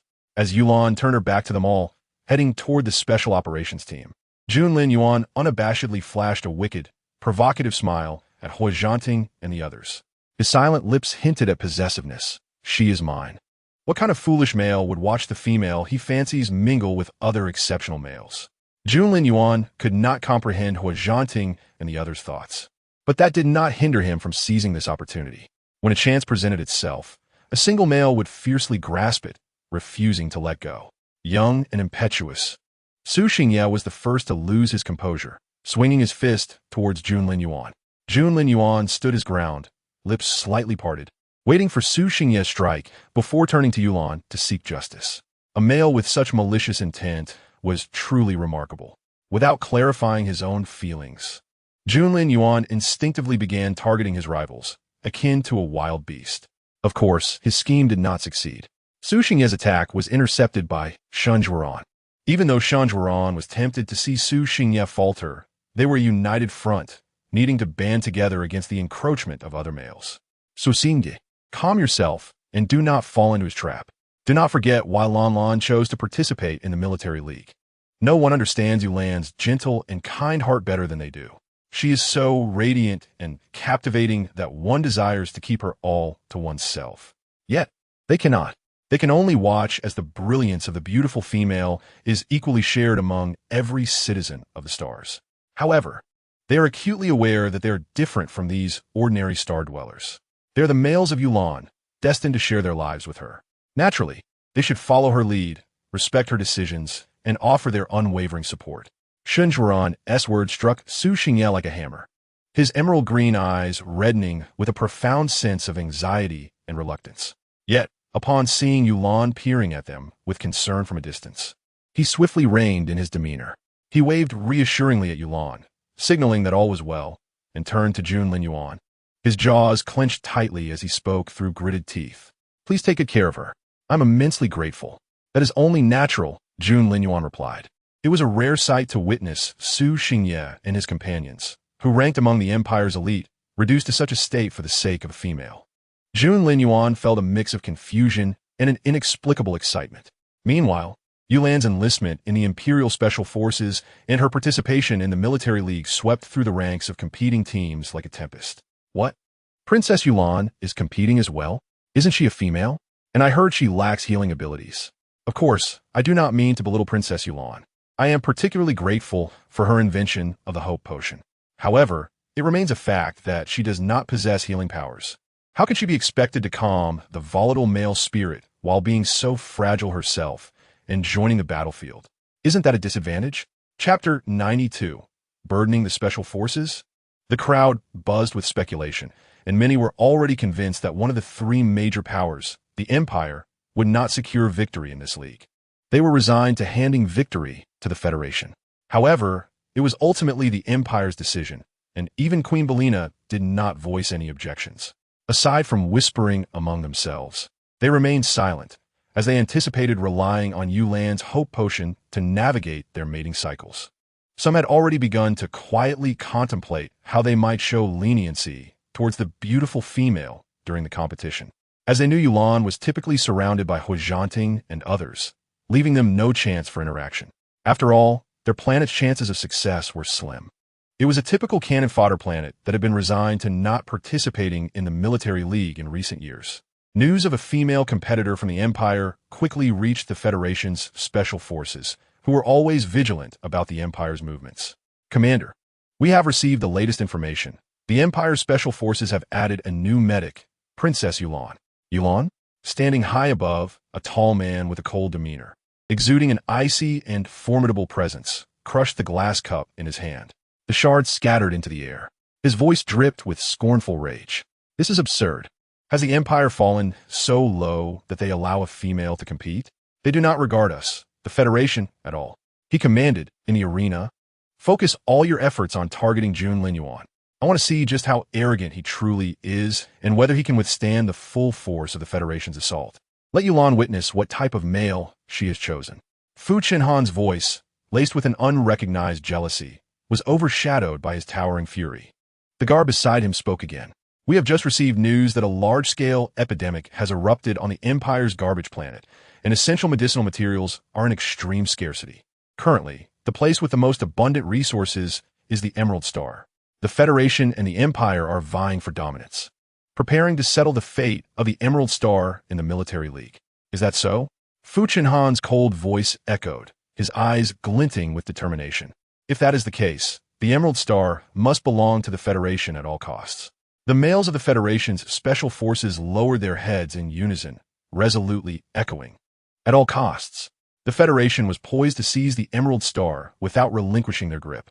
Could the Empire, or rather Yulan, truly obtain all that they desired? 3 hours later, the starship landed amidst swirling yellow sand, sparse vegetation, and arid air. The howling winds swept through everything below, and a sandstorm loomed in the distance, resembling a black hole consuming all in its path. At that moment, the petite and lightweight Yulan nearly succumbed to the fierce gusts of yellow sand as she disembarked from the starship. Fortunately, Jun Linyuan, quick-witted and agile, secured her waist with his strong grip, saving her from being whisked away. At this moment, Yulan finally comprehended why Jun Linyuan had urged her not to regret her decision. The fright of nearly being blown away had drained the color from her face.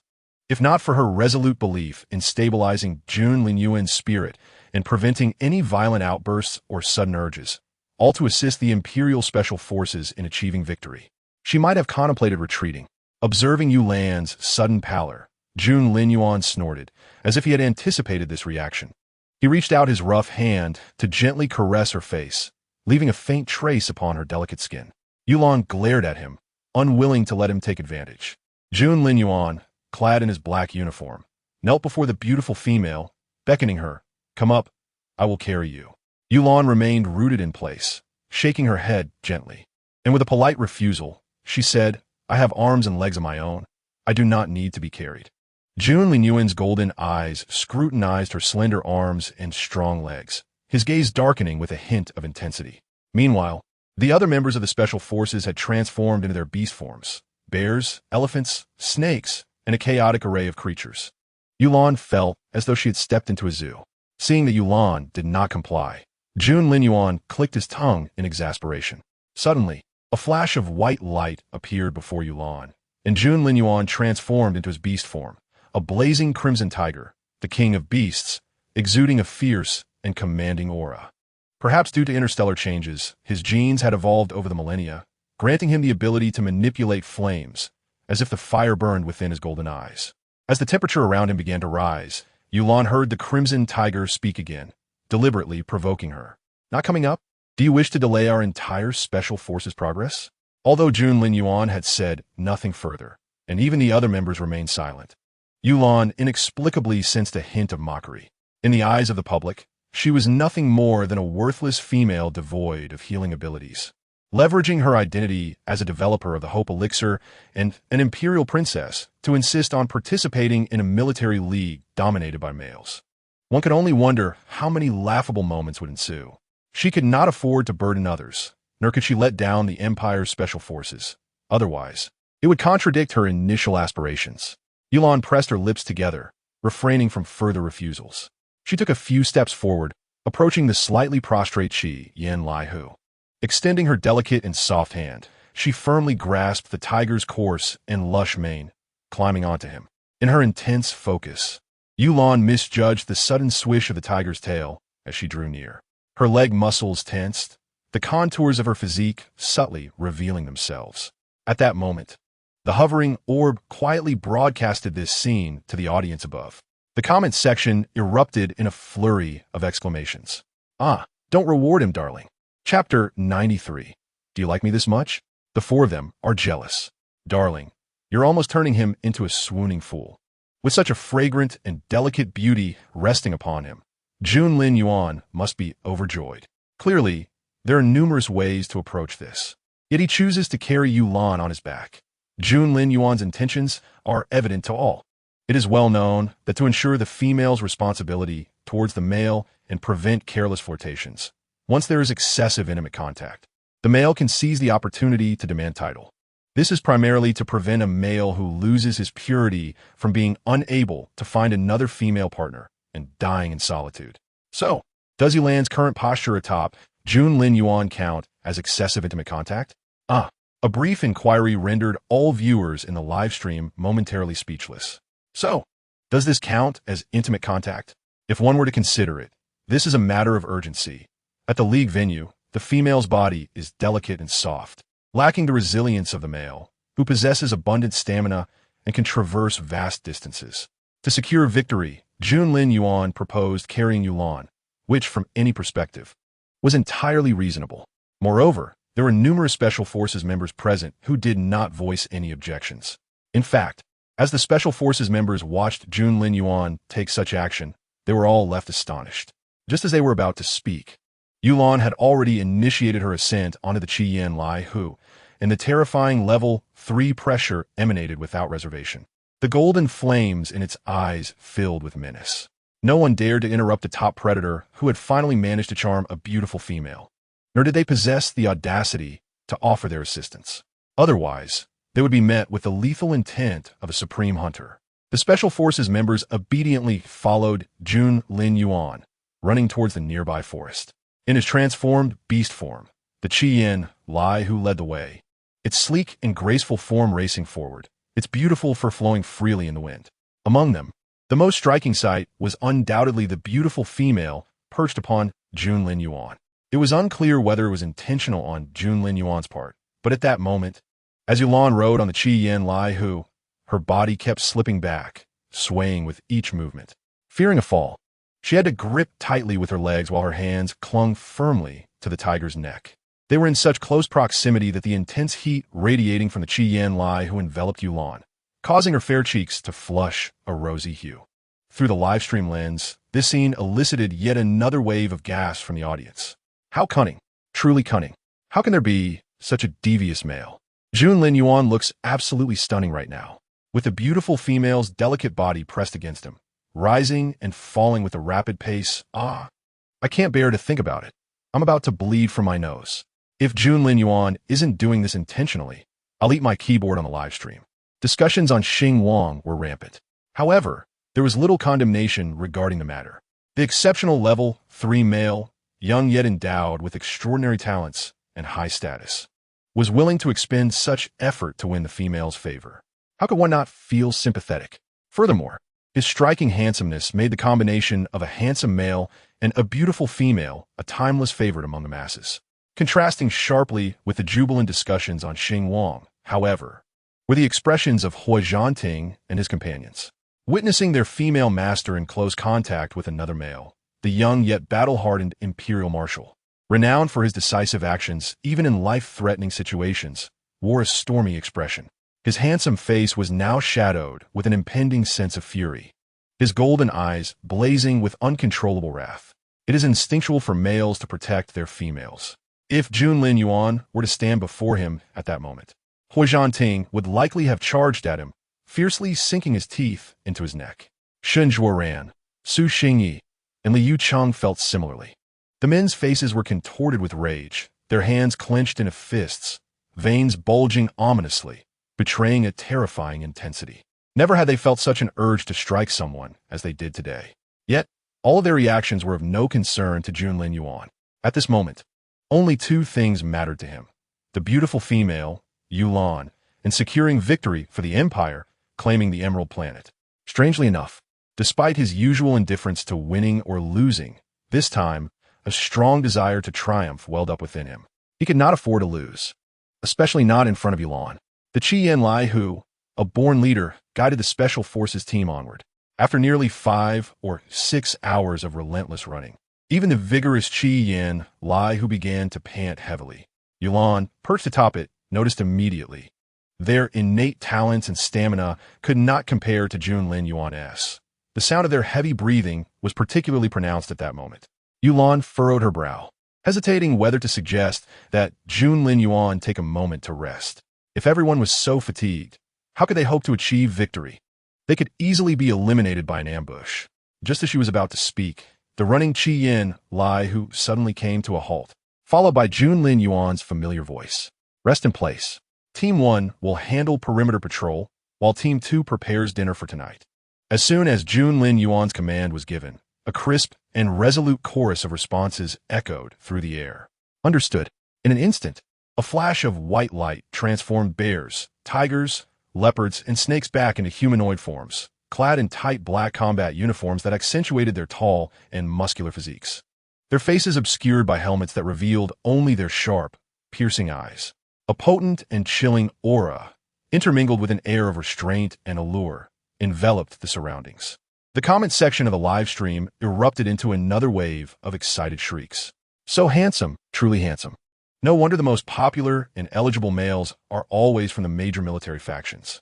It's this overpowering aura that, when a mating season arrives, compels even the most stoic to blush and seek the comfort of a female. It's simply irresistible. I've heard many female masters enjoy seeing them in uniform. How delightful! Compared to males of other professions, those in black uniforms are simply incomparable. Don't dismiss the charming heroes in suits or the scientific males in white coats. Each has its own merits. At that moment, with another flash of white light, the Qian Lai who transformed into human form. In a posture reminiscent of a princess Carrie, held Yulan tightly, his golden eyes sparkling with a mischievousness that provoked a desire to strike him. So, do you really like me this much? Afraid to let go now? Chapter 94. Fu Qinhan Surprise Attack. How could such a man exist? Yulan felt a surge of indignation rise within her at his words, her rosy lips tightly pressed together. His egotism was truly astounding. Hearing his remark, Yulan could not contain herself any longer and began to squirm, attempting to escape, but the man's strong hand clamped down on her waist like a branding iron. Her struggles were akin to those of a small creature, utterly ineffective against a man of his formidable strength. Strangely, as he gazed at Yulan's delicate, slightly flushed face, an unbearable desire surged within him. His heart raced uncontrollably, and the heat of his blood coursed through his veins, urging him to take action. With a sharp clap, Yulan bit her lip and struck his hand. Her slender fingers grasped at his iron-like arm with fervor. Junlin Yuan, let me go. What do you intend to do by holding me like this?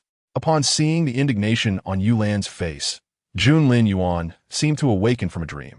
He turned his head with feigned nonchalance and carefully set her down, then remarked, "Is it really necessary? Just a moment of distraction, and you're so fierce. What male would dare to marry you? Finding a good mate can change a man's life. All males must tread cautiously to avoid falling into despair." Yulan rolled her eyes at his words, the corners of her mouth twitching. "No need for your concern. I already have a male. Hua Zhanting, Su Xingya, Shun Zhuoran, and Li Yuqing. For in total, just one of them is more than enough for me, let alone 4. Each one is a jealous sort. They can't stand it if I show affection to any one of them. The other 3 will get upset and demand equal attention." Sometimes, Yulan's imagination ran wild, and she pondered that if they would be together in the future, during sleep, would it be a matter of who received more or less? The thought alone drove her to madness. Upon hearing this, Junlin Yuan's expression changed dramatically, his handsome face taking on a pallid hue, hints of wrath flickering in his eyes. The Special Forces team members exchanged glances, bewildered. How could their Star-Lord claim he did not have feelings for Princess Yulan? He appeared ready to swallow his jealousy whole. Aside from a small tiger, he was the most stubborn. The Special Forces members quickly averted their gazes and expanded their patrols, distancing themselves from the scene. Meanwhile, the live broadcast's floating orb ascended, revealing more of the surroundings to the audience above. Not far in the forest periphery, a fully armed squad was seen pursuing the Special Forces led by Junlin Yuan, dressed in uniforms unmistakably belonging to the Empire's greatest foe. They were commanded by the current federal commander, Fu Chenhan. The Empire's audience felt their hearts clench at this sight. Comments flooded in like a storm. The Federals are here. Junlin Yuan, stop flirting and prepare. This is disastrous. How do we run into Federals so soon? Usually, we wait until the end of the event. One thing I must say, did you notice that the Federal Special Forces have a clear objective? It seems they are targeting Junlin Yuan specifically. Are we, the Empire, doomed this time? Anxiety gripped everyone's hearts. But despite the fervent discussions and the desire to warn Junlin Yuan to prepare, it was all in vain. At the forefront, Fu Chenhan, with a pale complexion and an expression as cold as ice, suddenly looked up, his sharp gaze directed at the floating orb. His icy blue eyes radiated a chilling aura, enveloping the live audience in a bone-chilling atmosphere filled with murderous intent. A tremor of fear surged within them, their heartbeats becoming faint, breaths held in trepidation, afraid to move. This is the oppressive presence of the federal commander? Terrifying. It's truly terrifying. I was so scared I couldn't breathe. How can someone be this powerful? The pressure seems to emanate through the camera. And here, the Empire stood in confrontation against such a commander, while simultaneously facing the relentless encroachment of darkness. The Empire faced a dire situation, regardless of the myriad thoughts swirling in their minds. They could only watch helplessly as Fu Chenhan led the Federal Special Forces like a sharp blade toward Junlin Yuan and Yulan. Meanwhile, Yulan, having dismounted from Junlin Yuan, suddenly felt her legs give way, almost collapsing to the ground, her face flushed with embarrassment. Damn it! The Qian Liahu was indeed a mature tiger, its soft fur concealing a formidable strength. As Yulan rode, the swift motion caused her thighs to rub against the beast's powerful frame, igniting a painful heat in her most sensitive areas, leaving her face alternating between crimson and pale. Yulan felt utterly embarrassed. She inhaled sharply, attempting to feign nonchalance. Observing the delicate female before him on the verge of toppling, Junlin Yuan's heart leaped, as though gripped by a powerful hand. Before rational thought could catch up, his body instinctively moved, swiftly wrapping his arms around Yulan's waist, pulling her into his embrace. What's wrong? Are you hurt? He could find no other explanation for her current state. Following his inquiry, he pressed further. Were you injured? As he spoke, his keen eyes scanned Yulan, confusion flickering in his golden gaze, unable to discern any visible injury. How could a man of his strength and resilience comprehend that someone so tender could be hurt merely by the soft brush of fur? His powerful hands clasped tightly around her waist, warmth radiating through the thin fabric, causing her cheeks to flush. There was no way Yulan could confess to Junlin Yuan where she was injured. She shook her head fervently, insisting, I'm fine, you needn't worry. She attempted to push him away and move aside. But Junlin Yuan refused to relent, his gaze scanning her form quickly, realization dawning in his golden eyes. From what he had observed, Yulan must have injured her leg, though he was perplexed as to why she wouldn't tell him. He could not simply ignore her condition. He instinctively reached out to examine her when a sudden gust of wind swept through, signaling an ambush. Chapter 95, A Clash of Fools. A fierce wind struck Junlin Yuan's outstretched hand, halting his movement. He quickly raised his head, his sharp gaze darting toward the treetops nearby. With a swift movement, he positioned himself protectively in front of Yulan, shielding her completely. There among the branches stood a man with a pale, grim visage, strikingly handsome yet cold, with a jawline as sharp as a knife. His icy blue eyes glinting with malice as he looked down upon Junlin Yuan. Two male figures locked eyes, and the air seemed to crackle with sparks, producing a series of explosive sounds. Danger was palpable. The two formidable level 3 males refused to yield. Junlin Yuan's eyes narrowed slightly, and the charming smile on his handsome face faded upon encountering Fu Chenhan. Fu Chenhan, Junlin Yuan pronounced deliberately, directly revealing the man's identity. Both belonged to the rare echelon of top-tier level 3 males. Before Fu Chenhan betrayed the Empire, they had certainly heard of each other's reputations. However, after Fu Chenhan's defection, they had become blatant adversaries, each attack aimed at annihilating the other. As Jun Linyuan's words fell, Yulan's eyes widened momentarily. She peered out from behind the man, gazing at Fu Chenhan. Naturally, she was aware of Fu Chenhan's reputation as the current genius commander of the Federation, leading a group of fiercely combative males. Within his domain, females were afforded no privileges. Only by appeasing the males and successfully soothing them through their heat cycles could they receive any favor. It was a world entirely distinct from that of the Empire.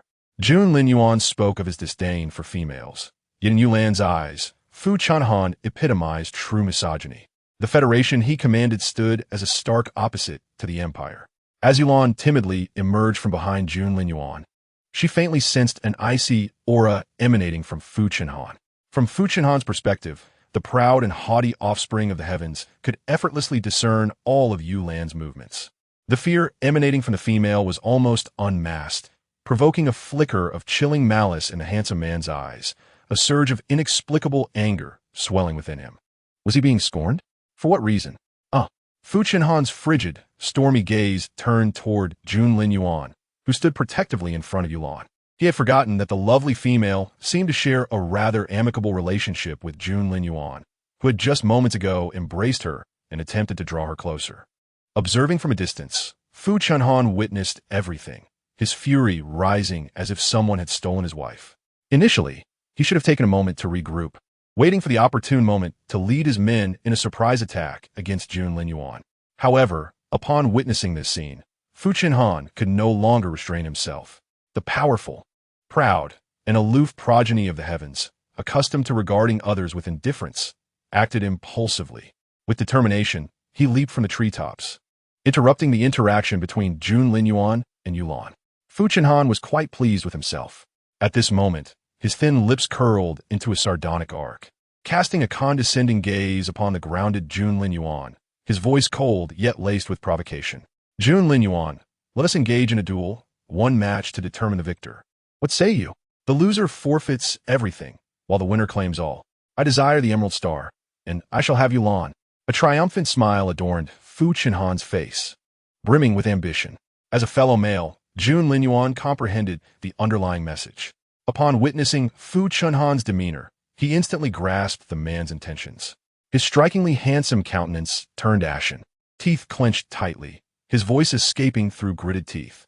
Since Commander Fu has come to seek death personally, I shall gladly oblige. No male could tolerate such provocation, especially not a high-ranking level 3 male with an ego larger than the heavens. Almost the instant Jun Linyuan's words left his lips, the two males clashed violently. In a heartbeat, the winds howled fiercely, and a tempest tore apart the ancient tree that had once required the strength of 3 to embrace. The blazing red tiger ignited with searing flames, instantly reducing the colossal tree that had charged toward it into mere dust.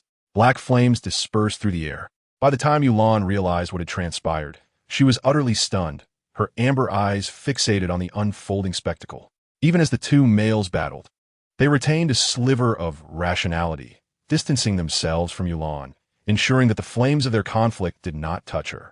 The distant figures of the blazing red tiger and Fu Chenhan were diligently recorded by a hovering sphere in the air. At this moment, the audience in the live stream was left speechless. So, they're truly fighting? So soon? Is this what top-tier level 3 males do?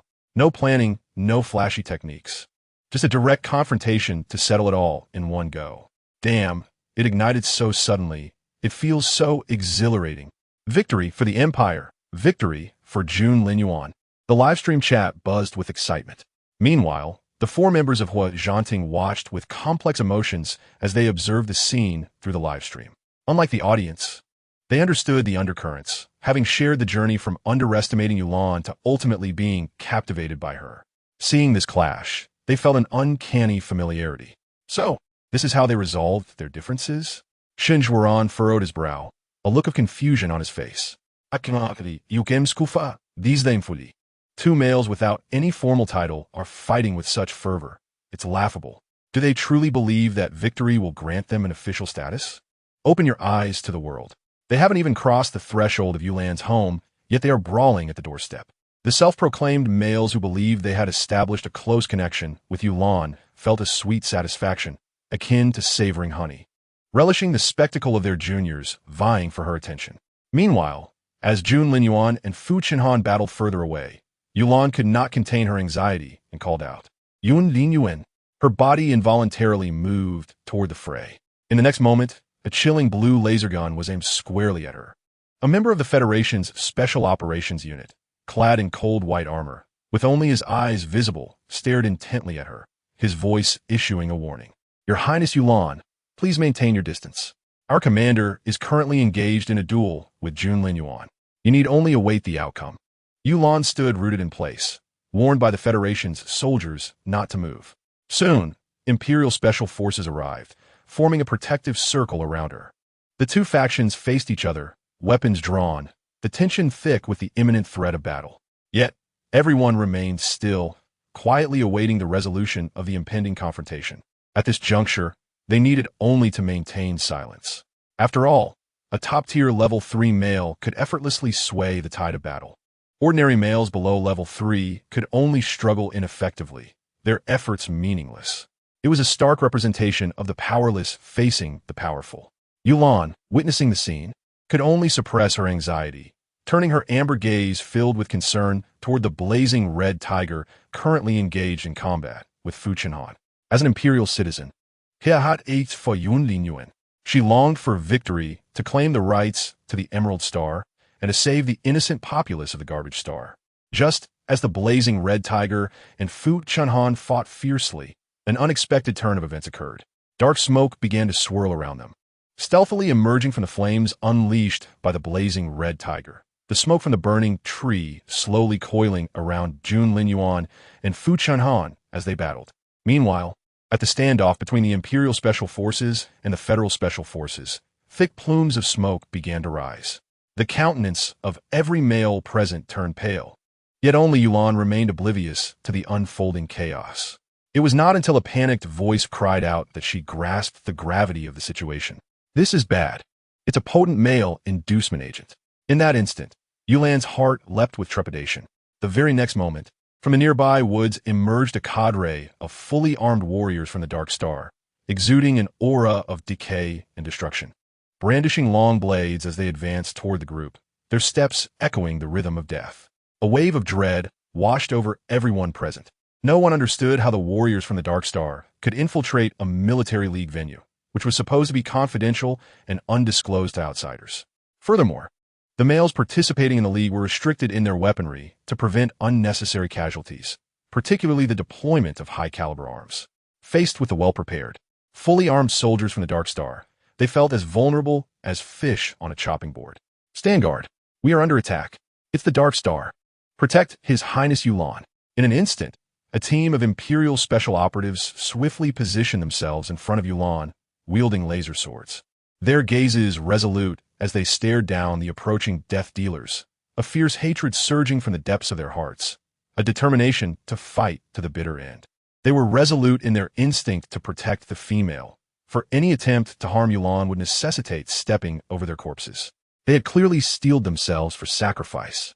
The sudden appearance of the Dark Star warriors compelled the Federal Special Forces, who were previously locked in confrontation, to sheath their weapons and unite against a common foe. Regardless of their rivalries, both the Empire and the Federation shared a singular enemy, the Dark Star. In the face of this threat, even the greatest enmity had to be set aside as they fought to repel the Dark Star forces. Nearby, hearts raced with fear as two figures suspended in midair rushed toward Yulan with reckless abandon. The encroaching darkness churned violently within the forest. The scent of the potent male inducement agent suffused the entire league venue. With a skewed male-to-female ratio, the males, whose natural volatility was exacerbated without the calming presence of females, were destined to suffer agonizing fates. At that moment, the entire league was engulfed in chaos, with the potent male inducement agent igniting the mating instincts of all males present. Their once clear eyes grew increasingly bloodshot and clouded, waves of sharp pain surging in their minds like relentless tides. Amidst this turmoil, only Yulan stood as the solitary female. Regrettably, she was a powerless one. There was no avenue for retreat, no escape. She was akin to a bird in a cage, a fish on a chopping block, at the mercy of those who would take her life. Heavens! The viewers in the live stream, some with tender hearts, had closed their eyes, unable to bear witness to the scene. How could this happen? Why are the Dark Star Warriors present at the league venue? Was the location meant to be a secret? How could they have known and set an ambush? Oh my! These are the most gifted youths of the Empire and Federation, perishing not in battle, but under a cunning plot, unable to even showcase their full potential. The audience observed as a male, weakened by the pressure, succumbed to his instincts, transforming into his beast form. His eyes ablaze with fury as he charged at the Dark Star Warriors, letting out a final, mournful cry. Yet in his madness, his desperate strike proved futile against the prepared Dark Star soldiers, who effortlessly evaded him, drawing their blades and dispatching him with a single stroke, enveloped in dark energy. Oh heavens! The viewers gasped, some covering their mouths in horror. Recognition dawned on them. The fallen male was an elite from the Empire, barely 18, who had excelled in military training and was groomed to become a future commander.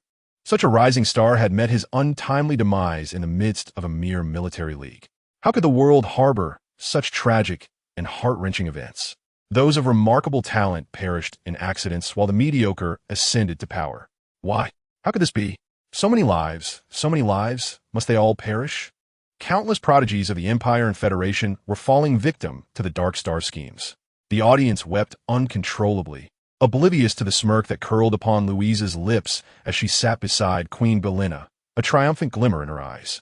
Witnessing the Dark Star soldiers so easily dispatch a Tier 1 male, she surmised that under the influence of the potent male inducement agent, the remaining males would be rendered powerless. At this juncture, could the besieged Yulan possibly escape? How splendid! Her clandestine transmissions had finally borne fruit. Chapter 97, Yulan's Downfall. On the battlefield of the League, the Dark Star Warriors soon discerned that the Imperial and Federal operatives were forming a protective barrier around Yulan. Shell after shell was intercepted, none coming close to her. Amidst the billowing smoke, Yulan stood as the only beacon of hope, while the other males, filled with combat fervor, fought valiantly against the mental agony induced by the potent agent. They bit down on their tongues, blood trickling from the corners of their mouths, their eyes bloodshot and inflamed. Jun Linyuan and Fu Chenhan were racing toward the scene with all their might. The audience could scarcely observe the rapidly advancing figures of the Crimson Flame Tiger and Fu Chenhan, expending every ounce of their speed. Meanwhile, the Dark Star Warriors, noticing the protective formation around Yulan, smirked with malicious intent. The barrels of their laser guns shifted from targeting the seasoned males to aiming directly at Yulan's beautiful visage. Let us see whose life is paramount. The female's safety or yours. Their words dripped with malice and mockery. The expressions of the Imperial and Federal Special Operatives shifted dramatically as they absorbed the weight of this threat. In the next heartbeat, they unhesitatingly pulled the triggers. Waves of azure laser projectiles surged toward Yulan with terrifying speed, enveloped in an aura of death. Damn it! A special operative cursed. For the agile males, there were myriad ways to navigate the hail of gunfire and preserve their lives. Yet if they did so, Yulan, nestled within their protective circle, would face certain doom. This is a question that requires no hesitation in choice. Males are innately protective of females. Moreover, Yulan is the very inventor of the Hope Potion. For the sake of billions of male newborns, one must live to create greater value. It is only through her existence that Yulan can save more lives and invent more innovations. Her worth surpasses that of everyone present. Thus, a glimmer of resoluteness flashed in the eyes of the foremost male as he stood before the crowd. Amidst Yulan's cries of despair and the audience's anguished wails, one male after another charged straight into the hail of bullets. They placed themselves before danger, ensuring safety for those behind. This was the last bastion of purity on the battlefield. One heroic male after another fell, each a renowned figure within their respective legions. Their lives would forever be frozen in this moment. It's all Yulan's fault. I must say, her presence on the battlefield is a blunder. Why did she have to appear here? If she hadn't, no one would have died, and we would still have the strength to fight. The Dark Planet is not invincible. Even without weapons, fleeing is always an option. The Imperial Legion is already en route to provide support. Given their power, a swift escape would certainly be feasible. If it weren't for Yulan, if she hadn't insisted on being on the battlefield, how could things have turned out this way? How could they have sacrificed so brutally? Relying on her status as the inventor of the hope potion to act recklessly and blatantly disregard the rules. Such capriciousness pales in comparison to Her Highness Princess Louisa. She is far inferior to Princess Louisa. At least the princess has never demanded such sacrifices from the males. Yet, this was the reality presented before all, in an exceedingly tragic manner. It is not an exaggeration to say that upon witnessing such a scene, most viewers in the live stream experienced a complete emotional breakdown, tears streaming down their faces. No one can remain indifferent to the loss of life, especially under such harrowing circumstances. In the vicinity where Yulan stood, the artillery fire raged. The inhabitants of the Dark Planet seemed to have discovered some secret, realizing that this way they could compel these formidable males, who despite being entrenched in adversity, still courageously resisted and retaliated, to willingly embrace death. The laser shots aimed at Yulan were thick and dense. Ha ha ha. A bunch of fools, so willingly sacrificing themselves for a female. Very well, I shall grant your wish. All of you perish.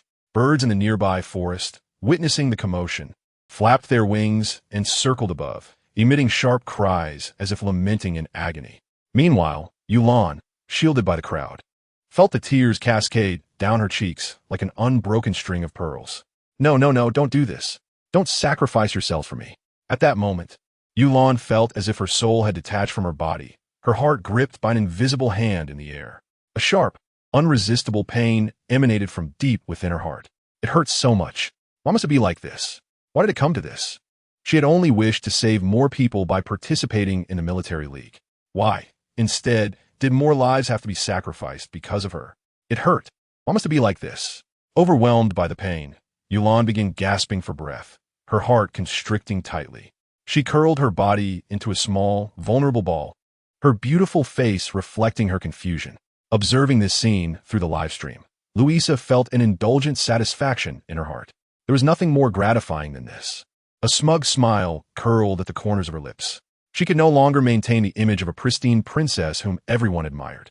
The future queen's position belonged solely to her. Your Highness Yulan, another attack is coming. We can hardly hold on. Let me take you away. A young male from the Imperial Special Forces, whose face was obscured, suddenly grasped Yulan's arm and swiftly turned to flee toward the distant forest. As they ran, he emitted heavy breaths akin to a wild beast. He too had absorbed too much potent male pheromone and was on the brink of collapse.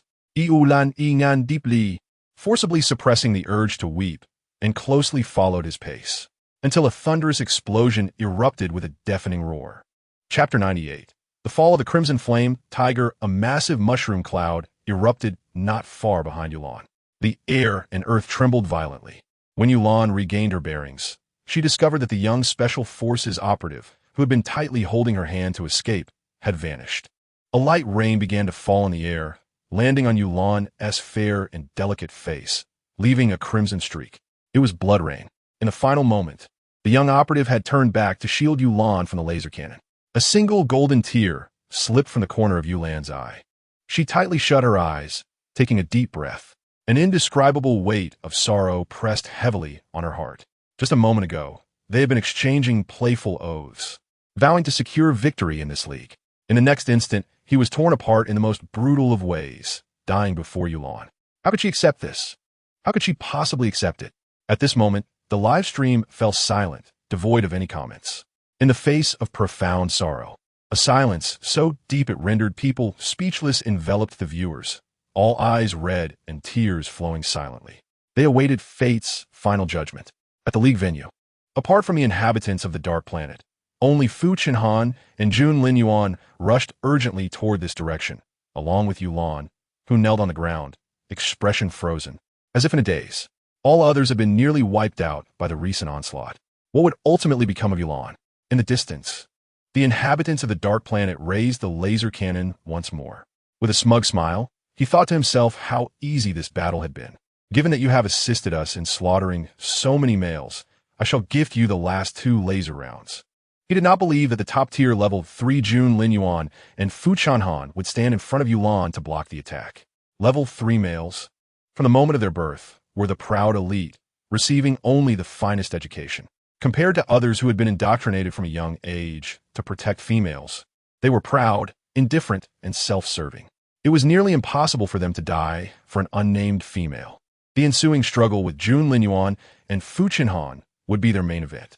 However, both of them had inhaled a significant amount of potent pheromones, and if they were to confront one another, victory would still reside with them. With this thought, his fingers twitched. The cannon, larger than Yulan's head, suddenly roared to life. A massive blue light surged from the muzzle, heading straight toward the kneeling Yulan. This time, she had nowhere to flee. No one would stand in her way. Seeing this scene, Louisa's smile widened, her excitement barely contained as she took a step forward. Meanwhile, Hua Zhanting, Su Xingye, Li Yuqing, and Shun Zhuoran, who were frantically rushing to the military league venue, witnessed this moment and felt their hearts shatter. No, the mature, handsome, elegant, and composed males could no longer suppress the expressions on their faces. For the first time, fear, anguish, and regret surfaced on their faces. This was nearly inconceivable for such proud and powerful males. The pressure of level 3 surged uncontrollably, a violent and terrifying aura enveloping them. The suppression rendered the other males aboard the same warship unable to lift their heads. Yet, within their hearts, an unspoken understanding prevailed. No male could remain indifferent while witnessing their female sovereign, especially one as gentle, beautiful, kind, and generous as Yulan, fall into peril. She shone like a meteor, illuminating the surroundings with her boundless brilliance, bringing joy to all who beheld her. However, meteors arrive swiftly and depart just as quickly. Should she perish here, it would become one of the most lamentable legends in interstellar history. Beneath the laser cannon, all life ceased. What hope remained for Yulan? This was a truth understood by all the males present, prompting them to cast sympathetic glances towards Hua Zhanting and his companions. No, please. Do not allow this to happen. Hua Zhanting wept. Su Xingye wept. Shun Zhuoran wept. Li Yuqing wept. Their eyes, whether deep, bright, dignified, or calm, were all red and brimming with tears. Several men trembled as they reached out to the screen, where Yulan stood, attempting to touch her. A mournful wail escaped their chests, their voices raspy and dry. Lan, do not cry. Get up quickly. Run, Lan. How could human legs outpace the speed of a cannonball? Yet, Hua Zhanting and the others found themselves powerless. They were far away, unable to shield Yulan from the impending onslaught. Thus, even with the knowledge that the odds were infinitesimal, they wished for her to attempt escape. Such helplessness and agony. The hovering ball above the league venue diligently recorded every moment, transmitting the scenes without pause. At this moment, as the first laser projectile neared Yulan, a blazing figure, the red flame tiger, surged forth at a speed surpassing light. He expended his life force to hasten his power, racing towards Yulan. A roar erupted, a colossal roar of fury. Jun Linyuan burned the last vestiges of his strength, bellowing at the dark soldiers nearby. The sound waves, infused with terrifying rage, possessed the force to rend the air. The soldiers of the dark planet nearby began to bleed from their orifices. It was a manifestation of their shattered innards. A lethal strike delivered at the cost of the red flame tiger's life. Almost immediately, the cerulean laser pierced through his body. The towering figure of the red flame tiger crashed to the ground. The flame that would never extinguish was reduced to ashes. Until his last breath, those golden eyes remained fixed upon the direction of Yulan, reflecting her figure with clarity. The second laser projectile, glimmering with a cerulean hue, swept over those golden eyes. Yet, Jun Linyuan had already lost the strength to rise and shield Yulan. A tear of blood slipped from the corner of the red flame tiger's eye. Unwillingness. Truly, an overwhelming unwillingness. Lan, run. Run. From the very first encounter, he had already succumbed to the beauty of the lovely little female. He would gladly sacrifice himself for a chance at her survival. Why must fate be so cruel? The red flame tiger's eyes, brighter than gold, dimmed suddenly. He could not see that when all believed Yulan would perish here, with no one left to protect her, the Empire's sworn enemy, having defected at a young age to join the Federation, moved. The commander of the Federation, Fu Chenhan, one of the three great powers of the galaxy, acted. In an instant, Fu Chenhan moved at a speed surpassing light, swiftly positioning himself before Yulan. His towering figure cast a shadow that enveloped her. The wind rustled through the forest, and Yulan's silky black hair danced in the air, tangling with Fu Chenhan, who stood resolutely before her. The scene was one of striking beauty. A handsome man and a lovely woman, while in the distance, a laser cannon, charged with destructive fury, locked onto them. Surrounding the forest was a shroud of unextinguished black smoke. Scattered across the ground lay the Imperial and Federation special forces, lifeless or in peril. It was a profoundly tragic tableau. Time seemed to freeze in that moment, leaving the audience before the screen in stunned silence, captivated by the unfolding scene. No one had anticipated Fu Chenhan would take such action. What was he doing? Why would Fu Chenhan shield Yulan? Doesn't he suffer from gynophobia?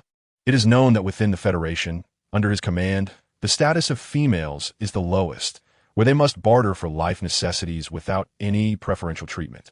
Such a person, so cold and unfeeling towards females, now performing such an act is truly astonishing. Many who witnessed this felt a surge of mixed emotions. What could Fu Chenhan's intentions be? To protect a female, and yet it was the female of a rival faction. How could this not seem peculiar? At this moment, kneeling on the ground, Yulan shared the same thoughts as the viewers. Witnessing so many sacrifice themselves for her was never her intention. She had prepared herself to embrace death, until Fu Chenhan abruptly intervened. The beautiful, soft female raised her head, her eyes glistening with tears, gazing in confusion at the sudden appearance of the Federation commander. This was their first encounter. The bewilderment on Fu Chenhan's face mirrored Yulan's own. His instincts had propelled him to shield her before his mind could catch up.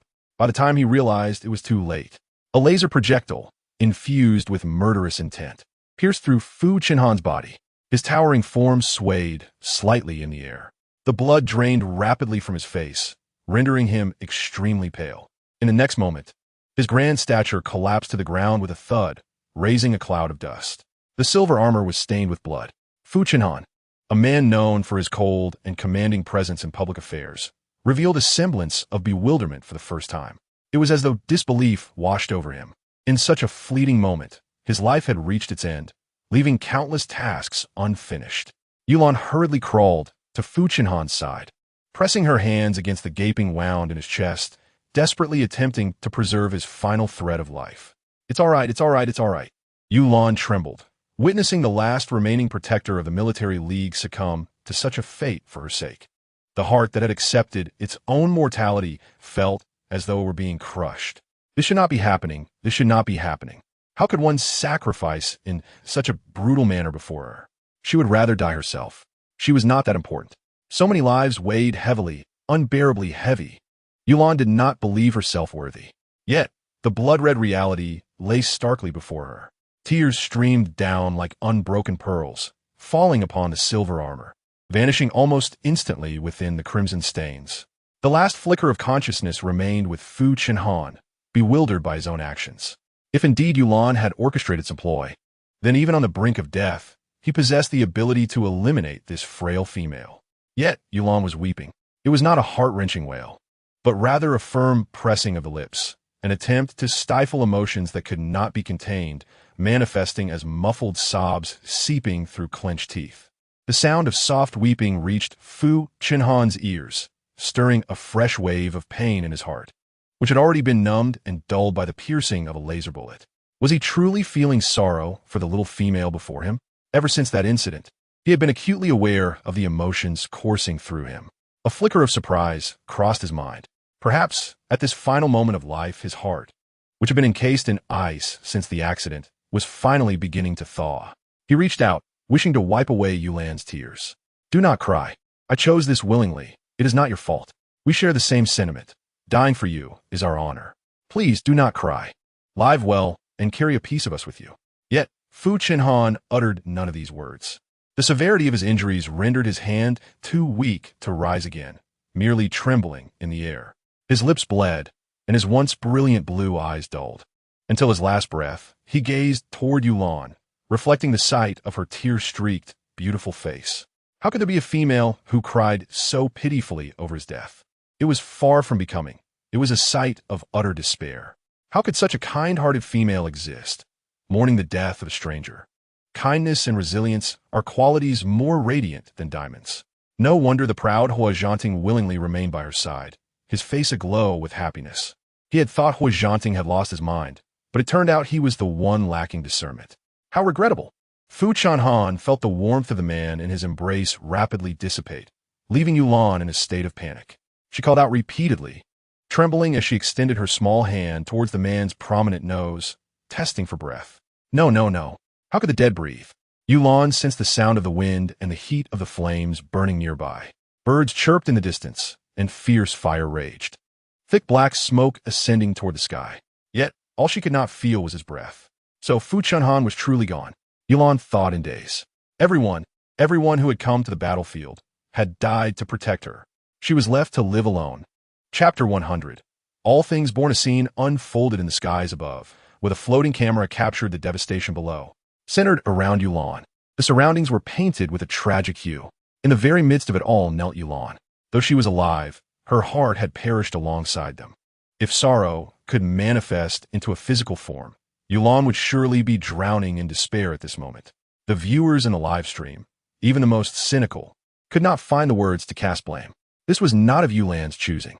The blame lay with the treacherous and vile inhabitants of the Dark Planet. Sigh. Someone lamented in the comments. If only Yulan were a high-ranking female. If she were a high-ranking female, possessing powerful healing abilities, even the strongest male pheromones would not have driven so many special forces into madness. What a pity. It was a tragedy that the only female to appear on the battlefield was Yulan, known for lacking healing powers. Upon reading this comment, someone quickly retorted, "Your thoughts are mere speculation. Even if a high-ranking healing female were present, look at all the high-ranking males here. I believe even if the level 2 Queen Belina were here, it would be of no use. Unless that mythical level 3 female, which had never appeared in history, existed. But did such a being truly exist?" At that moment, a warship sped toward the battlefield. Upon witnessing Fu Chunhan shield Yulan from the last laser bullet, Hua Zhanting and the others felt an immense relief. Yet, before that relief could fully settle, they saw Yulan kneeling on the ground, seemingly soulless, as if the last vestige of life had faded with Fu Chunhan's death, her complexion pale and devoid of color. The hearts of the men tightened once more, filled with concern. Lan Lan! In the next instant, a heart-wrenching cry erupted from the petite, delicate figure. Yulan raised her head abruptly, her eyes bloodshot and red, staring into the sky. Her voice, sharp and hoarse, carried the weight of soul-deep anguish, an outpouring of pain that seemed capable of tearing the very air apart. It was a sound that pierced the heart. In that moment, the typically fragile female erupted with a brilliant light. A blinding golden radiance flickered. Golden mist spread through the air, thickening as it approached Yulan. The atmosphere grew damp, coalescing into droplets that fell upon the blood-soaked earth. Golden rain cascaded, breathing life into all. As Yulan opened her eyes again, those amber orbs, more transparent than the finest gemstones, transformed into a pure, radiant gold. Droplets of golden tears streamed from her eyes, trailing down her pale, soft cheeks, landing on the parched soil. In that instant, a lush green sprout emerged from the earth, young shoots stretching exuberantly amidst the golden mist. However, Yulan's gaze shifted to the unmoving males lying around her, still unchanged. Not enough, not enough, not enough. Even if it meant burning her life and exhausting all her energy, it was still insufficient. She was still too weak. With great effort, Yulan slowly rose, searching for a small knife among the fallen special forces nearby. The sharp blade glimmered in the air. In the next moment, that blade mercilessly cut into the soft skin of her wrist, despite the fact that even a slight wound would typically cause the lovely female to tear up. She now remained unfazed, carving a deep gash into her own flesh. The pain of the heart surpassed that of the body. In witnessing all those around her perish, Yulan's heart had also died. If the energy carried by her tears was insufficient, what of the blood from a high-ranking female? She feared not death. Her anguish stemmed from the knowledge that vibrant lives had been sacrificed for her sake, lives that deserved brighter futures. Now, she would return that to them. May you all reach the places you long for. The blood from the soft female flowed into the bodies of all the males present. She was clever. She had truly found a way to save them. Yet, she was also foolish. There were too many males, far too many. Each one of them could dominate their realm. Their high-tier talents demanded more healing power, a greater thirst for blood. In Yulan, she would ensure that each male who drank her blood truly lived again, with a heartbeat and breath, before slowly moving to the next. Upon the arrival of the final moment, after feeding Jun Linyuan, Yulan's complexion turned as pale as paper, devoid of any color, while waves of dizziness and darkness assailed her. Struggling to maintain her last breath, she gazed at the heart of the Qian Lai Hu, which once again throbbed rhythmically, allowing her to feel a sense of relief. This is good. Releasing the final breath she had held within, in the next instant, a female, more beautiful than blooming flowers, collapsed backward, her eyes tightly shut, as if she had departed from this world. Not far away, the anguished cries of the males echoed, their hearts torn asunder. Lan Lan, no! Hua Zhanting and his companions, unable to wait for the military vessel to steady, relied on their extraordinary vision to effortlessly spot Yulan. Fragile as if she could dissipate with a mere gust of wind, collapsing to the ground amidst the golden mist. From thousands of meters above, the third-tier males leaped one after another from the military vessel, their eyes crimson, racing madly into the golden rain mist. Hurry, faster, Lan Lan. Please do not leave them so cruelly. Soldiers from the Dark Planet appeared at the Military League site an hour later. A trending post surged to the top of the Star Network. So, what exactly is that golden mist that enveloped Yulan after her tearful outburst? The heart-wrenching cry echoed in everyone's ears, as if the very soul was lamenting. The profound sorrow contained within was so intense that even Luis's attempts to fabricate a scenario of false tears could not succeed. Emotions cannot be deceived. Even the viewers, compelled by the sight of Yulan at the League scene, could not help but soften their hearts for the countless males who perished in their efforts to protect her. No one could harbor any thoughts of blame. It was all the fault of the Dark Planet. However, following Yulan's piercing cry, the entire floating sphere seemed to suffer an inexplicable attack, a flash of white light causing the broadcast to abruptly cease. The final scene left for the audience was that suddenly appearing golden mist. What could it possibly be? Chapter 101. The revealing of the Tier 1 female identity? Has anyone discerned the true nature of that golden mist? It is curious. I've lived on Central Star for so many years and have never encountered golden mist before. To be frank, it is truly beautiful, offering a most pleasant sensation. Even through the screen, one can feel the strong affinity emanating from that golden mist. So much so that I'm momentarily transformed into my beast form within it. This comment swiftly garnered countless secret likes. Soon, a unique comment abruptly appeared in the comment section. Such strong affinity felt even from thousands of miles away through the live stream. If I may be blunt, do you truly believe there's nothing amiss with this golden mist? What? This comment ignited excitement among the viewers. Brother, elaborate. Do you know something? Do not keep us in the dark. Share your thoughts for us to analyze together. The audience did not have to wait long. In the next moment, this individual quickly supplemented their unfinished thoughts in the comment section. Such intense affinity is unheard of and unseen. I happen to have some research on interstellar history, and upon witnessing this scene, my mind instinctively recalled the legendary abilities of a Tier 3 female. It is well known that the capabilities of females and males are equivalent. The mental strength of males varies by tier, and the same applies to females. However, in the thousands of years of interstellar history, no Tier 3 female has ever appeared, leading everyone to overlook this fact. If a Tier 3 male possesses destructive powers that rival those of divine beings, then what of the corresponding Tier 3 female? Could the healing abilities of a Tier 3 female possess the potential for revival of the healing of all? Upon the emergence of this proposal, the entire comment section fell into stunned silence. This speculation is rather audacious, isn't it? Are you suggesting that His Highness Yulan is indeed the legendary Tier 3 female? A female who has lost her vital healing abilities is no different from being worthless. The royal family may tolerate a mediocre princess with little to offer, but they cannot allow a useless individual to lower their standards. This is precisely why Queen Belina initially refrained from publicly disclosing Yulan's identity. Even though Yulan later developed the Hope Potion through her own capabilities, she still did not gain full recognition within the royal family. This cadre of rigid and harsh individuals preferred Luisa, who possessed Tier 1 healing abilities and had received elite royal education from a young age, and whose outward appearance was equally commendable. Thus, when such news emerged, few dared to associate Yulan with it. A thrill of anxiety surged from the depths of their hearts, causing their bodies to tremble in response to this speculation. The emergence of one question prompted a flurry of others. Thousands of comments flooded in beneath, as countless individuals behind their screens voiced their bewilderment. If His Highness Yulan truly lacks healing abilities, then how do we explain the golden mist? I have heard that only high-tier females possess the ability to materialize their healing powers. Queen Belina demonstrated this during her own coronation ceremony, but this was clearly an older male who had witnessed history, his words laced with caution. Before he could finish, someone immediately supplemented his statement below, accompanied by an image. However, the extent of the golden mist created by His Highness Yulan today is significantly larger.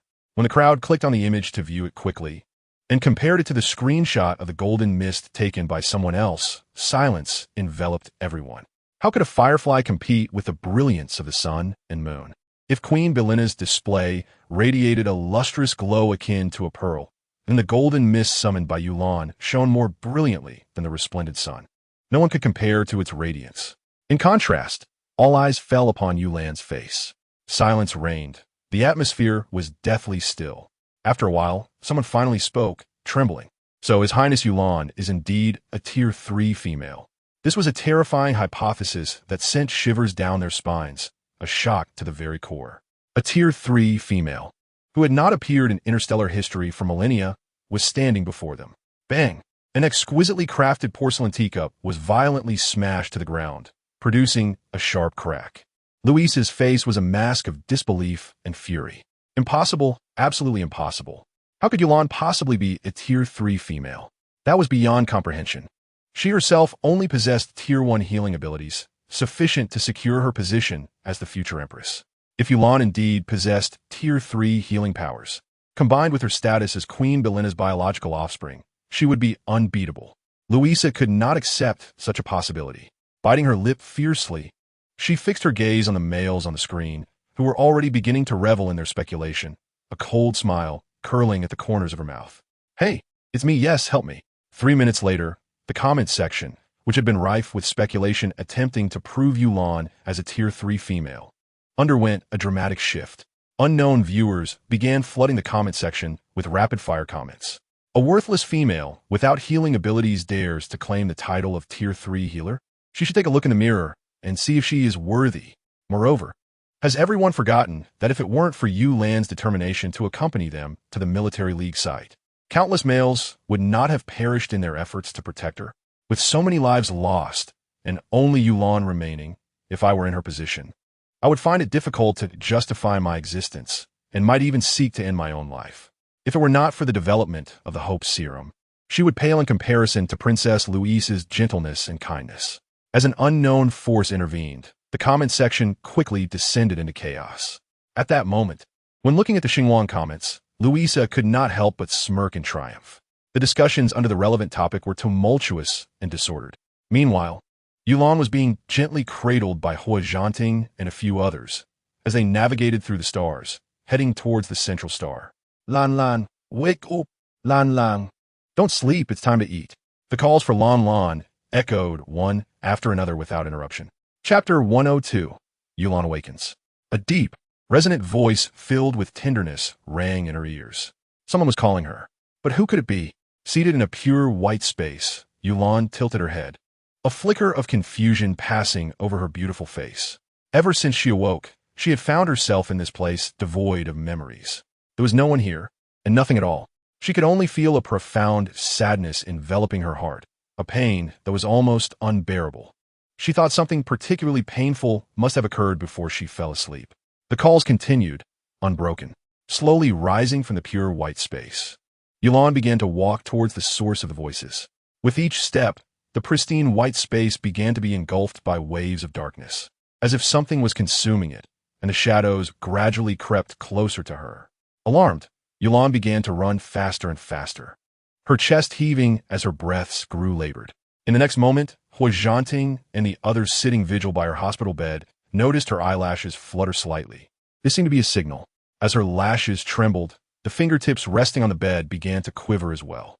From the moment they had found Yulan, Hua Zhanting and the others had remained steadfastly by her side. Seeing this scene, they collectively held their breath, their hearts racing with anticipation. They patiently awaited the awakening of the long-sleeping beauty. Clearly, Yulan did not keep them waiting for long. Before long, the pale yet stunningly beautiful girl lying in the hospital bed quietly opened her eyes. In the next moment, Hua Zhanting, seated at her bedside, grasped Yulan's hand and brought it to his lips in a gesture of gratitude, his deep-set eyes glistening with unshed tears. Thank goodness, Lan, you have finally awakened. Even now, as they held Yulan, they discovered that her body was alarmingly light, almost devoid of blood.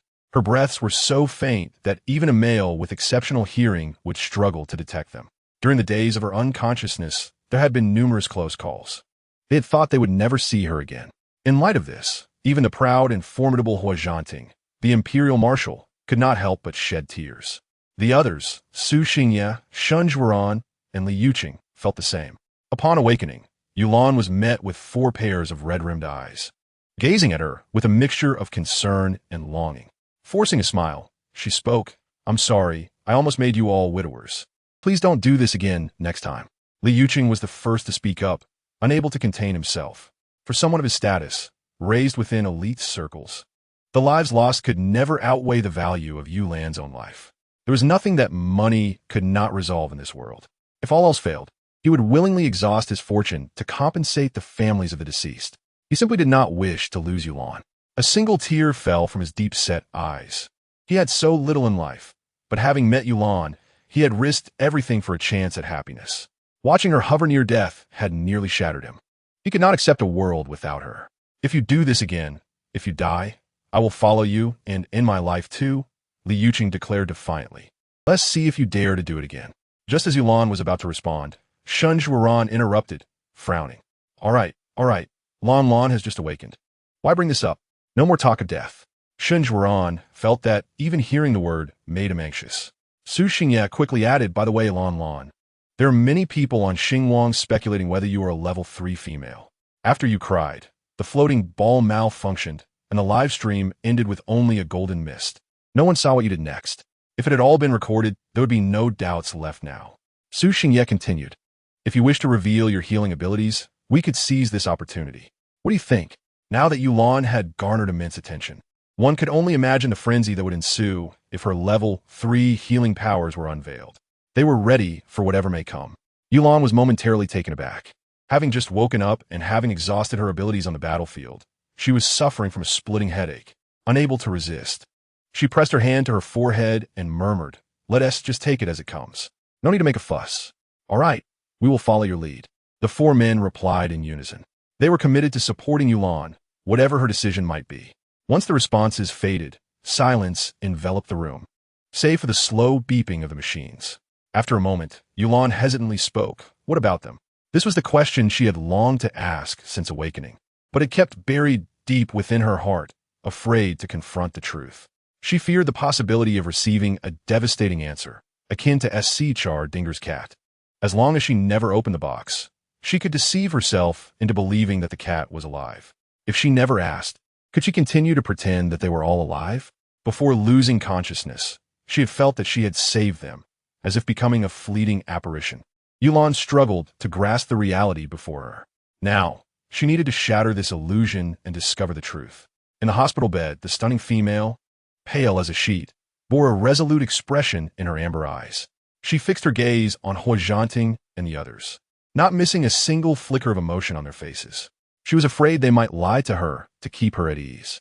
False comfort derived from deception could never bring true peace. Seeing Yulan in this state, Hua Zhanting and the others let out heavy sighs, once again marveling at her extraordinary nature. She was a beacon of kindness and compassion, shining like a pearl amidst the crowd, capturing everyone's attention. They were alive. They had survived. Lan, you did it. You saved them. Chapter 103. Whose is the Emerald Star? That's wonderful. That's wonderful.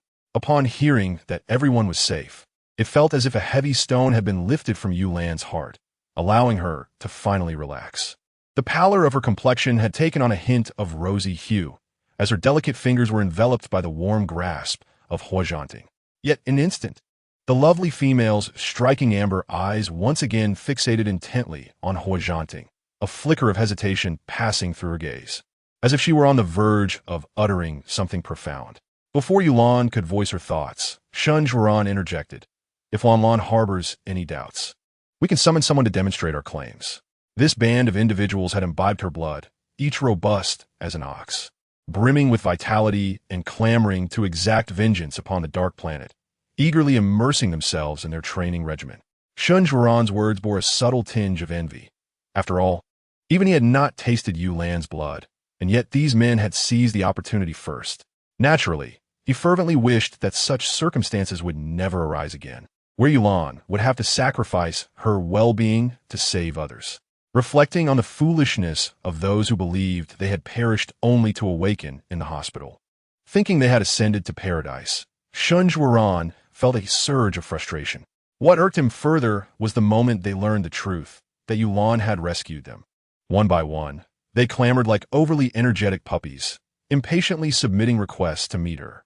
It was clear to all that their intentions were far from innocent, as they were all males who believed they could exploit any opportunity to pursue a desirable female. It was only when Li Yuqing's mocking voice broke through, urging them to focus on their training and seek retribution against the Dark Planet, that the matter was somewhat quelled. The thought of these individuals was exasperating. A flicker of coldness crossed Shun Zhuaran's dark eyes, but when he turned to Yulan, warmth returned. He retrieved a tablet and presented it to her, saying, Lan, if you have any doubts, you may choose any from this list. I'm certain they would be more than willing to meet you. His final words were enunciated with deliberate emphasis, as if they were forced through clenched teeth. Upon seeing the photos displayed on the tablet, Yulan immediately grasped the reason for Shun Zhuaran's discontent. What should have been a simple passport-sized photo on a white background was anything, but each male had been meticulously groomed, appearing even more gallant, their eyes ablaze with vitality. What lay before her was not merely a list of rescued males, but a veritable selection of suitors. Some shamelessly unbuttoned their shirts to reveal their muscular chests and prominent throats, while others gazed at the camera with bashful, watery eyes. Each displayed their unique charm. Accidentally, Yulan's fingertip brushed against one of the photos, causing it to expand, revealing this male's detailed profile. It included his date of birth, life experiences, accolades, height, weight, and even his measurements, unabashedly listed. Yulan remarked, this increasingly resembles a roster of potential suitors. Before she could examine further, the tablet was yanked away by the brooding and jealous Li Yuqing. The Black Panther, ever possessive and prone to sulking, exhibited his emotions quite evidently after years of living in his beastly form. He immediately pushed past Hua Zhanting and enveloped Yulan in a fierce embrace, meeting Hua Zhanting's murderous glare with a fierce threat. You already have us four. You are not permitted to look at anyone else. Otherwise, beware that we may render you unable to leave your bed. Yulan's beautiful face flushed crimson. She instinctively raised her hand to silence Li Yuqing, exclaiming, What are you saying? Why do you speak so freely? She was genuinely wary of Li Yuqing's unabashed tongue. Observing the man sulkily shut off the tablet, she refrained from further comment. As long as she confirmed that everyone was well and there were no issues, she would feel reassured. This thought led Yulan to contemplate a matter of utmost importance regarding the current situation concerning the ownership of the Emerald Star. What was the present status? Was it under the jurisdiction of an empire or the Federation? What was the state of the plague on the garbage planet? Were the supplies sufficient? It was imperative to remember that Yulan initially wished to participate in the military league to aid Junlin Yuan in stabilizing his mental strength, all in the hope of securing victory for the empire and claiming dominion over the Emerald Star. This endeavor could save billions of lives on the garbage planet. She could not afford to be negligent. Speak up. Why is no one saying anything? In response to Yulan's anxious yet hopeful gaze, the men felt a collective weight in their hearts. None wished to disappoint the female. Consequently, none dared to step forward to disclose the final outcome. The thought of Yulan discovering that such a grievous cost had yielded no rewards was too disheartening for them to bear.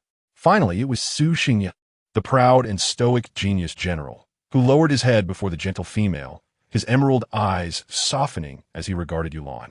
He spoke slowly, Lan.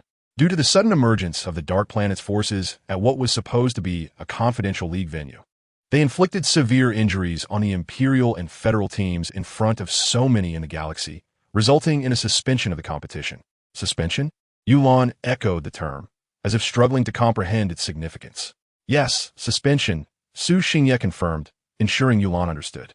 With no clear victor, neither the Empire nor the Federation could extract any resources from the Emerald Star. To do so would violate the military league rules, tantamount to declaring war. And now, Su Xingye paused, withholding further details.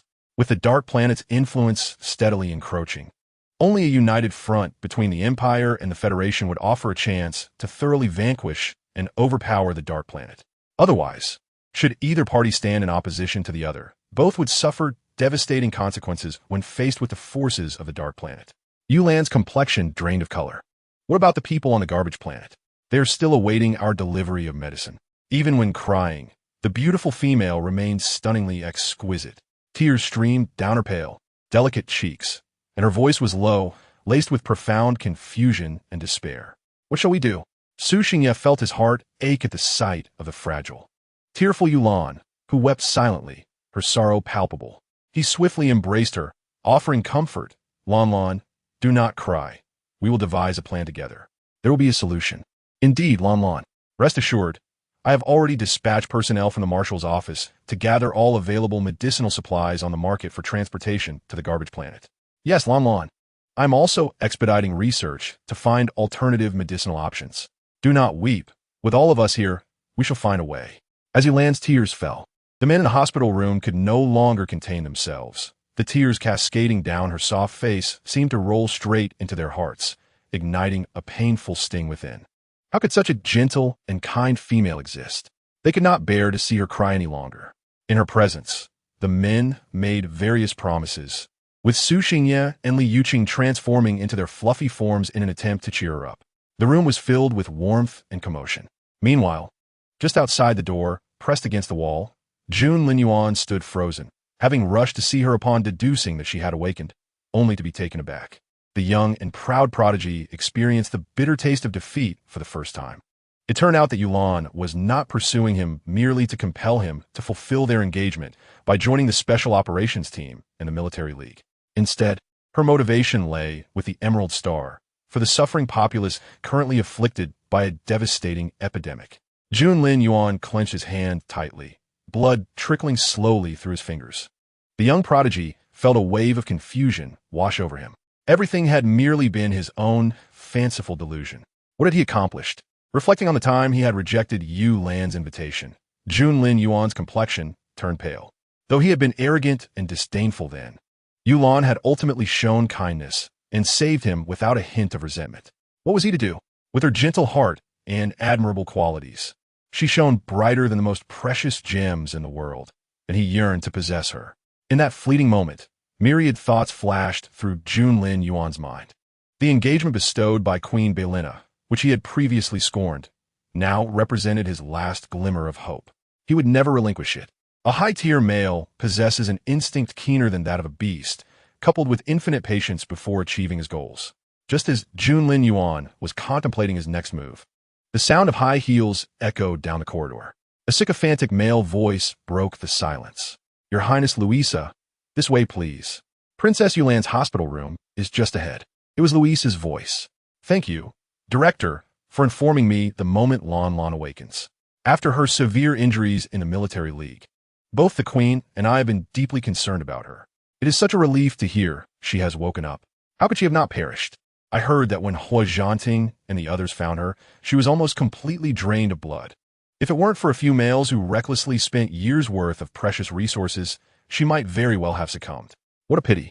With this thought, a glimmer of contemplation crossed Louisa's eyes. She was eager to see whether Yulan truly possessed the qualities of a so-called elite female. Your Highness, we have arrived. The hospital director quickly led Louisa to Yulan's room. He respectfully knocked on the door. Princess Yulan, Princess Louisa has come to visit. May I inquire if you are available? Hua Zhanting and the others wielded immense power, able to prevent other males from appearing before Yulan and disturbing her rest and recovery. However, in the face of a royal princess, their subordinates were still obliged to yield. This had allowed Louisa to appear at the door of the hospital room. Li Yuqing furrowed his brow, intending to refuse entry. But Yulan stopped him by grasping his hand. It's all right, let her in. I'm curious to see what Louisa intends. Upon saying this, she lifted her gaze towards the door and spoke. Come in. Outside the hospital room, the director, having received permission, hurriedly opened the door for Louisa. Your Highness, this way. As Louisa stepped inside, she caught a faint whiff of blood lingering in the air. Glancing at the spot where Jun Linyuan had just stood, a hint of derision flickering in her eyes. For males in the room were insufficient. There was even one lurking outside. If she remained any longer, would there still be a place for her in this empire? Louisa would not allow such a possibility to unfold. Composing herself, she raised her head and beamed at Yulan. Lan, it brings me such joy to hear you are well. The moment I heard from the director that you had awakened, I hurried over to see you. How are you feeling? Is there anywhere you still feel discomfort? You must tell the director and me. I will do everything in my power, even if it means plucking stars from the sky, to assist you. Faced with Luisa's flawless, lifeless smile, Yulan felt a wave of annoyance. She furrowed her delicate brows slightly, knowing she could not sever ties entirely, and nodded in acknowledgement. All right, I understand. Luisa's smile widened as she feigned casual interest. By the way, Lan, how did that golden mist suddenly appear around you during the league? You have no idea how many people are speculating about it online, even suggesting you might be an unprecedented elite female in history. Lan, do you think you should reassess your healing abilities? If the queen learns of this good fortune, she might just pass the throne to you. This was the true purpose of Luisa's visit. Yulan remained silent, tilting her head in contemplation as she regarded Luisa. With Yulan's silence, Hua Zhanting and the others also fell silent, the atmosphere thick with tension. Just as Luisa's smile began to falter, the sharp, probing voice of the exquisite young female broke the stillness. How do you know my healing ability has increased? Do you know what my healing level was before I disappeared? Chapter 105, Luisa's Frustration. It is worth noting that, for the protection of the royal princess during her childhood, the original host's healing abilities were known only to the testing doctors and Queen Belina. So why did Luisa speak so boldly now? Why couldn't it be that the original host was always an elite female? Boom! Yulan's retort struck like a bomb laden with high explosives thrown into a tranquil lake, instantly shattering its serenity. Under the piercing gaze of Yulan, which seemed to see through all, Luisa felt an uncharacteristic moment of panic. Just as she was about to speak, the hospital announcement blared. It has been reported that at 10 o'clock this morning, a federal delegation has arrived at the Empire to discuss the ownership of the Emerald Star with Queen Belina. Such a significant energy star, rich with rare minerals. Although the recent military league had ended in mutual devastation due to the sudden emergence of dark planetary forces. Leaving no victor, discussions on the next steps must now commence. Should there be an equitable division of resources, or should another competition be held? Both the Empire and the Federation needed to deliberate on these matters. With this thought, Yulan's eyes suddenly sparkled, turning to Hua Zhanting and the others. The delightful expression on the young female's face was all too revealing. The men exchanged helpless smiles, nodding in agreement with Yulan's unspoken thoughts. Luisa, perceptive as ever, sensed a shift, and her eyes flickered with coldness as she quickly interjected, "You should focus on recuperating in the hospital. I will visit you again." Yulan eagerly wished for Luisa's swift departure, as she wanted to confirm her suspicions with Hua Zhanting and the others. Nodding in response, she chose not to pursue the matter of how Luisa knew her previous healing level. Once Luisa had exited and was out of sight, Yulan immediately turned, lips pressed together, her amber eyes sparkling with anticipation as she regarded the others. "Can I?" Before Yulan could finish her sentence, Li Yuqing eagerly interjected. "Of course. Anything is possible. Lan, whatever you wish to do, we will support you." The brightness in Yulan's eyes intensified, flecks of starlight shimmering within. It is said that the eyes are the windows to the soul. When this beautiful gaze, filled with hope and expectation, turned towards them, none could refuse Yulan's request. In that moment, each man present thought that, for the sake of Yulan's radiant eyes never dimming with disappointment, they would give their all. At this moment, on the other side, as Luisa realized Yulan's intentions, a fierce desire for destruction surged within her. Presently, Yulan excelled in various aspects, and if she successfully managed the crisis on the garbage star, would she not ascend even further, with her name shining brightly across the star network? Luisa could not allow this to happen. "Luisa, you have arrived? I heard you met with Yulan. How is she faring?" inquired Queen Belina, seated regally on her throne. The Federation had dispatched a delegation proposing an equitable distribution of resources on the Emerald Star, suggesting that any areas difficult to divide could be exchanged with other domestic resources. Traditionally, the allocation of resources was determined by the outcomes of military competitions between the Empire and the Federation. Winning was certainly favorable, yet losing, This thought alone made even Queen Belina wince in discomfort. Thus, the Federation's suggestion for an equitable distribution of resources on the Emerald Star piqued a subtle interest in Belina. She continued, moreover, the Garbage Star is currently experiencing an outbreak, creating an urgent demand for medicinal materials on the Emerald Star. If we finalize the resource allocation promptly, we could also send aid to the Garbage Star. Just as Belina enumerated the advantages of the Federation's proposal, Luis's sharp voice interrupted, "Your Majesty, this is unacceptable." Queen Belina halted her explanation, regarding Luisa with a puzzled expression, awaiting her elaboration. Taking a deep breath, Luisa prepared herself before stepping closer to the Queen. "Your Majesty, have you considered a possibility? The Federation and the Empire are irreconcilable foes, ever watchful of each other. If not for the encroaching crisis from the Dark Star, forcing the Empire and the Federation to unite, what would the Federation do?" Before Belina could respond, Luisa quickly added, "With the current Federation commander Fu Chanhan harboring deep animosity towards the Empire, he would undoubtedly go to great lengths to annex it. So, why would the Federation propose an equal share of resources on the Emerald Star? As far as I know, the Federation has been relatively tranquil lately, unlike us, with the outbreak on the Garbage Star being common knowledge." Belina's expression darkened. Yet Luisa pressed on, "Emotionally, our relationship with the Federation is fraught with resentment and intense hatred. Logically, the Federation is not in urgent need of the resources on the Emerald Star. They could easily afford a delay, using this as leverage to compel us into resolving the Garbage Star's crisis for greater benefit. Unless," Luisa smiled slightly, her gaze fixed on Belina, her lips parting, "unless there is a significant problem within the Federation. It is said that Commander Fu Chanhan has been in a coma since being taken from the competition site. A compromised male may not even survive. Currently, the entire Federation, in terms of combat capability, is without Fu Chanhan's leadership. The others are but a disorganized mass. Why should we not delay, waiting until Fu Chanhan's demise, until another military competition, allowing us to completely absorb the Emerald Star? Why should we concede half to the Federation?" The mention of the Garbage Star cast a flicker of hesitation across Belina's face. Due to Yulan's influence, renowned families such as the Hua, Li, and Shun clans were paying unprecedented attention. Should she decide thus, it could provoke considerable uproar. A glint of coldness flashed in Luisa's eyes as she smirked, derisively stating, "They are merely an inferior lot. Even if they all perished, it would pose no threat. None could compare to the rare minerals on the Emerald Star, which are rumored to contain precious materials capable of extending life and enhancing beauty." In Chapter 106, Is the Empire's Interest Above All? Luisa's gentle demeanor was merely a facade. At this moment, amidst the struggle for interests, her disdainful coldness was fully revealed. Once released, those who supported her would surely react with chaos. As expected, with Luisa's words, the previously hesitant Belina's expression solidified with determination. "Very well, let us proceed as you suggest. For years, the Empire and the Federation have adhered to the tradition of resource allocation based on military competition victories. We cannot abandon this precedent due to this year's unforeseen circumstances."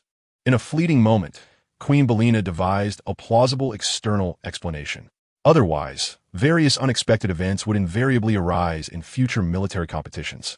Would we be expected to navigate such scenarios annually? A smirk spread across Luisa's lips, her eyes glimmering with triumph. "Iulang, did you not wish to assist the Garbage Star in securing medicinal supplies to enhance your benevolent reputation? Now let us see what you can do." She was willing to undertake any action that would vex Yulan. When Yulan, recovering in her hospital room, received the news of Belina's rejection of the Federation's proposal for equal resource distribution on the Emerald Star, she was utterly bewildered. Why would she take such a stance? This was undoubtedly the best outcome. Rejecting the proposal meant dire consequences for the countless inhabitants of the Garbage Star. Confusion marred Yulan's beautiful features as she, in a panic, threw off the covers and attempted to rise. "I must find her," with an force still attached. Her sudden movement caused blood to surge back into the transparent syringe. The men accompanying her instantly grew anxious. "Lan Lan, be careful. Does it hurt? Su Xingya, hurry and summon a doctor." Their concerns echoed around her. Yet, the petite female, cradled in their care, exhibited unwavering resolve. "This concerns billions of citizens on the Garbage Star. I must seek clarity from Her Majesty." Yulan's eyes reflected her unyielding determination. Meanwhile, on the other side, Queen Belina's choice to refuse was incomprehensible. Was it not said that the Empire's garbage star was in the throes of an epidemic, with medicinal materials available only on the Emerald Star? Why would she decline? The lofty, cold, and unfeeling individuals of the Empire, whose eyes were only trained on profit. Surely Belina was confident in her ability to triumph over us in the next military competition and achieve ultimate victory. This remark incited immediate discontent among the surrounding members of the Federation. What nonsense are you spouting? Victory belongs solely to the Federation, under the commander's leadership. What is the Empire? Once we deal with the Dark Star, our next step is to annex the Empire. Rather than dwell on these thoughts, one might wonder why the commander would make such a decision, for it starkly contrasted with his usual demeanor. For someone like Fu Chenhan, renowned in the Federation for his cold-bloodedness and fierce demeanor, it was challenging to reconcile these contrasting images. The disparity between them seemed vast. Coupled with Fu Chenhan's rare concession to the Empire, not seizing the opportunity presented by the Garbage Star incident to extort benefits, the members of the Federation exchanged glances, arriving at a startling conclusion. Could it be that the commander had fallen in love? Perhaps his beloved was an imperial female. The members of the Federation expressed their astonishment. Scandalous news always piqued interest, and this sudden speculation led them to scrutinize every detail, determined to uncover the identity of Fu Chenhan's affection. At this moment, Yulan had already arrived at the imperial palace. The grand hall of the palace, resplendent and opulent, boasted intricately carved railings and painted beams, with each tile on the floor being exorbitantly valuable, enough to cover a typical family's living expenses for a lifetime, with excess to spare. Yulan stood facing Queen Belina and Louisa. Louisa, positioned behind Queen Belina, was casually massaging the queen's temples. Upon seeing Yulan, a flicker of malicious provocation gleamed in her eyes when no one was paying attention. She awaited the spectacle of Yulan's misfortune. Why have you come?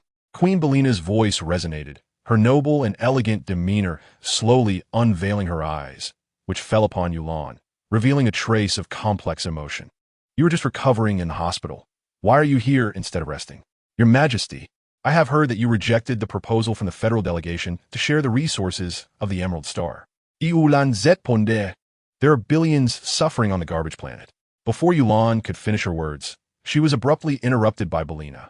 After making this decision, she had faced considerable opposition from the powerful figures of the Central Star, particularly from the families associated with Yulan, such as the Hua, Li, and Shun families. The males were inclined to follow the orders of their female counterparts. Was Hua Zhanting's compliance not influenced by Yulan's guidance? Did Yulan intend to rebel against her after inventing a hopeful potion? Were it not for her recent recovery, Belina would have long called for Yulan to be brought to the palace for reprimanding. Unexpectedly, before she could issue that order, Yulan had come forth herself, immediately uttering words that were irksome to hear. A chilling warning emanated from Queen Belina. Yulan, this is not your concern.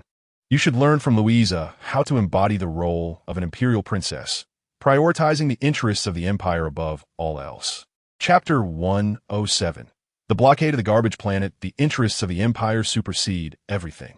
What about the countless citizens on the garbage planet? Yulan was rendered speechless by Belina's words, an indescribable fury surging within her. Gazing at Belina's implacable expression and Louisa's covert provocation, her heart raced. Blood surged through her veins, a tumult of emotions intertwining.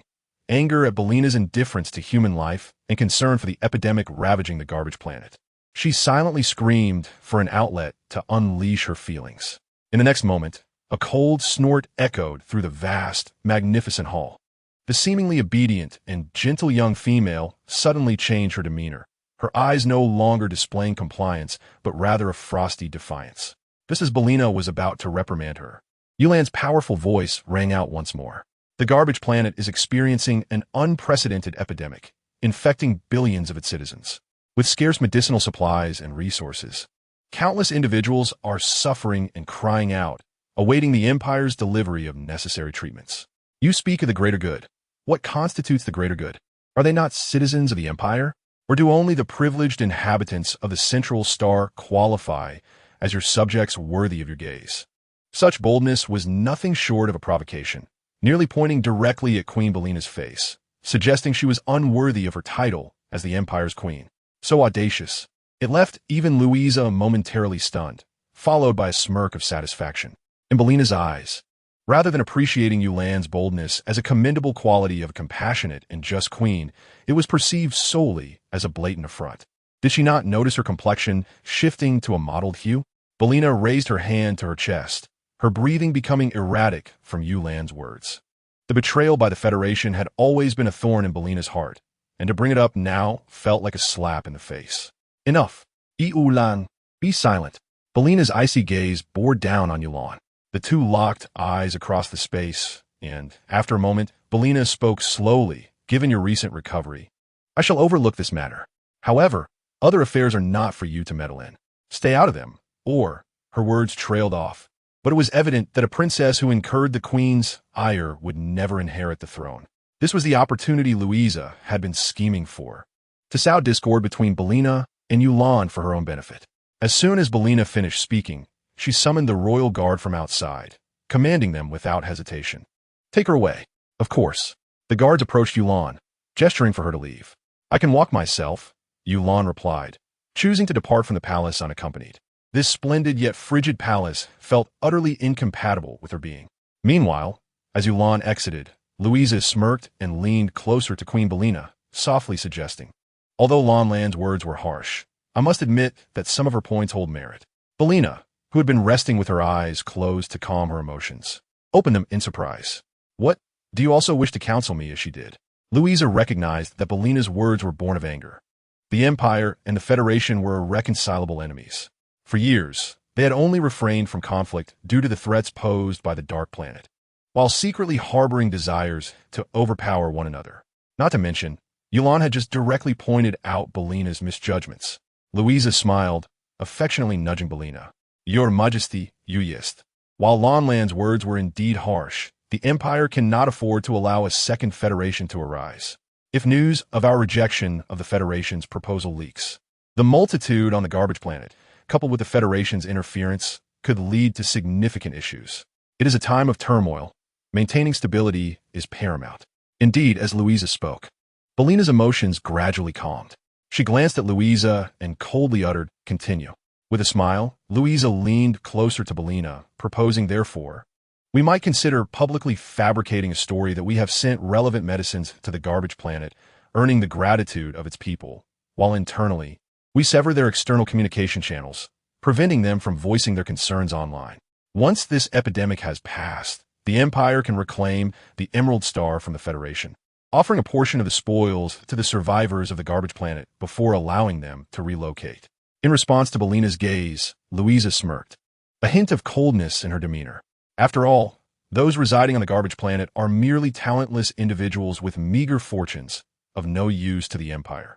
Rather than allowing them to continue living and wasting imperial resources for their aid, it would be far more efficient to utilize this epidemic as a natural cleansing. This was a proposal as ruthless as it was pragmatic. Yet, when viewed through the lens of self-interest, it involved a minor expenditure for a significant outcome. Bellina was swayed, nodding slightly in agreement. This matter shall be entrusted to you. Remember, not a single word must be leaked, as it is imperative to maintain the Empire's dignity. Indeed, Louisa knelt before Queen Bellina, assuring her, rest assured, I will handle this matter diligently. You inspire greater confidence in me. You are decisive, astute, and possess a unique vision. How could one compare you to Yulan? Given her current state, I cannot entrust the Empire to her. Chapter 108. The hypocrisy of a beautiful facade indeed. Bellina has already entertained the idea of bequeathing the throne to Yulan. The notion that she would treat her as a biological child and pass the throne to her is a deception, a ruse. After all, Yulan is her biological daughter, now showcasing her remarkable talent in scientific research. Behind her stand the exceptional prodigies, Hui Zhanting and Shun Zhuoran. It is only natural for Bellina to be tempted. However, Louisa is not one to be underestimated. A glint of cold determination flickered in Louisa's eyes. She would not permit Yulan to usurp the throne that was rightfully within her grasp. If Yulan seeks to leverage the current crisis on garbage, start to garner public favor as the beloved princess, then the opportunity has now fallen into Louisa's hands. Louisa cast her gaze downward at the queen, who had slowly succumbed to slumber and gradually retreated. The moment she exited the grand hall, her aura transformed dramatically. Cool me. Follow me.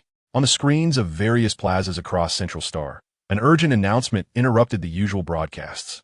It is reported that Princess Luisa is leading a team en route to Garbage Star.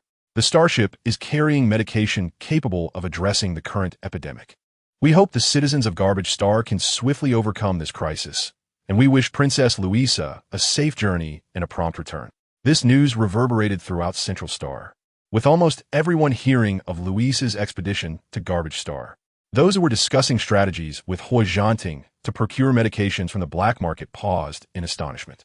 Luisa is heading to Garbage Star? Just moments ago, a flicker of doubt crossed Yulan's face. Had Luisa and Belina conferred after her departure? But was it not stated that the only effective medication for the epidemic was found on Emerald Star?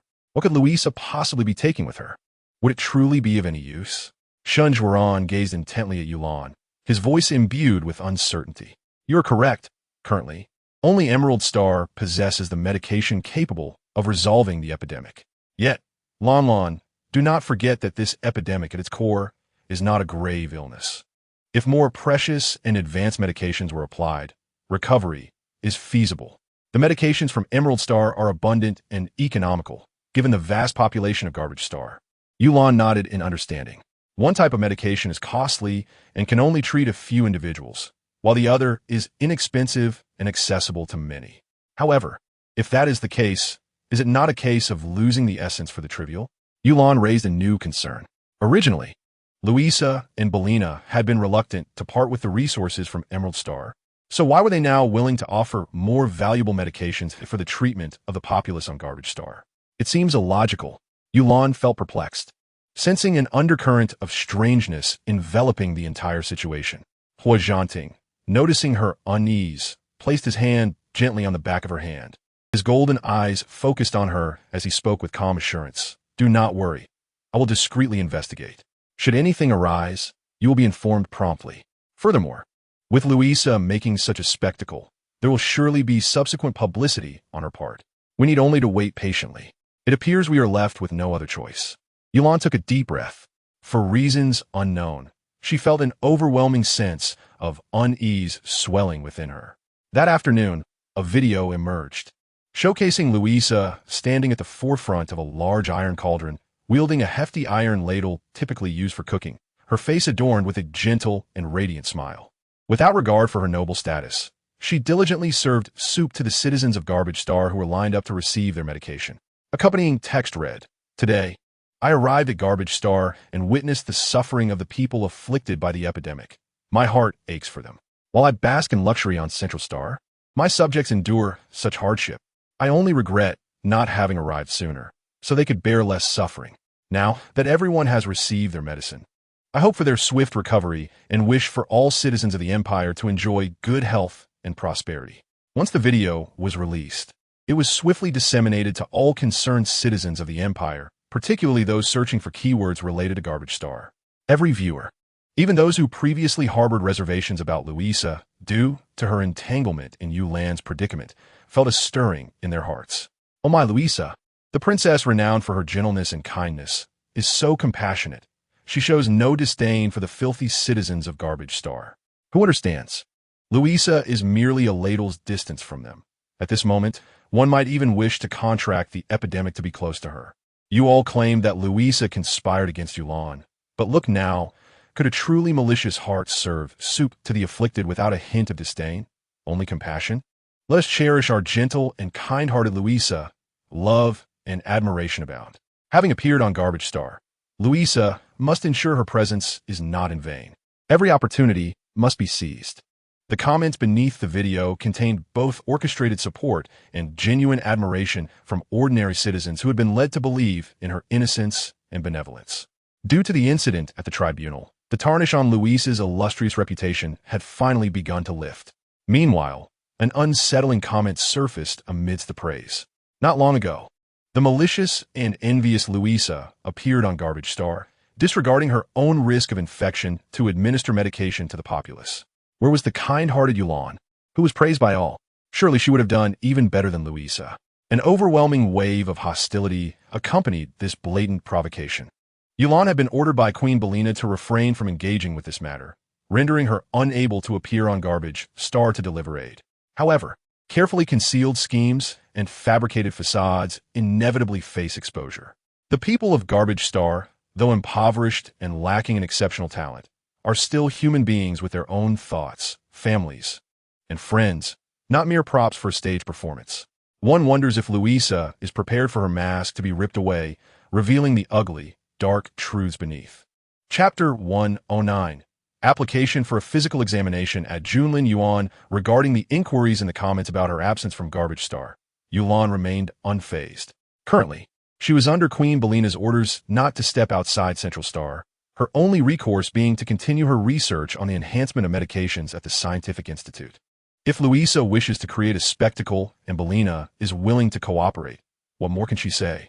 The current momentum is no longer one-sided. While there are those who question, others defend Yulan in the comments, which deeply moves her.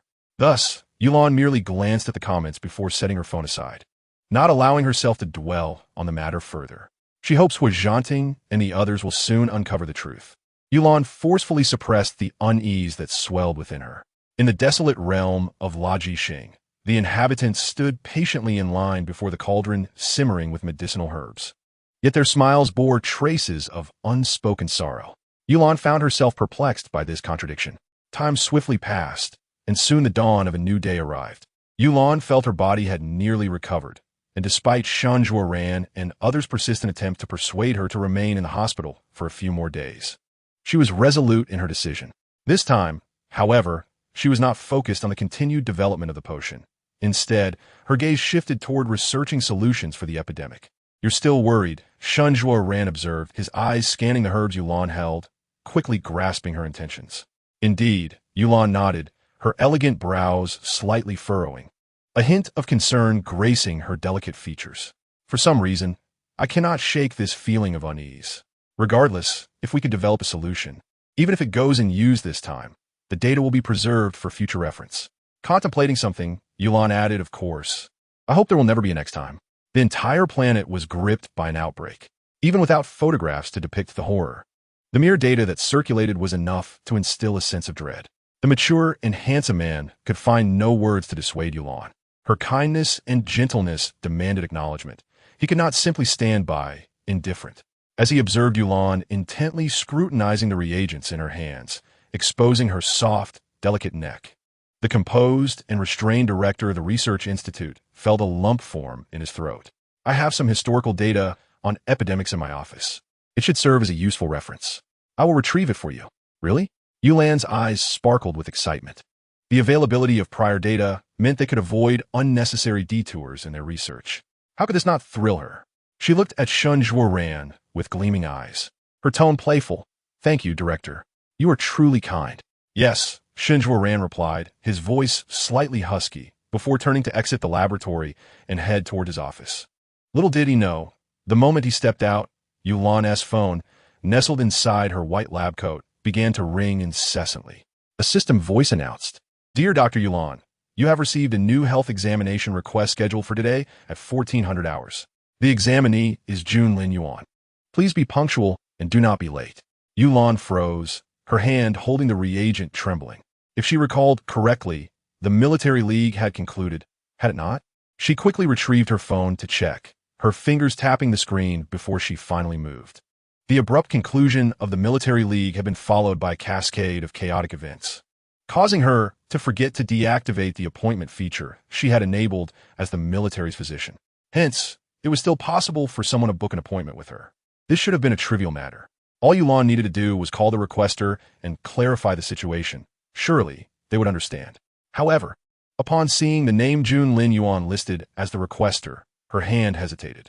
She had not forgotten the fierce giant who shielded her from laser bullets amidst a hail of gunfire. She was baffled as to why he had acted so, especially when he seemed to harbor disdain for her. Yet, it remained a fact that Junlin Yuan had saved her. Had it not been for the whirlwind of events following, she would have sought him out to express her gratitude in person, along with her intention to dissolve their engagement. Surely, he would be pleased to hear it. Unbeknownst to her, during these past few days, Junlin Yuan had exhausted all means to appear before Yulan, only to be thwarted at every turn by Hu Zhanting and his companions. Faced with a new rival, the four men, who typically regarded one another with disdain, found themselves united in purpose. They understood Yulan's gentle nature better than anyone, and knowing Junlin Yuan had saved her, they feared he might attempt to exploit this bond for his gain. Meanwhile, on the other side, after submitting his request, Junlin Yuan could hardly tear his gaze away from his phone screen, anxiously awaiting Yulan's approval. Please accept, please accept, please accept, he implored silently. The once proud and rebellious Scion was now filled with nervous anticipation, feeling his heart race with each passing moment. Ding! The notification sound echoed, and Junlin Yuan's gaze fixated on the health examination request he had just submitted. Approved. Ah, she agreed. She agreed, he exclaimed internally, unable to contain his joy. He leaped from his seat, overwhelmed with exhilaration. Hua Zhanting and the others had schemed, yet here he was, about to meet Yulan. The more they opposed him, the more emboldened he felt in his pursuit of Yulan. Taking a deep breath to steady himself, he prepared to face Yulan, determined to make a favorable impression.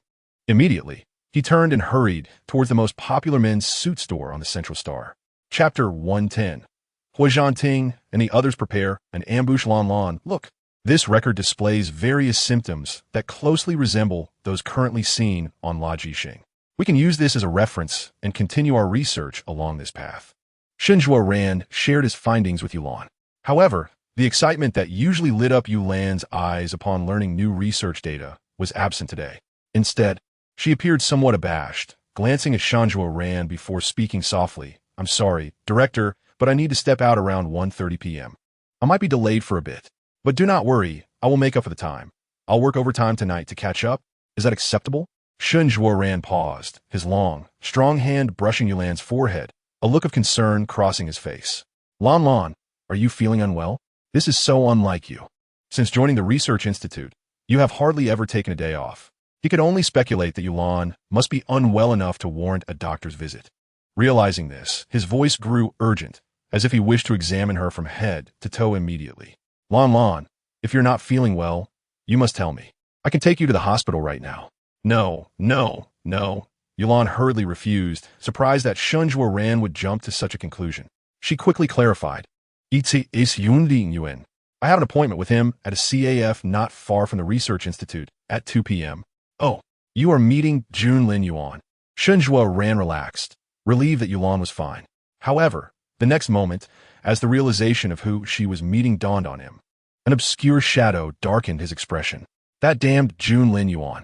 That shameless little five, in an unwavering defense, despite their collective efforts to devise various strategies to prevent him from appearing before Yulan. He unexpectedly managed to capture the heart of the female lead in mere minutes while he was away from her side. If Junlin Yuan were to materialize in front of Shenhua Ran at that moment, it is likely that Shenhua Ran would advance without hesitation and deliver a powerful blow. Shenhua Ran prided himself on the Research Institute as his territory. The seemingly aloof and composed man possessed an undeniable domineering side. Within the Research Institute, only he could monopolize all the time spent with Yulan, forging a deep connection through shared interests and goals. What of the Imperial Marshal Hua Zhanting? What of the genius Major Su Xingyi? What of the top financier Liu Cheng? No matter how hard these three men exerted themselves, they could not pry Yulan away from him. Except for that damned Junlin Yuan. Director, is it possible? As Shenhua Ran remained silent for an extended period, Yulan could not help but feel a surge of anxiety. Her soft, rosy lips formed a pitiful pout, and her amber eyes glimmered with anticipation as she gazed at Shenhua Ran. Such a Yulan was irresistible to anyone. Of course, Shenhua Ran replied with a smile, his words carefully articulated, almost squeezed through his teeth. This was truly infuriating. Such anger should not be borne by him alone. Taking a deep breath, Shenhua Ran discreetly opened his phone when Yulan was not paying attention. He entered a small group chat named Lanlan's Partners and sent a message. Junlin Yuan has arranged to meet Yulan at 2 this afternoon. The next moment, Liu Cheng's response appeared instantaneously. Shenhua Ran, how useless can you be? Yulan is in your laboratory, and you still let him arrange a meeting? Liu Cheng continued. Show some of that fierce spirit you had when you provoked me last time. The dominant male, having already secured his position, naturally sought to suppress the ambitious upstart. It was absurd. There was only one Yulan, if another were to vie for her attention. It would merely reduce the time they had with her. Li Yucheng was infuriated and vehemently opposed to Junlin Yuan joining their ranks. Soon, Su Xingyi chimed in with an inquiry. Shun Zhuoran, do you know where Yulan is meeting him? Please send the address to the group. Huozhan Ting added, after all this time, we should also meet Junlin Yuan. The two powerful and prideful males, entrenched in the military, would not bother with cunning tactics in response to provocation. A single punch would suffice. Li Yucheng began to stir the pot in the group chat. Yes. Shun Zhuoran, quickly send the address to the group. I'll reserve the entire venue in advance. Li Yucheng continued. I want to see what shameless actions this male, who dares to meet another's female, will take. He added, Yulan is young and kind-hearted. She is easily deceived. So we cannot blame her. It's the fault of those vile males outside. We must teach them a lesson about the consequences of coveting another's female. The group had firmly decided to give Junlin Yuan a taste of their discontent. As Shun Zhuoran watched the continuous stream of new messages refresh in the chat, he exhaled softly, finally relieved of the gloom that had settled upon him upon learning of Yu Lan's intention to meet Junlin Yuan. Address. Shun Zhuoran typed. Yulan just asked me to help her monitor data in the lab this afternoon, so I can't accompany you. You're just a dead white lotus. Is that all you can do? Damn Shun Zhuoran.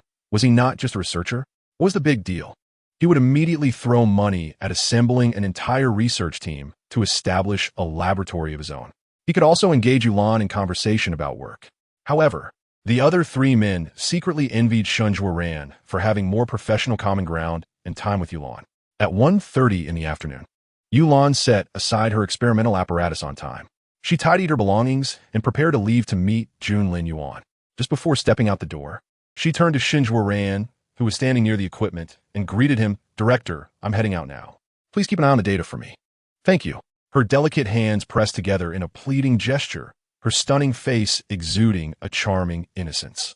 Although their relationship was confirmed, Yulan still maintained a professional demeanor in the lab to avoid disrupting their work. Seeing Yulan act this way softened Shun Zhuoran's heart in an instant.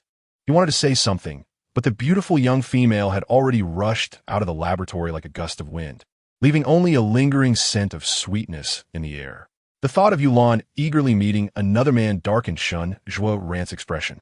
Chapter 111. Annulment of Engagement. At 2 o'clock in the afternoon, Yulan arrived punctually at the entrance of the designated CAF. The bright, warm light streamed through the transparent floor-to-ceiling windows, and upon pushing open the door, the CAF's exquisitely artsy decor came into view. Inside, soothing music played, creating a wonderfully comfortable atmosphere. As Yulan raised her eyes in search of Junlin Yuan, a nearby waiter approached. Hello, are you Miss Yu? Mr. Jun is currently waiting for you in the Wisteria private room. May I have the honor of escorting you? The CAF was situated in the heart of the Central Star District, a favored spot among many young and beautiful females. Consequently, some handsome young males, seeking to win the favor of females and create more opportunities for interaction, would take on part-time jobs at such establishments. The moment Yulan appeared, she captivated the attention of all the waitstaff present. One such waiter, having fought through several others to reach Yulan, stood tall and handsome, even in the CAF's standard uniform, which looked like an expensive suit on him. Yulan slightly inclined her head, nodding in agreement, her sweet and melodious voice breaking the air. Thank you. Heavens, how could there be such a polite, beautiful young female who looked stunning when she smiled? At that moment, the waiter felt his heart racing uncontrollably, forcing himself to place a hand over his heart to suppress the impulse. Excited yet restrained, he led Yulan towards the Wisteria private room, his mind racing with anticipation of the meeting. As the appointed hour approached, the excitement in Junlin Yuan's heart grew with each passing moment. The young and handsome man stood there, his body a mere vessel for his eager heart, which longed to soar to the side of the beautiful young female. To Yulan's surprise, Junlin Yuan was not in the private room. Instead, the proud young man stood obediently at the door, awaiting Yulan's arrival. His gaze fixated on her slender figure as she approached, gradually coming into view. Lan Lang, you've arrived. This way, please. Junlin Yuan opened the door first, guiding Yulan into the room. As he turned to close the door, he exchanged a knowing glance with the waiter at the entrance, conveying a subtle warning. Honestly, what kind of male was so petty and jealous? A good male should actively help his female find other excellent males. Seeing Junlin Yuan's warning expression, The waiter could not help but murmur under his breath, but also recognized that he had no chance today and regretfully departed. Meanwhile, inside the private room, it was Yulan's first time alone with Junlin Yuan. The young and beautiful female and the handsome and dashing male found themselves enveloped in the intimate confines of a single room. The air temperature gradually rises, and the scent of hormones subtly lingers. I had anticipated a meeting in the grand hall outside. Yulan awkwardly settled into her seat opposite Junlin Yuan. Meanwhile, in the adjacent private room, He Zhanting, Su Xingyi, and Li Yucheng attentively listened, not missing a single sound. Upon hearing Yulan's words, a flicker of anger crossed their faces. That shameless Junlin Yuan. Did he truly believe they were unaware of his ulterior motives in inviting Yulan to meet? If he dared to act dishonestly, the three of them would charge out and teach him a lesson without hesitation. At that moment, Junlin Yuan merely smiled faintly. The young male displayed a hint of grievance. I only thought the bustling hall might be inconvenient for you. Next time, I shall remember to book a table outside. Recently, Yulan had become a frequent topic of discussion on Xinguang. Junlin Yuan's explanation seemed reasonable, making Yulan appear overly concerned. As expected, upon hearing his words, an expression of guilt immediately appeared on Yulan's exquisite face. Just as she was about to speak, Junlin Yuan swiftly handed her the tablet menu. The young and handsome male, slightly embarrassed, fixed his golden eyes on Yulan and said, "I apologize for not knowing what you prefer to drink, so I took the liberty of ordering a few items. Please have a look and feel free to add anything you desire." Under the gaze of those eyes, which bore a striking resemblance to He Zhanting's, Yulan felt a momentary daze. He Zhanting would never exhibit such expressions. Moreover, Junlin Yuan had not displayed this attitude towards her before the military league. Was it because she had saved him? With this thought, Yulan spoke up. "How's your health now? Are you well? Thank you for saving me back then. I intended to find you in person to express my gratitude after waking up in the hospital, but various matters prevented me from finding the opportunity." Yulan certainly would not find the opportunity now. At that moment, Junlin Yuan clenched his teeth, inexplicably resonating with the earlier waiter's feelings. How could a male be so petty and narrow-minded? Every beautiful female is desired by many. Why not let him join in? But the opportunity had not yet arisen for him to invite the lovely female out. With this thought, Junlin Yuan's mood brightened, swiftly shifting from gloom to sunshine. The young male's voice, rich and resonant like a cello, filled the air. Moreover, under Yulan's concerned gaze, Junlin Yuan felt his heart racing, bubbling with sweetness. He wished he could perform a backflip right there to demonstrate that he was genuinely well, in excellent health with no issues. "That's a relief," Yulan sighed, taking a small sip of tea before continuing. "By the way, there's something I have wanted to discuss with you. It concerns our engagement." Yulan tilted her head slightly, her brow furrowing, her face etched with a hint of distress. It was a direct marriage bestowed by Her Majesty the Queen, without consulting him first. If he was unwilling, they could cancel the engagement. Yulan recalled the scene from before the military league, when everyone gathered. Surely, Junlin Yuan did not harbor much fondness for her. Now, she was willing to grant him freedom, and he would likely be pleased. Yulan's hopeful gaze turned toward Junlin Yuan. His expression began to darken. He even doubted whether he had misheard. Chapter 112. Responsible? Cancel what? What did Yulan just say? Cancel the engagement? How could such a beautiful female utter such cold and piercing words? No, absolutely not.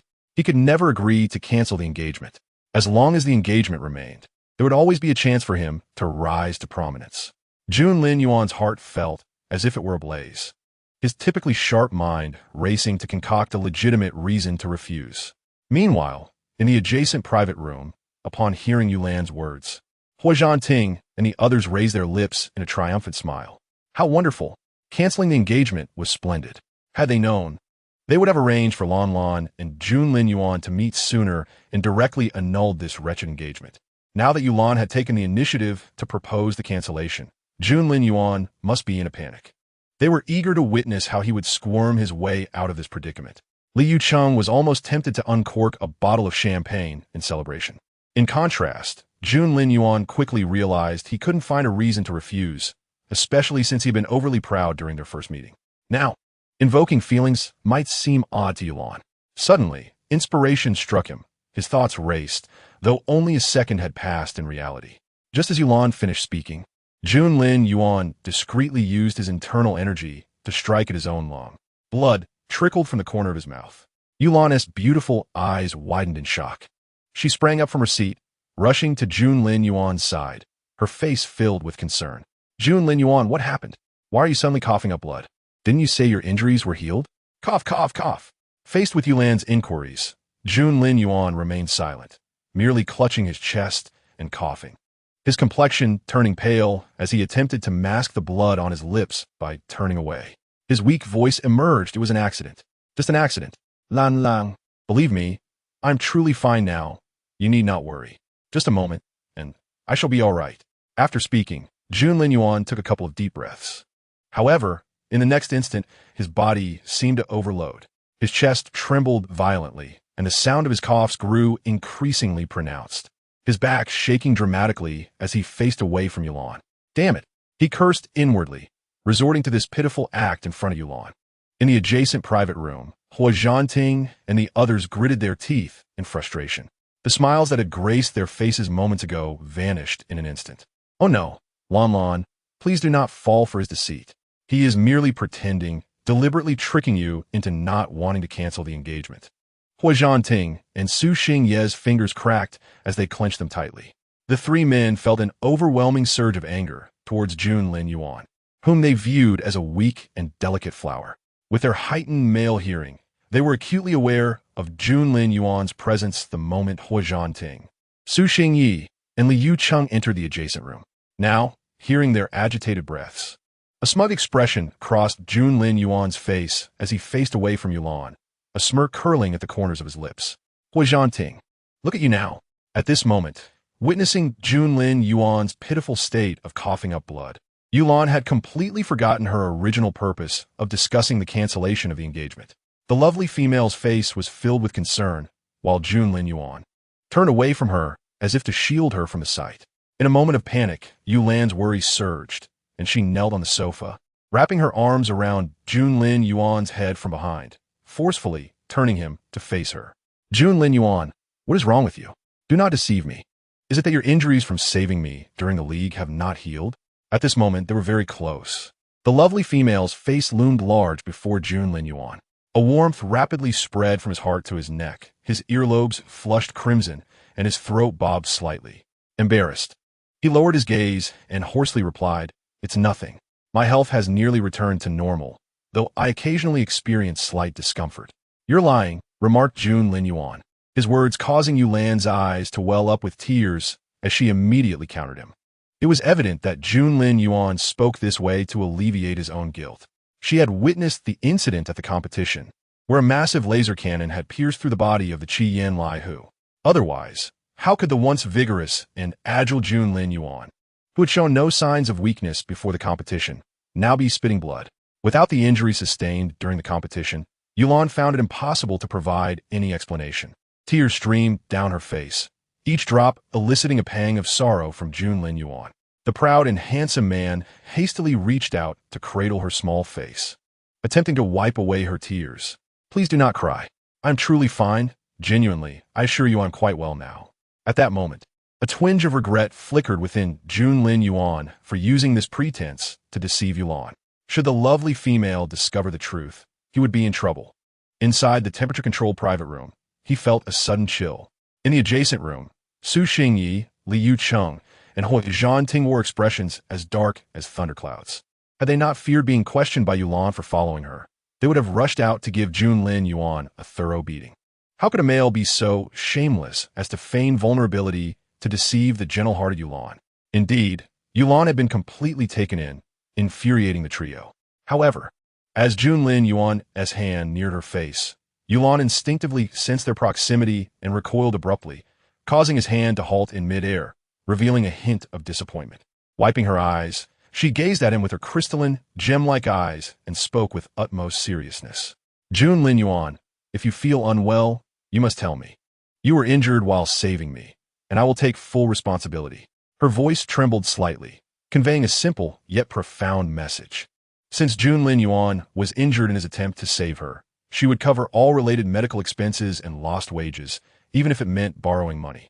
Meanwhile, in the adjacent room, Ting and his companions could no longer contain themselves. Damn that Junlin Yuan, they muttered in furious whispers. Ting slamming his fist onto the table, shattering it. Chapter 113. Can we not break off the engagement? Junlin Yuan's eyes suddenly sparkled, his golden-hued gaze radiating brilliance, while his handsome yet fierce features flushed with excitement. Responsible? Did that imply a desire to marry him? It felt as though an unexpected blessing had fallen upon him, leaving him in a blissful daze. His large hand, which had been resting at his side, clenched into a fist, veins bulging with excitement, and fine beads of sweat beginning to form in his palm. Just as he was about to express his agreement, Yulan's voice preempted him. The lovely female gazed at him with concern. Junlin Yuan, let me take you to the hospital. How about we get checked up? Don't worry, I will cover all expenses. You need not be concerned. As she spoke, she quickly opened her banking app, showing her balance to assure him of her sincerity. So this was her notion of responsibility. A flicker of disappointment crossed Junlin Yuan's heart, followed swiftly by a sudden realization that made his eyes widen and his heart race. No. He could not go to the hospital. If he did, the ruse he had employed to deceive Yulan would be exposed, and she would surely despise him. His hands clenched tightly in anxiety. In the adjacent room, Ting and the others grasped the meaning behind Yulan's declaration of responsibility, the atmosphere shifting as they exhaled in relief. Su Xingyi's eyes glimmered with intrigue. He was eager to see how Junlin Yuan would continue to maintain his facade, hoping that the truth would be revealed to Lan Lan. What's wrong? Is there a problem? Junlin Yuan hesitated to respond, causing Yulan to look at him with growing concern. He furrowed his brows and sighed, as if resolutely making a decision. Ima saw thee, Lan Lan, but I cannot go to the hospital. You may find this hard to understand, but I have a condition known as gynophobia. Junlin Yuan offered a wry smile, observing Yulan's astonished expression as she processed his revelation. It's difficult to believe, I assenti it. In a world where all males ardently adore females and prioritize their protection, I suffer from gynophobia. Whenever I come into contact with a female, I uncontrollably break out in rashes, vomit, feel dizzy, and nauseated. His voice fell solemn. Since childhood, my parents have taken me to numerous hospitals, yet no doctor has been able to resolve this issue. Instead, they gazed at me with strange looks, as if I were a monster, even my own parents. Junlin Yuan trailed off, but Yulan understood. In a world where possessing gynophobia made him an outcast, the societal norms held in high regard were in stark contrast to his existence. Everyone else took pride in being close to females, while he suffered discomfort at their proximity. In more secluded worlds, his condition might be seen as a sign of rejection from females, a fate deemed unworthy of affection and deserving of disdain or sacrifice. Yulan's heart ached at the thought of Junlin Yuan enduring such unkind scrutiny during his childhood, ostracized by peers and unappreciated by his parents. This empathy stemmed not from romantic love, but from a deep-seated compassion for the vulnerable.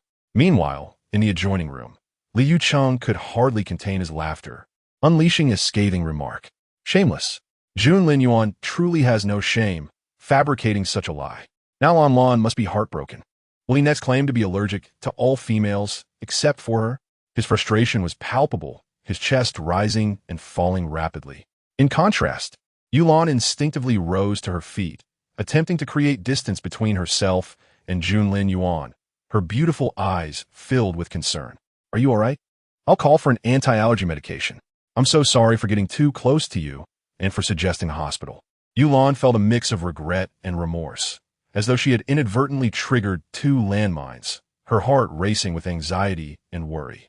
What a kind-hearted and gentle female she was, a quality that undoubtedly earned her the respect of Ting and his companions. Yunli Nguyen Fahia desired her, longed for her. Indeed, he truly did suffer from gynophobia, but what he loathed was the privilege that females received without effort, the way they could belittle males simply by virtue of their gender. Such females would never compel his submission, except for Yulan. Among the many who feigned gentleness and kindness to win the favor of high-ranking males, she stood apart, genuine in her kindness. This realization made Junlin Yuan tremble with excitement, as if he had been wandering alone for too long, now questioning whether he had been foolish to hope, whether he had erred, and whether he should simply resign himself to fate. Before him stood a person entirely unlike any female he had ever encountered. From that moment onward, Everyone else faded into oblivion. Only this enchanting figure before him, this beautiful young female, became the harbor for his soul. Junlin Yuan shook his head gently. It's Ulrike Lun Lun.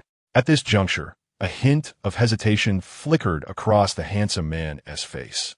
You may find this hard to believe, but I've been unable to connect with any other female since childhood. Merely touching them would leave me feeling unwell. Yet with you, everything feels different. I believe you might be my destined female. If I cannot be with you, then I shall never accept another female in my life. Can we pause the annulment of our engagement? Lon Lon, I implore you to give me a chance to try. I promise to treat you well.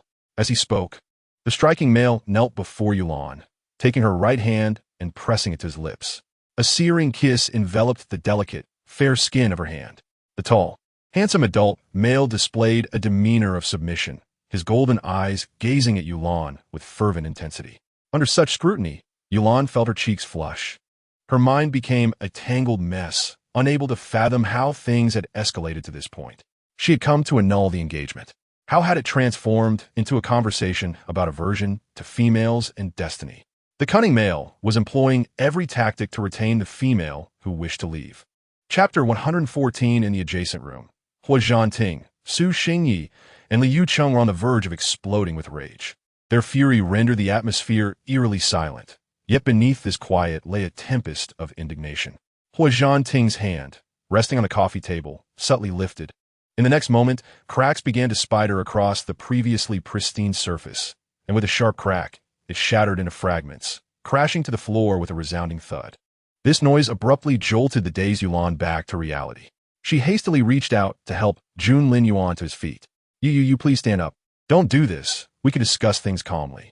Who kneels at the first sign of disagreement? Especially when Junlin Yuan is my savior. Junlin Yuan, adept at seizing the moment, rose from the ground as Yulan spoke, his voice bright and cheerful. So we're not annulling the engagement, right? Lon Lon, I'll take that as your agreement. What? Yulan was taken aback. When did she ever say she would not annul the engagement? Hua Zhanting and his companions, filled with jealousy and suspicion, had repeatedly urged her to annul it sooner, to which she had consented. If they were to learn that she had failed in this endeavor, her life would surely be in jeopardy. Yulan pressed her lips together, wishing to voice her thoughts. But upon seeing the man's joyful expression and recalling that Junlin Yuan had saved her, she felt it would be rather unkind to press the issue. Perhaps they could wait until he recovered before discussing the matter further. By then, she might even find a way to treat his aversion to females. And he might not wish to continue with the engagement. With this reasoning, Yulan convinced herself to refrain from pursuing the topic any further. However, the beautiful young female could not conceal her concern, her brow slightly furrowed. But what about your injuries?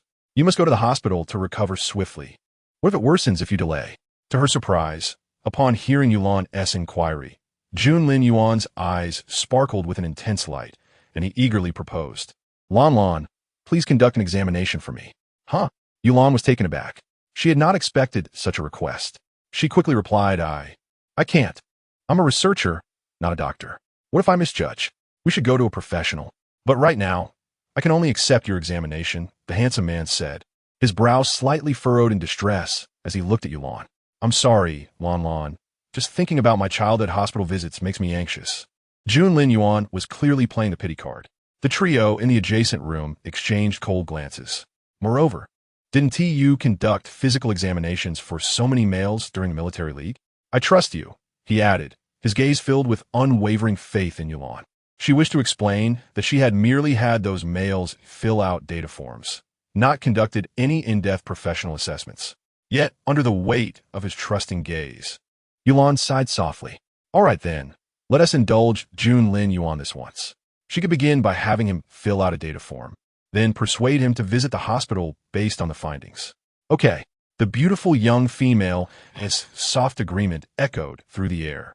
But once we finish the data form, if you still feel unwell, we must go to the hospital. Yes, I understand. I'll follow your lead, Lon Lon. The eager young male watched Yulan with anticipation, eager for her to commence. Yulan regarded Junlin Yuan with a hint of curiosity, pondering why he was so excited. The trio in the adjacent room shared a similar sentiment, their eyes betraying a sense of suspicion toward Junlin Yuan's intentions. Yulan had come to negotiate the annulment of their engagement. How could she possibly include a health examination form? It would be troublesome to head out for a printed copy. Thankfully, there was an electronic version available. To alleviate the awkward silence, Yulan decided to adopt a question-and-answer format. Name? Yun Li Nguyen, Maid. 19385108510510519. What is this? Yulan's hand froze mid-task as confusion washed over her. As if sensing her bewilderment, Junlin Yuan calmly recited the series of numbers again. Finally, Yulan grasped that these were his height, weight, and measurements. With broad shoulders and a narrow waist, he possessed a physique exuding strength and a sense of security, truly a perfect form. However, what did 19 refer to? After a moment of contemplation, realization struck her. Her fair, delicate face flushed a deep crimson. Heavens, what on earth is Junlin Yuan saying? As she filled out the form, her hand trembled slightly. Opposite her, Junlin Yuan, noticing her shock, spread his arms wide in a gesture of innocence. If you don't believe me, feel free to measure me yourself. Lan, I would never lie to you. This was blatant seduction. The trio in the adjacent room gritted their teeth in frustration, their fists clenched tightly at their sides. They vowed that once Yulan left, they would rush out and confront the shameless Junlin Yuan. Yulan was astonished by Junlin Yuan's nonchalance. Did he truly believe such behavior was acceptable? The atmosphere was thick with silence as she watched her beautiful, fair face flush a vibrant red, akin to a train whistle, rapidly transforming into a vivid hue. After a lengthy pause, Yulan finally stammered a response. No. It's merely a matter of filling out a form. There's no need for such formality. Please, have a seat. After some contemplation, despite her face being ablaze with embarrassment, Yulan felt compelled to endure her shame and offer a gentle reminder. A routine physical examination does not necessitate the disclosure of the final digit. This is your private information. Oh, I see.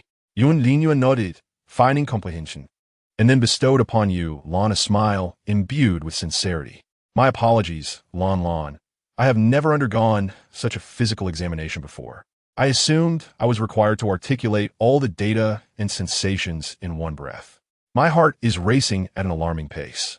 Yulan sensed the impending awkwardness, and, just as Junlin Yuan was about to continue speaking, she swiftly placed her phone before the man. Upon reflection, I believe this manner is rather inconvenient. You may fill in the subsequent data yourself. Very well. Junlin Yuan, recognizing the opportune moment, decided to withdraw gracefully. As a patient and skilled predator, he understood the importance of not cornering his prey. For him, the progress made with Yulan had reached its zenith today, yielding unexpected results. At the very least, Yulan was no longer contemplating an annulment of their engagement, allowing Junlin Yuan to glimpse the prospect of ascendance. A top-tier predator, accustomed to thriving within the jungle, would tenaciously cling to such a slim sliver of possibility, employing every tactic to secure it. Moreover, Junlin Yuan slightly tilted his head, and as Yulan's attention wavered, a glimmer of coldness swept through his gaze, his brow arching slightly. Observing the trio next door who had been eavesdropping for quite some time, he pondered that if he did not extract some interest from this situation, it would be unwise to let them depart so easily. What should be done? A trace of contemplation flickered across Junlin Yuan's features as his hand unconsciously began to tap gently on the table. Across the adjoining private room, the atmosphere was thick with tension, a profound silence reigning supreme. The oppressive aura emanating from the three men, Hu Zhanting, Su Xingye, and Li Yuqing, was palpable. Their expressions were dark as storm clouds, and the air crackled with barely contained fury. They were acutely aware that Junlin Yuan was cognizant of their presence.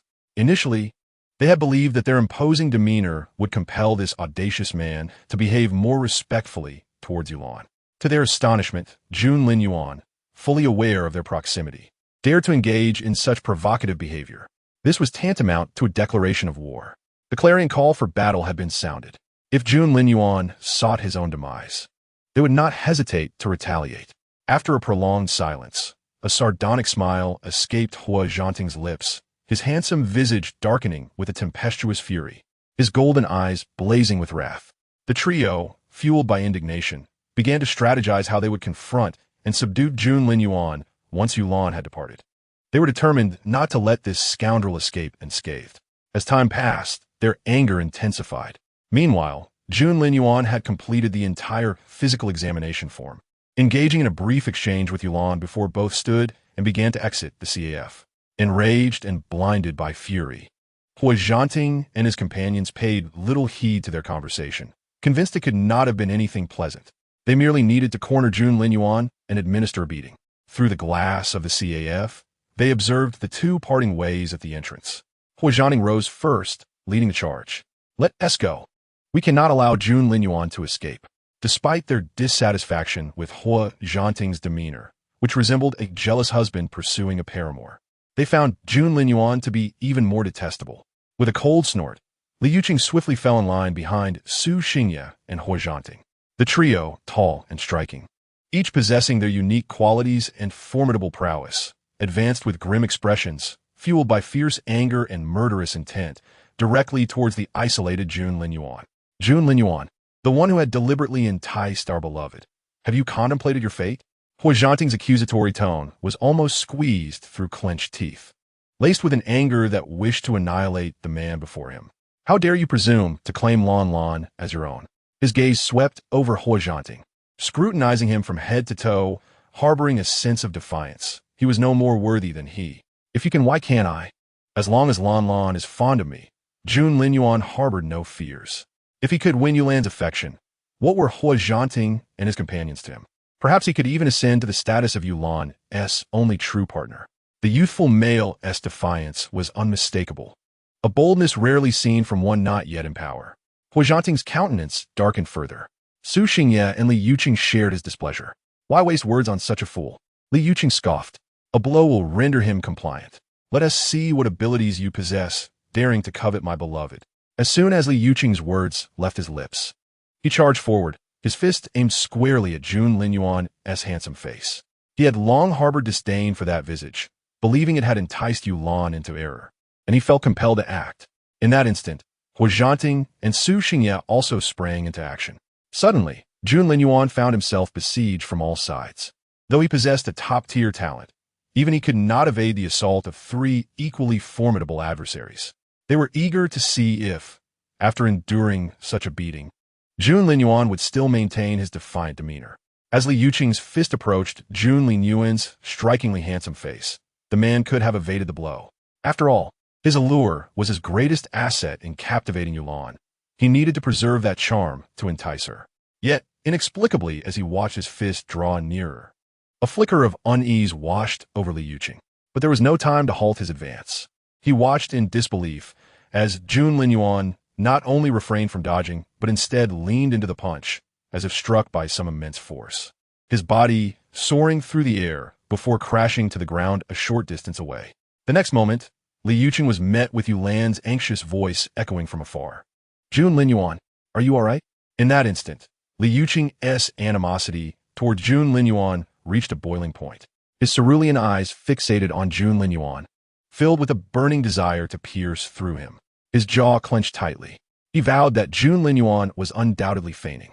A top-tier male could not possibly be so fragile as to be sent flying by a mere punch. This scoundrel was intentional. He had to be. Lan Lan, do not trust him. Li Yuqing's mind screamed in despair. At that moment, Yulan rushed to Jun Linyuan's side, extending her hand to assist him in rising from the ground. An evident bruise marred the side of the man's face, not detracting from his allure, but rather enhancing an air of tragic beauty. Despite having been struck, he shamelessly clutched his chest, coughing weakly, as blood trickled from the corner of his lips, all under Yulan's concerned gaze. Jun Linyuan, are you all right? Shall I take you to the hospital? I am fine. Leaning against Yulan for support, the tall man shamelessly pressed his body against her. Seizing the moment while Yulan was distracted, he cast a triumphant glance at Hui Zhanting and his companions, maintaining an air of feigned vulnerability and confusion. Lan Lan, who are they? Why do they strike me? They are so fierce, and I am filled with trepidation. Have I committed some grave error? Chapter 116. Is Jun Linyuan on the verge of being exposed? Well, what a splendid counterattack. At this juncture, the three individuals surely comprehend the situation all too well. It seems Jun Linyuan had orchestrated this all along, waiting for Yulan to witness the three of them bullying him alone. This man, seizing the opportunity, feigns vulnerability to seek an advantageous position. How infuriating! Jun Linyuan truly deserves this fate. In a mere exchange of words, he has solidified the reality of their united assault upon him before Yulan. How can such a theatrically inclined man exist? With such talent for performance, why not take to the screen? At this moment, Hui Zhanting, Su Xingye, and Li Yuqing fixed their icy gazes upon Jun Linyuan, their eyes reflecting the same chilling disdain. Rather than fear, Jun Linyuan, seizing the moment when Yulan is distracted, provocatively raises an eyebrow, his golden eyes gleaming ominously. The path to acquiring what one seeks often appears effortless. And just when he was troubled by a lack of means to engage further with Yulan, she has unwittingly struck him. By both emotion and reason, Yulan ought to show him some consideration, perhaps even feel a twinge of guilt. Not only does this undermine his rival, but it also enhances his opportunity to interact with a beautiful female. What a brilliant plan, achieving two goals with one action. Today is indeed a fortuitous day, and Jun Linyuan feels elated within. Meanwhile, Yulan is wholly submerged in feelings of regret and guilt. Jun Linyuan speaks of fear, and when recalling that he has a phobia of women due to childhood bullying, it becomes evident, now that he has grown and possesses the ability to defend himself, he is no longer subject to such torment. Yet, the scars of childhood require a lifetime to heal. Perhaps upon encountering this scene, Jun Linyuan experienced a stress response, triggering memories of his past, thus leading to his fear. Yulan closes her eyes, takes a deep breath, and gently pats Jun Linyuan's arm, speaking earnestly. Jun Linyuan, rest assured, I will ensure this matter is resolved.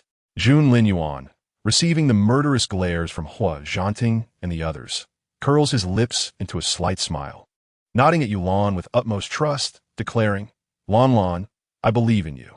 Just as Hui Zhanting, Su Xingye, and Li Yuqing attempt to kill Jun Linyuan with their stares, they perceive Yulan lifting her gaze toward them.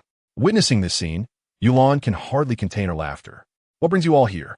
The three men exchange glances, hesitating over whether to betray Shun Zhuoran. Before they can even consider selling out Shun Zhuoran, the notion of self-preservation prevails. Why should they bear the brunt of their mistakes while Shun Zhuoran remains unscathed? However, in the next moment, Yulan accurately deduces the answer. It was Shun Zhuoran who informed you, wasn't it? The fact that she had taken a leave of absence is known only to Shun Zhuoran. She knows these four men well enough. Though they constantly vie among themselves, they would unite against any newcomer attempting to join their ranks. Aside from the information disclosed by Shun Zhuoran, she cannot fathom any other explanation. To her surprise, even the typically composed Shun Zhuoran would act this way, leaving Yulan feeling a bit of a headache. Moments later, as if suddenly struck by a revelation, her eyes widen in disbelief. So, you all heard what Jun Linyuan and I discussed just now, didn't you? As she speaks, her expression turns serious as she fixes her gaze upon the three men before her. She cannot believe that upon learning of her meeting with other single men, they would take no measures to eavesdrop on her conversation. This is inescapable. The genius young General Su Xingye touches his nose, a hint of embarrassment flashing across his aloof and stern face as he nods at Yulan.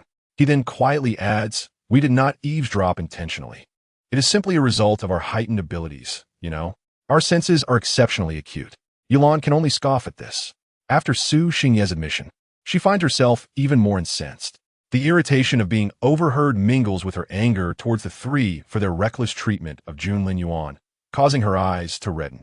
Since you all heard me, you should understand my intentions. Why continue this charade? I have already proposed to withdraw from the engagement with Jun Linyuan. Why do you not trust me? Not only do you distrust me, but you also went so far as to physically assault Jun Linyuan. What sense does that make? The beautiful female's eyes glisten with unshed tears, and Hui Zhanting, Su Xingye, and Li Yuqing are instantly flustered, hastily approaching her and repeatedly apologizing. I am sorry, Lan. It was all our fault. Please do not be angry. We beg of you. In desperation, they plead, if it helps, you may bite me. Strike us, as you wish. We promise not to retaliate, just to allow you to vent. Seeing Yulan's eyes welling with tears, the three men feel a mix of panic and tenderness, fearing that she may choose to shun them henceforth. Hui Zhanting immediately seizes Yulan's small hand and brings it to his handsome face, a silent gesture of his sincerity. You wretches, Yulan exclaims in indignation. You have crossed the line this time. Stay away from me. Her intentions to maintain distance strike the hearts of Hua Zhanting and the others with a blend of bitterness and regret. At that moment, the three men dare not disregard Yulan's words. They obediently step back, creating space between themselves and the lovely female. Their gazes filled with concern as they gently coax her. We are truly sorry, Lan Lan. This time it is entirely our fault. We can maintain our distance, but please do not ignore us completely. If she were to cut them off entirely, they would find it unbearable, especially with Jun Linyuan, that scoundrel, lurking nearby. Goveting Iulan. With a single misstep, the enchanting female could easily be lured away by ill-intentioned men. Yulan takes a deep breath, forcefully suppressing the emotions surging within her. Jun Linyuan, who has endured blows without shedding a tear, why should she allow her anger to manifest in tears? Yulan turns to face Jun Linyuan, her small face taut with seriousness as she speaks with undeniable authority. Jun Linyuan, we must go to the hospital for a checkup. She cannot shake off her unease without an examination. Jun Linyuan's lips curve into a slight, frozen smile. This is problematic.